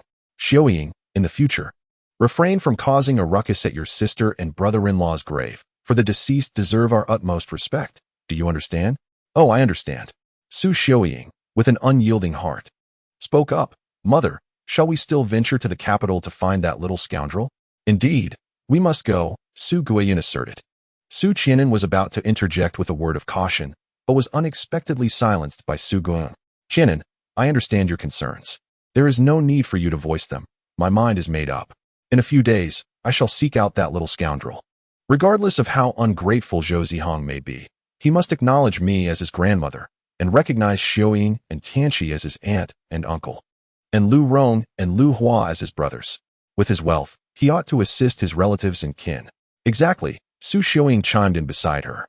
Seeing that she could not dissuade her mother, Su Qianan could only shake her head in resignation. As the sun descended, casting a warm glow across the horizon, the golden rays showered the earth in a resplendent array. On the street, Zhou Zihang and Shun Yunxi strolled hand in hand, slowly meandering along. Darling, I have a gift for you. I wonder if you will like it? Zhou Zihang paused, retrieving a delicate gift box from his pocket. He opened it and presented a small bracelet to Yunxi. It was a charming jasmine flower bracelet. Thank you, Xiaohang. I adore this bracelet, Shen Yunxi beamed, planting a kiss on Zhou Zihang's cheek. It seemed that a simple bracelet could earn her a kiss. Perhaps next time, he should buy a few more to exchange for more affection. In response, Shen Yunxi pouted playfully, slightly bashful. You silly, I merely wanted to give you a little reward. Xiaohang, why must you take advantage of the situation? Since meeting Zhou Zihang, Shen Yunxi had blossomed into a lively and optimistic individual, shedding her previous shyness and melancholy demeanor. All right, I was wrong. Please don't be upset, darling, Zhou Zihang said, embracing Yunxi affectionately. As the sun set and the evening breeze blew gently, the pair found a bench to rest upon, with Shen Yunxi leaning softly against Zhou Zihang's shoulder. Xiaohang, why did you choose me as your girlfriend? This question lingered in Shen Yunxi's heart. Logically, with Zhou Zihang's looks and talents, he could easily attract someone 1,000 or 10,000 times more remarkable than her. Yet, why had he chosen her? In response, Zhou Zihang refrained from a direct answer and instead posed a question to Yunxi. Darling, do you believe in love at first sight? Love at first sight? Yes, love at first sight. Zhou Zihang gazed at Shen Yunxi with deep affection. You know, I once had a dream. In that dream, you were a jasmine flower that rekindled hope in a boy who had long lost faith in life. To that boy, you were a beacon of light. And that boy was me. In this life, I aspire to be a beacon of redemption for my beloved, protecting them unwaveringly throughout our days together. As our dark tresses intertwine, may we remain inseparable even in our twilight years. I wonder, dear heart, would you wish to traverse these lengthy years alongside me? I am willing. Xiaohang, I am certain that our future will be filled with joy and happiness. For reasons unknown, Shen Yunxi felt an uncanny familiarity with the dream articulated by Zhou Zihang, as if she had encountered it before, yet the memory eluded her. Days later, Su Guiyun and her companions arrived in the capital city as promised. Where is that scoundrel studying? I shall confront him at once. Su Guiyun exclaimed indignantly. Mother, that rascal is attending Capital University. We must go and reason with him. Lin Xiaoying eagerly anticipated this old fool creating trouble for Zhou Zihang. How could one attend such a prestigious institution and yet have their conscience devoured by a dog? Xiaoying, let us depart at once to confront that ingrate, Su Guiyun declared, preparing to head to Capital University. However, Lin Xiaonan interjected. Mother, perhaps it would be better for Xiao He and me to seek out Zihang instead? You should rest for a moment.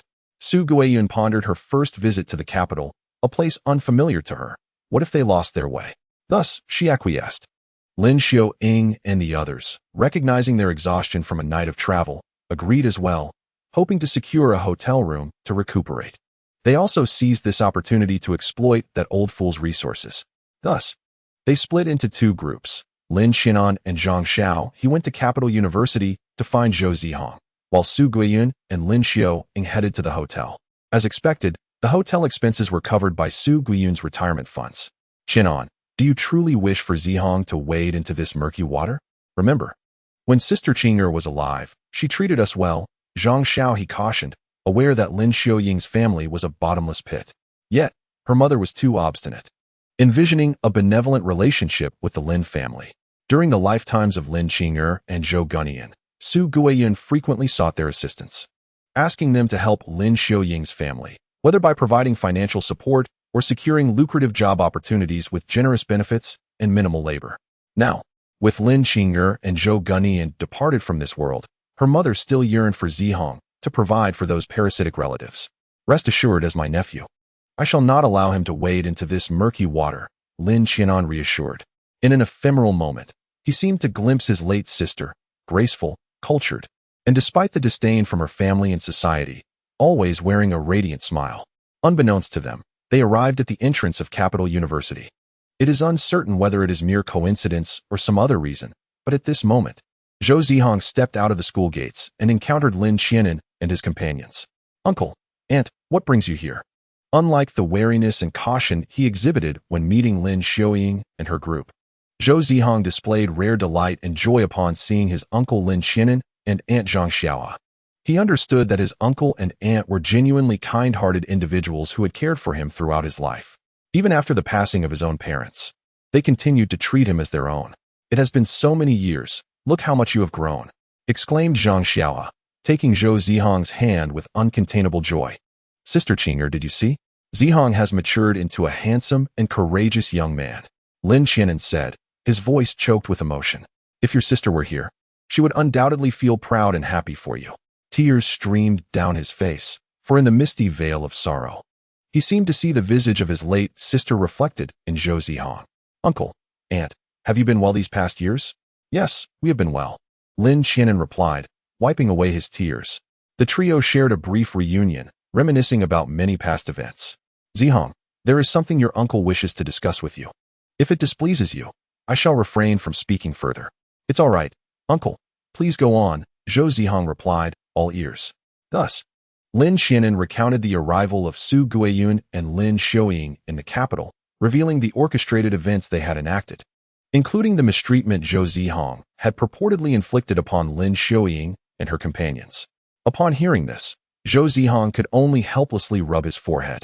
I never imagined that a sum of 1 million would nurture such a pack of wolves. Since they are pressing me relentlessly, I shall not let them off easily.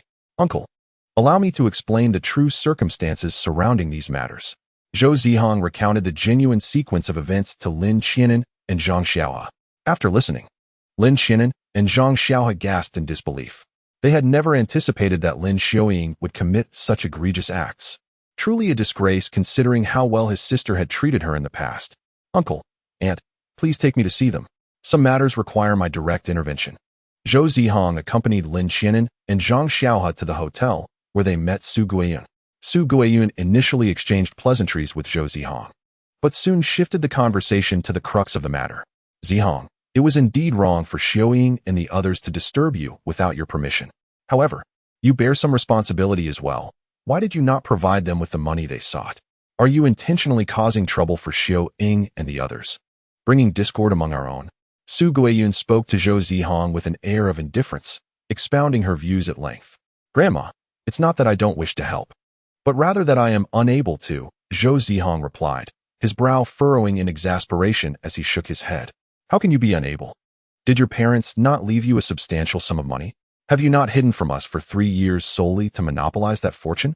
Xiuying and her family are your relatives, bound by blood. Sharing a portion of your wealth with them should mean little. This diatribe left Zhou Zihang at a loss for words, as though his affluence mandated the obligation to support his relatives. It was no wonder his father had transferred assets to the capital before his passing, and why he had been sent there by Uncle Chun after the funeral. All of it now made sense. Mom, please don't act this way. Have you considered what you just said? Even Lin Qianan, standing nearby, felt compelled to intervene. Qianan, my reasoning lies entirely in the pursuit of familial harmony. Is it truly for the sake of harmony?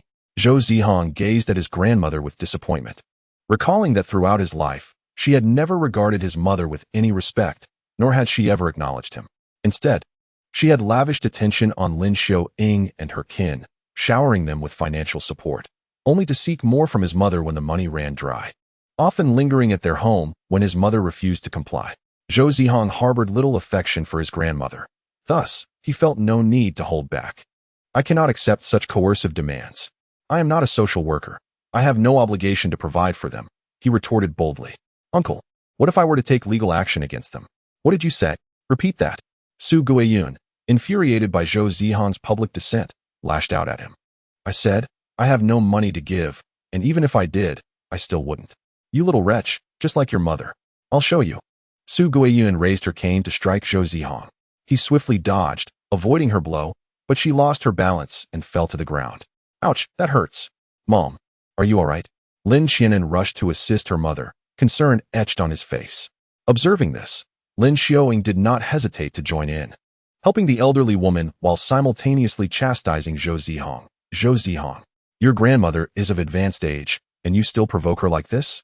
Are you intentionally making things difficult for our family? It's merely a bit of money. What is the big deal? It's not as if it's your life at stake. Upon witnessing the situation, Lu Tianqi and the others hastily echoed Zhou Zihang, asserting that relatives ought to assist one another. How can you face your grandmother? How can you face your parents? You still have the audacity to mention my parents? Zhou Zihang retorted. Who was it that wreaked havoc at my parents' gravesite? Who denied my parents their peace? It emerged that Lin Xiaoying's misdeeds at Zhou Zihang's parents' graves had been disclosed to him by Lin Qianan and Zhang Xiaohua en route to the hotel. Observing the brazen demeanor of the Lin family, Zhou Zihang decided to shed his pretense. His earlier politeness had solely been an act of consideration for Su Guiyun's feelings. Yet, their audacity was intolerable. Lin Xiaoying, I once entered into a contract with you. You surely have not forgotten its contents? If that is the case, I shall let the court address this matter. Furthermore, you have borrowed a substantial sum of money from my family. It is high time you returned it. Let us not overlook that I possess promissory notes, pinned by your own hand, in black and white, at the mere mention of court proceedings and repayment. Lin Xiaoying found the situation laughable, suspecting that Zhou Zihang was merely attempting to intimidate them and would never dare pursue legal action. Zhou Zihang, if you wish to litigate, we shall accompany you. If you desire to make our lives miserable, do not expect to escape unscathed, Lin Xiaoying declared with arrogance, oblivious to the gravity of the situation. Then prepare to receive a lawyer's letter, Zhou Zihang stated firmly before departing for the hospital. Observing this, Lin Qianan and Zhang Xiaohua hurried after him, calling out, Zihang, we sincerely apologize. Today's events were due to my mother and Lin Xiaoying's misdeeds. I apologize on their behalf. Upon hearing this, Zhou Zihang waved his hand dismissively, indicating that it was of no consequence. After all, Lin Xiaoying was Lin Xiaoying, and Lin Qianan was Lin Qianan. They were fundamentally different individuals. Uncle, aunt, I truly appreciate your efforts in visiting my parents' graves. This is a small token of gratitude from your nephew. Please accept it. Zhou Zihang withdrew a check for 100,000 yuan from his pocket and offered it to Lin Qianan. Originally, Zhou Zihang had intended for this check to be a gesture of filial piety towards Su Guiyun, a modest gift from a junior to a senior. However, after the tumultuous events, he had come to see Su Guiyun's true nature and deemed it unnecessary to bestow this sum upon her. Zihang, this is simply what your uncle and aunt ought to do. Had it not been for your mother's assistance, your aunt and I could not have attained our current fortune. Lin Qianan remarked, to which Zhang Xiaohua added, indeed. Zihang, keep your money. Rest assured, your uncle and I are civil servants, with a stable income each month. We are not in need of funds.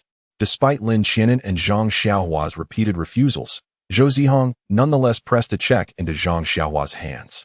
In truth, Zhou Zihang was acutely aware of the dire economic circumstances. Even a secure job could face numerous challenges. Moreover, with Su Guiyun just recovering from a severe illness and requiring further medical examinations, financial burdens were mounting from all directions. Lin Xiaoying and her companions were not contributing financially. Thus, these expenses inevitably fell upon Lin Qianan and Zhang Xiaohua, the weight of which was palpable.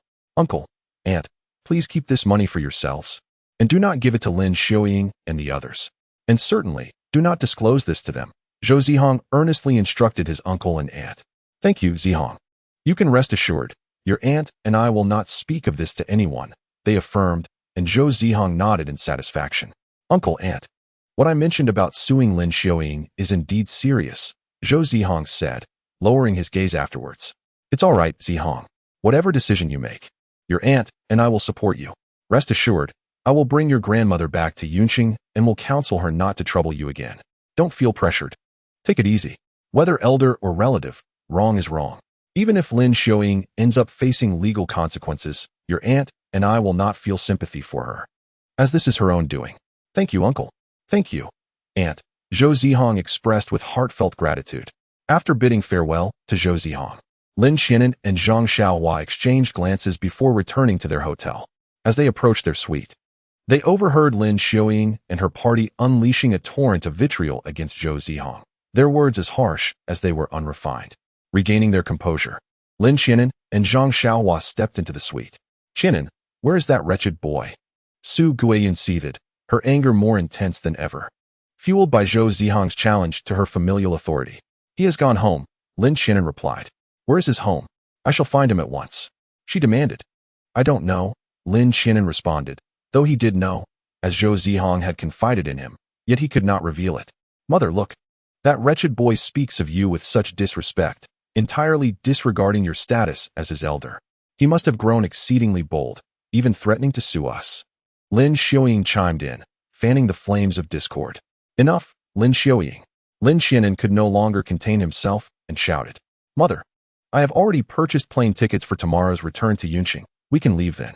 No, Mother cannot return with you. Upon hearing Lin Qianan's intention to take the elderly Su Guiyun away, Lin Xiaoying became visibly agitated. Lin Xiaoying, Mother must come back with us tomorrow. Mother has only just recovered and cannot withstand such turmoil. Moreover, Xiao He and I must return to work. Lin Qianan, you. Lin Xiaoying, in a state of exasperation, found herself momentarily at a loss for words. Su Guiyun pondered for a moment, realizing that her reasoning held merit. At this juncture, Zhou Zihang would certainly not be able to provide money to Xiaoying and the others. Additionally, since Qianan and Xiao He had taken leave to come to the capital, they could not afford to neglect their jobs. Should they fail to secure funds from Zhou Zihang in the future and subsequently lose Qianan and Xiao He's positions, it would indeed be a case of losing both the lady and the soldiers, an utter folly. Xiaoying, Qianan is right. I must return tomorrow. Mother, do not worry. When I have the time, I shall assist you in demanding money from that scoundrel. Indeed, Su Guiyun could afford to wait. However, the Lin family could not afford to bide their time. The debts that burdened Lin Xiaoying's family were growing at an alarming rate, with exorbitant interest rendering their daily lives fraught with anxiety and trepidation. If they postponed their demands until later, it could be too late. Mother, if you wish to go back, then go ahead. We shall not return. Lin Xiaoying believed that the old woman would change her mind, but unexpectedly, Su Guiyun countered her, stating, Very well, Qianan and Xiao He, we shall take our leave first. Chapter 61, A Letter from the Lawyer Mother. This. Lin Xiaoying attempted one last desperate plea, only to be interrupted by Lin Qianan, who would not permit her to further sway Su Guiyun or insult Zhou Zihang. Lin Xiaoying, Mother has already decided to return. What more do you want? Moreover, you are fully capable of working for yourself. Why do you not strive to earn money? Had you exerted yourself earlier, you might have already prospered, instead of descending to your current plight. Lin Xiaoying understood the principle of earning one's keep. Yet the allure of acquiring wealth through others' misfortunes was ever so tempting. Lin Xiaoying, do not blame me for the warning. In the future, refrain from disturbing Zihang. Otherwise, do not expect me to remain amicable. What do you mean, Lin Qianan? Lin Xiaoying questioned in indignation, yet Lin Qianan chose to ignore her, not even granting her a glance, as he deemed it unnecessary. It is quite late. Let us all retire early. Mother, it is getting late. Please rest early. Xiao He and I shall not intrude any longer. With that, Lin Qianan and Zhang Xiao He departed first. Seeing this, Lin Xiaoying had no choice but to concede and left Su Guiyun's room in frustration. The following morning, Lin Qianan and Zhang Xiao He escorted Su Guiyun back to Yun City. As they watched them depart, Lin Xiaoying felt a sense of bitterness but could only helplessly accept the reality. What shall we do now? What should we do? Lu Rong shouted in despair. Enough. Lu Tianqi, already troubled, found his agitation only exacerbated by Lu Rong's outburst. There is only one method left, Lin Xiaoying declared with conviction. What method? The moment Lu Tianqi heard that there was a solution, his eyes sparkled with interest. It is to persistently confront Zhou Zihang to the end. What kind of method is this? Isn't this just as good as saying nothing at all? Lu Tianqi retorted angrily. Yet, at this moment, this is the only course of action available. There are no alternatives. Lin Xiaoying understood that they were now in a precarious situation akin to riding a tiger, with no choice but to gamble on a dead horse as if it were alive. Very well, let it be so. Just as Lin Xiaoying resolved her decision, a phone call arrived at a most opportune time. Lin Xiaoying answered the call, listening intently to the voice on the other end. Gradually, the smile that had adorned her face faded into a cold expression. As the conversation prolonged, her countenance grew increasingly grim. After hanging up, she forcefully threw her phone to the ground, shattering it into pieces. How infuriating. Phone. No, madam, why take your anger out on me? I didn't provoke you. Phone. In this day and age, one encounters all sorts of people. Had I known, I might as well have remained in the factory. What happened? Seeing Lin Xiaoying's pale face, Lu Tianqi felt a sudden jolt of anxiety, realizing that something was amiss. That little beast intends to sue us. He wants to take us to court. What? That little beast dares to challenge us legally? Who gave him the audacity? Upon hearing that Zhou Zihang was going to sue them, Lu Hua's temper flared instantly, and he declared his intent to find someone to give Zhou Zihang a good beating. Clearly, he had forgotten his own past behind bars. Lin Xiaoying pondered for a moment before slowly speaking. We must face this head-on. Who will ultimately prevail is yet to be determined. What if we win? If we do, perhaps we could counter-sue that little beast, demanding a substantial sum in damages for emotional distress and lost wages. Sigh, Lin Xiaoying truly possessed an innate, mysterious confidence. Not only her, but her husband and child shared her disposition. Indeed, they were not a family for nothing. In a premier restaurant in the magical city, what? That Zhou Zihang is truly the child of Zhou Guanyin? Zhou Ruolin gazed incredulously at Zhou Tianyan, clutching the information he had just uncovered. Zhou Tianyan said nothing but offered her an affirming glance. What if this child discovers what we have done to his father? Will he seek vengeance upon us? Zhou Qinian gulped nervously, speaking in a fluster. Why don't we take decisive action, just like back in the day? Let us hire an assassin to send that child to meet his father, Zhou Ruolin declared fiercely. At that moment, she yearned more than anyone else to acquire the Zhou family's trillion-dollar fortune. No one could stand in her way. If you truly proceed with this course of action, you will unmistakably convey to the world that Zhou Zihang is indeed the child of the Zhou family. You are not unaware of the principle of there's no silver here. Yet 300 taels are exposed, are you? Zhou Tianyan elucidated to Zhou Ruolin and Zhou Qinian the reasons why Zhou Zihang cannot be harmed. However, to cut the grass without uprooting the roots means it will regrow with the spring breeze. Zhou Ruolin exclaimed anxiously, for she understood that Zhou Zihang's continued existence posed a threat to them. Rest assured, nothing will happen, Zhou Tianyan reassured them. Ruolin, Qinian, consider this, as Zhou Guanyan's son.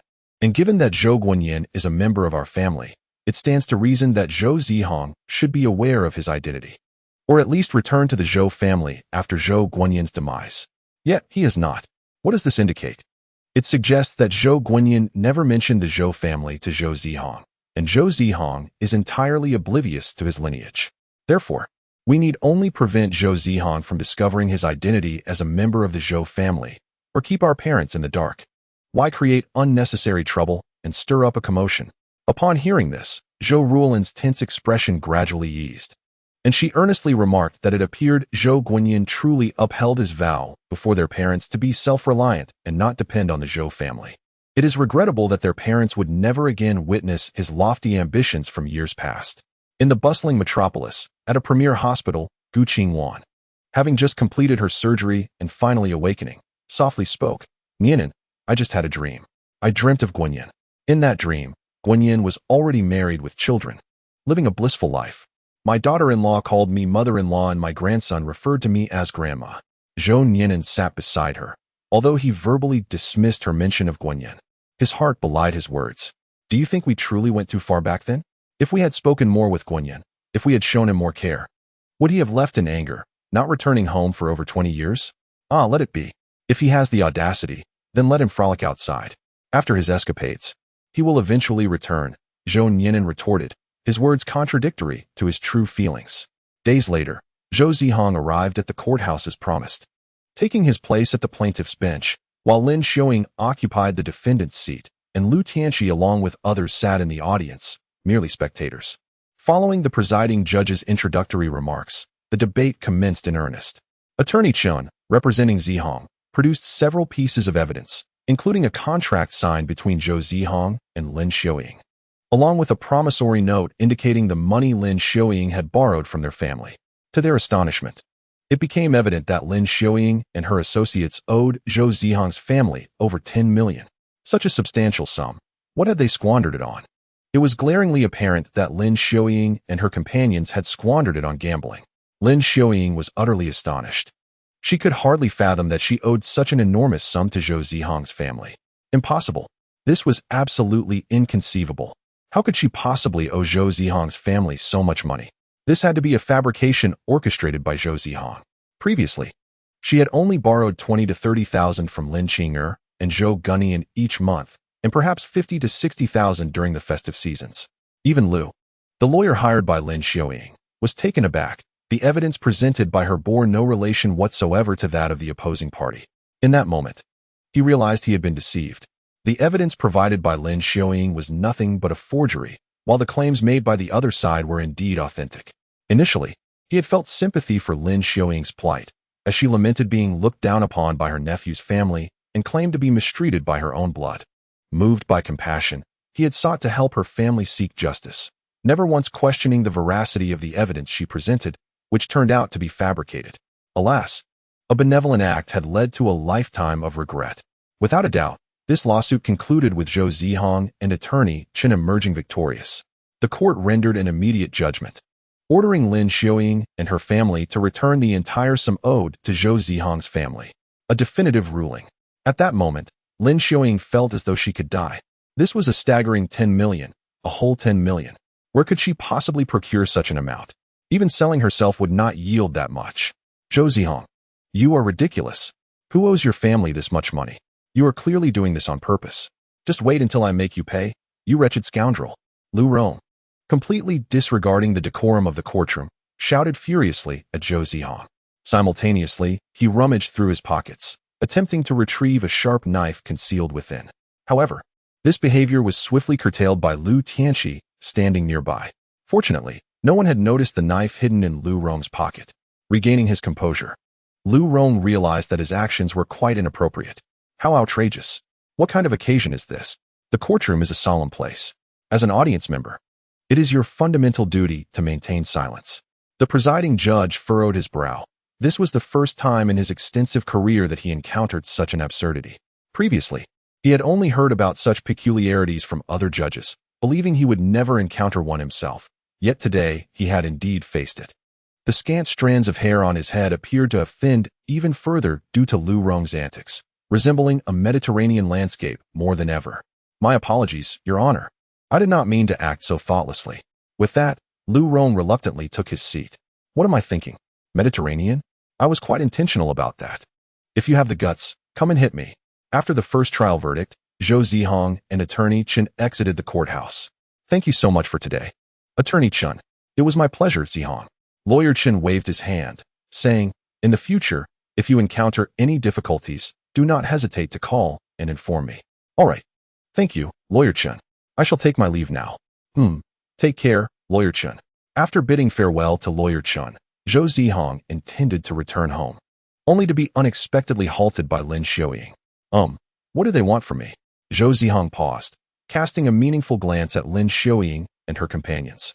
Zihang, all the mistakes of the past were entirely ours, Lin Xiuying said, her demeanor a stark contrast to her previous haughty attitude. This sudden transformation in Lin Xiuying left Zhou Zihang shivering in the sweltering summer heat. To be honest, he preferred Lin Xiuying's rebellious nature. Zihang, we have come to a profound realization of our wrongdoings. Do you think it is possible for us to avoid repaying this money? You are aware of our family's predicament, are you not? We are all relatives. Your money is my money, and my money is yours. There is truly no need to delineate so distinctly, Lu Tianxi interjected. For them, preserving their dignity was insignificant compared to repaying the debt. Oh, so this is what it's all about. Now you acknowledge your mistakes. Why did you not do so earlier? You do not merely know, you are aware that your situation is dire. If this lawsuit were to result in my defeat, would you still address me with such courtesy? Clearly not. Zhou Zihang replied coldly. With that, he turned on his heel and departed, as if resolutely determined. He understood that engaging in lengthy discussions with a group of scoundrels was evidently unwise. After Zhou Zihang left, Lin Xiaoying and her companions remained in a daze. What shall we do now? What is our course of action? At that moment, Lin Xiaoying and her group were utterly flustered.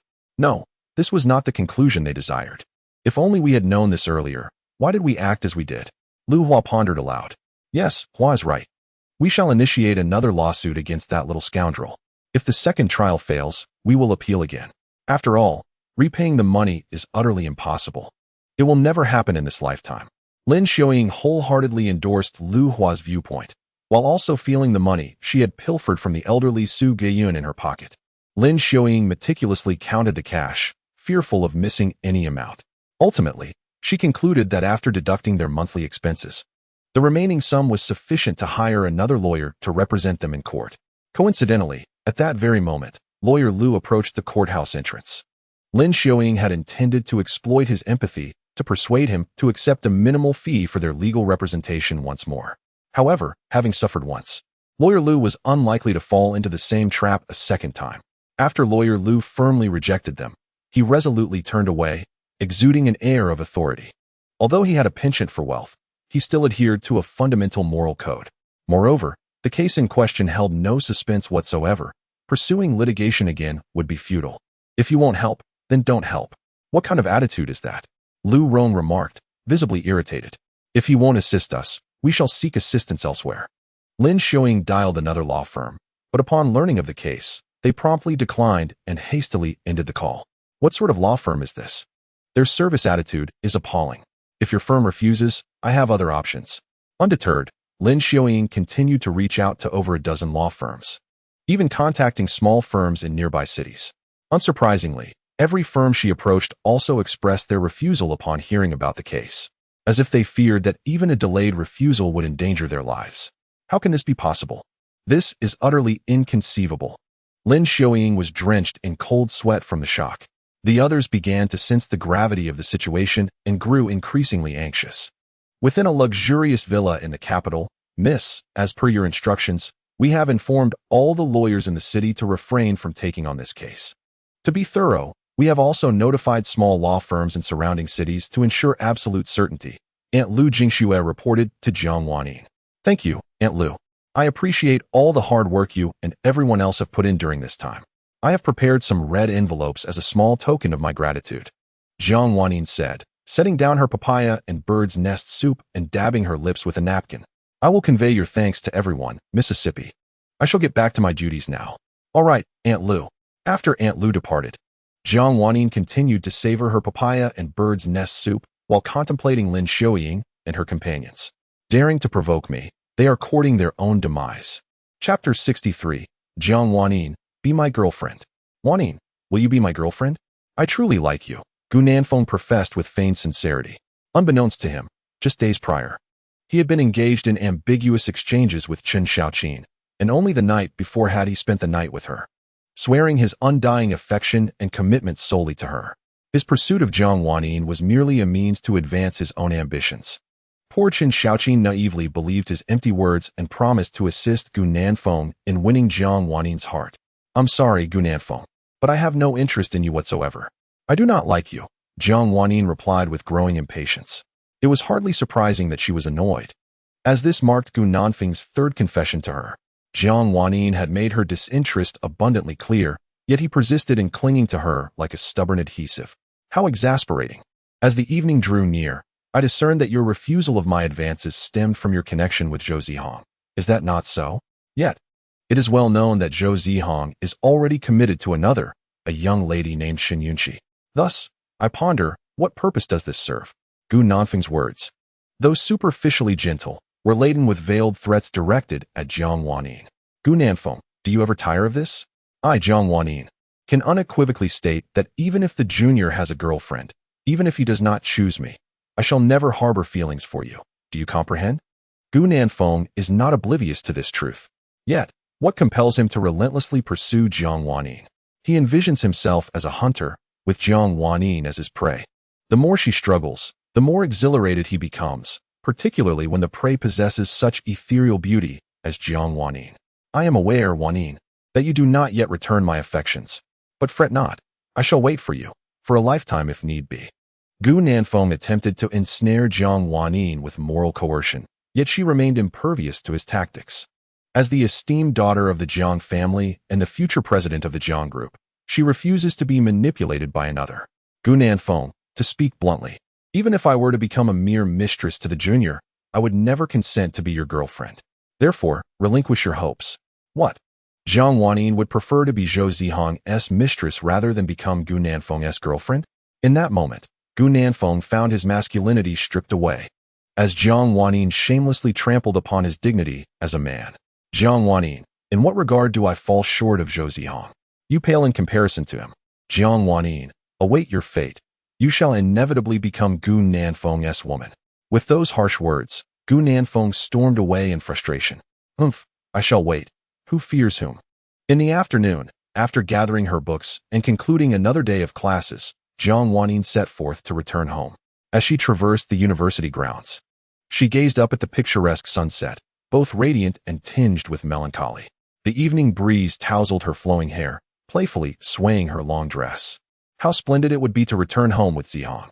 Reflecting on her past life, whenever she felt troubled, Zihang would take her for leisurely strolls, helping her unwind. Occasionally, he would introduce her to the delights of street food.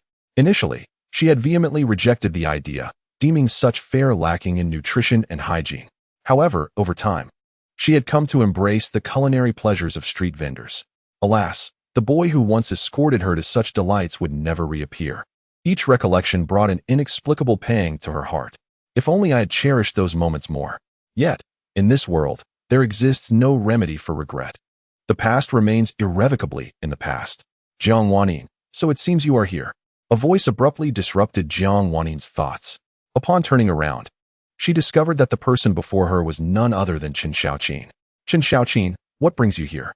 Noticing the fierce expression on Chen Xiaoqin's face, Jiang Wanyin immediately sensed that something was amiss. Did you upset Brother Nanfeng? Upset Gu Nanfeng? Well, that is indeed the case. Jiang Wanyin candidly acknowledged, recounting the entire sequence of events. How could you treat Brother Nanfeng like that? What have I done wrong? I didn't say anything that wasn't true. Jiang Wanyin, observing the foolish girl before her, felt somewhat speechless. You absolutely should not have rejected Brother Nanfeng's goodwill. Are you out of your mind? He confessed to me. I don't like him, and I rejected him. Is that wrong? Jiang Wanyin exclaimed, spreading her hands dismissively. It is indeed your fault. You should have accepted Brother Nanfeng's kindness. Is that something a rational person would say? Chen Xiaoqin, have you lost your senses? Gu Nanfeng pursued me. Not the other way around. Even if we were to assume the contrary, the one you should be confronting is Gu Nanfeng, not me. Jiang Wanyin had made her point abundantly clear, yet Chen Xiaoqin, as if bewitched, continued to blame her. Jiang Wanyin's words of reason seemed to have fallen on deaf ears. Jiang Wanyin, I adore Brother Nanfeng. Why do you treat him this way? Why must you hurt him? As she spoke, Chen Xiaoqin's distress became evident. Faced with her pitiful demeanor, Jiang Wanyin found herself at a loss. For reasons unbeknownst to her, she felt a flicker of compassion for Chen Xiaoqin, perhaps because the girl reminded her of her own past self. Chen Xiaoqin, let me pose you a question. Does Gu Nanfeng truly care for you? He has confessed to me 3 times. You must be aware of that. If he genuinely held feelings for you, how could he disregard your emotions and act in such a manner? To put it plainly, he is merely toying with you. Is it worth it to have feelings for such a man? What distinguishes him from a beast? Upon hearing Jiang Wanyin speak ill of Gu Nanfeng, Chen Xiaoqin immediately bristled. Do not speak ill of my brother Nanfeng. He only loves me. Last night in the hotel, he swore that he would love only me for a lifetime. His relationship with you was merely a means to advance his own career. Oh, how swiftly Gu Nanfeng moves. He even booked a room. Very well, say what you will. Jiang Wanyin realized that further discussion was futile. Continuing the conversation would only deepen Chen Xiaoqin's resentment towards her. Rather than courting trouble, it is wiser to relinquish the desire to assist and to respect the destinies of others. Chapter 64. Xiaohang, shall we go watch a movie? Holding 2 tickets for an animated film, Xin Yunqi inquired of Zhou Zihang.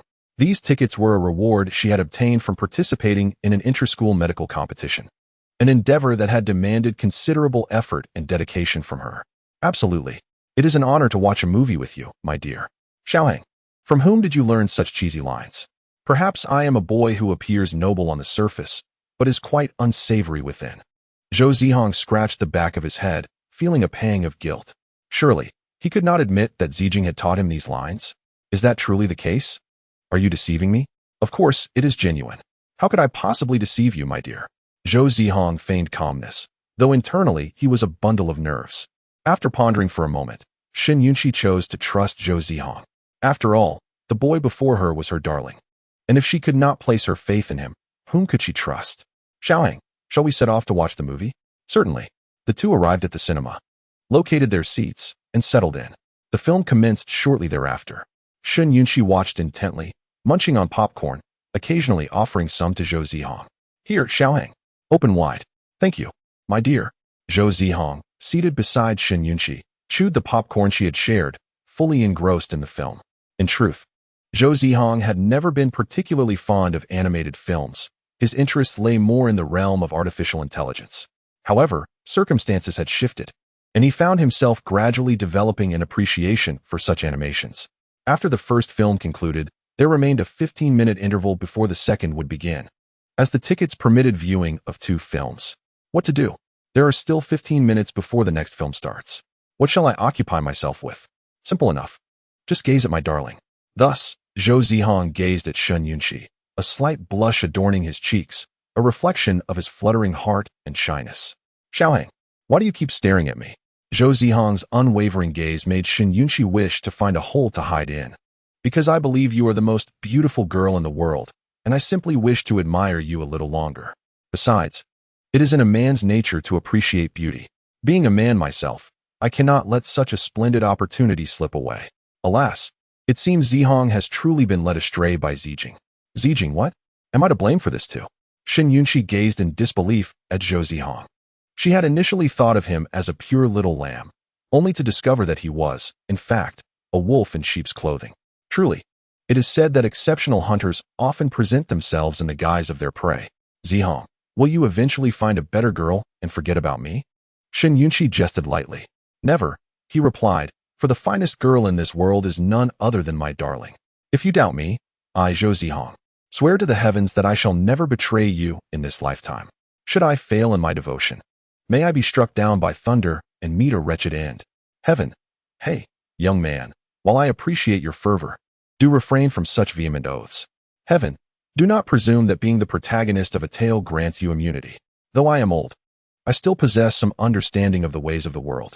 Heaven, should you dare to betray Shen Yunqi, I shall surely deliver you 2 blows. Upon hearing such a harsh vow from Zihang, Shen Yunqi hurriedly covered his mouth, saying, Zihang, please do not utter such malevolent oaths.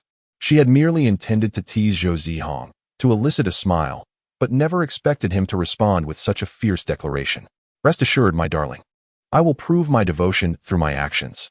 Zhou Zihang was never a boy of empty words. He was one who followed through, deeply committed in his affections.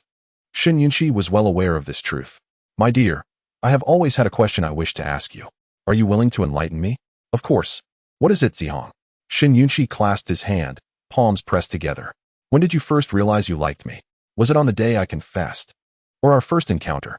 It was indeed on the day of our first meeting, Shen Yunqi replied, her cheeks flushed and her grip on his hand tightened.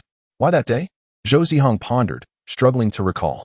Aside from their past life where they had crossed paths, he could not remember any other encounters. He then reflected on this life, realizing they had not met prior to arriving at Imperial Capital University. I cannot say. When I first saw you, my heart raced, my face grew warm, and I felt a rush of excitement, prompting me to seek you out. Perhaps fate is indeed a wondrous thing. Perhaps Shen Yunqi is a treasure sent from the heavens. The film began shortly thereafter, and as quickly as it started, it concluded. After watching, the two strolled together along the street. The inky night sky was adorned with countless stars, twinkling brilliantly, illuminating their path. A radiant moon blessed every pair of lovers, ensuring their union in love. Today, the stars are truly breathtaking.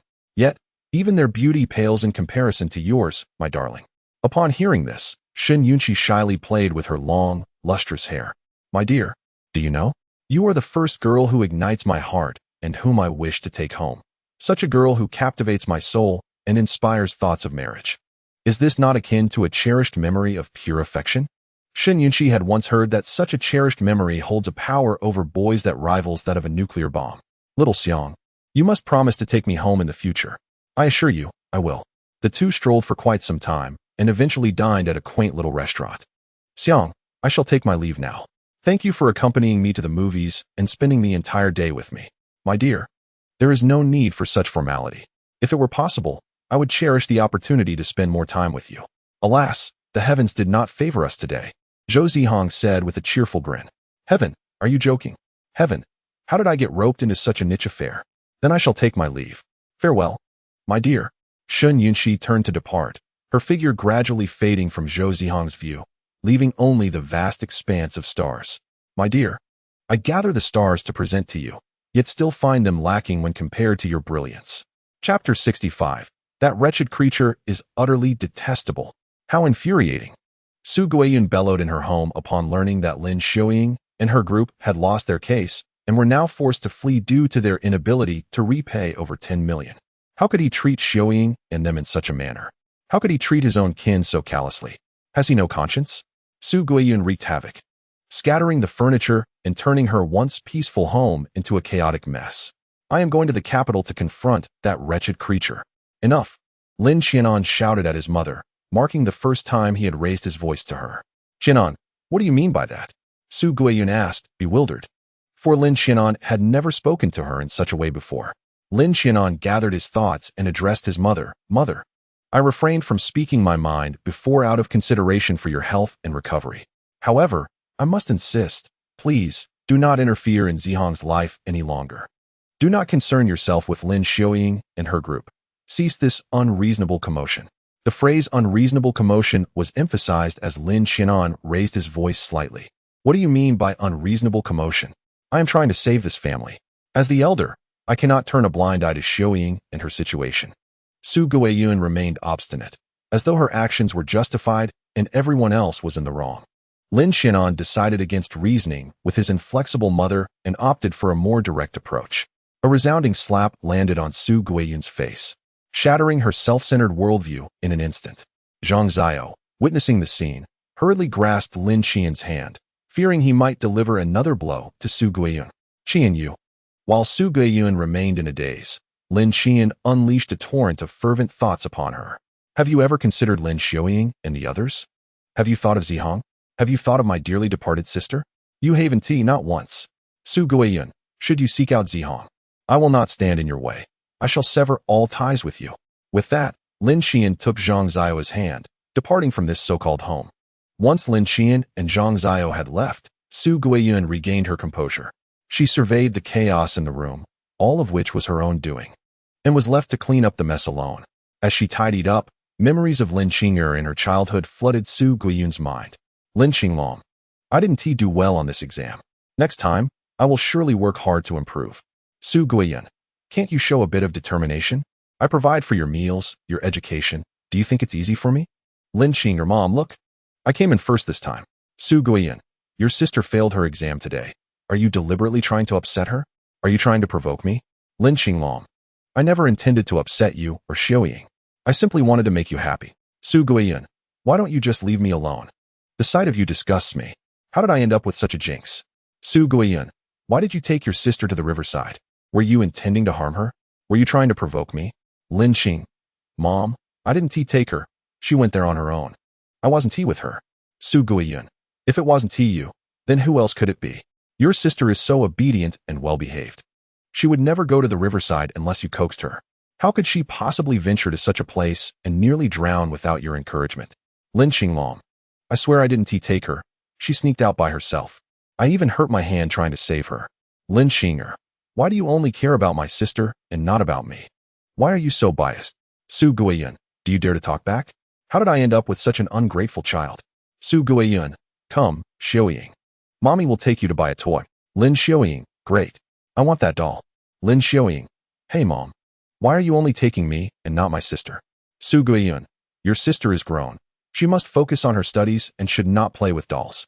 Moreover, she does not deserve to play with dolls. Only my little Xiuying is worthy of such privileges. Su Guiyun, Lin Qing'er, before Ingxiu and I return. Remember to finish your homework. Do you understand? Lin Qing'er, okay. Su Guiyun. Qing'er, please relinquish your spot in the piano competition to Xiuying. Lin Xinglong. I worked hard to secure that spot. Su Guiyun. If you wish to play the piano and gain fame, there will be plenty of opportunities in the future. Your sister, however, is struggling after her defeat in the preliminary round. If this continues, she might consider drastic measures. Lin Qing'er. But Su Guiyun. Enough with the excuses, hurry up. Lin Qing'er. Mom, I truly like Gunyan. Please allow us to be together. Su Guiyun. Lin Qing'er, do not perceive me as heartless. I am doing this for your own good. Lin Qing'er. What good is that? You simply disdain Gunyan for his current poverty. You wish to marry me off to that middle-aged man for a greater bride price. Su Guiyun. Lin Qing'er, have I given you too much leniency? Do you believe I want to discipline you? Zhou Gunyan. Auntie, rest assured, I will not skimp on the bride price. Furthermore, I will ensure that I take good care of Qing'er in the future. Su Guiyun. Qing'er, as the older sister, you must look after your younger siblings. Su Guiyun. Should they require your assistance, you must help them at all costs. Lin Qing'er. Lin Qing'er. Mom, I must leave now. Take care of yourself. Su Guiyun. After you leave, how will we handle the property? Is there a share for your younger siblings in this inheritance? Did I truly err? Su Guiyun trembled as she spoke. In the dead of night, overseas. Su, here is the latest information related to the Chun family and the Chun group. Gu Yue placed the documents on Su Qingyue's desk. Thank you. Su Qingyue opened the documents, skimmed through them briefly, and after securing them in the safe, returned to her chair to continue listening to Gu Yue's report, remaining her nocturnal self. Chapter 66. Xiaohang. I wish to return to my hometown. Time flows like water, and the second semester has swiftly drawn to a close. Baby, how do you plan to spend this summer? Zhou Zihang inquired of Shen Yunqi. Would you like to travel with me? In truth, Zhou Zihang was not particularly fond of traveling. He merely heard from Ziqin that taking one's girlfriend on a trip could deepen their bond, and they could capture beautiful photos, creating cherished memories. Xiaohang, I'm afraid I cannot accompany you on this trip. Why not? I plan to use this holiday to return home and visit my mother. Whenever the mention of mother arises, Shen Yunqi's heart shatters like a broken mirror, the echoes of its shattering reverberating in her ears, while her skin feels as though it has been pierced by countless sharp shards of glass. Mother, a figure that exists solely in Shen Yunqi's mind. In her recollections, her mother was a kind and gentle woman, one who never struck or scolded her. Yet, as time swiftly passes and the years weave their tapestry, the image of her mother grows increasingly indistinct, akin to a jigsaw puzzle scattered on the ground. No matter how hard she attempts to piece it together, she cannot reconstruct her mother's visage. The days spent together have long been frozen in the past, leaving only that fragmentary memory to endure with the passage of time. Darling, how about I accompany you back? Xiaohang inquired. I am returning to a small mountain village in the Sichuan-Chongqing region. I fear you may not acclimate well.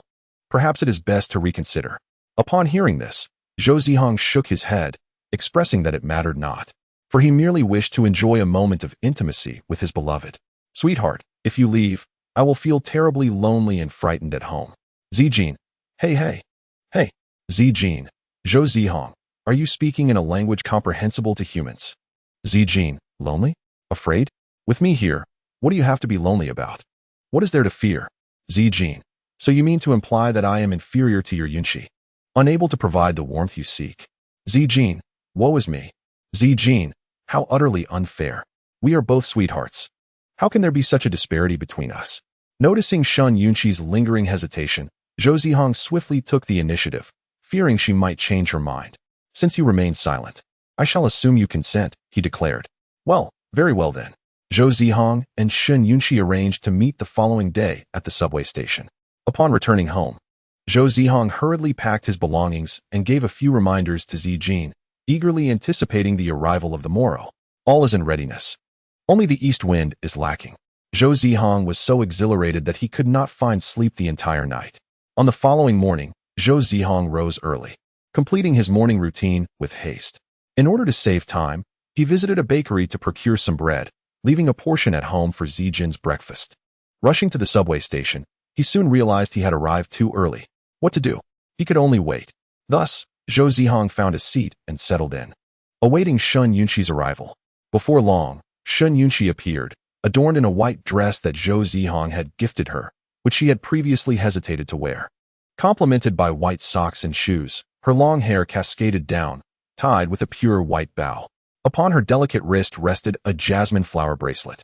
She emerged from the throng, carrying with her the beauty and warmth of the world, akin to a pristine white jasmine flower, a singular blossom unique in all existence. My darling, have you ever heard the language of jasmine flowers? It signifies that amidst the multitude, I bloom solely for you. Jasmine, oh Jasmine, do not part. Do not part. I offer you Jasmine, and I wish you would not depart. At this moment, the girl who once gifted him Jasmine in a past life seems to reappear before his eyes. Perhaps she has never truly left. Xiaohang, I apologize for keeping you waiting. Have you been waiting long? No, I just arrived not too long ago. Shen Yunxi took a seat beside Zihang, placing her small handbag and suitcase neatly. Darling, are you hungry? I bought some bread. Would you like a bite? Of course. Though Shen Yunxi had already had breakfast, she retrieved a slice of toast from the bag, savoring it delicately, for it was prepared by Zihang. Zhou Zihang also took a slice of toast, enjoying it while stealing glances at Shen Yunxi. Xiaohang, why are you staring at me? Darling, you look truly lovely today, and even the way you eat bread is adorable. Zhou Zihang showered Shen Yunxi with endless compliments. If you enjoy watching me, you may do so every day. Really? Of course, Xiaohang, you are my boyfriend. It is only natural for a boyfriend to admire his girlfriend. Then I shall feast my eyes to my heart's content. After a considerable time, the bread Zhou Zihang had brought was devoured completely by him and Yunxi. Yet, the train had yet to arrive. Perhaps it was delayed? After sitting for a while, Zhou Zihang began to feel drowsy. He had woken up early today, and the train's delay only added to his fatigue. Are you tired, Xiaohang? Shen Yunxi, noticing the weariness etched on Zhou Zihang's face, surmised he must not have slept well the previous night. Xiaohang, rest your head on my shoulder and take a nap. Do not worry. I will wake you when the train arrives. As she brushed aside her long hair draping over her shoulder, she allowed Zhou Zihang to lean against her. Indeed, a girl who genuinely cares for you will willingly move her hair aside, even in public. After a while, the train finally arrived. Shen Yunxi roused Zihang, and together they boarded the carriage. Zhou Zihang, upon entering their compartment, placed their luggage down and immediately lay on his bunk, falling into a deep sleep. Well, he is the male lead. Will such a description not bruise his ego? Meanwhile, Shen Yunxi sat on the opposite bunk, observing Zhou Zihang as he slept. Unable to suppress a smile, after covering him with a simple white blanket, she gently pinched his handsome face and tousled his hair, softly murmuring, Xiaohang, sleep peacefully, and may you have sweet dreams. Having said that, she returned to her seat, resting her chin on her hand, gazing affectionately at the slumbering Zhou Zihang. I wonder what the future holds for us, Xiaohang. Just the thought alone makes me a little excited. If I were to have a child with Xiaohang in the future, should I name him Xiao Zihang or her Xiao Yunxi? The mere thought of a child caused Shen Yunxi's fair and delicate face to blush visibly. Chapter 67. Little Shi has returned home. Upon arriving in Chuanyu, the two descended from the station and promptly hailed a nearby taxi. The cab sped along, with Zhou Zihang gazing out at the changing scenery, the urban clamor and splendor gradually yielding to the serene simplicity of the countryside. Shen Yunxi rested her head on Zhou Zihang's shoulder, dozing off for a moment, her breathing steady and her sleeping posture charming. As they exited the taxi, they found themselves before Yunxi's hometown, the quaint little village she had often spoken of. Xiaohang, my home is just ahead. Shen Yunxi pointed to a nearby tiled house, speaking softly. I'm sorry, Xiaohang, she said, a hint of guilt in her voice. Zhou Zihang had grown up as a privileged young man in the city, while she was merely a simple girl born in the countryside. Would he dislike this place?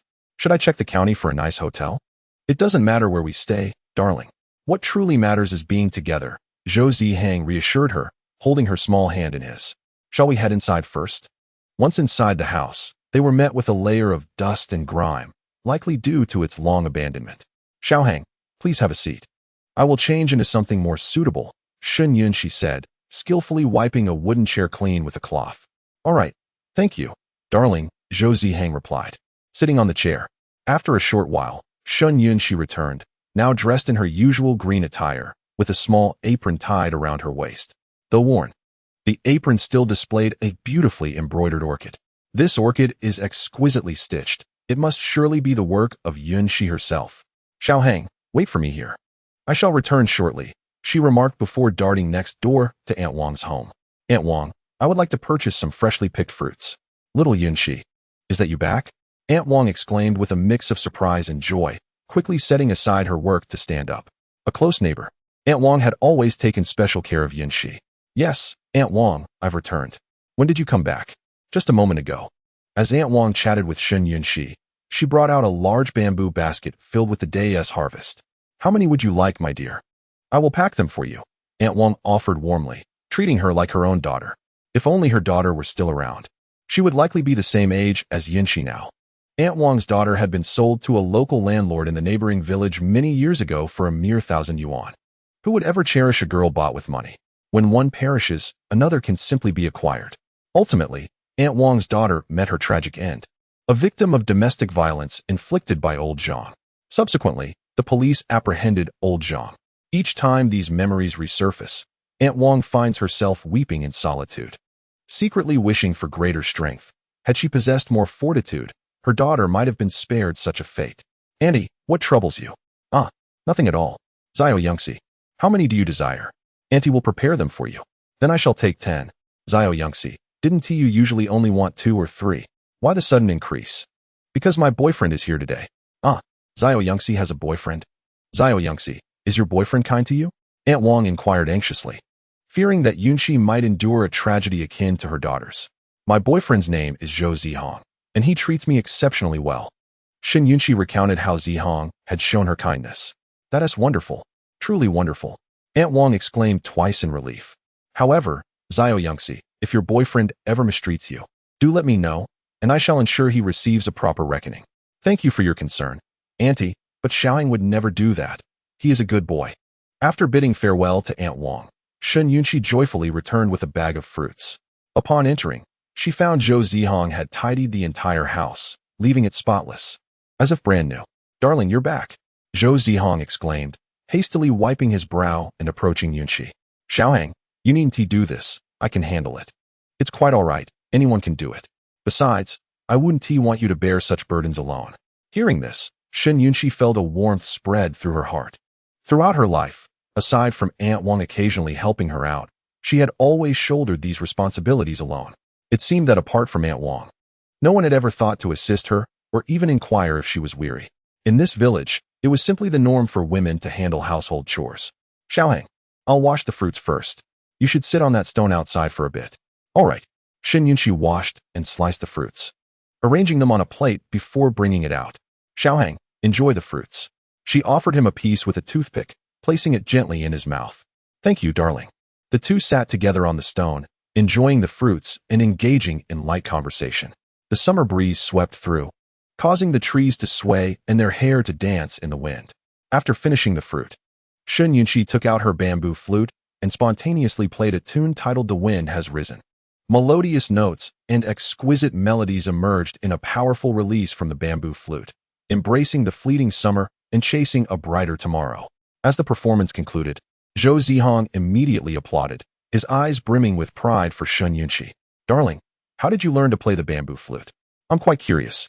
Well, primarily, I used to tend to cattle quite often, and during those times, I found myself quite bored, so I would play the bamboo flute to pass the time. At first, I wasn't very good, but with practice, I eventually mastered it. I see, a self-taught talent indeed. Practice makes perfect, right, darling? Zhou Zihang gazed at Shen Yunxi with contentment, savoring the enchanting flute melodies she had just played. I suppose so. Shen Yunxi glanced at the time on Zihang's watch and said, Xiaoheng, I need to go buy groceries now. What would you like to eat? I'll cook for you tonight. How about we go shopping together? I could use a stroll as well. All right then. Shen Yunxi carefully set down her bamboo flute, washed the plates, dried her hands, and then took Zihang's hand as they headed out to the street to buy groceries and prepare dinner. Chapter 68. Xiaoxi, what is your dream? The couple arrived at the market to gather ingredients for their evening meal. Moreover, Shen Yunxi took the opportunity to purchase some expensive yet durable toiletries for Zhou Zihang. Although her home had some surplus toiletries, they were rather old, and she wanted him to have the best.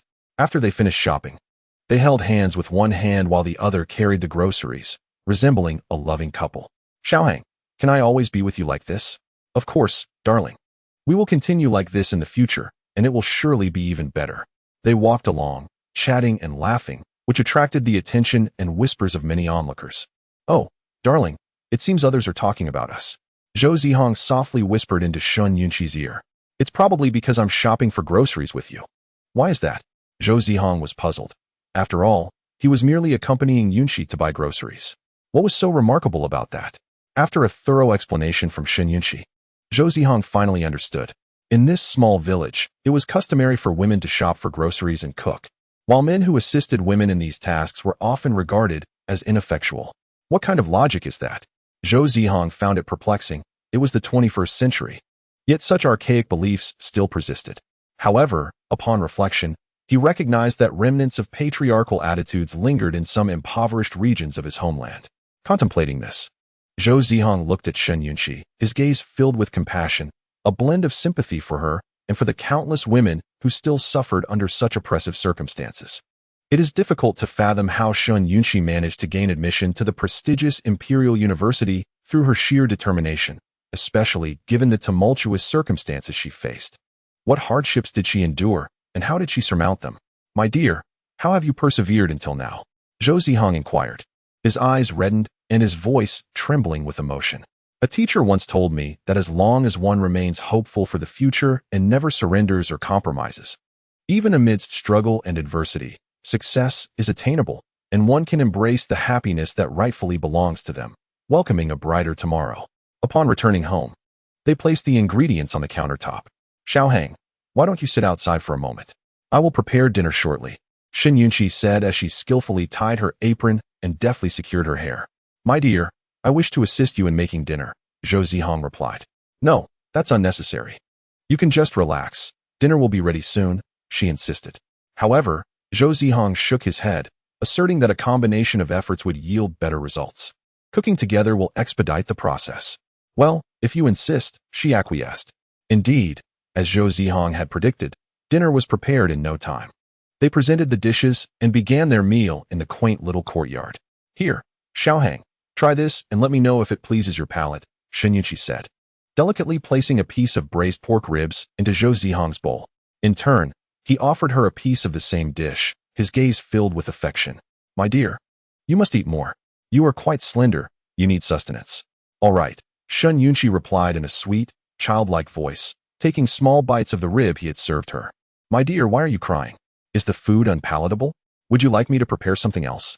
Zhou Zihang observed her lowering her head, nearly resting it upon the wooden table, with tears occasionally tracing down her cheeks and landing on the surface. Not at all. Your cooking is delightful. I am merely overwhelmed with joy. Oh, what is it that brings you such happiness? Zhou Zihang continued to inquire. I cannot disclose it just yet. I shall tell you when the time is right. Very well, but you must promise to share it with me later. I promise. After finishing their meal and washing the dishes together, they settled onto a stone slab to gaze at the stars. The celestial display in the countryside vastly differed from that in the city. Beneath the inky sky adorned with countless stars, the young couple sat side by side. My dear, I have heard that a meteor shower graces the sky tonight. Indeed, I have also heard that wishes made upon shooting stars come true. Zhou Zihang, however, seemed skeptical of such notions, believing that meteor showers were merely natural phenomena imbued with romantic significance by humanity. Shall we make a wish together? Since Shun Yunqi has stated that wishing upon a shooting star will make one's dreams come true, Zhou Zihang is inclined to believe in its truth. Indeed, a brilliant meteor streaks across the sky. Observing this, the two clasped their hands together tightly, closing their eyes and silently whispering their wishes. I hope that Xiaohang and I can experience happiness and safety each day. I hope that my beloved and I can grow old together, never to be separated. Once their wishes are made, they gradually open their eyes and release their hands.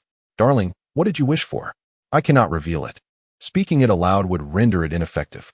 Thus, they sit in tranquil silence, gazing at the celestial display of shooting stars. Sweetheart, may I inquire why you aspire to become a doctor? Because I wish to assist those in need, enabling them to live healthily. Perhaps it is because Yunqi herself has weathered storms, prompting her desire to provide shelter for others. This, however, stirs a twinge of concern within Zihang. Such a kind-hearted darling, yet so naive. What if she falls prey to deceit? And what about you, Xiaohang? Why did you choose to pursue a degree in artificial intelligence? I, like you, wish to help those in need. In truth, Zhou Zihang's choice of artificial intelligence stems solely from personal passion.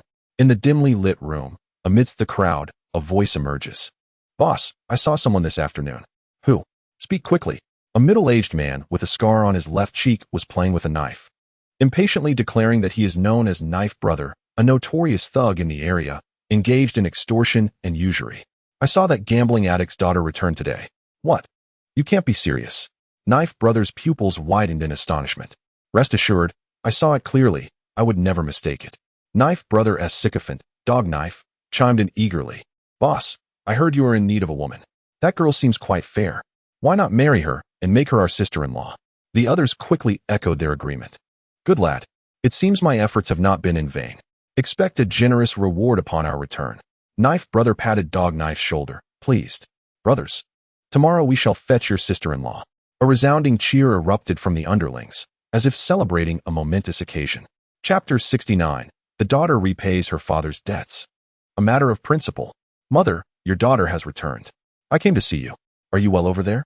Shin Yunshi placed flowers beside her mother's gravestone, weeping as she expressed, I truly miss you. I truly miss you. As she gazed upon her mother's gravestone, Shin Yunshi bit her lip, wiping away her tears. She retrieved a yellowed and time-worn photograph from her pocket, the image of mother and daughter now faded and indistinct. This photograph was the sole remnant left by her mother during her lifetime, the only keepsake they shared. It embodied Shin Yunshi's cherished memories and served as her solitary source of solace. Mom, I almost forgot to introduce you to my boyfriend, she said, holding the hand of Zhou Zihang. This is my boyfriend, Zhou Zihang. He treats me exceptionally well. Rest assured, Auntie, Zhou Zihang declared. I will take good care of Yunshi and ensure that she endures no hardship. The sun shone brightly, casting gentle rays through the dense leaves, illuminating the faces of the young couple. Darling, may I have this photograph? Zhou Zihang asked. I have a way to restore it. Without hesitation, Shin Yunshi handed the photograph to him, for she placed her trust in Zihang. After paying her respects to her mother, they returned home together. As for her father, Shin Yunshi had no intention of honoring him. He was unworthy.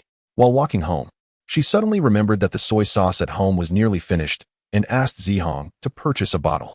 After he agreed, he set off to fulfill her request, leaving Shin Yunshi to return home alone. Ah, the daughter of the gambler, how have you been? It was none other than Dao Ji's little lackey, Dao Go, with Dao Gu and his minions behind him. What do you want? Shin Yunshi stammered, fear gripping her as she gazed at the two men before her. We're here to inquire about the money your deadbeat father owes us, Dao Go replied. I thought I had already repaid you, she protested. He borrowed a total of 10,000. I returned 20,000, principal and interest included. Ah, we miscalculated back then, Dao Go sneered. The total, with interest, is actually 100,000. 100,000?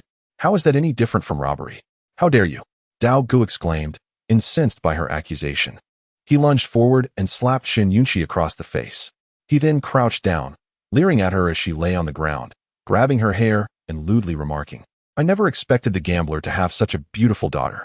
Little girl, I'm not entirely unreasonable. If you agree to be mine, I will overlook your father's debts. Not only that, I can ensure you live a life of luxury, free from the struggles of daily existence. What do you say, my dear? Will you accept my offer? The more he spoke, the more brazen he became, relishing her discomfort as she struggled against his grip. Let me go? She pleaded. You promise me, and I shall let go. I refuse. Without a moment's hesitation, Shin Yunshi declared her answer. Humph, that's not for you to decide. Brother Dao signaled to his gang of followers, who promptly seized Shin Yunshi's arms. Bind this little chick with ropes, gag her with a towel, and load her into the car. We shall take her back for the night. As Brother Dao and his companions reveled in their triumph, a voice shattered the jubilance. What do you intend to do to my baby? Zhou Zihang, having just spoken, noticed a stone at his feet, picked it up, and hurled it at Brother Dao with precision, striking him squarely. Brother Dao was hit, blood streaming from his head as he howled in pain. Seeing this, the minions released Shin Yunshi and rushed to Brother Dao's side, showering him with concern and loyalty. Seizing the moment of their disarray, Zhou Zihang advanced towards Yunshi, helping her to her feet, and inquired with genuine concern. Baby, are you all right? I'm fine, Xiaohang. I'm sorry for worrying you. Shin Yunshi was not troubled for herself. Her anxiety was for Zihang. Moments ago, he had struck the local tyrant with a stone. Knowing his temperament, he would not let this affront slide. Shin Yunshi had already experienced their ferocity. Xiaohang, listen to me. run from the back. It's all right, baby. Leave everything to me. Who? Who is it? Who dares? Brother Dao, clutching his wound, bellowed with fury, as if he might devour someone whole. Hey, are you blind? Can't you see me standing right here? Zhou Zihang taunted Brother Dao. It was him. He threw the stone at me. Get him. Upon hearing their leader's command, the gang surged forward, eager to be the first to strike. In response, Zhou Zihang swiftly drew a handgun from behind, his gaze fierce, the barrel aimed directly at them. The gang came to an abrupt halt, fearful of the lethal consequences of their approach. Even Brother Dao, who had previously flaunted his bravado, was now rendered anxious at the sight of the gun, not daring to question its authenticity. Better to believe it was real than to risk finding out otherwise. Little brother, let us discuss this calmly. Violence is not the answer. At this moment, Brother Dao was already frightened to the point of losing control. Little brother, you must understand. We are merely here to collect a debt, nothing more. Other henchmen quickly nodded in agreement. Yes, yes. Oh, a debt? What debt? Little brother, you may not know this, but this little chick's gambling father owes us a significant sum. He has plunged us into a life of misery, worse than death. Now that his daughter has returned, it is only fitting that she bear the burden of her father's debts. Brother Dog interjected on behalf of Brother Dao. Xiaohang, I haven't. I have already repaid them. Xin Yunxi tugged at Zihang's sleeve, fear gripping her heart as she worried he might not believe her. After all, she was the daughter of a gambler. And many said that like father, like daughter. Don't be afraid, my dear. I am here for you. After reassuring Yunxi, Zhou Zihang inquired about the debts owed by her father. He owes 10,000, but due to compounded interest, I must repay 100,000. What? 100,000? Owing 10,000 and having to repay 100,000. Even loan sharks would seem like novices in comparison. Young brother, how about this? We want to demand the money. Consider it a gift from us to forge a friendship. What do you say? For the first time, Brother Dao felt an overwhelming sense of humiliation, as if he had lost face before his subordinates. Although they had the numbers to overpower Zihang, he held the upper hand in this situation. I think that sounds acceptable. That is good. That is good. Brother Dao and his gang slowly retreated, attempting to flee the scene. Stop. Did I give you permission to leave? Zhou Zihang shouted as he holstered his weapon. At that moment, police cars arrived. It turned out that Zhou Zihang had reported the incident earlier. Chapter 70. Dare to deceive me, and I will make you pay once I am out. What are you doing? Hands up. The police hurriedly exited their vehicles, apprehending Brother Dao and his followers. Are you Zhou Zihang? Yes, officer. The police officer glanced at Zhou Zihang and then at Xin Yunxi, who was hiding behind him. You both need to come with us to the station. All right, they replied in unison, following the officers back to the police station. Upon arrival, Zhou Zihang and Brother Dao expressed their perspectives and reasons. I have a general understanding of the situation, Officer Gao stated calmly. Zihang, Yunxi, I will do my utmost to handle this matter and provide you with a satisfactory resolution. Officer Gao, will they face imprisonment? Yes, their actions constitute organized crime. Furthermore, I suspect they may have engaged in other illegal activities, though further investigation will be required. Zhou Zihang's expression turned serious, his brow furrowed as he asked, Officer Gao, will they receive the death penalty? If possible, I wish for them to meet their end swiftly. Officer Gao paused, momentarily taken aback, not expecting this seemingly gentle young man to harbor such fierce sentiments. You're talking nonsense. Brother Dao, standing nearby, felt his temper flare upon hearing this, ready to charge at Zhou Zihang. However, before he could act, the police intervened. You think of committing violence without consulting us. The police officer, after years of service, was encountering for the first time an individual attempting to resort to violence right under his watchful gaze. Officer, I am innocent, the man protested. Whether you are innocent or not will be determined by the law, declared Officer Gao with unwavering conviction. He was all too familiar with this individual, having apprehended him on several occasions, resulting in years of incarceration, yet the man remained unrepentant. He has a gun concealed behind him, the man exclaimed, desperately attempting to divert the conversation to evade his precarious situation. Is this the gun you are referring to? Zhou Zihang queried, extracting a firearm from behind him. I apologize, but this is merely a toy. As it turned out, only moments prior, Zhou had visited a small store to purchase soy sauce, where he encountered an elderly shopkeeper. Frail and unsteady, moved by compassion, Zhou had offered the shopkeeper extra money, who, in gratitude, insisted on gifting him a toy gun despite Zhou's repeated refusals. Ultimately, he accepted the toy, which, despite its nature, bore an uncanny resemblance to a real firearm. How dare you deceive me? Once I am free, I will make you pay. The man fumed, his threats extending toward Zhou and his companion. You won't escape my wrath. I will ensure you end up in a brothel. Knowing the truth, the man unleashed a torrent of curses at Zhou and his friends. Take them away. Officer Gao commanded sternly. Yes, sir. Thus, the officers escorted the man and his associates to their cells. It's all right, my dear. Everything is fine now, Zhou Zihang reassured as he noticed Shen Yunqi standing motionless nearby. I'm fine, Xiaohang, she responded, her gaze filled with concern for him. She feared that having offended them, they would not let Zhou Zihang go unscathed. What fate awaited them was beyond her comprehension, and she dared not dwell on it. Zihang, Yunqi, rest assured.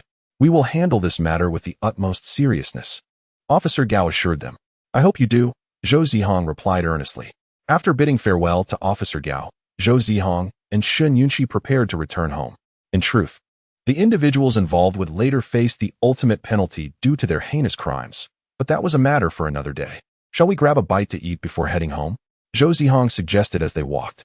Yes, that sounds good, Shen Yunqi replied softly, still visibly affected by the recent events. Upon arriving at a modest eatery, they found a place to sit, and Zhou Zihang courteously summoned a server to take their order. A young waitress approached, menu in hand, her eyes widening in surprise as she exclaimed, Yunqi, you're back. Are you Xiao Shu? Shen Yunqi looked at the young waitress before her, disbelief etched upon her face. Yes, I am Xiao Shu.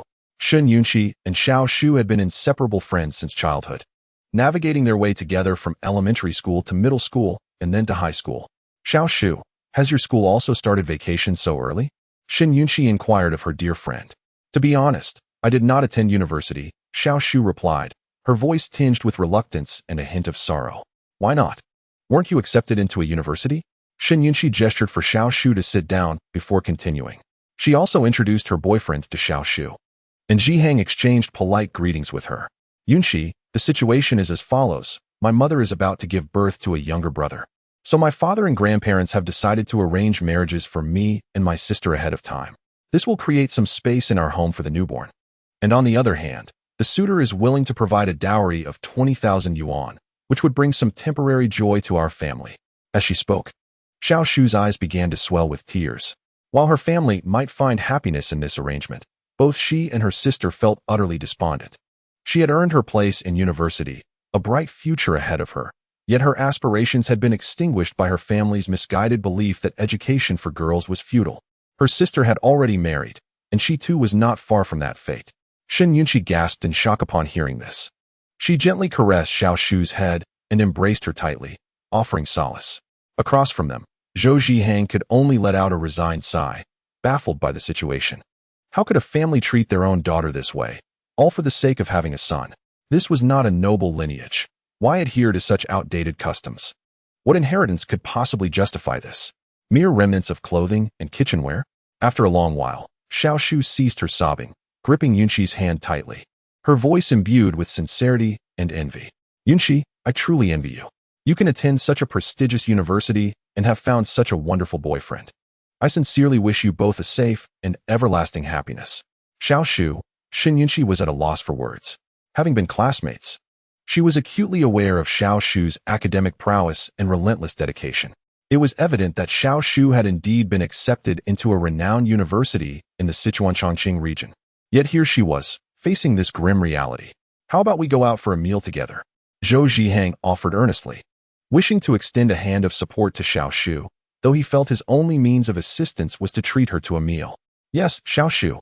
Let us sit down and have something to eat, Shen Yunqi echoed, her tone sincere as she sought to comfort her friend. Chapter 71. Happy birthday, baby. After completing all their tasks, Zhou Zihang and Shen Yunqi took the subway back to the capital. Darling, there's still a good portion of summer vacation left. How do you plan to spend it? Zhou Zihang inquired, gazing at Yunqi with eager anticipation. In truth, he longed to explore the world outside with her, cherishing the opportunity for a private moment together. I intend to find a job this summer, Shen Yunqi pondered thoughtfully before responding. Why? Darling, are you in debt? It's all right. I have money. I can lend it to you. Zhou Zihang furrowed his brow, expressing concern. Upon hearing this, Shen Yunqi shook her head and replied, Thank you, Xiaohang. But please, do not waste your money on me. Save it for more meaningful endeavors. But what if I wish to? For Zhou Zihang, even giving all his money to Yunxi would be a decision made without hesitation. That cannot be, she insisted. I cannot exploit your kindness for my own benefit. Exploit? Zhou Zihang thought, wondering if her choice of words was too severe. If it were another girl, she would have likely accepted by now. Yet, he couldn't bear the thought of seeing her struggle. It's fine, Xiaohang. Working isn't tiring at all, and I can earn quite a bit.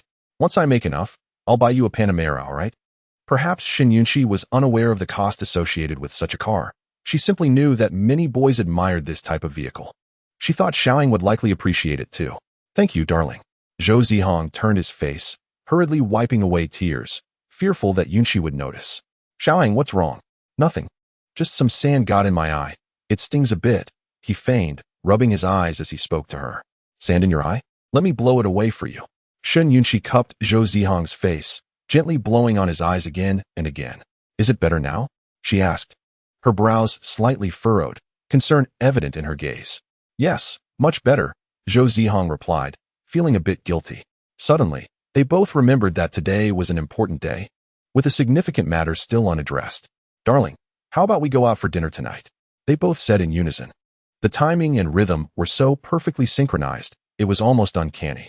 After finishing their sentence, both of their cheeks flushed, and they hurriedly averted their gazes, looking around awkwardly. What do you want to eat tonight, darling? How about we find a small restaurant? All right, that sounds good. On a bustling street, two individuals discovered a quaint eatery, settled into their seats, and placed their orders. Xiaohang, I have something to retrieve. I shall return shortly. Shen Yunxi fabricated an excuse, wishing to discreetly slip away. All right, take your time, darling, Zhou Zihang responded readily, eager to seize the opportunity for a secretive exit. Fortuitously, he found the perfect pretext. After Shen Yunxi stealthily departed, Zhou Zihang also slipped out unnoticed, swiftly procuring a cake before making his quick return, even faster than Shen Yunxi. He concealed the cake, intending to surprise Yunxi with a delightful gift.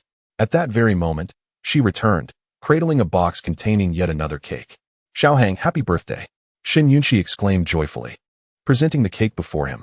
It dawned upon them that this day marked Zhou Zihang's birthday. Darling, you prepared a cake for me, he remarked, unable to maintain his pretense any longer, revealing that he had also arranged a cake for Yunxi. It turned out that today was also Shen Yunxi's birthday. What shall we do?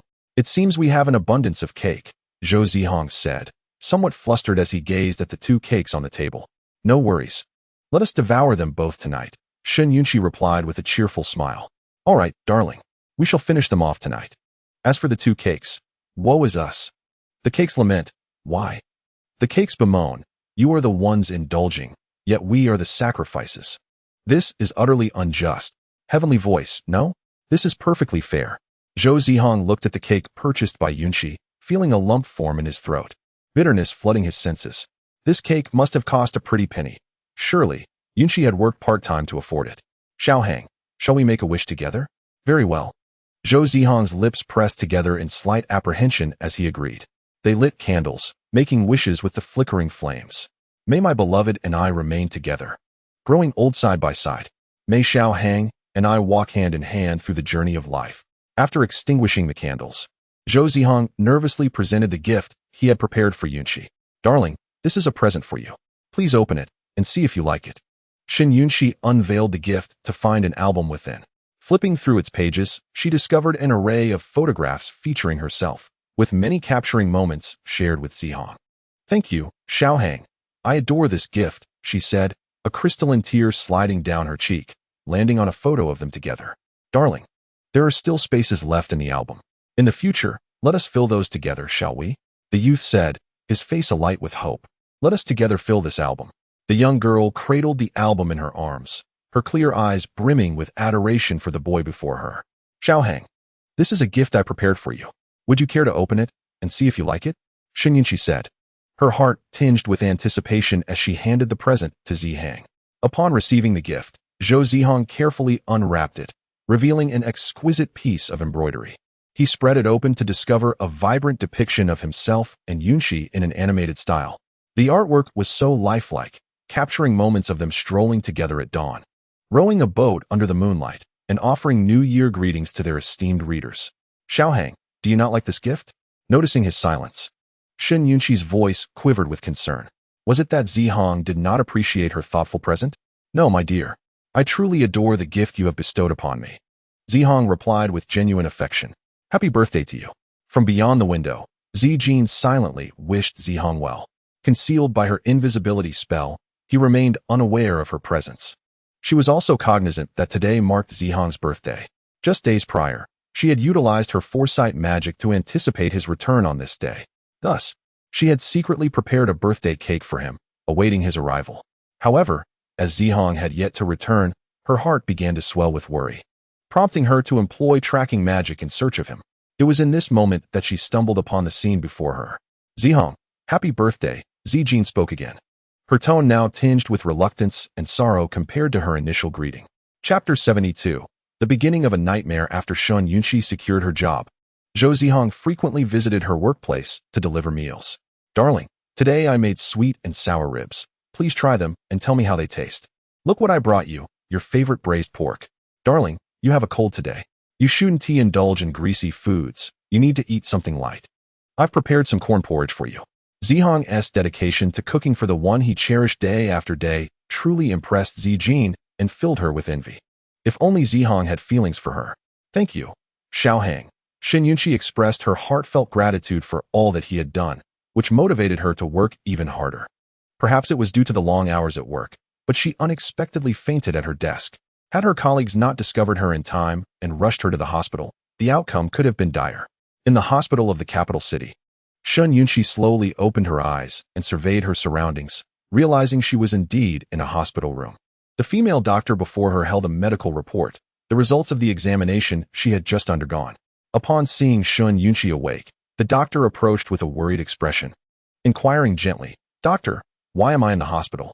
Due to excessive fatigue, you fainted at your workstation this morning and were brought to the hospital by your colleagues. What about my colleagues? Shen Yunqi intended to personally express her gratitude to them, so she inquired with the doctor about their whereabouts. Your colleagues have already returned. Is that so? Shen Yunqi murmured softly. It seems I can only thank them upon my return to the company. Yunqi, there is something I need to discuss with you. The female doctor hesitated for a long time before finally deciding to reveal the matter. Please, go ahead, doctor. The doctor handed a medical report to Yunqi. Upon receiving the report, she opened it and gasped in disbelief. How can this be? Doctor, is this truly the case? Shen Yunqi looked at the doctor incredulously, her lips trembling. The doctor merely nodded in affirmation. How could this happen? How could I have contracted such a strange illness? As a medical student, Shen Yunqi was acutely aware. This peculiar ailment is not contagious, yet it can be fatal, akin to leukemia. Moreover, the mortality rate exceeds 90%, almost tantamount to a death sentence. Doctor, how long do I have left to live? Shen Yunqi stared blankly at the female doctor, her voice choked with emotion. This illness has reached an advanced stage. You may have only about 6 months left. 6 months. Upon hearing this, Shen Yunqi felt as though her heart was shattering. She had always fought to survive, yet why did fate deal her such a cruel hand? Misfortune seems to target those who are already suffering. Yunqi, I believe this matter must be discussed with your family. Family? Does she even have family? It seemed her only family in this world was Zihang. With this thought, Shen Yunqi clenched her teeth, weeping silently. She was not afraid of death. For someone from a humble background, death could indeed be a release. Throughout her life, she had witnessed far too much death. What terrified her was the thought of Zihang's sorrow upon learning the truth. They had promised to walk hand in hand through life together, yet she was about to break that promise. Thank you, doctor, I understand. After bidding farewell to the female doctor, Shen Yunqi stepped out of the hospital, clutching the medical report given to her. The doctor had urged her to clarify matters with her family. It seemed the report would be tucked away in her small cloth bag. She did not want Zihang to know of her illness. At that moment, she made a resolute decision. Baby, are you all right? Just as Yunqi was placing the medical report into her bag, Zihang hurriedly approached her, concern etched on his face. Xiaohang, what brings you here? Shen Yunqi looked at Zihang in astonishment. How did he know about her illness? How did you know she was in this hospital? My dear, it is as follows. Zhou Zihang elucidated the situation to Yunqi, who then experienced a moment of clarity. It turned out that Zhou Zihang had just come to deliver a meal to Yunqi and discovered her absence. Upon learning that Yunqi had fainted and was hospitalized, he hurriedly made his way here. On the street, he said, My dear, Why don't you take a day off today? You need not go to the office. Zhou Zihang expressed his concerns, fearing that Yunqi might faint again in his absence. I'm fine, really, she replied. Are you truly all right? Seeing her obstinacy, Zhou Zihang inquired once more. I assure you, I'm fine. Unable to persuade Yunqi further, Zihang chose to remain silent. Yet he admonished her to take good care of herself. If she felt any discomfort, she must promise to inform him. Yunqi appreciated Zhou Zihang's concern and held it dear to her heart. She felt grateful for their encounter, brief yet meaningful, and wished that they could continue together indefinitely. How wonderful that would be. However, she knew she would ultimately break her promise. This affection was one she could never repay in her lifetime. Xiaohang, if I were to leave, you must take good care of yourself, she said, suppressing her sorrow as she spoke to the boy she cherished. My dear, where are you going? Zhou Zihang seemed oblivious to the underlying meaning in her words. To a very distant place, she replied. Could it be the place you mentioned? He guessed, his anxiety palpable as he questioned her. Do you not want me anymore? What shall I do after you leave? Xiaohang, I'm just joking. Upon hearing this, Zhou Zihang exhaled in relief, having feared that Yunqi no longer desired him. If you must go, I shall accompany you, he stated, appearing to jest. Yet his tone was imbued with sincerity. For him, since the loss of his parents, he had felt no ties to this world until Yunqi arrived, becoming his sole attachment. If she were to depart, he would follow her. As for everything else, he would manage it accordingly. Xiaohang, do not utter such words. Yunqi quickly reached out, placing her hand over his mouth. Promise me, never speak such despondent words again, all right? And regardless of whether I am present in the future, you must live well and not entertain such dark thoughts. Do you understand? She asserted firmly, a tone of resoluteness in her voice that was a first for her in addressing Zihang. Though uncertain of the reasons behind her intensity, he hesitantly agreed. Chapter 73. Senior. I entrust Xiaohang to you from now on. Upon learning of her terminal illness, Shen Yunqi often found herself wandering alone in the library, poring over research materials, or returning to the hospital for further examinations. Yet, without exception, the outcomes remained unchanged. It seemed as though this fate had been irrevocably sealed, beyond any hope of alteration. In the dimly lit dormitory, faint rays of light filtered through the curtains, illuminating the numerous medical reports before her, prompting Shen Yunqi to weep. She had once endeavored to dream of and reach for a future that now felt impossibly distant, only to see those aspirations dissolve into mere shadows. Perhaps, she mused, she had never had a future to begin with? Why must fate deal her such a cruel hand? What had she done to deserve this? The thought of parting from Xiaohang filled her with despair. Shen Yunqi wandered aimlessly, her heart aching with a sense of injustice. Yet, ultimately, her lamentations bore no fruit. For Yunqi, all she desired was to live a simple life alongside the one she cherished. Even if each day was mundane, even if her meals were humble, she would harbor no grievances. Yet, it seemed that even this modest hope was to be extinguished by the heavens. Yunqi, what troubles you? Mu Lingling opened the dormitory door and immediately spotted Shen Yunqi sitting in a chair, her eyes swollen and her cries muffled. What has happened? Approaching her friend, Mu Lingling glanced at the scattered medical reports and began to grasp the gravity of the situation. Lingling, I truly do not wish to be separated from Xiaohang. Shen Yunqi sobbed, seeking refuge in Lingling's embrace. If only she could wish this all away. If only it could all be a cruel illusion. Everything will be all right. Mu Lingling comforted the weeping Shen Yunqi while picking up one of the medical reports, scrutinizing it from beginning to end. How could this be? How could Yunqi possibly have a terminal illness? As Yunqi's medical partner, Mu Lingling knew all too well that such a condition was, in fact, beyond treatment. Lingling, what am I to do? What am I to do? Nothing will happen. Yunqi, you must not let your mind wander to dark places. With the advancements in modern medicine, there must be a way, Lingling reassured her. The mentor should still be at the school, not yet returned. I will go and inquire if he has any solutions. Just as Lingling was about to leave, Shen Yunqi grasped her hand and implored, Lingling, please don't go. It will be futile. What are you saying? Even if there is but a 1 in 10,000 chance, we must try. What if it succeeds? Hearing this, Shen Yunqi released her grip and whispered, Lingling, could you please keep this matter to yourself, especially from Xiaohang? Observing her dear friend's distress, Mu Lingling felt at a loss for words. It was evident that Yunqi wished to shield Zihang from worry. With a heavy heart, Lingling reluctantly agreed. After she departed, Shen Yunqi carefully gathered the medical reports. Concealing them, before venturing downstairs alone, her footsteps echoing in the silence of the path ahead. After walking for a while, Shen Yunqi noticed Jiang Wanning ahead, and Jiang Wanning also saw her. Thus, she courteously greeted Yunqi, "Good afternoon, Junior." "Good afternoon, Senior," Shen Yunqi replied with equal politeness. "Senior, are you still busy?"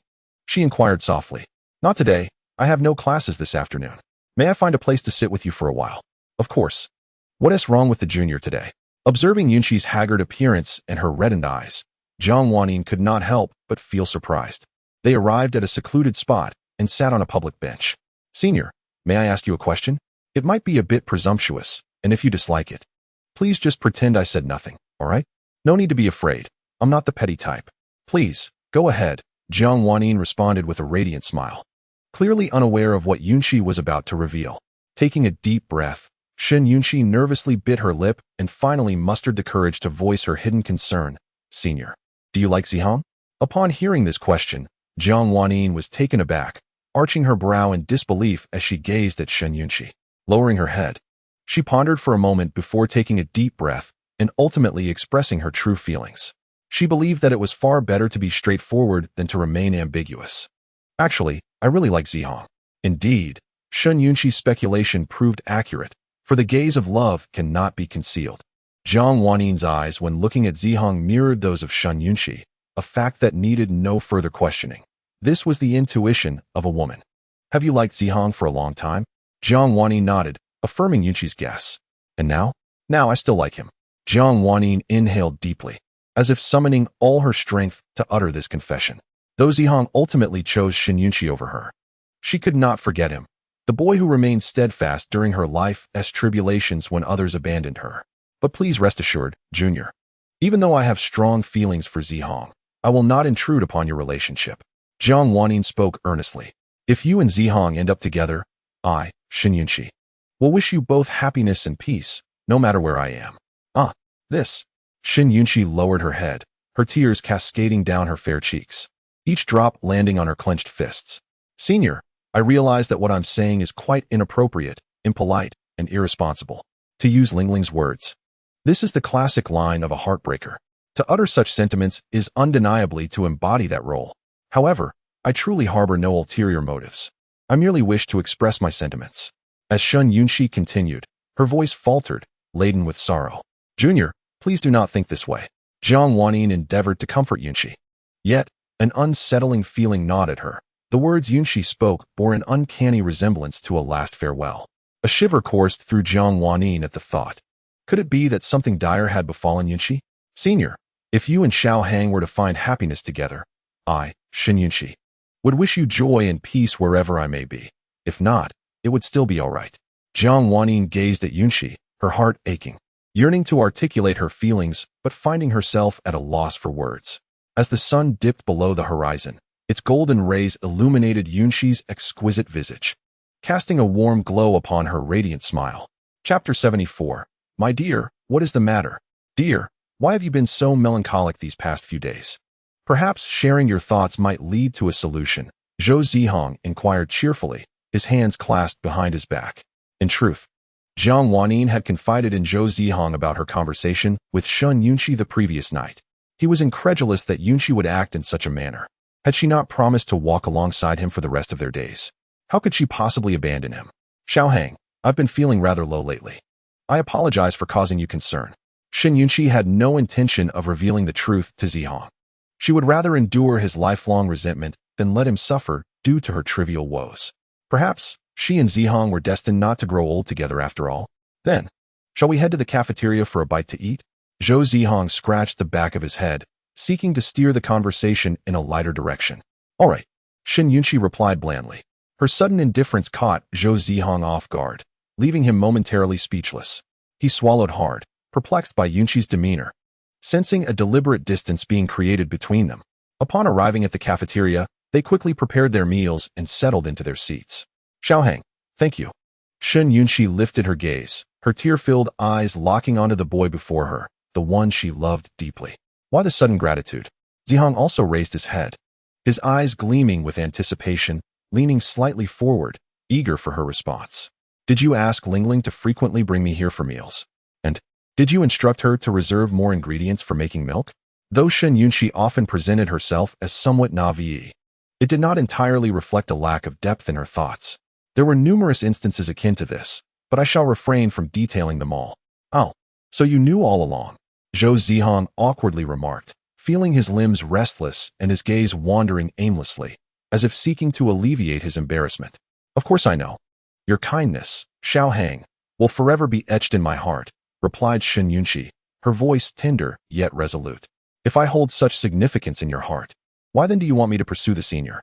Zhou Zihang said, a hint of jealousy creeping into his tone. The senior is wonderful. Not only is she beautiful, but she also comes from a well-off family. More importantly, she has secretly harbored feelings for you, came the reply. Upon hearing this, Zhou Zihang was filled with doubt. How could the senior possibly have feelings for him? He believed her previous kindness was merely an attempt to make amends. But what about you, Bao Bao? Do you not have feelings for me? Compared to other inquiries, Zhou Zihang was far more concerned about whether Yunxi liked him.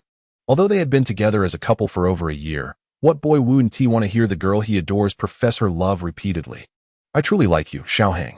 I really do, Shen Yunxi declared without hesitation, her conviction unwavering. To meet you amidst the vast sea of humanity is my greatest fortune. Not being able to walk to the end with you is my life's regret. Bao Bao. Zhou Zihang felt an unsettling sense, as if Yunxi was bidding farewell. What do you mean? He asked, pursing his lips stubbornly. Xiaohang, if we were to part ways, you must take good care of yourself, Shen Yunxi uttered, the word she dreaded most escaping her lips. Are you saying you want to break up with me? Zhou Zihang's lips quivered, and his eyes began to glisten with unshed tears. He could hardly believe his ears, wishing desperately that he had misheard. Rather than accepting that Yunxi wished to end their relationship, did I do something wrong? Please, tell me what it is. I promise I will change, he implored, gripping her small hand tightly, his voice tinged with sorrow. You have done nothing wrong, Xiaohang. It is I who must apologize. Ultimately, we cannot walk together to the end, Shen Yunxi said, pulling her hand away. In that fleeting moment of separation, her heart felt as though it were bleeding. Why? Zhou Zihang, lost and bewildered, watched as Shen Yunxi turned away. The instant she did, her tears flowed freely, cascading down her cheeks. To mask her vulnerability, she hastily covered her mouth, stifling her sobs as she hurried from the cafeteria. Finding a secluded corner, she finally allowed herself to weep openly. She truly did not wish for it to end this way. As night fell, the luminous moon hung high in the sky, casting a serene glow over the world below. Today is a splendid occasion for moon gazing, yet Zhou Zihang finds himself devoid of any desire to partake in such festivities, returning home in a state of despondency.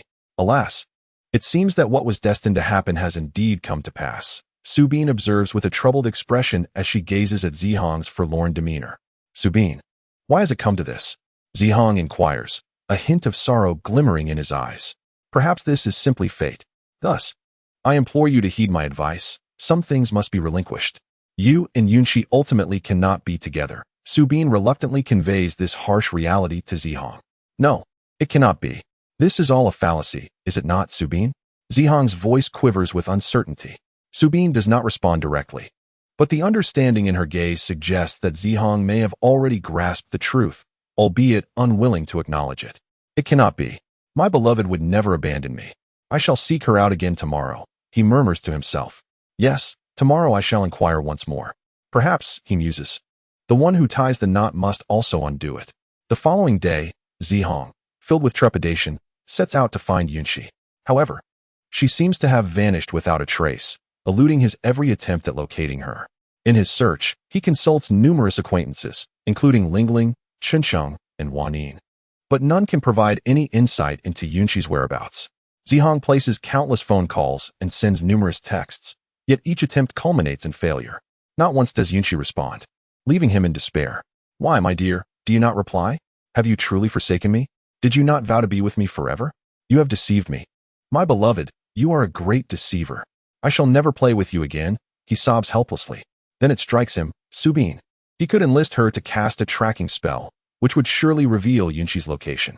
Upon returning home, Zihang recounts the entire saga to Subin, imploring her to once again employ her magical abilities to help him locate Yunxi. Yes, it is feasible, Subin affirms, but in 2 months' time. You will naturally come to understand the entirety of this situation.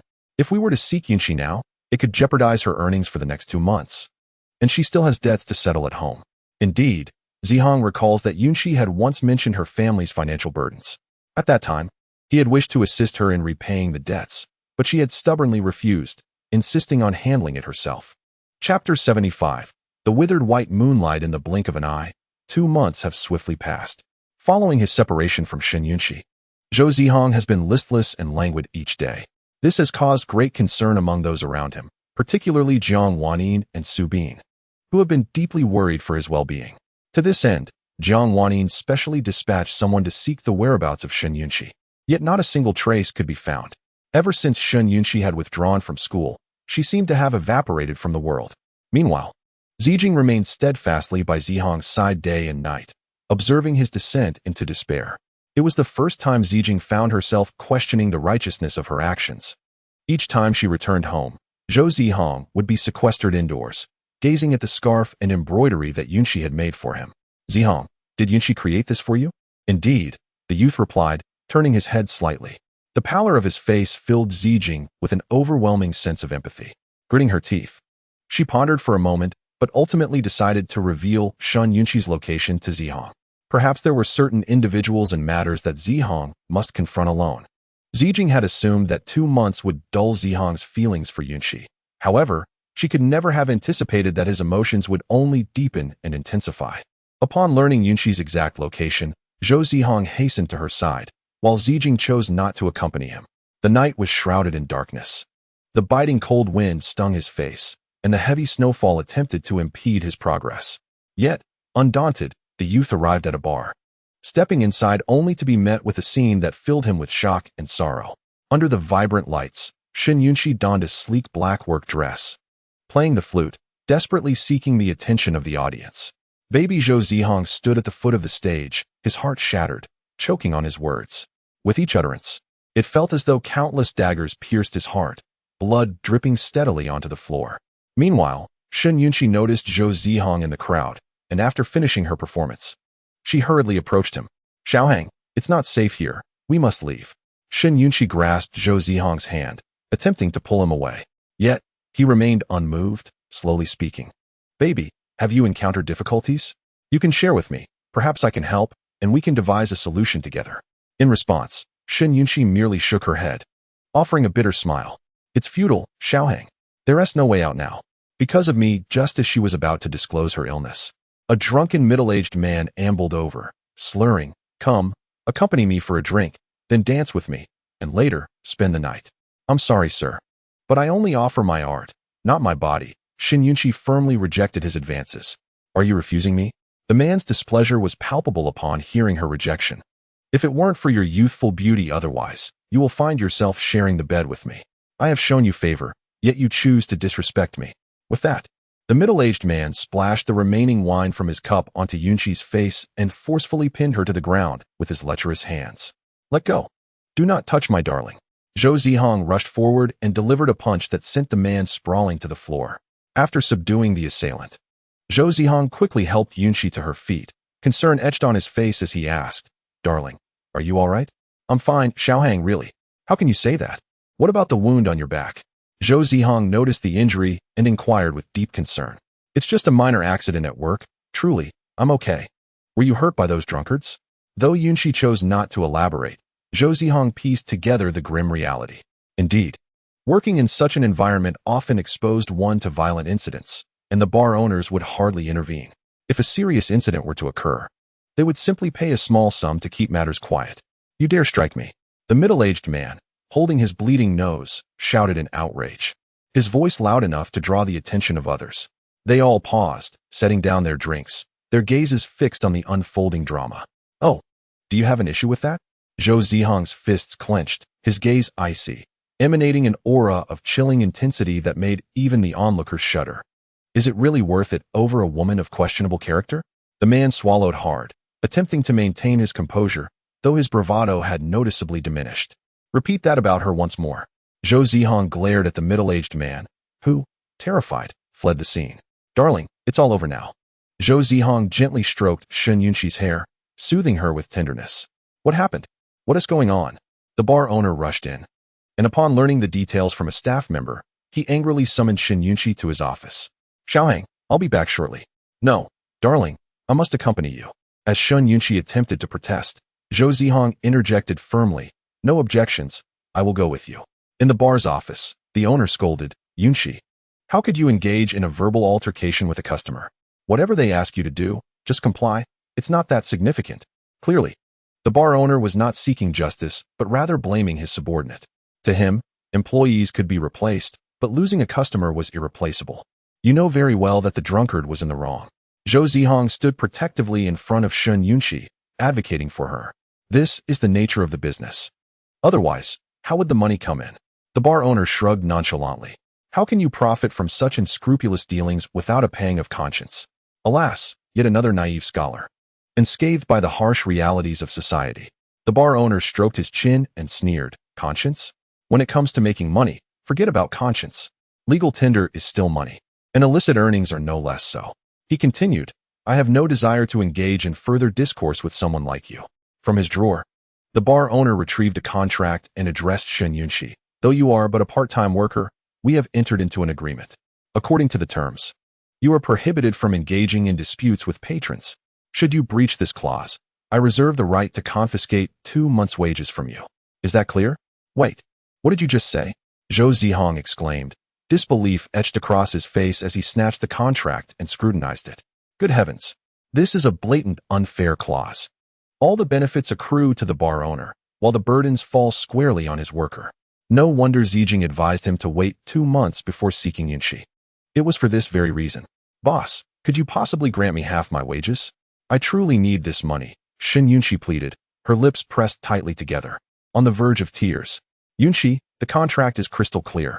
We must uphold our integrity and adhere to professional ethics, the bar owner lectured, delivering a tirade of hollow platitudes. Sir, I strongly advise you to ensure my baby receives every cent of her wages. Otherwise what? The bar owner shrugged, mocking Zhou Zihang with a derisive grin, as if to say, who do you think you are? In a swift motion, Zhou Zihang produced a small knife from behind and pressed it against the bar owner's throat. The suggestion to carry a knife for emergencies was Zijing's. At that moment, the bar owner was utterly terrified, and even Shen Yunqi felt a chill of apprehension for Zihang. Xiaohang, I don't want this money anymore. Let us just go home. It's all right, baby. I will definitely help you get this money. Hero, please spare me. I will pay you right away. The bar owner, understanding the gravity of the situation, quickly capitulated. However, he couldn't fathom why a mere couple of months' wages, just a few thousand, warranted such a drastic reaction. After securing the wages, the two hastily departed.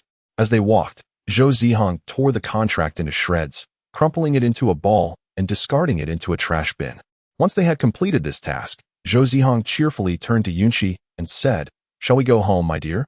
Yet, Shen Yunqi seemed oblivious, engrossed in her ledger, striking through the last entry on the final page. Then, she retrieved her old mobile phone, transferred the funds, and received a satisfactory response. With a sigh of relief, Shen Yunqi inhaled deeply, finally clearing all debts owed by her family. Baby, what is the matter? Xiaohang, shall we go home now? Zhou Zihang extended his hand towards Yunqi and spoke. I am truly sorry, Xiaohang. I cannot return with you. Darling, it is of no consequence. Even if you become entwined with the mundane world, I shall forever remember your innocent visage. Sweetheart, let us go home together. Zhou Zihang presumed that Yunqi's reluctance to accompany him stemmed from her concerns regarding the events of the evening. Xiaohang, I must depart shortly. Depart? To where? To a distant place. Zhou Zihang could not comprehend why Yunqi consistently uttered such phrases. Was she perhaps afflicted by some ailment?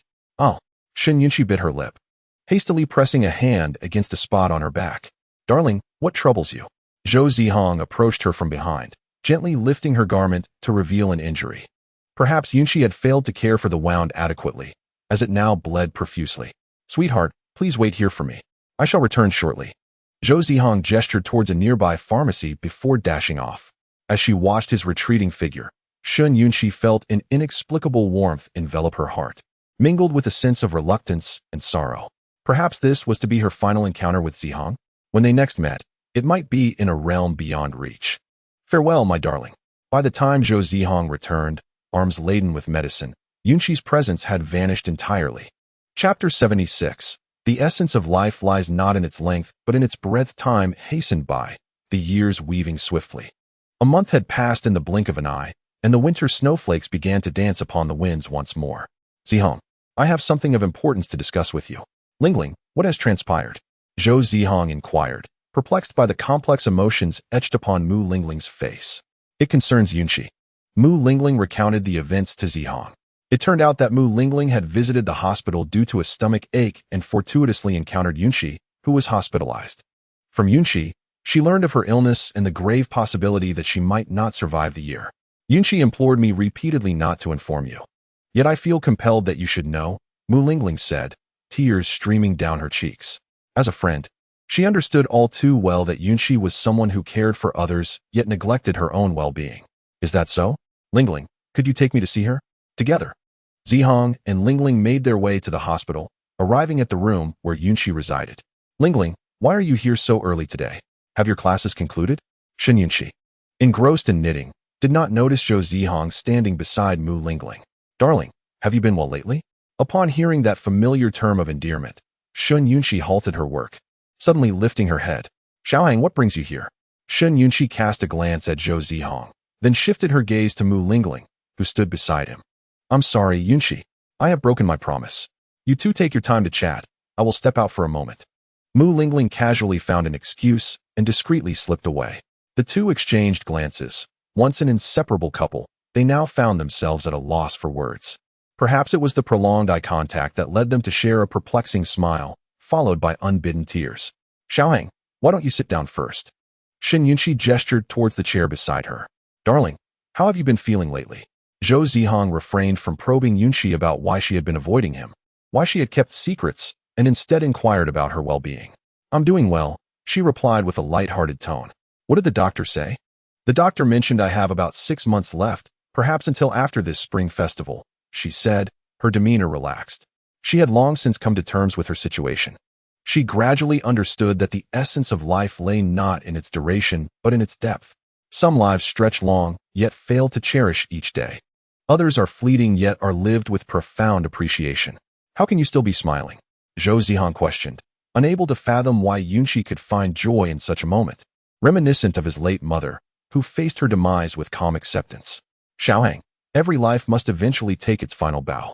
It is precisely for this reason that we cherish the people and experiences we encounter, urging us to pursue more tomorrows. Death is not an end, but a new beginning. Shen Yunqi gently cupped Zhou Zihang's tear-streaked, reddened face, tenderly wiping away the tears from the corners of his eyes. Xiaohang, do you know? A few nights ago, I had a dream. In that dream, I beheld a cerulean sky, pure white clouds, verdant mountains, and my loving parents. I indulged in countless delicious treats and enjoyed endless fun. Reflecting on it now, going there seems quite wonderful. With her hands resting over her heart and her legs crossed, she spoke with a radiant smile.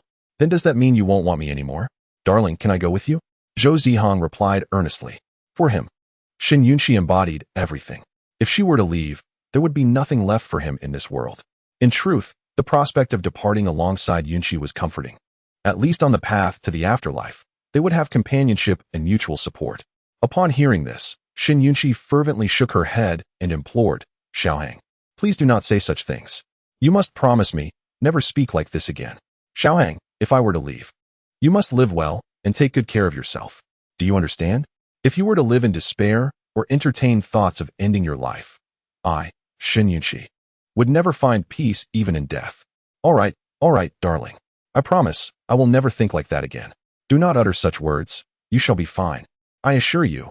Zhou Zihang clenched his jaw and, after a protracted silence, resolutely declared, there will be a solution. I will undoubtedly discover a way. Upon returning home, Zhou Zihang fervently scoured the internet for information, seeking treatment options for this affliction, but was met with the disheartening conclusion that it was incurable. Unyielding, he ventured to the library the following day, obsessively perusing tomes related to terminal illnesses, yet each one uniformly echoed the same grim verdict. There was no remedy. Undeterred, he consulted numerous esteemed specialists in the medical field, only to be met with similarly bleak assessments, affirming the impossibility of a cure. At that moment, despair and helplessness enveloped him. Once a staunch materialist, he had placed unwavering faith in science. Now, however, he found himself yearning for the existence of a divine presence, longing for a miracle. Perhaps Zijing might have a solution? With this thought, Zhou Zihang wiped away his tears and hurried home to share his thoughts with Zijing. Upon hearing him, Zijing could only shake her head in resignation, expressing her inability to assist while offering her reasoning. Firstly, the cycle of life, death, and illness is an immutable law of existence, impervious to intervention by any deity or human. Secondly, while there exists a legendary art of resurrection, its practice exacts an immense toll on the divine being who wields it, and the knowledge of such an art has long been lost. I'm truly sorry, Zihang. I cannot help you, Zijing said, her voice tinged with regret. I understand, Zhou Zihang replied. You need not blame yourself. This is not your fault. He comprehended her feelings of guilt. Had Zijing possessed a means to assist, she would have certainly not remained idle. Is there truly no hope left? Zijing gazed at Zihang with a pained expression, feeling a familiar sense of powerlessness. The first time she had felt this way was in her youth, when she helplessly watched her brother depart, never to return. Zihang, the situation is now set in stone. We must accept it rather than attempt to alter it, Zijing stated, offering her perspective. What do you mean by that? Zhou Zihang inquired, puzzled by her words. I believe that, rather than seeking a cure, Yunqi would prefer you to accompany her on the final leg of her life's journey. Chapter 77. Xiaohang, let us take a walk together. In the hospital, the first rays of winter sunshine bathed the ward in warmth. A delicate layer of frost adorned the windows, glistening like mirrors. Shen Yunqi gazed into the mirror, attempting to tame her disheveled hair. Due to her illness, her once sweet and fair visage had become gaunt and haggard. What troubles you, my dear? Zhou Zihang approached with a bowl of freshly cooked congee, noticing Yunqi's intense focus on her reflection, and inquired with curiosity. Xiaohang, look at me. I have transformed into a faded shadow of my former self. My hair has turned considerably gray. Shen Yunqi pointed to her own face, a hint of sadness in her voice. No, our little darling is the most beautiful girl in the world. She is always stunning, no matter the time. Is that really true? Of course. When have I ever lied to you? At this, the girl's pale visage finally revealed a blush, her lips gently curving upwards into a radiant smile, akin to the first rays of winter sunshine, warm and reassuring. Come, my dear. Drinking porridge is good for your health.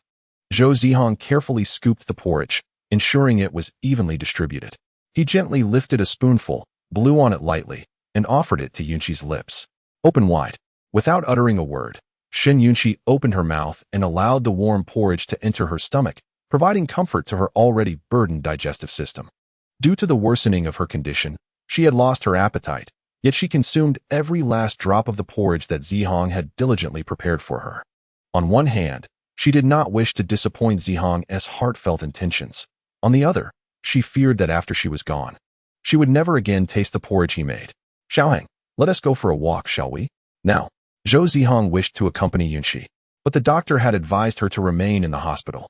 If she were to walk, it would be best to do so in a nearby park. Of course now. Shen Yunqi patted Zihang's shoulder, her certainty evident. After declaring this, she changed into a new outfit, one that Zihang had purchased for her, but which she had hesitated to wear until now. She intended to wear it while taking more beautiful photographs with Zihang, leaving him with cherished memories. In her fresh attire, Yunqi remained pure and enchanting, sweet and adorable. Xiaohang, let us go. Shen Yunqi extended her small hand, her face aglow with a smile. Within her smile lay no fear of life's decline, only a confidence in her determination to persevere. Thus, hand in hand, they strolled along the bustling street. With the arrival of a new year, homes were adorned with vibrant decorations, exuding joy and festivity. My dear, I'm sorry. I couldn't take you out into the world. Zhou Zihang had once promised Shen Yunqi that he would show her the wonders beyond. Yet now, he found himself unable to fulfill that vow. It's all right. In this world, beauty is not confined to the outside. Every step we take and every sight we behold beneath our feet is a vibrant and splendid landscape in its own right. Shen Yunqi reached out, catching a tiny snowflake in her palm. Xiaohang, if I am no longer here, you must take good care of yourself. And remember to find a girl who likes you. Treat her well, never bully her, and cherish every moment you share together. Wiping away the tears from the corners of her eyes, she spoke with stubborn resolve, if possible. Xiaohang, please go and see the world for me, will you? Upon stepping into the outside world, you beheld beautiful landscapes, capturing them in photographs to place in our album. Perhaps you discovered a serene brook, where you delicately placed a sprig of jasmine, or stood beside my gravestone, sharing a few words with me. I, Shin Yunqi, can hear and see you wherever I may be. My dear. At this moment, Zhou Zihang found himself at a loss for words. He was a scientist. Yet science could not save his beloved girl. For a fleeting moment, he truly wished to renounce all the knowledge he had acquired. Xiaohang, do not be sorrowful. Capturing our sadness in photographs will only render them unappealing. Together, they traversed numerous places, witnessing countless beautiful sights. At each locale, Shin Yunqi would retrieve the camera brought by Zihang, immortalizing the scenery. Naturally, they took many selfies as well. Xiaohang, please develop these photographs in the future and place them in our album as a memento. Should you ever miss me, you can open the album and I will always be by your side. In response, Zhou Zihang pursed his lips but ultimately acquiesced. Here, my dear. He produced a photograph and handed it to Yunqi. Upon examining the picture, Shin Yunqi gasped in astonishment. Is this truly what my mother looked like? Indeed, my dear. I have restored Auntie's photograph. Thank you, Xiaohang. As she gazed at her mother's image, Shin Yunqi's lips trembled and tears cascaded down her cheeks. The woman in the photograph exuded warmth and gentleness. Though aged, it was evident that she had been a beauty in her youth. Mother, these years. Your daughter has truly missed you. Are you well over there? I will soon come to keep you company. My dear. Zhou Zihang gently caressed Yunqi's little head. As someone who shared similar experiences, he profoundly understood the emotions coursing through her at that moment. He too was a child who had lost his mother. With a soft thud, Shin Yunqi enveloped Zhou Zihang in a tight embrace, her small head resting against his chest. Thank you, Xiaohang, for allowing me to see my mother once more in this lifetime. As night fell, they arrived at a square teeming with others. For a splendid fireworks display was about to commence. Suddenly, a multitude of vibrant and varied blossoms burst forth in the sky, competing in their brilliance. Though fleeting, they vanished from sight in an instant, yet their beauty conveyed humanity's fervor and longing for a new life. After the spectacle, Shin Yunqi shifted her gaze back to Zihang. In her waning moments, she yearned to gaze upon the boy she cherished. Her tousled hair, her lips quivering in distress, and her reddened eyes brimmed with reluctance. In truth, being able to see Zihang once more, along with everyone else, Ling Ling, Wan Yin, Zixian, in her final days was a precious gift. What is the matter? My dear, why do you keep staring at me? I wish to gaze upon Xiaohang a little longer before I depart. Chapter 78. Farewell, my love. On New Year's Eve, the sound of firecrackers echoed outside. Shin Yunqi sat on her hospital bed, listening to the din of the fireworks while awaiting the arrival of death. This was to be her final night. When dawn broke, she would bid Xiaohang farewell. My dear, on this New Year's Eve, I have prepared sweet red bean dumplings for you. Please, try them and tell me if they are to your liking. As her condition worsened, Shin Yunqi could only manage a few dumplings before losing her appetite. Observing this, Zhou Zihang said nothing, instead scooping up a still warm dumpling, gently blowing on it for a long moment before placing it in his mouth, chewing slowly. Strangely, despite the dumplings being sweet, he found them bitter. Shin Yunqi silently watched as Zihang savored the red bean dumplings. Once he finished, she finally spoke. Xiaohang, after tonight, I might. Shin Yunqi herself was unsure of her feelings. Although she had accepted her fate, the reality of death brought forth a flicker of fear. Do not be afraid, my dear. I will always be by your side, Zhou Zihang reassured her, gently caressing Shin Yunqi's pallid face. She extended her cold hands, grasping his hand that touched her cheek, nuzzling her face against his warm palm. Xiaohang, promise me you won't forget me. Promise me you won't forget the girl who has always loved you dearly. How could I ever forget you, my dear? Zhou Zihang shook his head in earnest. You are the first girl who has made my heart flutter and who I wish to bring home, regardless of what the future holds. Whether it be calamity or eternal desolation, I will never forget you. With that, Zhou Zihang retrieved a ring box from his pocket, opening it to reveal a pair of couple rings. These were prepared by my mother. She said that when I meet a girl I truly love, I should place this ring upon her finger. My dear, allow me to put this on you. Will you marry me? Will you? Thank you, Xiaohang. But I cannot accept this. I believe it should be reserved for the girl who can share her life with you, who can accompany you through the long years ahead. Shin Yunqi retracted her hand, speaking earnestly. Zhou Zihang wished to persuade her further, but was met with her unwavering refusal. The night was dark and the snow fell incessantly, only ceasing at dawn. As the first rays of sunlight streamed into the hospital room, they illuminated Yunxi's lifeless face. Zhou Zihang took it upon himself to arrange all the details of Shun Yunxi's funeral.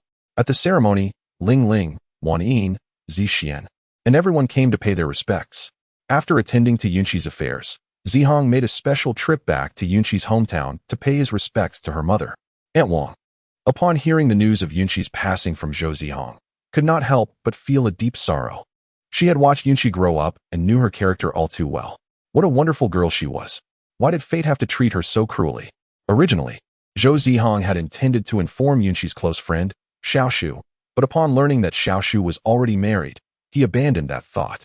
Once all matters were settled, Zhou Zihang returned to the capital and to his home. He locked himself in his room, and despite Zijing's attempts to persuade him, he merely acquiesced with a hollow promise. In the dimly lit room, under the flickering glow of a weak lamp, Zhou Zihang retrieved a pair of gloves and a letter from the drawer.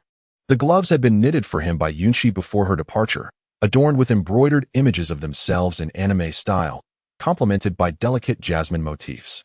The letter, originally meant for him to receive after her departure via Ling Ling, was instead handed directly to Zihang due to unforeseen circumstances. As he opened the envelope and unfolded the letter, its poignant words revealed themselves. My dear Xiaohang, by the time you read this letter, I may have already left. I am truly sorry for informing you so late, but I have been diagnosed with an incurable illness. Xiaohang, I am truly sorry. Can you forgive my capriciousness? Rest assured, this will be the last time. I shall not be willful again. I know you are the most forgiving person and will surely overlook this minor whim, right? Xiaohang, upon discovering the truth, please do not wear such a sorrowful expression. Know that I am thriving here, surrounded by a cerulean sky, fluffy white clouds, and verdant mountains, indulging in a plethora of delicious foods, and embraced by the love of my father and mother. I am doing well, so please do not worry about me. But you, have you managed to overcome your sorrow since I departed? Are you eating and sleeping well? Are you living life fully? Have you found a girl who loves you? Speaking of that girl who loves you, I find myself envious of her for being able to walk alongside you to the end. How I wish that girl could have been me. Hee hee. Why do I find myself crying as I write this? I am certainly not one to weep easily. Xiaohang, do not be disheartened. Promise me that you will live well and strive earnestly. That is what I long to see and anticipate. Xiaohang, do not fear. I will transform into an angel to guard you, listening to your innermost thoughts. I will become a blooming jasmine flower, blossoming as you pass by. I will manifest as a guiding light amidst countless homes, ensuring you find your way back. Therefore, Xiaohang, you must regain your strength. I believe you will surely rise again. In our home, Xiaohang stands tall as a handsome and valiant young man. How could he possibly be overwhelmed by such trivial matters of affection? Xiaohang, I am truly grateful for your presence in my life. The past year we have spent together has been the most joyous time of my existence. And I shall forever cherish every moment we shared, every fleeting second, and I will never forget you, Xiaohang. If there is a next life, I sincerely wish to encounter you once more, to hold your hand again, and to boldly proclaim my love for you. Xiaohang, as the weather grows colder, please remember to wear the gloves I made for you. Do not allow yourself to catch a chill. If you were to fall ill, it would be quite unfortunate. All right, enough of this. I feel as though I am nagging like an old mother before you. Let me say just one more thing. No, perhaps two. Farewell, my dear. My love for you will endure eternally. Chapter 79. My dearest, did you not promise me? After Yunxi's departure, Zhou Zihang often found himself alone in his room, refusing to eat or speak, solely immersed in the photo album filled with memories of him and Yunxi. Only by gazing upon these photographs could his heart find a fleeting peace. This caused Zijing great distress, prompting her to kick open the door and shout, Zhou Zihang, how long will you continue to torment yourself? In response, Zhou Zihang did not address Zijing's concerns, but continued to gaze at the pictures. Zijing, I am fine. You may leave, he replied. Fine, Zijing retorted. You have been in this state for an entire month. If you continue like this, your health will surely deteriorate. Her tone softened slightly, and her eyes reflected a glimmer of pity for him. I do not mind, she insisted. But I do. Zihang, you cannot remain trapped in this relationship forever. Have you considered what Yunxi would wish to see? If she were watching from above, how heartbroken she would be. The thought of Yunxi pierced Zhou Zihang's heart, and tears streamed uncontrollably from his eyes. Indeed, had he not promised Yunxi to live his life well? Observing this, Zijing opened her right hand, closed her eyes tightly, and began to chant an incantation. A pink heart-shaped pattern emerged from her palm. This was a heart knot spell, designed to help untangle emotional knots. However, it could also bind one to such knots for eternity, depending on the user. Zijing informed Zhou Zihang of the spell's pros and cons, leaving the choice to him. Without hesitation, Zhou Zihang chose to allow Zijing to cast the heart knot spell upon him. Very well, she agreed, infusing the spell into his mind, accompanied by waves of pink light. As the delicate pink glow faded, Zihang slowly opened his eyes, discovering that he had arrived in a cozy little home. A girl dressed in a white dress gazed at him with sparkling eyes, her demeanor gentle and affectionate, adorned with a ring on her finger. This girl was none other than Xin Yunxi. Xiaohang, how could you fall asleep so soon? Did we not agree to go shopping together today? She pouted, crossing her arms and casting him a playful glare, feigning annoyance. Darling, Zihang exclaimed as he pulled Xin Yunxi into his embrace. He was aware that this was merely a dream, yet he wished for it to linger a little longer. I thought I would never see you again. What are you talking about? Haven't I always been right here? Don't worry, I am always with you, Xin Yunxi replied, holding him tightly, unwilling to part even for a moment. After a long while, they finally released one another, sharing smiles through tears. Xiaohang, what's wrong? Nothing. I'm just a bit excited to see you again, Zihang said, rubbing his reddened eyes with glee. Then, Xiaohang, shall we go shopping together? You promised to accompany me today, no backing out. All right, no backing out. Whoever does is a little puppy. I will take you shopping right now, Zihang said, his face radiating affection. Let us go. With that, Zihang took Xin Yunxi's small hand, and they ventured out to shop. Upon arriving at a furniture store, Xin Yunxi, captivated by the array of furnishings, promptly took out her little notebook to meticulously check the items they intended to purchase. Darling, our cozy home needs some new furniture to decorate it nicely. I inquired earlier, and this store offers affordable and durable pieces.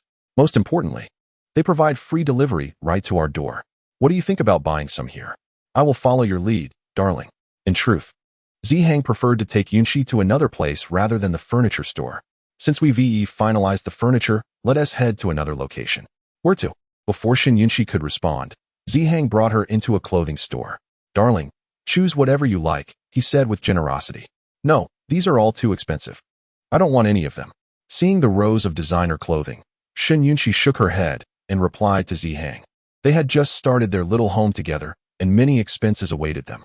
Thus, she discouraged him from spending money on clothes, feeling it would be wasteful. Don't worry, my darling. I have plenty of money. Just pick out whatever you desire, and we shall buy it. Unable to resist the insistence of Zihang, Xin Yunxi ultimately selected the least expensive item, while Zhou Zihang busied himself choosing an array of extravagant garments for her. Darling, this is far too much and exceedingly costly. It matters not. As long as my darling is joyful, any number of garments is worth it. Besides, my darling is the most beautiful girl in the world, deserving of all the exquisite clothes. After a day of shopping, the two returned to their cozy abode. Xiaohang, please rest for a moment. I shall prepare dinner for you now.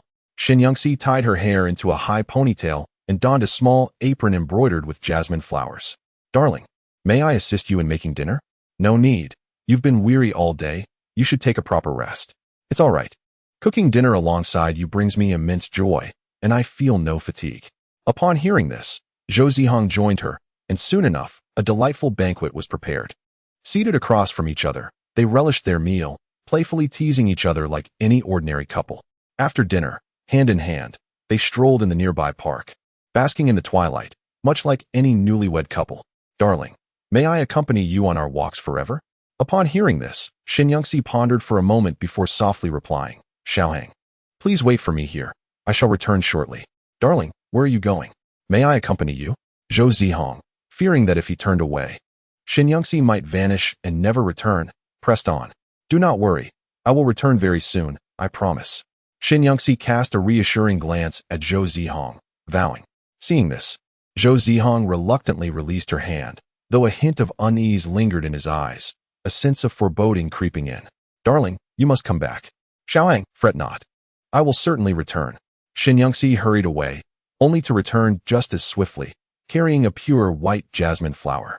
Xiaohang, This flower is for you. May your life be filled with peace." She raised the jasmine blossom, smiling at her beloved boy. With clear eyes, an adorable smile, a gentle tone, and a sweet demeanor, she resembled her past self.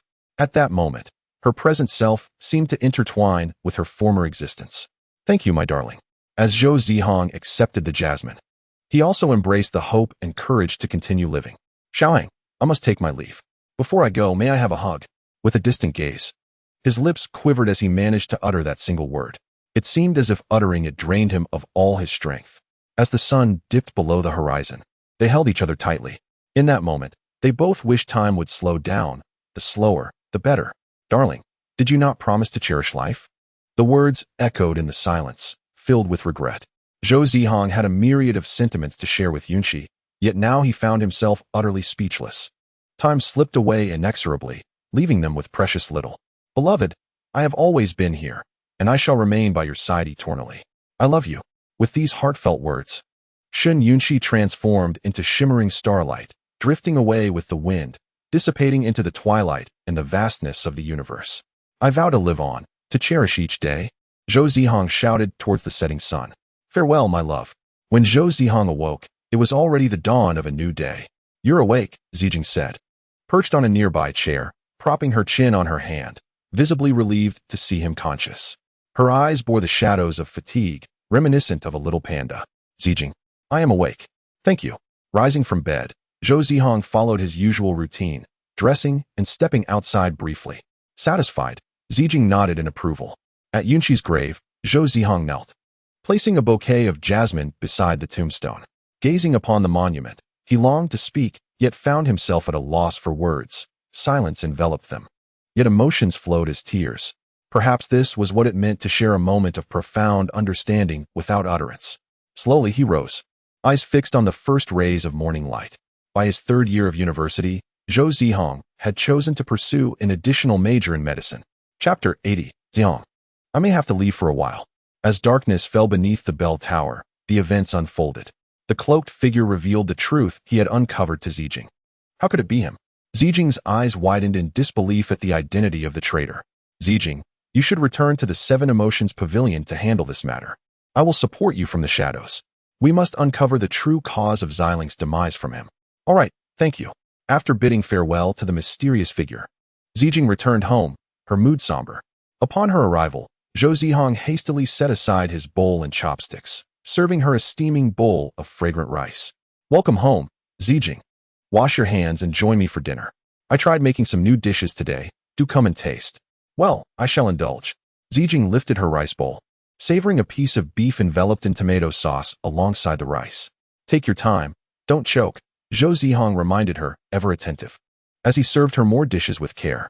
After a satisfying meal, Zijing sat cross-legged on the sofa, clutching her phone like a pillow, lost in deep thought. "What troubles you, Zijing? Is something amiss?" Zhou Zihang inquired, placing the freshly cut fruit on the table before settling beside her. "Zihang, I may have to leave you for a while. It could be quite some time before I can savor your culinary delights again." A hint of melancholy and discontent graced Ziqing's visage as she spoke. "Do not worry, Ziqing. Attend to your matters first." Zhou Zihang refrained from probing further, trusting that Ziqing had her reasons. "Once you have finished, I shall prepare a feast for you." "Thank you, Zihang. I am truly fortunate to have you," Ziqing exclaimed joyfully. Embracing him, if circumstances permitted, she would have loved to plant a few kisses on him. Following Ziqing's departure, Zhou Zihang returned to a solitary existence, leading a life characterized by routine, yet infused with unexpected joys and challenges. Ding ding ding. Notifications flooded Zhou Zihang's phone. He set aside his documents and picked up the device, discovering messages from Su Qingwei, who was far away. "Darling, what are you up to? I really miss you. It's been so long since we've seen each other. Have you thought of me?" Su Qingwei sat on her bed, clutching a plush teddy bear and sending over a dozen messages in one go. Afterward, she indulged in a daydream. "How will darling respond to me? I can hardly wait." As she playfully squeezed the teddy bear's ears, a silly smile adorned her face. Zhou Zihang, upon reading her messages, was left bewildered. This was the so-called delicate, obsessed CEO. She seemed more like a cute girlfriend seeking affection. "Greetings, Miss Su," he typed. No sooner had he sent his greeting than Su Qingwei bombarded him with a flurry of responses. I've told you countless times to call me Xiao Qinghue or Qinghue baby when you talk to me. Darling, are you distancing yourself from me? Are you secretly keeping other women? Are they as beautiful as I am? Are they as wealthy? Do they care for you as I do? This is intolerable. Tell me, who is the vixen? I'll have her packaged up for a soup. Perhaps I should confine you to a little black room too, to see if you dare to stray. Zhou Zihang couldn't help but chuckle at Su Qinghue's wild imagination, which could conjure an entire ocean from a single drop. He hastily clarified the situation to avert impending disaster. Oh, I see. I knew you weren't the type to be fickle. Zhou Zihang couldn't help but laugh at the absurdity of Su Qinghue's antics.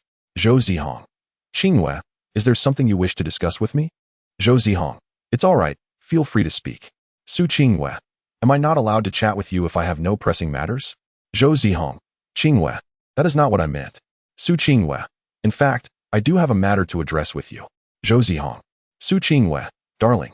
Have you been well during this time? Indeed, Su Qinghue had recently learned of Shen Yunqi's departure during a conversation with Zhou Zihang, though she had never met Shen Yunqi. From Zhou Zihang's descriptions, Su Qinghue gathered that Shen Yunqi, much like herself, had endured a tragic existence. This thought stirred ripples in her previously icy heart. Zhou Zihang, I have been well during this time. I promised Yunqi that I would strive to live on. Su Qinghue, that is good to hear. I believe Yunqi would be proud of you. Zhou Zihang, thank you for your concern, Lady Qinghue. Upon hearing Zhou Zihang refer to her as Lady Qinghue, Su Qinghue found it amusing. She mused that she was not deserving of such reverence. Why did he not simply call her sister Qinghue, or perhaps even dear?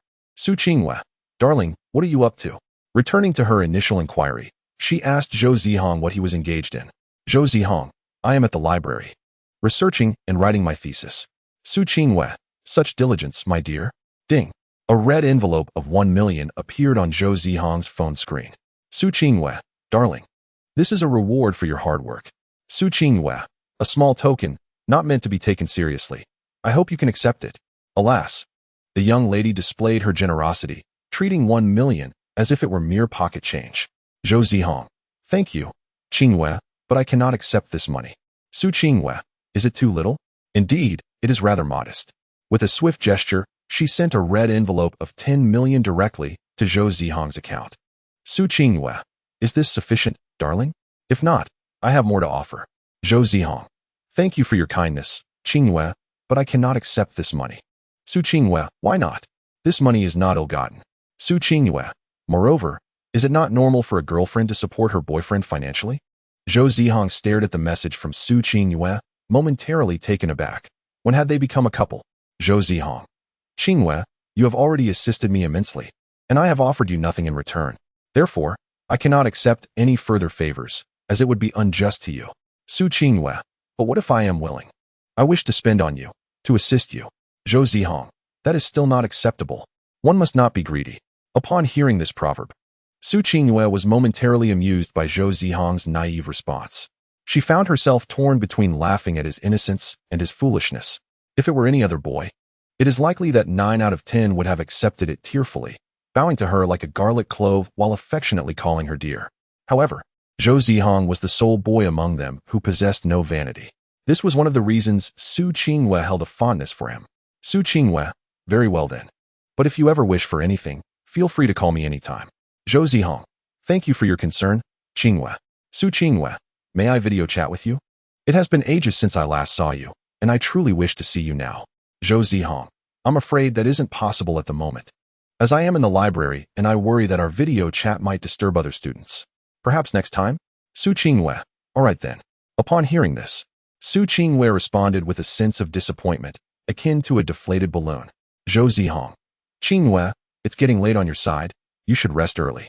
Su Qinghue, okay. Dear, I will go to sleep now. Su Qinghue, good night, dear. Upon hearing Zhou Zihang's concern for her, Su Qinghue instantly felt invigorated, as if she possessed boundless energy. Ding. Su Qinghue sent a selfie before sleeping. Zhou Zihang casually opened it to find her in a sultry red spaghetti-strap dress, showcasing her exquisite figure unabashedly. Though she wore no makeup, she remained stunningly beautiful. Chapter 81. Junior, would you like to join me for a meal? Zhou Zihang organized his materials, shouldered his bag, and prepared to head to the cafeteria. Junior, where are you off to? A familiar voice reached Zhou Zihang's ears. Senior, I'm heading to the cafeteria. Upon recognizing Jiang Wanyin, Zhou Zihang responded politely. What a coincidence. I am also headed to the cafeteria. Shall we go together? Zhou Zihang had no reason to doubt her invitation and accompanied Jiang Wanyin to the cafeteria. Upon arriving, they discovered that the cafeteria was sparsely populated. They quickly prepared their lunch and found a vacant table to sit at. Junior, why have you taken on another medical course? Jiang Wanyin inquired curiously while eating. Zhou Zihang, not intending to conceal anything, shared his true intentions with her.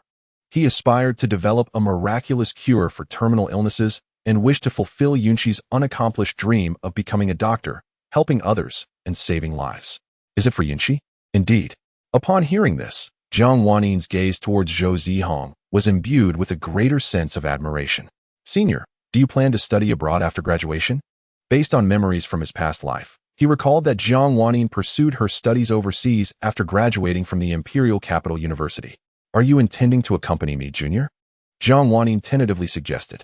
I have no intention of studying abroad. On one hand, the journey is long and the environment unfamiliar. On the other hand, the artificial intelligence and medical programs at the University of the Capital are already significantly advanced. Therefore, I plan to complete my graduate studies there and research methods to treat terminal illnesses before embarking on a business venture, just as I did in my previous life. Jiang Wanyin listened with satisfaction as she regarded her junior, proud of his aspirations. He truly is remarkable. Should he encounter any difficulties in the future, he can always seek assistance from his senior. Thank you, senior, and I wish you success in your studies abroad. Yet, the senior had no plans for overseas education. Upon hearing this, Zhou Zihang was taken aback, his expression a mixture of confusion and concern as he gazed at Jiang Wanyin. Why? With your qualifications and family background, studying abroad should pose no challenge, right? Do you wish for me to study abroad so much? Or do you simply want to distance me from you? He teased. Oh, you are quite mischievous. Jiang Wanyin replied playfully, reminiscent of a young girl. Zhou Zihang, feeling a pang of emotion, touched the tip of his nose in an attempt to alleviate the awkwardness. Is this truly the aloof campus beauty Jiang Wanyin that everyone speaks of? She seems anything but aloof. In truth, since her rebirth, she had come to understand many things. Rather than pursuing the so-called poetry and distant dreams, she deemed it far more essential to cherish the people and matters present in her life. Furthermore, her father was aging, and she felt it was her responsibility to share some of his burdens. The thought of her father eventually passing always tightened her heart. If my father were to leave me, would I have any family left in this world? This contemplation often led Jiang Wanyin to retreat to a secluded corner, where she would quietly grieve, shedding tears in solitude. Thus, she had no intention of studying abroad. Instead, she wished to remain by her father's side and spend more time with him. Additionally, she longed to win Zhou Zihang back. Although she was neither his childhood sweetheart nor his idealized love, she believed that if she invested her genuine feelings, he would eventually be moved by her sincerity. Even if it ultimately did not happen, she would have no regrets. Moreover, most couples in this world were serendipitous.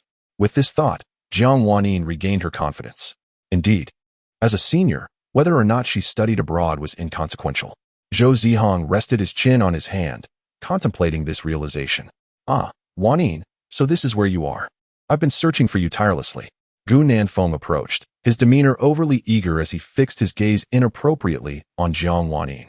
Gu Nanfeng, how many times must I warn you to leave me alone? Jiang Wanyin retorted angrily.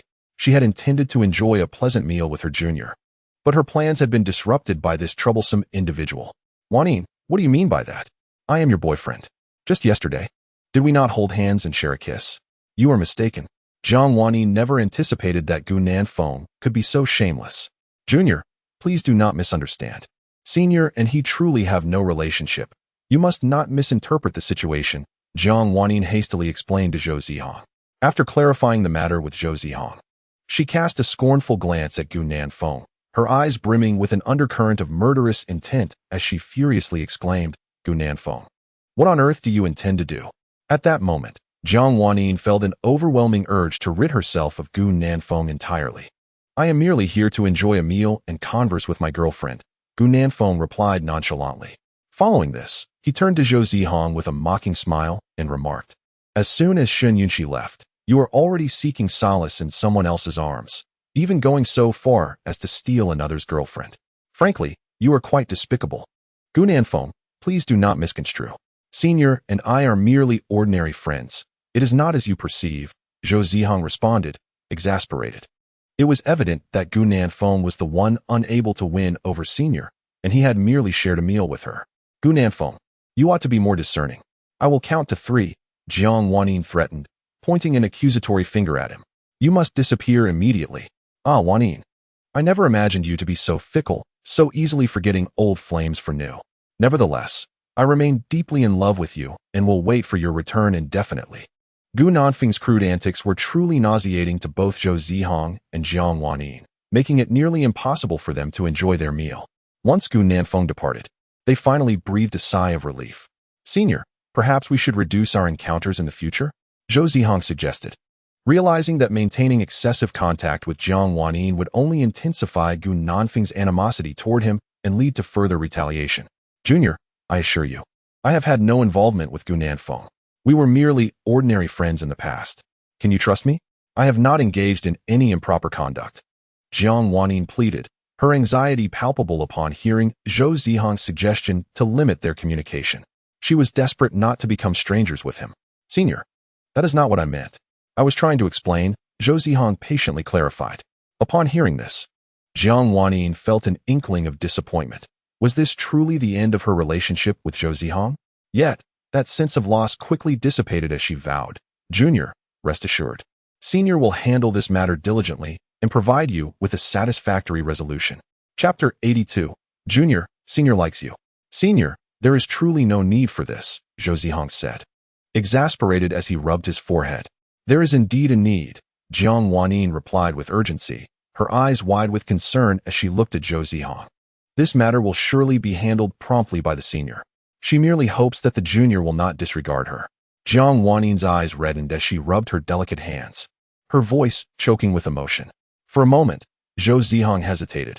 Had this been in their past life, Jiang Wanyin would never have spoken to him in such a tone. Perhaps her current demeanor stemmed from the guilt she felt towards him from their previous existence? Zhou Zihang pondered, then responded, Senior, there truly is no need for such sentiments. I understand that your actions are rooted in the remorse from our past. However, as I have stated before, let bygones be bygones. With your status and standing, you should seek someone more suited to you, rather than wasting time on me. Junior, could you refrain from speaking in such a manner? Jiang Wanyin waved her hand, nearly on the verge of tears. Do you know, ever since I regained my memories from the past life, I have already developed feelings for someone. Upon uttering these words, a delicate blush adorned Jiang Wanyin's fair face, accompanied by a smile. Oh, who is it? Sensing the intrigue, Zhou Zihang immediately perked up, fearing he might miss out on this juicy revelation. It's you, Junior. Jiang Wanyin confessed her affections in one breath, then lowered her head, yet occasionally stole glances to gauge Zhou Zihang's reaction. In disbelief, Zhou Zihang remained frozen in his seat, nearly glued to the chair. Could it be? The gossip has turned personal. Had it not been for Jiang Wanyin's own words, Zhou Zihang would have continued to believe that her kindness towards him was merely a manifestation of guilt and an inability to let go of the past, leading her to devote her life to him. However, it now appeared that the reality was far from his assumptions. The current Jiang Wanyin looked at him with tenderness and affection, rather than the sharpness and disdain she had previously displayed. Zhou Zihang cleared his throat symbolically and said, Senior, are you mistaken? How could I possibly be the one you like? He could scarcely believe that Jiang Wanyin harbored feelings for him, although his circumstances were decent.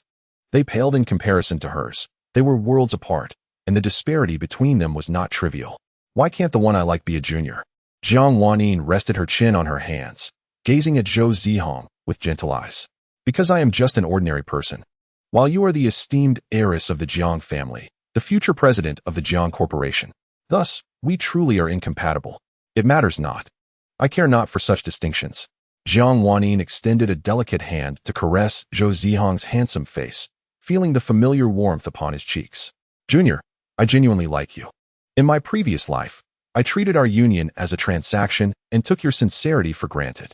My father once spoke the truth. You are a person worthy of a lifetime of trust, yet I failed to cherish you. For the sake of that scoundrel Chen Yinsheng, I not only overlooked your sacrifices, but also allowed you to endure so much injustice and pain. At this juncture, Jiang Wanyin's tone grew increasingly anxious. and her gaze towards Zhou Zihang became ever more tense. Junior, in this lifetime, allow me, your senior, to pursue you. We can engage in all the activities that other couples do, holding hands, sharing kisses, embracing one another. In the future, we shall even wed, becoming a pair of loving spouses. Moreover, we can partake in all the intimacies that a married couple enjoys. At this point, Jiang Wannin's cheeks inexplicably flushed, tinged with a hint of shyness. Furthermore, we can explore the places we desire and engage in the activities we wish to pursue. I vow to be a gentle, considerate, and understanding wife. Upon hearing this, Zhou Zihang regarded Jiang Wannin with a complex expression, momentarily at a loss for words. After a while, he slowly replied, Senior, perhaps you should reconsider. No, I have no interest in other men. I only want you. Junior, Jiang Wannin asserted with unwavering determination. Is this akin to the 3,000 pear trees in the courtyard, with no blossom worthy of my heart? Zhou Zihang asked. Senior, weren't you the one who often told me that a toad should not fantasize about eating swan meat? I believe you have a point. Marriage should indeed be between equals. Zhou Zihang spoke these words against his better judgment, intending to dissuade Jiang Wannin. However, to his surprise, she countered, I was foolish in the past, Junior. Do not believe the nonsense I once uttered. Zhou Zihang was utterly taken aback by Jiang Wannin's audacity. Meanwhile, Jiang Wannin fixed him with a gaze that seemed to pierce through everything. Silly Junior, thinking these trivial tactics could deter me, I am not so easily swayed. Your future, Junior, is already claimed by me. With that thought, Jiang Wannin's eyes sparkled with triumph, as if victory were already within her grasp. Senior, why not reconsider? I shall not. I believe you can find a better boy. I do not care what you think. I care about what I think. You are a good boy, the best boy in the world, bar none. Junior, why are you silent? After a long pause, noticing Zhou Zihang's continued silence, Jiang Wannin hurriedly inquired, Is it that my appearance is not beautiful enough for you? Or perhaps my character is not mature enough to move you? She straightened her back, seemingly eager to prove herself. Senior, that is not the issue. Zhou Zihang lightly tapped his forehead, somewhat exasperated. It's just that my mind feels cluttered right now, and there are many things I have yet to sort through. Shall we have a meal first? Upon hearing this, Jiang Wannin ceased her inquiries, for the faster one runs, the more likely one is to stumble. Love requires a gentle, steady flow rather than a hasty approach. Very well, Jiang Wannin replied somewhat dejectedly. Junior, once you have come to a decision, do remember to inform your senior as soon as possible. You need not worry. Your senior will always cherish only you and will wait patiently for your acceptance. Though it may seem like a moral coercion, she truly could not concern herself with such matters. Chapter 83. Senior, what brings you to my home? Knock, knock, knock. A series of knocks echoed from outside the door. The visitor was none other than Jiang Wannin, who intended to use the weekend to pay a visit to her junior, hoping to strengthen the bond between them. Is the junior not home? Jiang Wannin knocked for quite some time without receiving a response. I must have the right address, she mused, taking out her phone to verify the location. Senior, what brings you here, and right at my doorstep?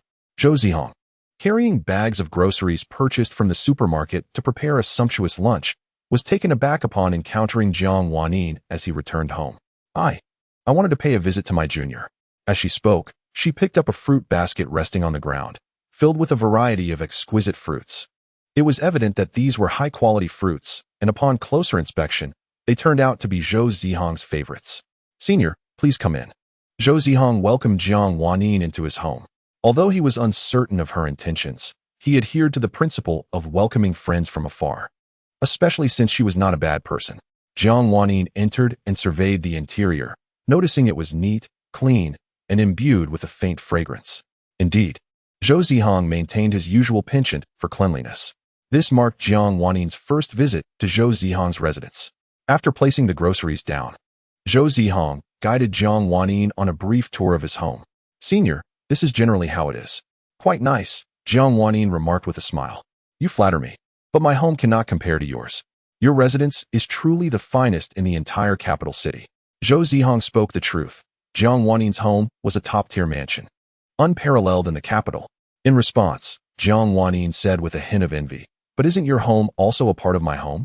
Zhou Zihang paused momentarily, unsure of how to respond. Indeed, in his previous life, he had moved into Jiang Wannin's residence after their marriage, making that villa By all accounts, another home for him. Senior, it is nearly noon. Shall we dine together? Zhou Zihang pondered extensively before settling on this topic. All right. Jiang Wanyin responded with a gentle nod, her tone soft and childlike. Upon witnessing this, Zhou Zihang felt a pang in his heart and a void in his mind. He struggled to articulate his thoughts and could only retreat into the kitchen. After an hour had passed, Zhou Zihang emerged, carrying an array of dishes and placing them on the dining table. Senior, the dishes are ready. Please, do sample their flavor. He served Jiang Wanyin a bowl of rice, gently placing it before her while loosening his apron. Delicious, Jiang Wanyin affirmed as she picked up her chopsticks, savoring the food alongside the rice. This is quite delectable, she remarked, her face alight with happiness as she gazed at Zhou Zihang. I am relieved that you enjoy it. I was concerned you might not, he replied. How could that be? I primarily worried that, as a young lady from a prestigious family, accustomed to 5-star culinary standards, you might find our humble fare unpalatable. As long as it is prepared by you, I shall relish it, Jiang Wanyin assured him. As they dined, their conversation flowed effortlessly. Jiang Wanyin mused to herself. How wonderful it would be if this moment could last indefinitely. Junior, have you given any thought to the question I posed earlier? She inquired.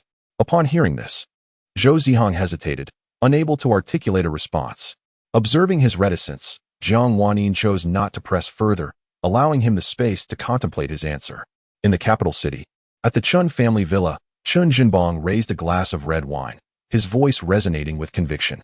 After years of effort, our family and the Chun group have finally weathered the storm and embraced a new dawn.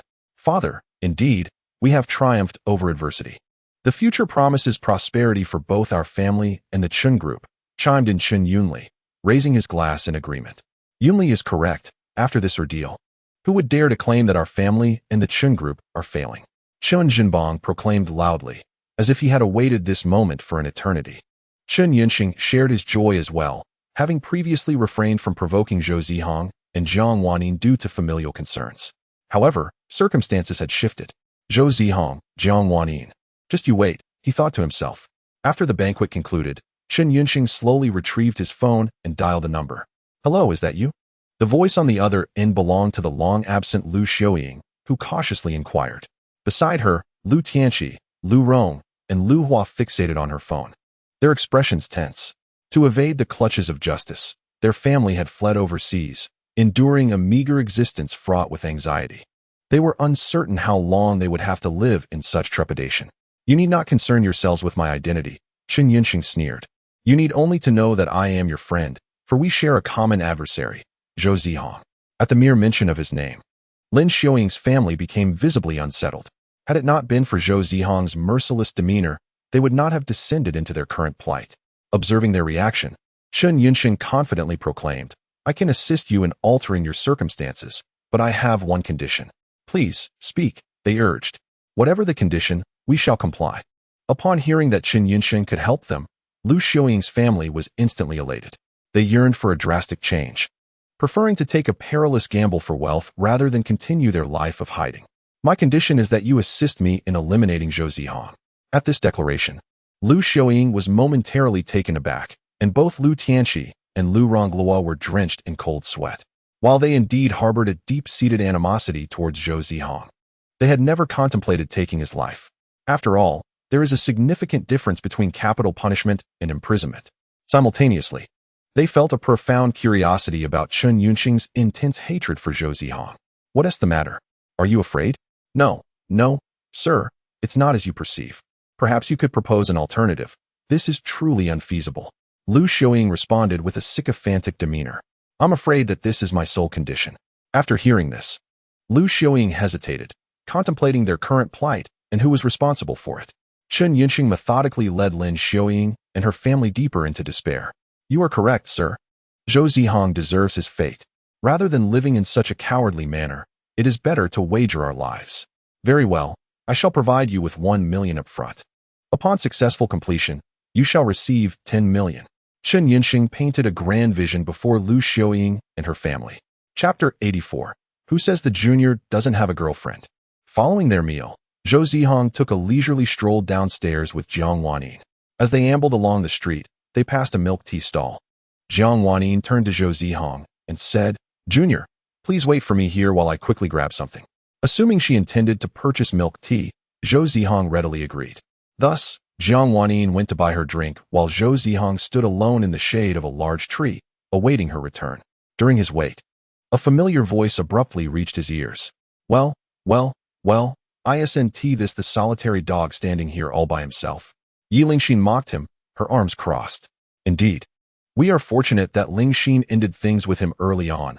Otherwise, being involved with such a man would inevitably lead to disaster, added Zhao Chuchu, Yi Lingxin's close friend, eagerly nodding in agreement. In response, Zhou Zihang chose to ignore the two, immersing himself in his phone instead. Yi Lingxin, witnessing her dignity trampled by Zhou Zihang, was engulfed by a surge of indignation and rushed forward, raising her hand with the intent to chastise him as she had done before. In response, Zhou Zihang merely sidestepped slightly, causing Yi Lingxin's hand to strike the tree instead, resulting in her painful cries for her father and mother. Zhou Zihang, what are you doing?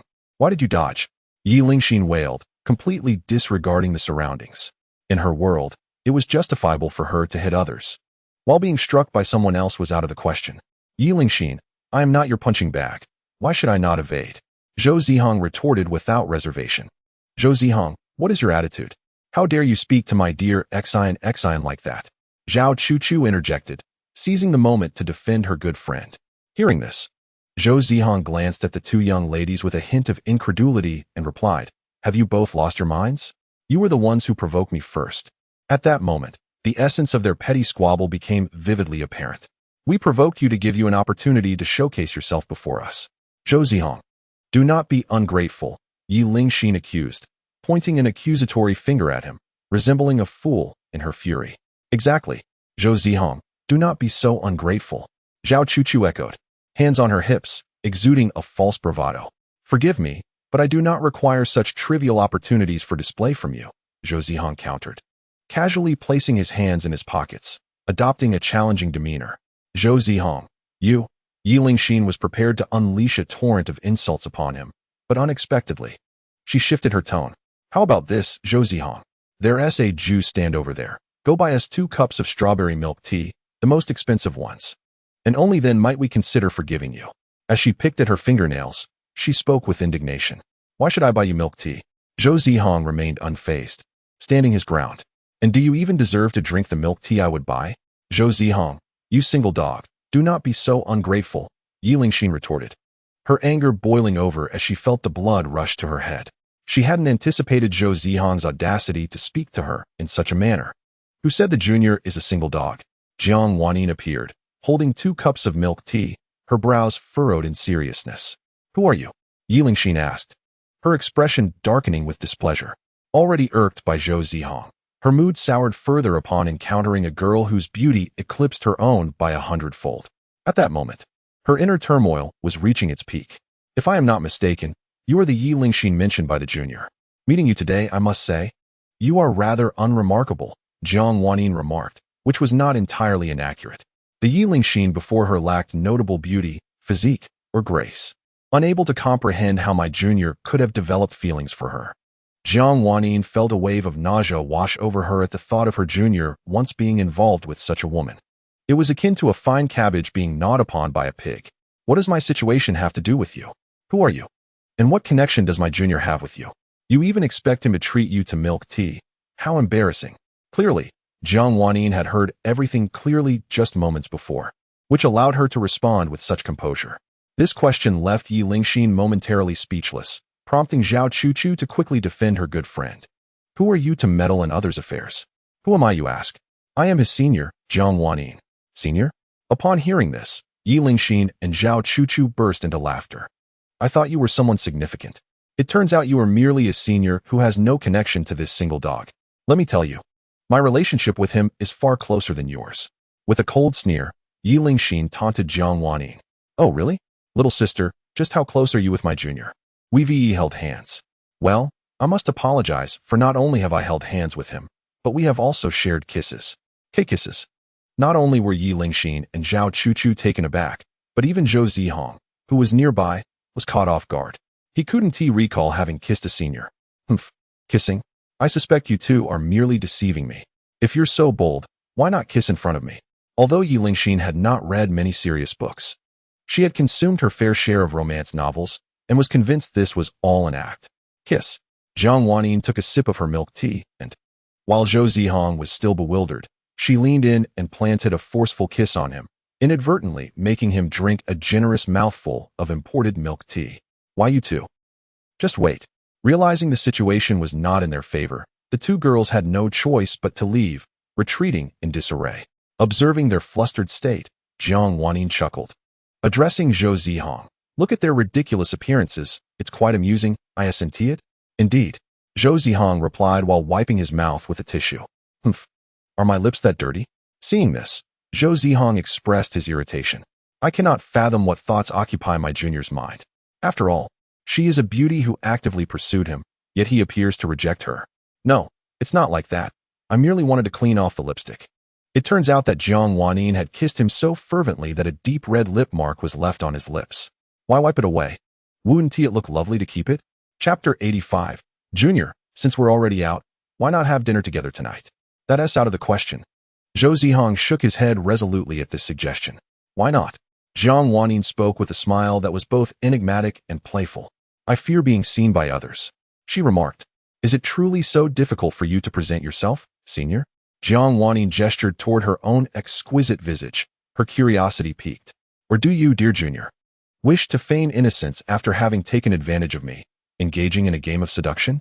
And no, that's not the case, senior. I didn't mean to, Zhou Zihang stammered, scratching the back of his head. Then what could possibly be the reason? Jiang Wanyin continued, sipping her milk tea as she pressed him further. Well, I am primarily concerned about being blacklisted by all the male students at school.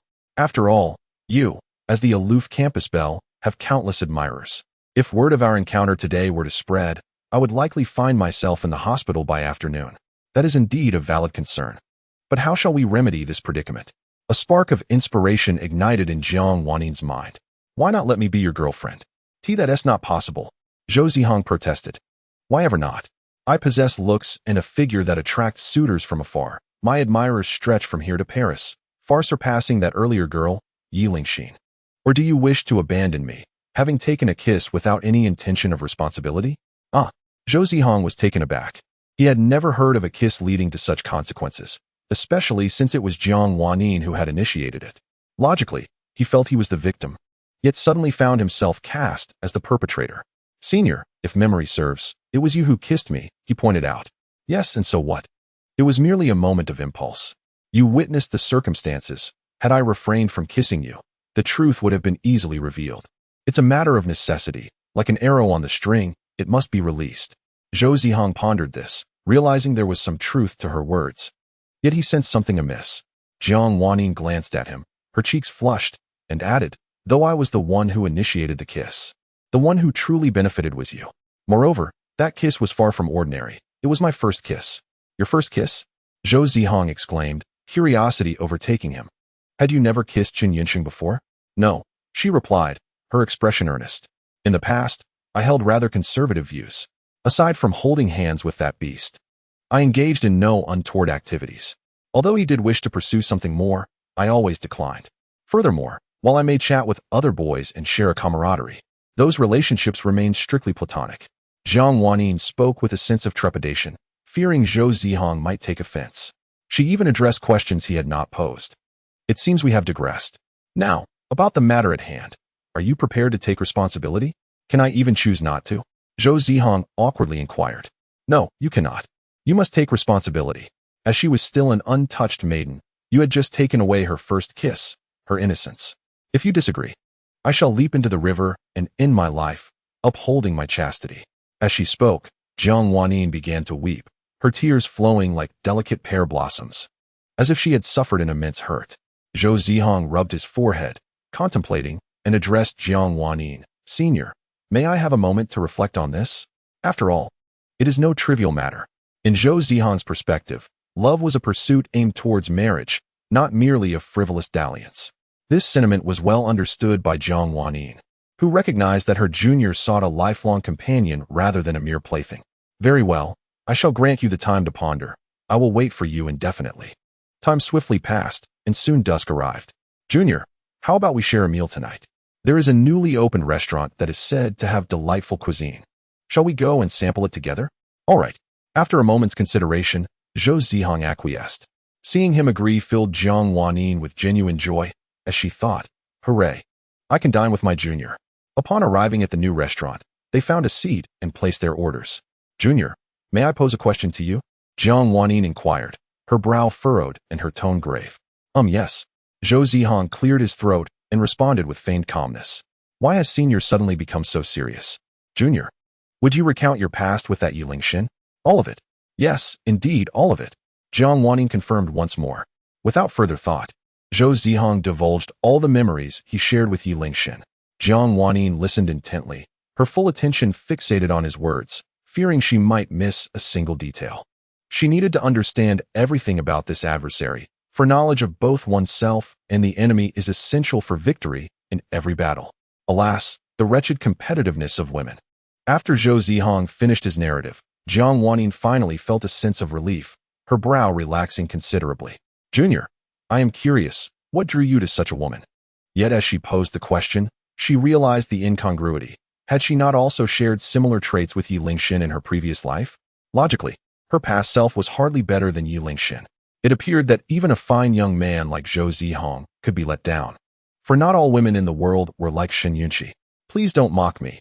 Senior, Zhou Zihang muttered, lowering his gaze, a hint of embarrassment coloring his cheeks.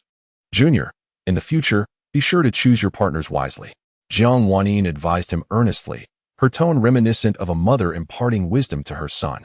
Not only that, but one must also exercise caution when engaging with young ladies. Does this include the senior? Zhou Zihang inquired, perplexed.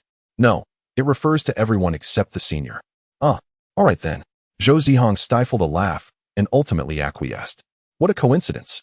Zhou Zihang, we meet again, Yi Lingxin remarked with a sharp tone. Lingxin, you must admit, this little sycophant has learned to take the initiative. He arrived before us. I dare to speculate he is likely waiting here for us. Zhao Chu-Chu, Yi Lingxin's close friend, stood behind her, putting on airs. Standing behind Yi Lingxin alongside Zhao Chu-Chu was a man with dyed yellow hair, a dragon tattoo on his left arm, and a tiger tattoo on his right. Dressed like a ne'er-do-well, he was none other than the notorious Zhang Jiuhai, known in the area. Chapter 86, Miss, would you care to add a green bill? Yi Lingxin, if you wish to dine, you should do so promptly. After this remark, Zhou Zihang resumed his meal. Dining. Zhou Zihang, how do you intend to compensate me for the harm you've caused this afternoon? What do you want now? Zhou Zihang replied with a hint of impatience. Nothing. If you treat us to a meal, we shall forgive you. Yi Lingxin declared haughtily, believing Zhou Zihang ought to treat her to dinner as an apology. I thought you came for something else. It turns out you merely wish to mooch. Jiang Wanyin observed Yi Lingxin and her companions, scoffing. Jiang Wanyin, I am conversing with Zhou Zihang. What concern is it of yours? Yi Lingxin retorted defiantly. Excuse me, I am the girlfriend of the junior. His affairs are my affairs. What girlfriend? You are merely a counterfeit. Zhao Chu-Chu disregarded the setting entirely, pointing an accusing finger at Jiang Wanyin. All right, enough, Chu-Chu. Do not speak further lest you hurt someone's pride. Yi Lingxin's statement was ostensibly directed at Zhao Chu-Chu but was, in fact, aimed at Zhou Zihang. Lingxin, this is indeed the truth. Chu-Chu, you know well what kind of person Zhou Zihang is.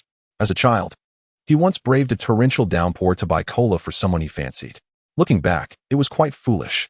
Yi Lingxin mocked Zhou Zihang with a playful smirk.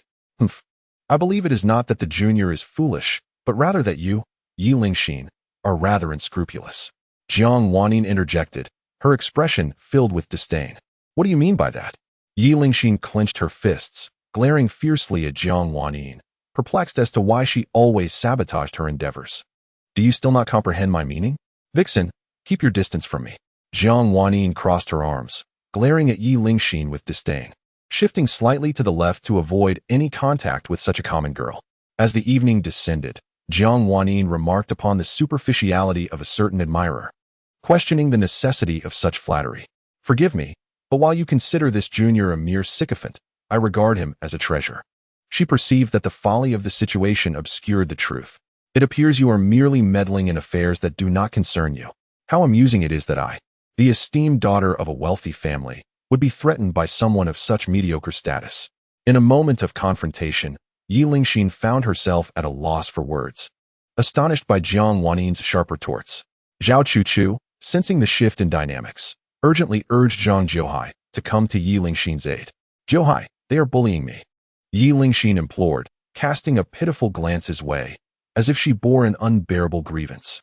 Yet, to her surprise, Zhang Jiuhai paid her no heed, instead fixating intently on Jiang Wannin. With her ethereal beauty, slender figure, and impeccable attire, Jiang Wannin outshone Yi Lingxin significantly. Recognizing the shift in the atmosphere, Yi Lingxin tugged at Zhang Jiuhai's sleeve, imploring him to speak on her behalf. Ahem, do you know who Zhang Jiuhai is? He is a notorious figure in our vicinity, a powerful gangster, and also Yi Lingxin's boyfriend. If you are wise, you will promptly kneel and apologize. Perhaps then we might grant you our forgiveness. Zhao Chuchu declared with an air of arrogance. Oh, and if I choose not to kneel and apologize, what will you do about it? Jiang Wannin replied, arms crossed, a sardonic smile gracing her lips. The notion that she, a distinguished young lady, could be intimidated by someone of lesser merit was indeed amusing. Then prepare for your demise. Zhao Chuchu hissed, glaring at Jiang Wannin, signaling Zhang Jiuhai to take action. At this, Zhou Zihang became alert, gripping a silver fork tightly. However, Jiang Wannin remained composed and calm, casting a reassuring glance at Zhou Zihang, indicating that she would handle the situation herself. Understanding her intent, Zhou Zihang gradually relaxed his grip on the fork. After all, they were in a public space. They would not dare to act outlandishly. Jiuhai, Zhao Chuchu inquired anxiously, noticing Zhang Jiuhai's inactivity, but he remained unmoved. After a moment, he retrieved his phone from his pocket, addressing Jiang Wannin with a charming demeanor. Excuse me, miss. May I add you on WeChat? By the way, I forgot to introduce myself. My name is Zhang Jiuhai. I enjoy dancing, racing, and socializing. With that, he whimsically adjusted his hair, a gesture that repulsed Jiang Wannin and astonished Zhou Zihang and Yi Lingxin. Indeed, the most shocked of all was Yi Lingxin, unable to fathom that Zhang Jiuhai would dare to flirt with another woman in her presence. Moreover, the alluring woman whom he was pursuing possessed beauty and figure 1,000 times, nay, 10,000 times superior to hers. At this moment, a torrent of complex emotions surged within Yi Lingxin, magnifying her resentment towards Jiang Wannin to an infinite degree. How dare she? How dare Jiang Wannin covet her man? Jiuhao, what are you doing? Yi Lingxin grasped Zhang Jiuhao's arm, her voice laced with urgency. Get away. Do not hinder me from my business. Zhang Jiuhao pushed Yi Lingxin aside in anger, and had it not been for Zhao Chuchu, who fortuitously caught her, Yi Lingxin would likely have fallen. Miss, may I request a green card from you? Zhang Jiuhao addressed Jiang Wannin once more. I'm afraid not. I'm in a foul mood today and do not wish to engage with anyone, Jiang Wannin replied curtly. Honestly, who would want your green card? With that, she swiftly turned her head away, unwilling to gaze upon the repugnant man before her, as he was utterly distasteful. Alongside her revulsion, a flicker of confusion arose within her. Why did so many scoundrels like Gu Nanfeng and Zhang Jiuhao seem enamored with her, while the younger male student remained indifferent? Was she destined to attract only the most debased? Could you perhaps share your phone number? Undeterred by Jiang Wannin's refusal, Zhang Jiuhao persisted in his inquiries. My phone number is 110. Miss, are you jesting? I am not joking, believe it or not. Jiang Wannin replied with a nonchalant tone. Miss, are you upset with that little wretch? Rest assured, I shall teach her a lesson later. Just calm down. Do not lower yourself to engage with such trash. I'm sorry, if you have no other matters to discuss, please take your leave. Jiang Wannin spoke coldly, faced with the futility of obtaining any contact information. Zhang Jiuhao reluctantly departed. Although he had been humiliated in front of Jiang Wannin, he silently vowed to eventually win her over. Jiuhao, wait for me. Yi Lingxin hastily followed. But to her dismay, Zhang Jiuhao found her exceedingly bothersome. He swiftly slapped her across the face and bellowed, Get lost, you despicable wretch. Don't bother me. Unsatisfied with just one slap, he delivered another. After bestowing her with 2 stinging blows, Zhang Jiuhao sauntered away, leaving Yi Lingxin to collapse on the ground, gingerly touching her reddened cheeks. Lingxin, are you all right? Zhao Chuchu inquired, feigning concern as she helped Yi Lingxin to her feet. I'm fine. Yi Lingxin retrieved a mirror from her handbag to inspect her face before casting a venomous glare at Jiang Wannin. This is all your fault, Jiang Wannin. If it weren't for you, Jiuhao would never have treated me this way. In that very moment, Yi Lingxin silently vowed that she would make Jiang Wanyin pay for this indignity. Subsequently, Yi Lingxin departed from the scene alongside Zhao Chuchu. Chapter 87. Zhou Zihang. Why did you go out to dinner with Jiang Wanyin? Senior, I apologize, it's all my fault. Zhou Zihang said with reddened eyes, his voice choked with emotion. Why apologize to the senior? Jiang Wanyin asked, puzzled, as she peeled a shrimp and placed it in Zhou Zihang's porcelain bowl. Just now, the senior offended Yi Lingxin and her group to stand up for me. From what I know of Yi Lingxin, she will not let this matter rest easily. Fear not. Junior, with the senior's capabilities, she has nothing to fear from these mere ants, Jiang Wanyin replied, wiping her hands, her expression fearless. However, Zhou Zihang wished to say more, but a sudden phone call interrupted his thoughts. He picked up his phone and saw that the caller ID displayed Su Qingyue's name. Who is it? Jiang Wanyin inquired curiously. It's Sister Qingyue. Su Qingyue.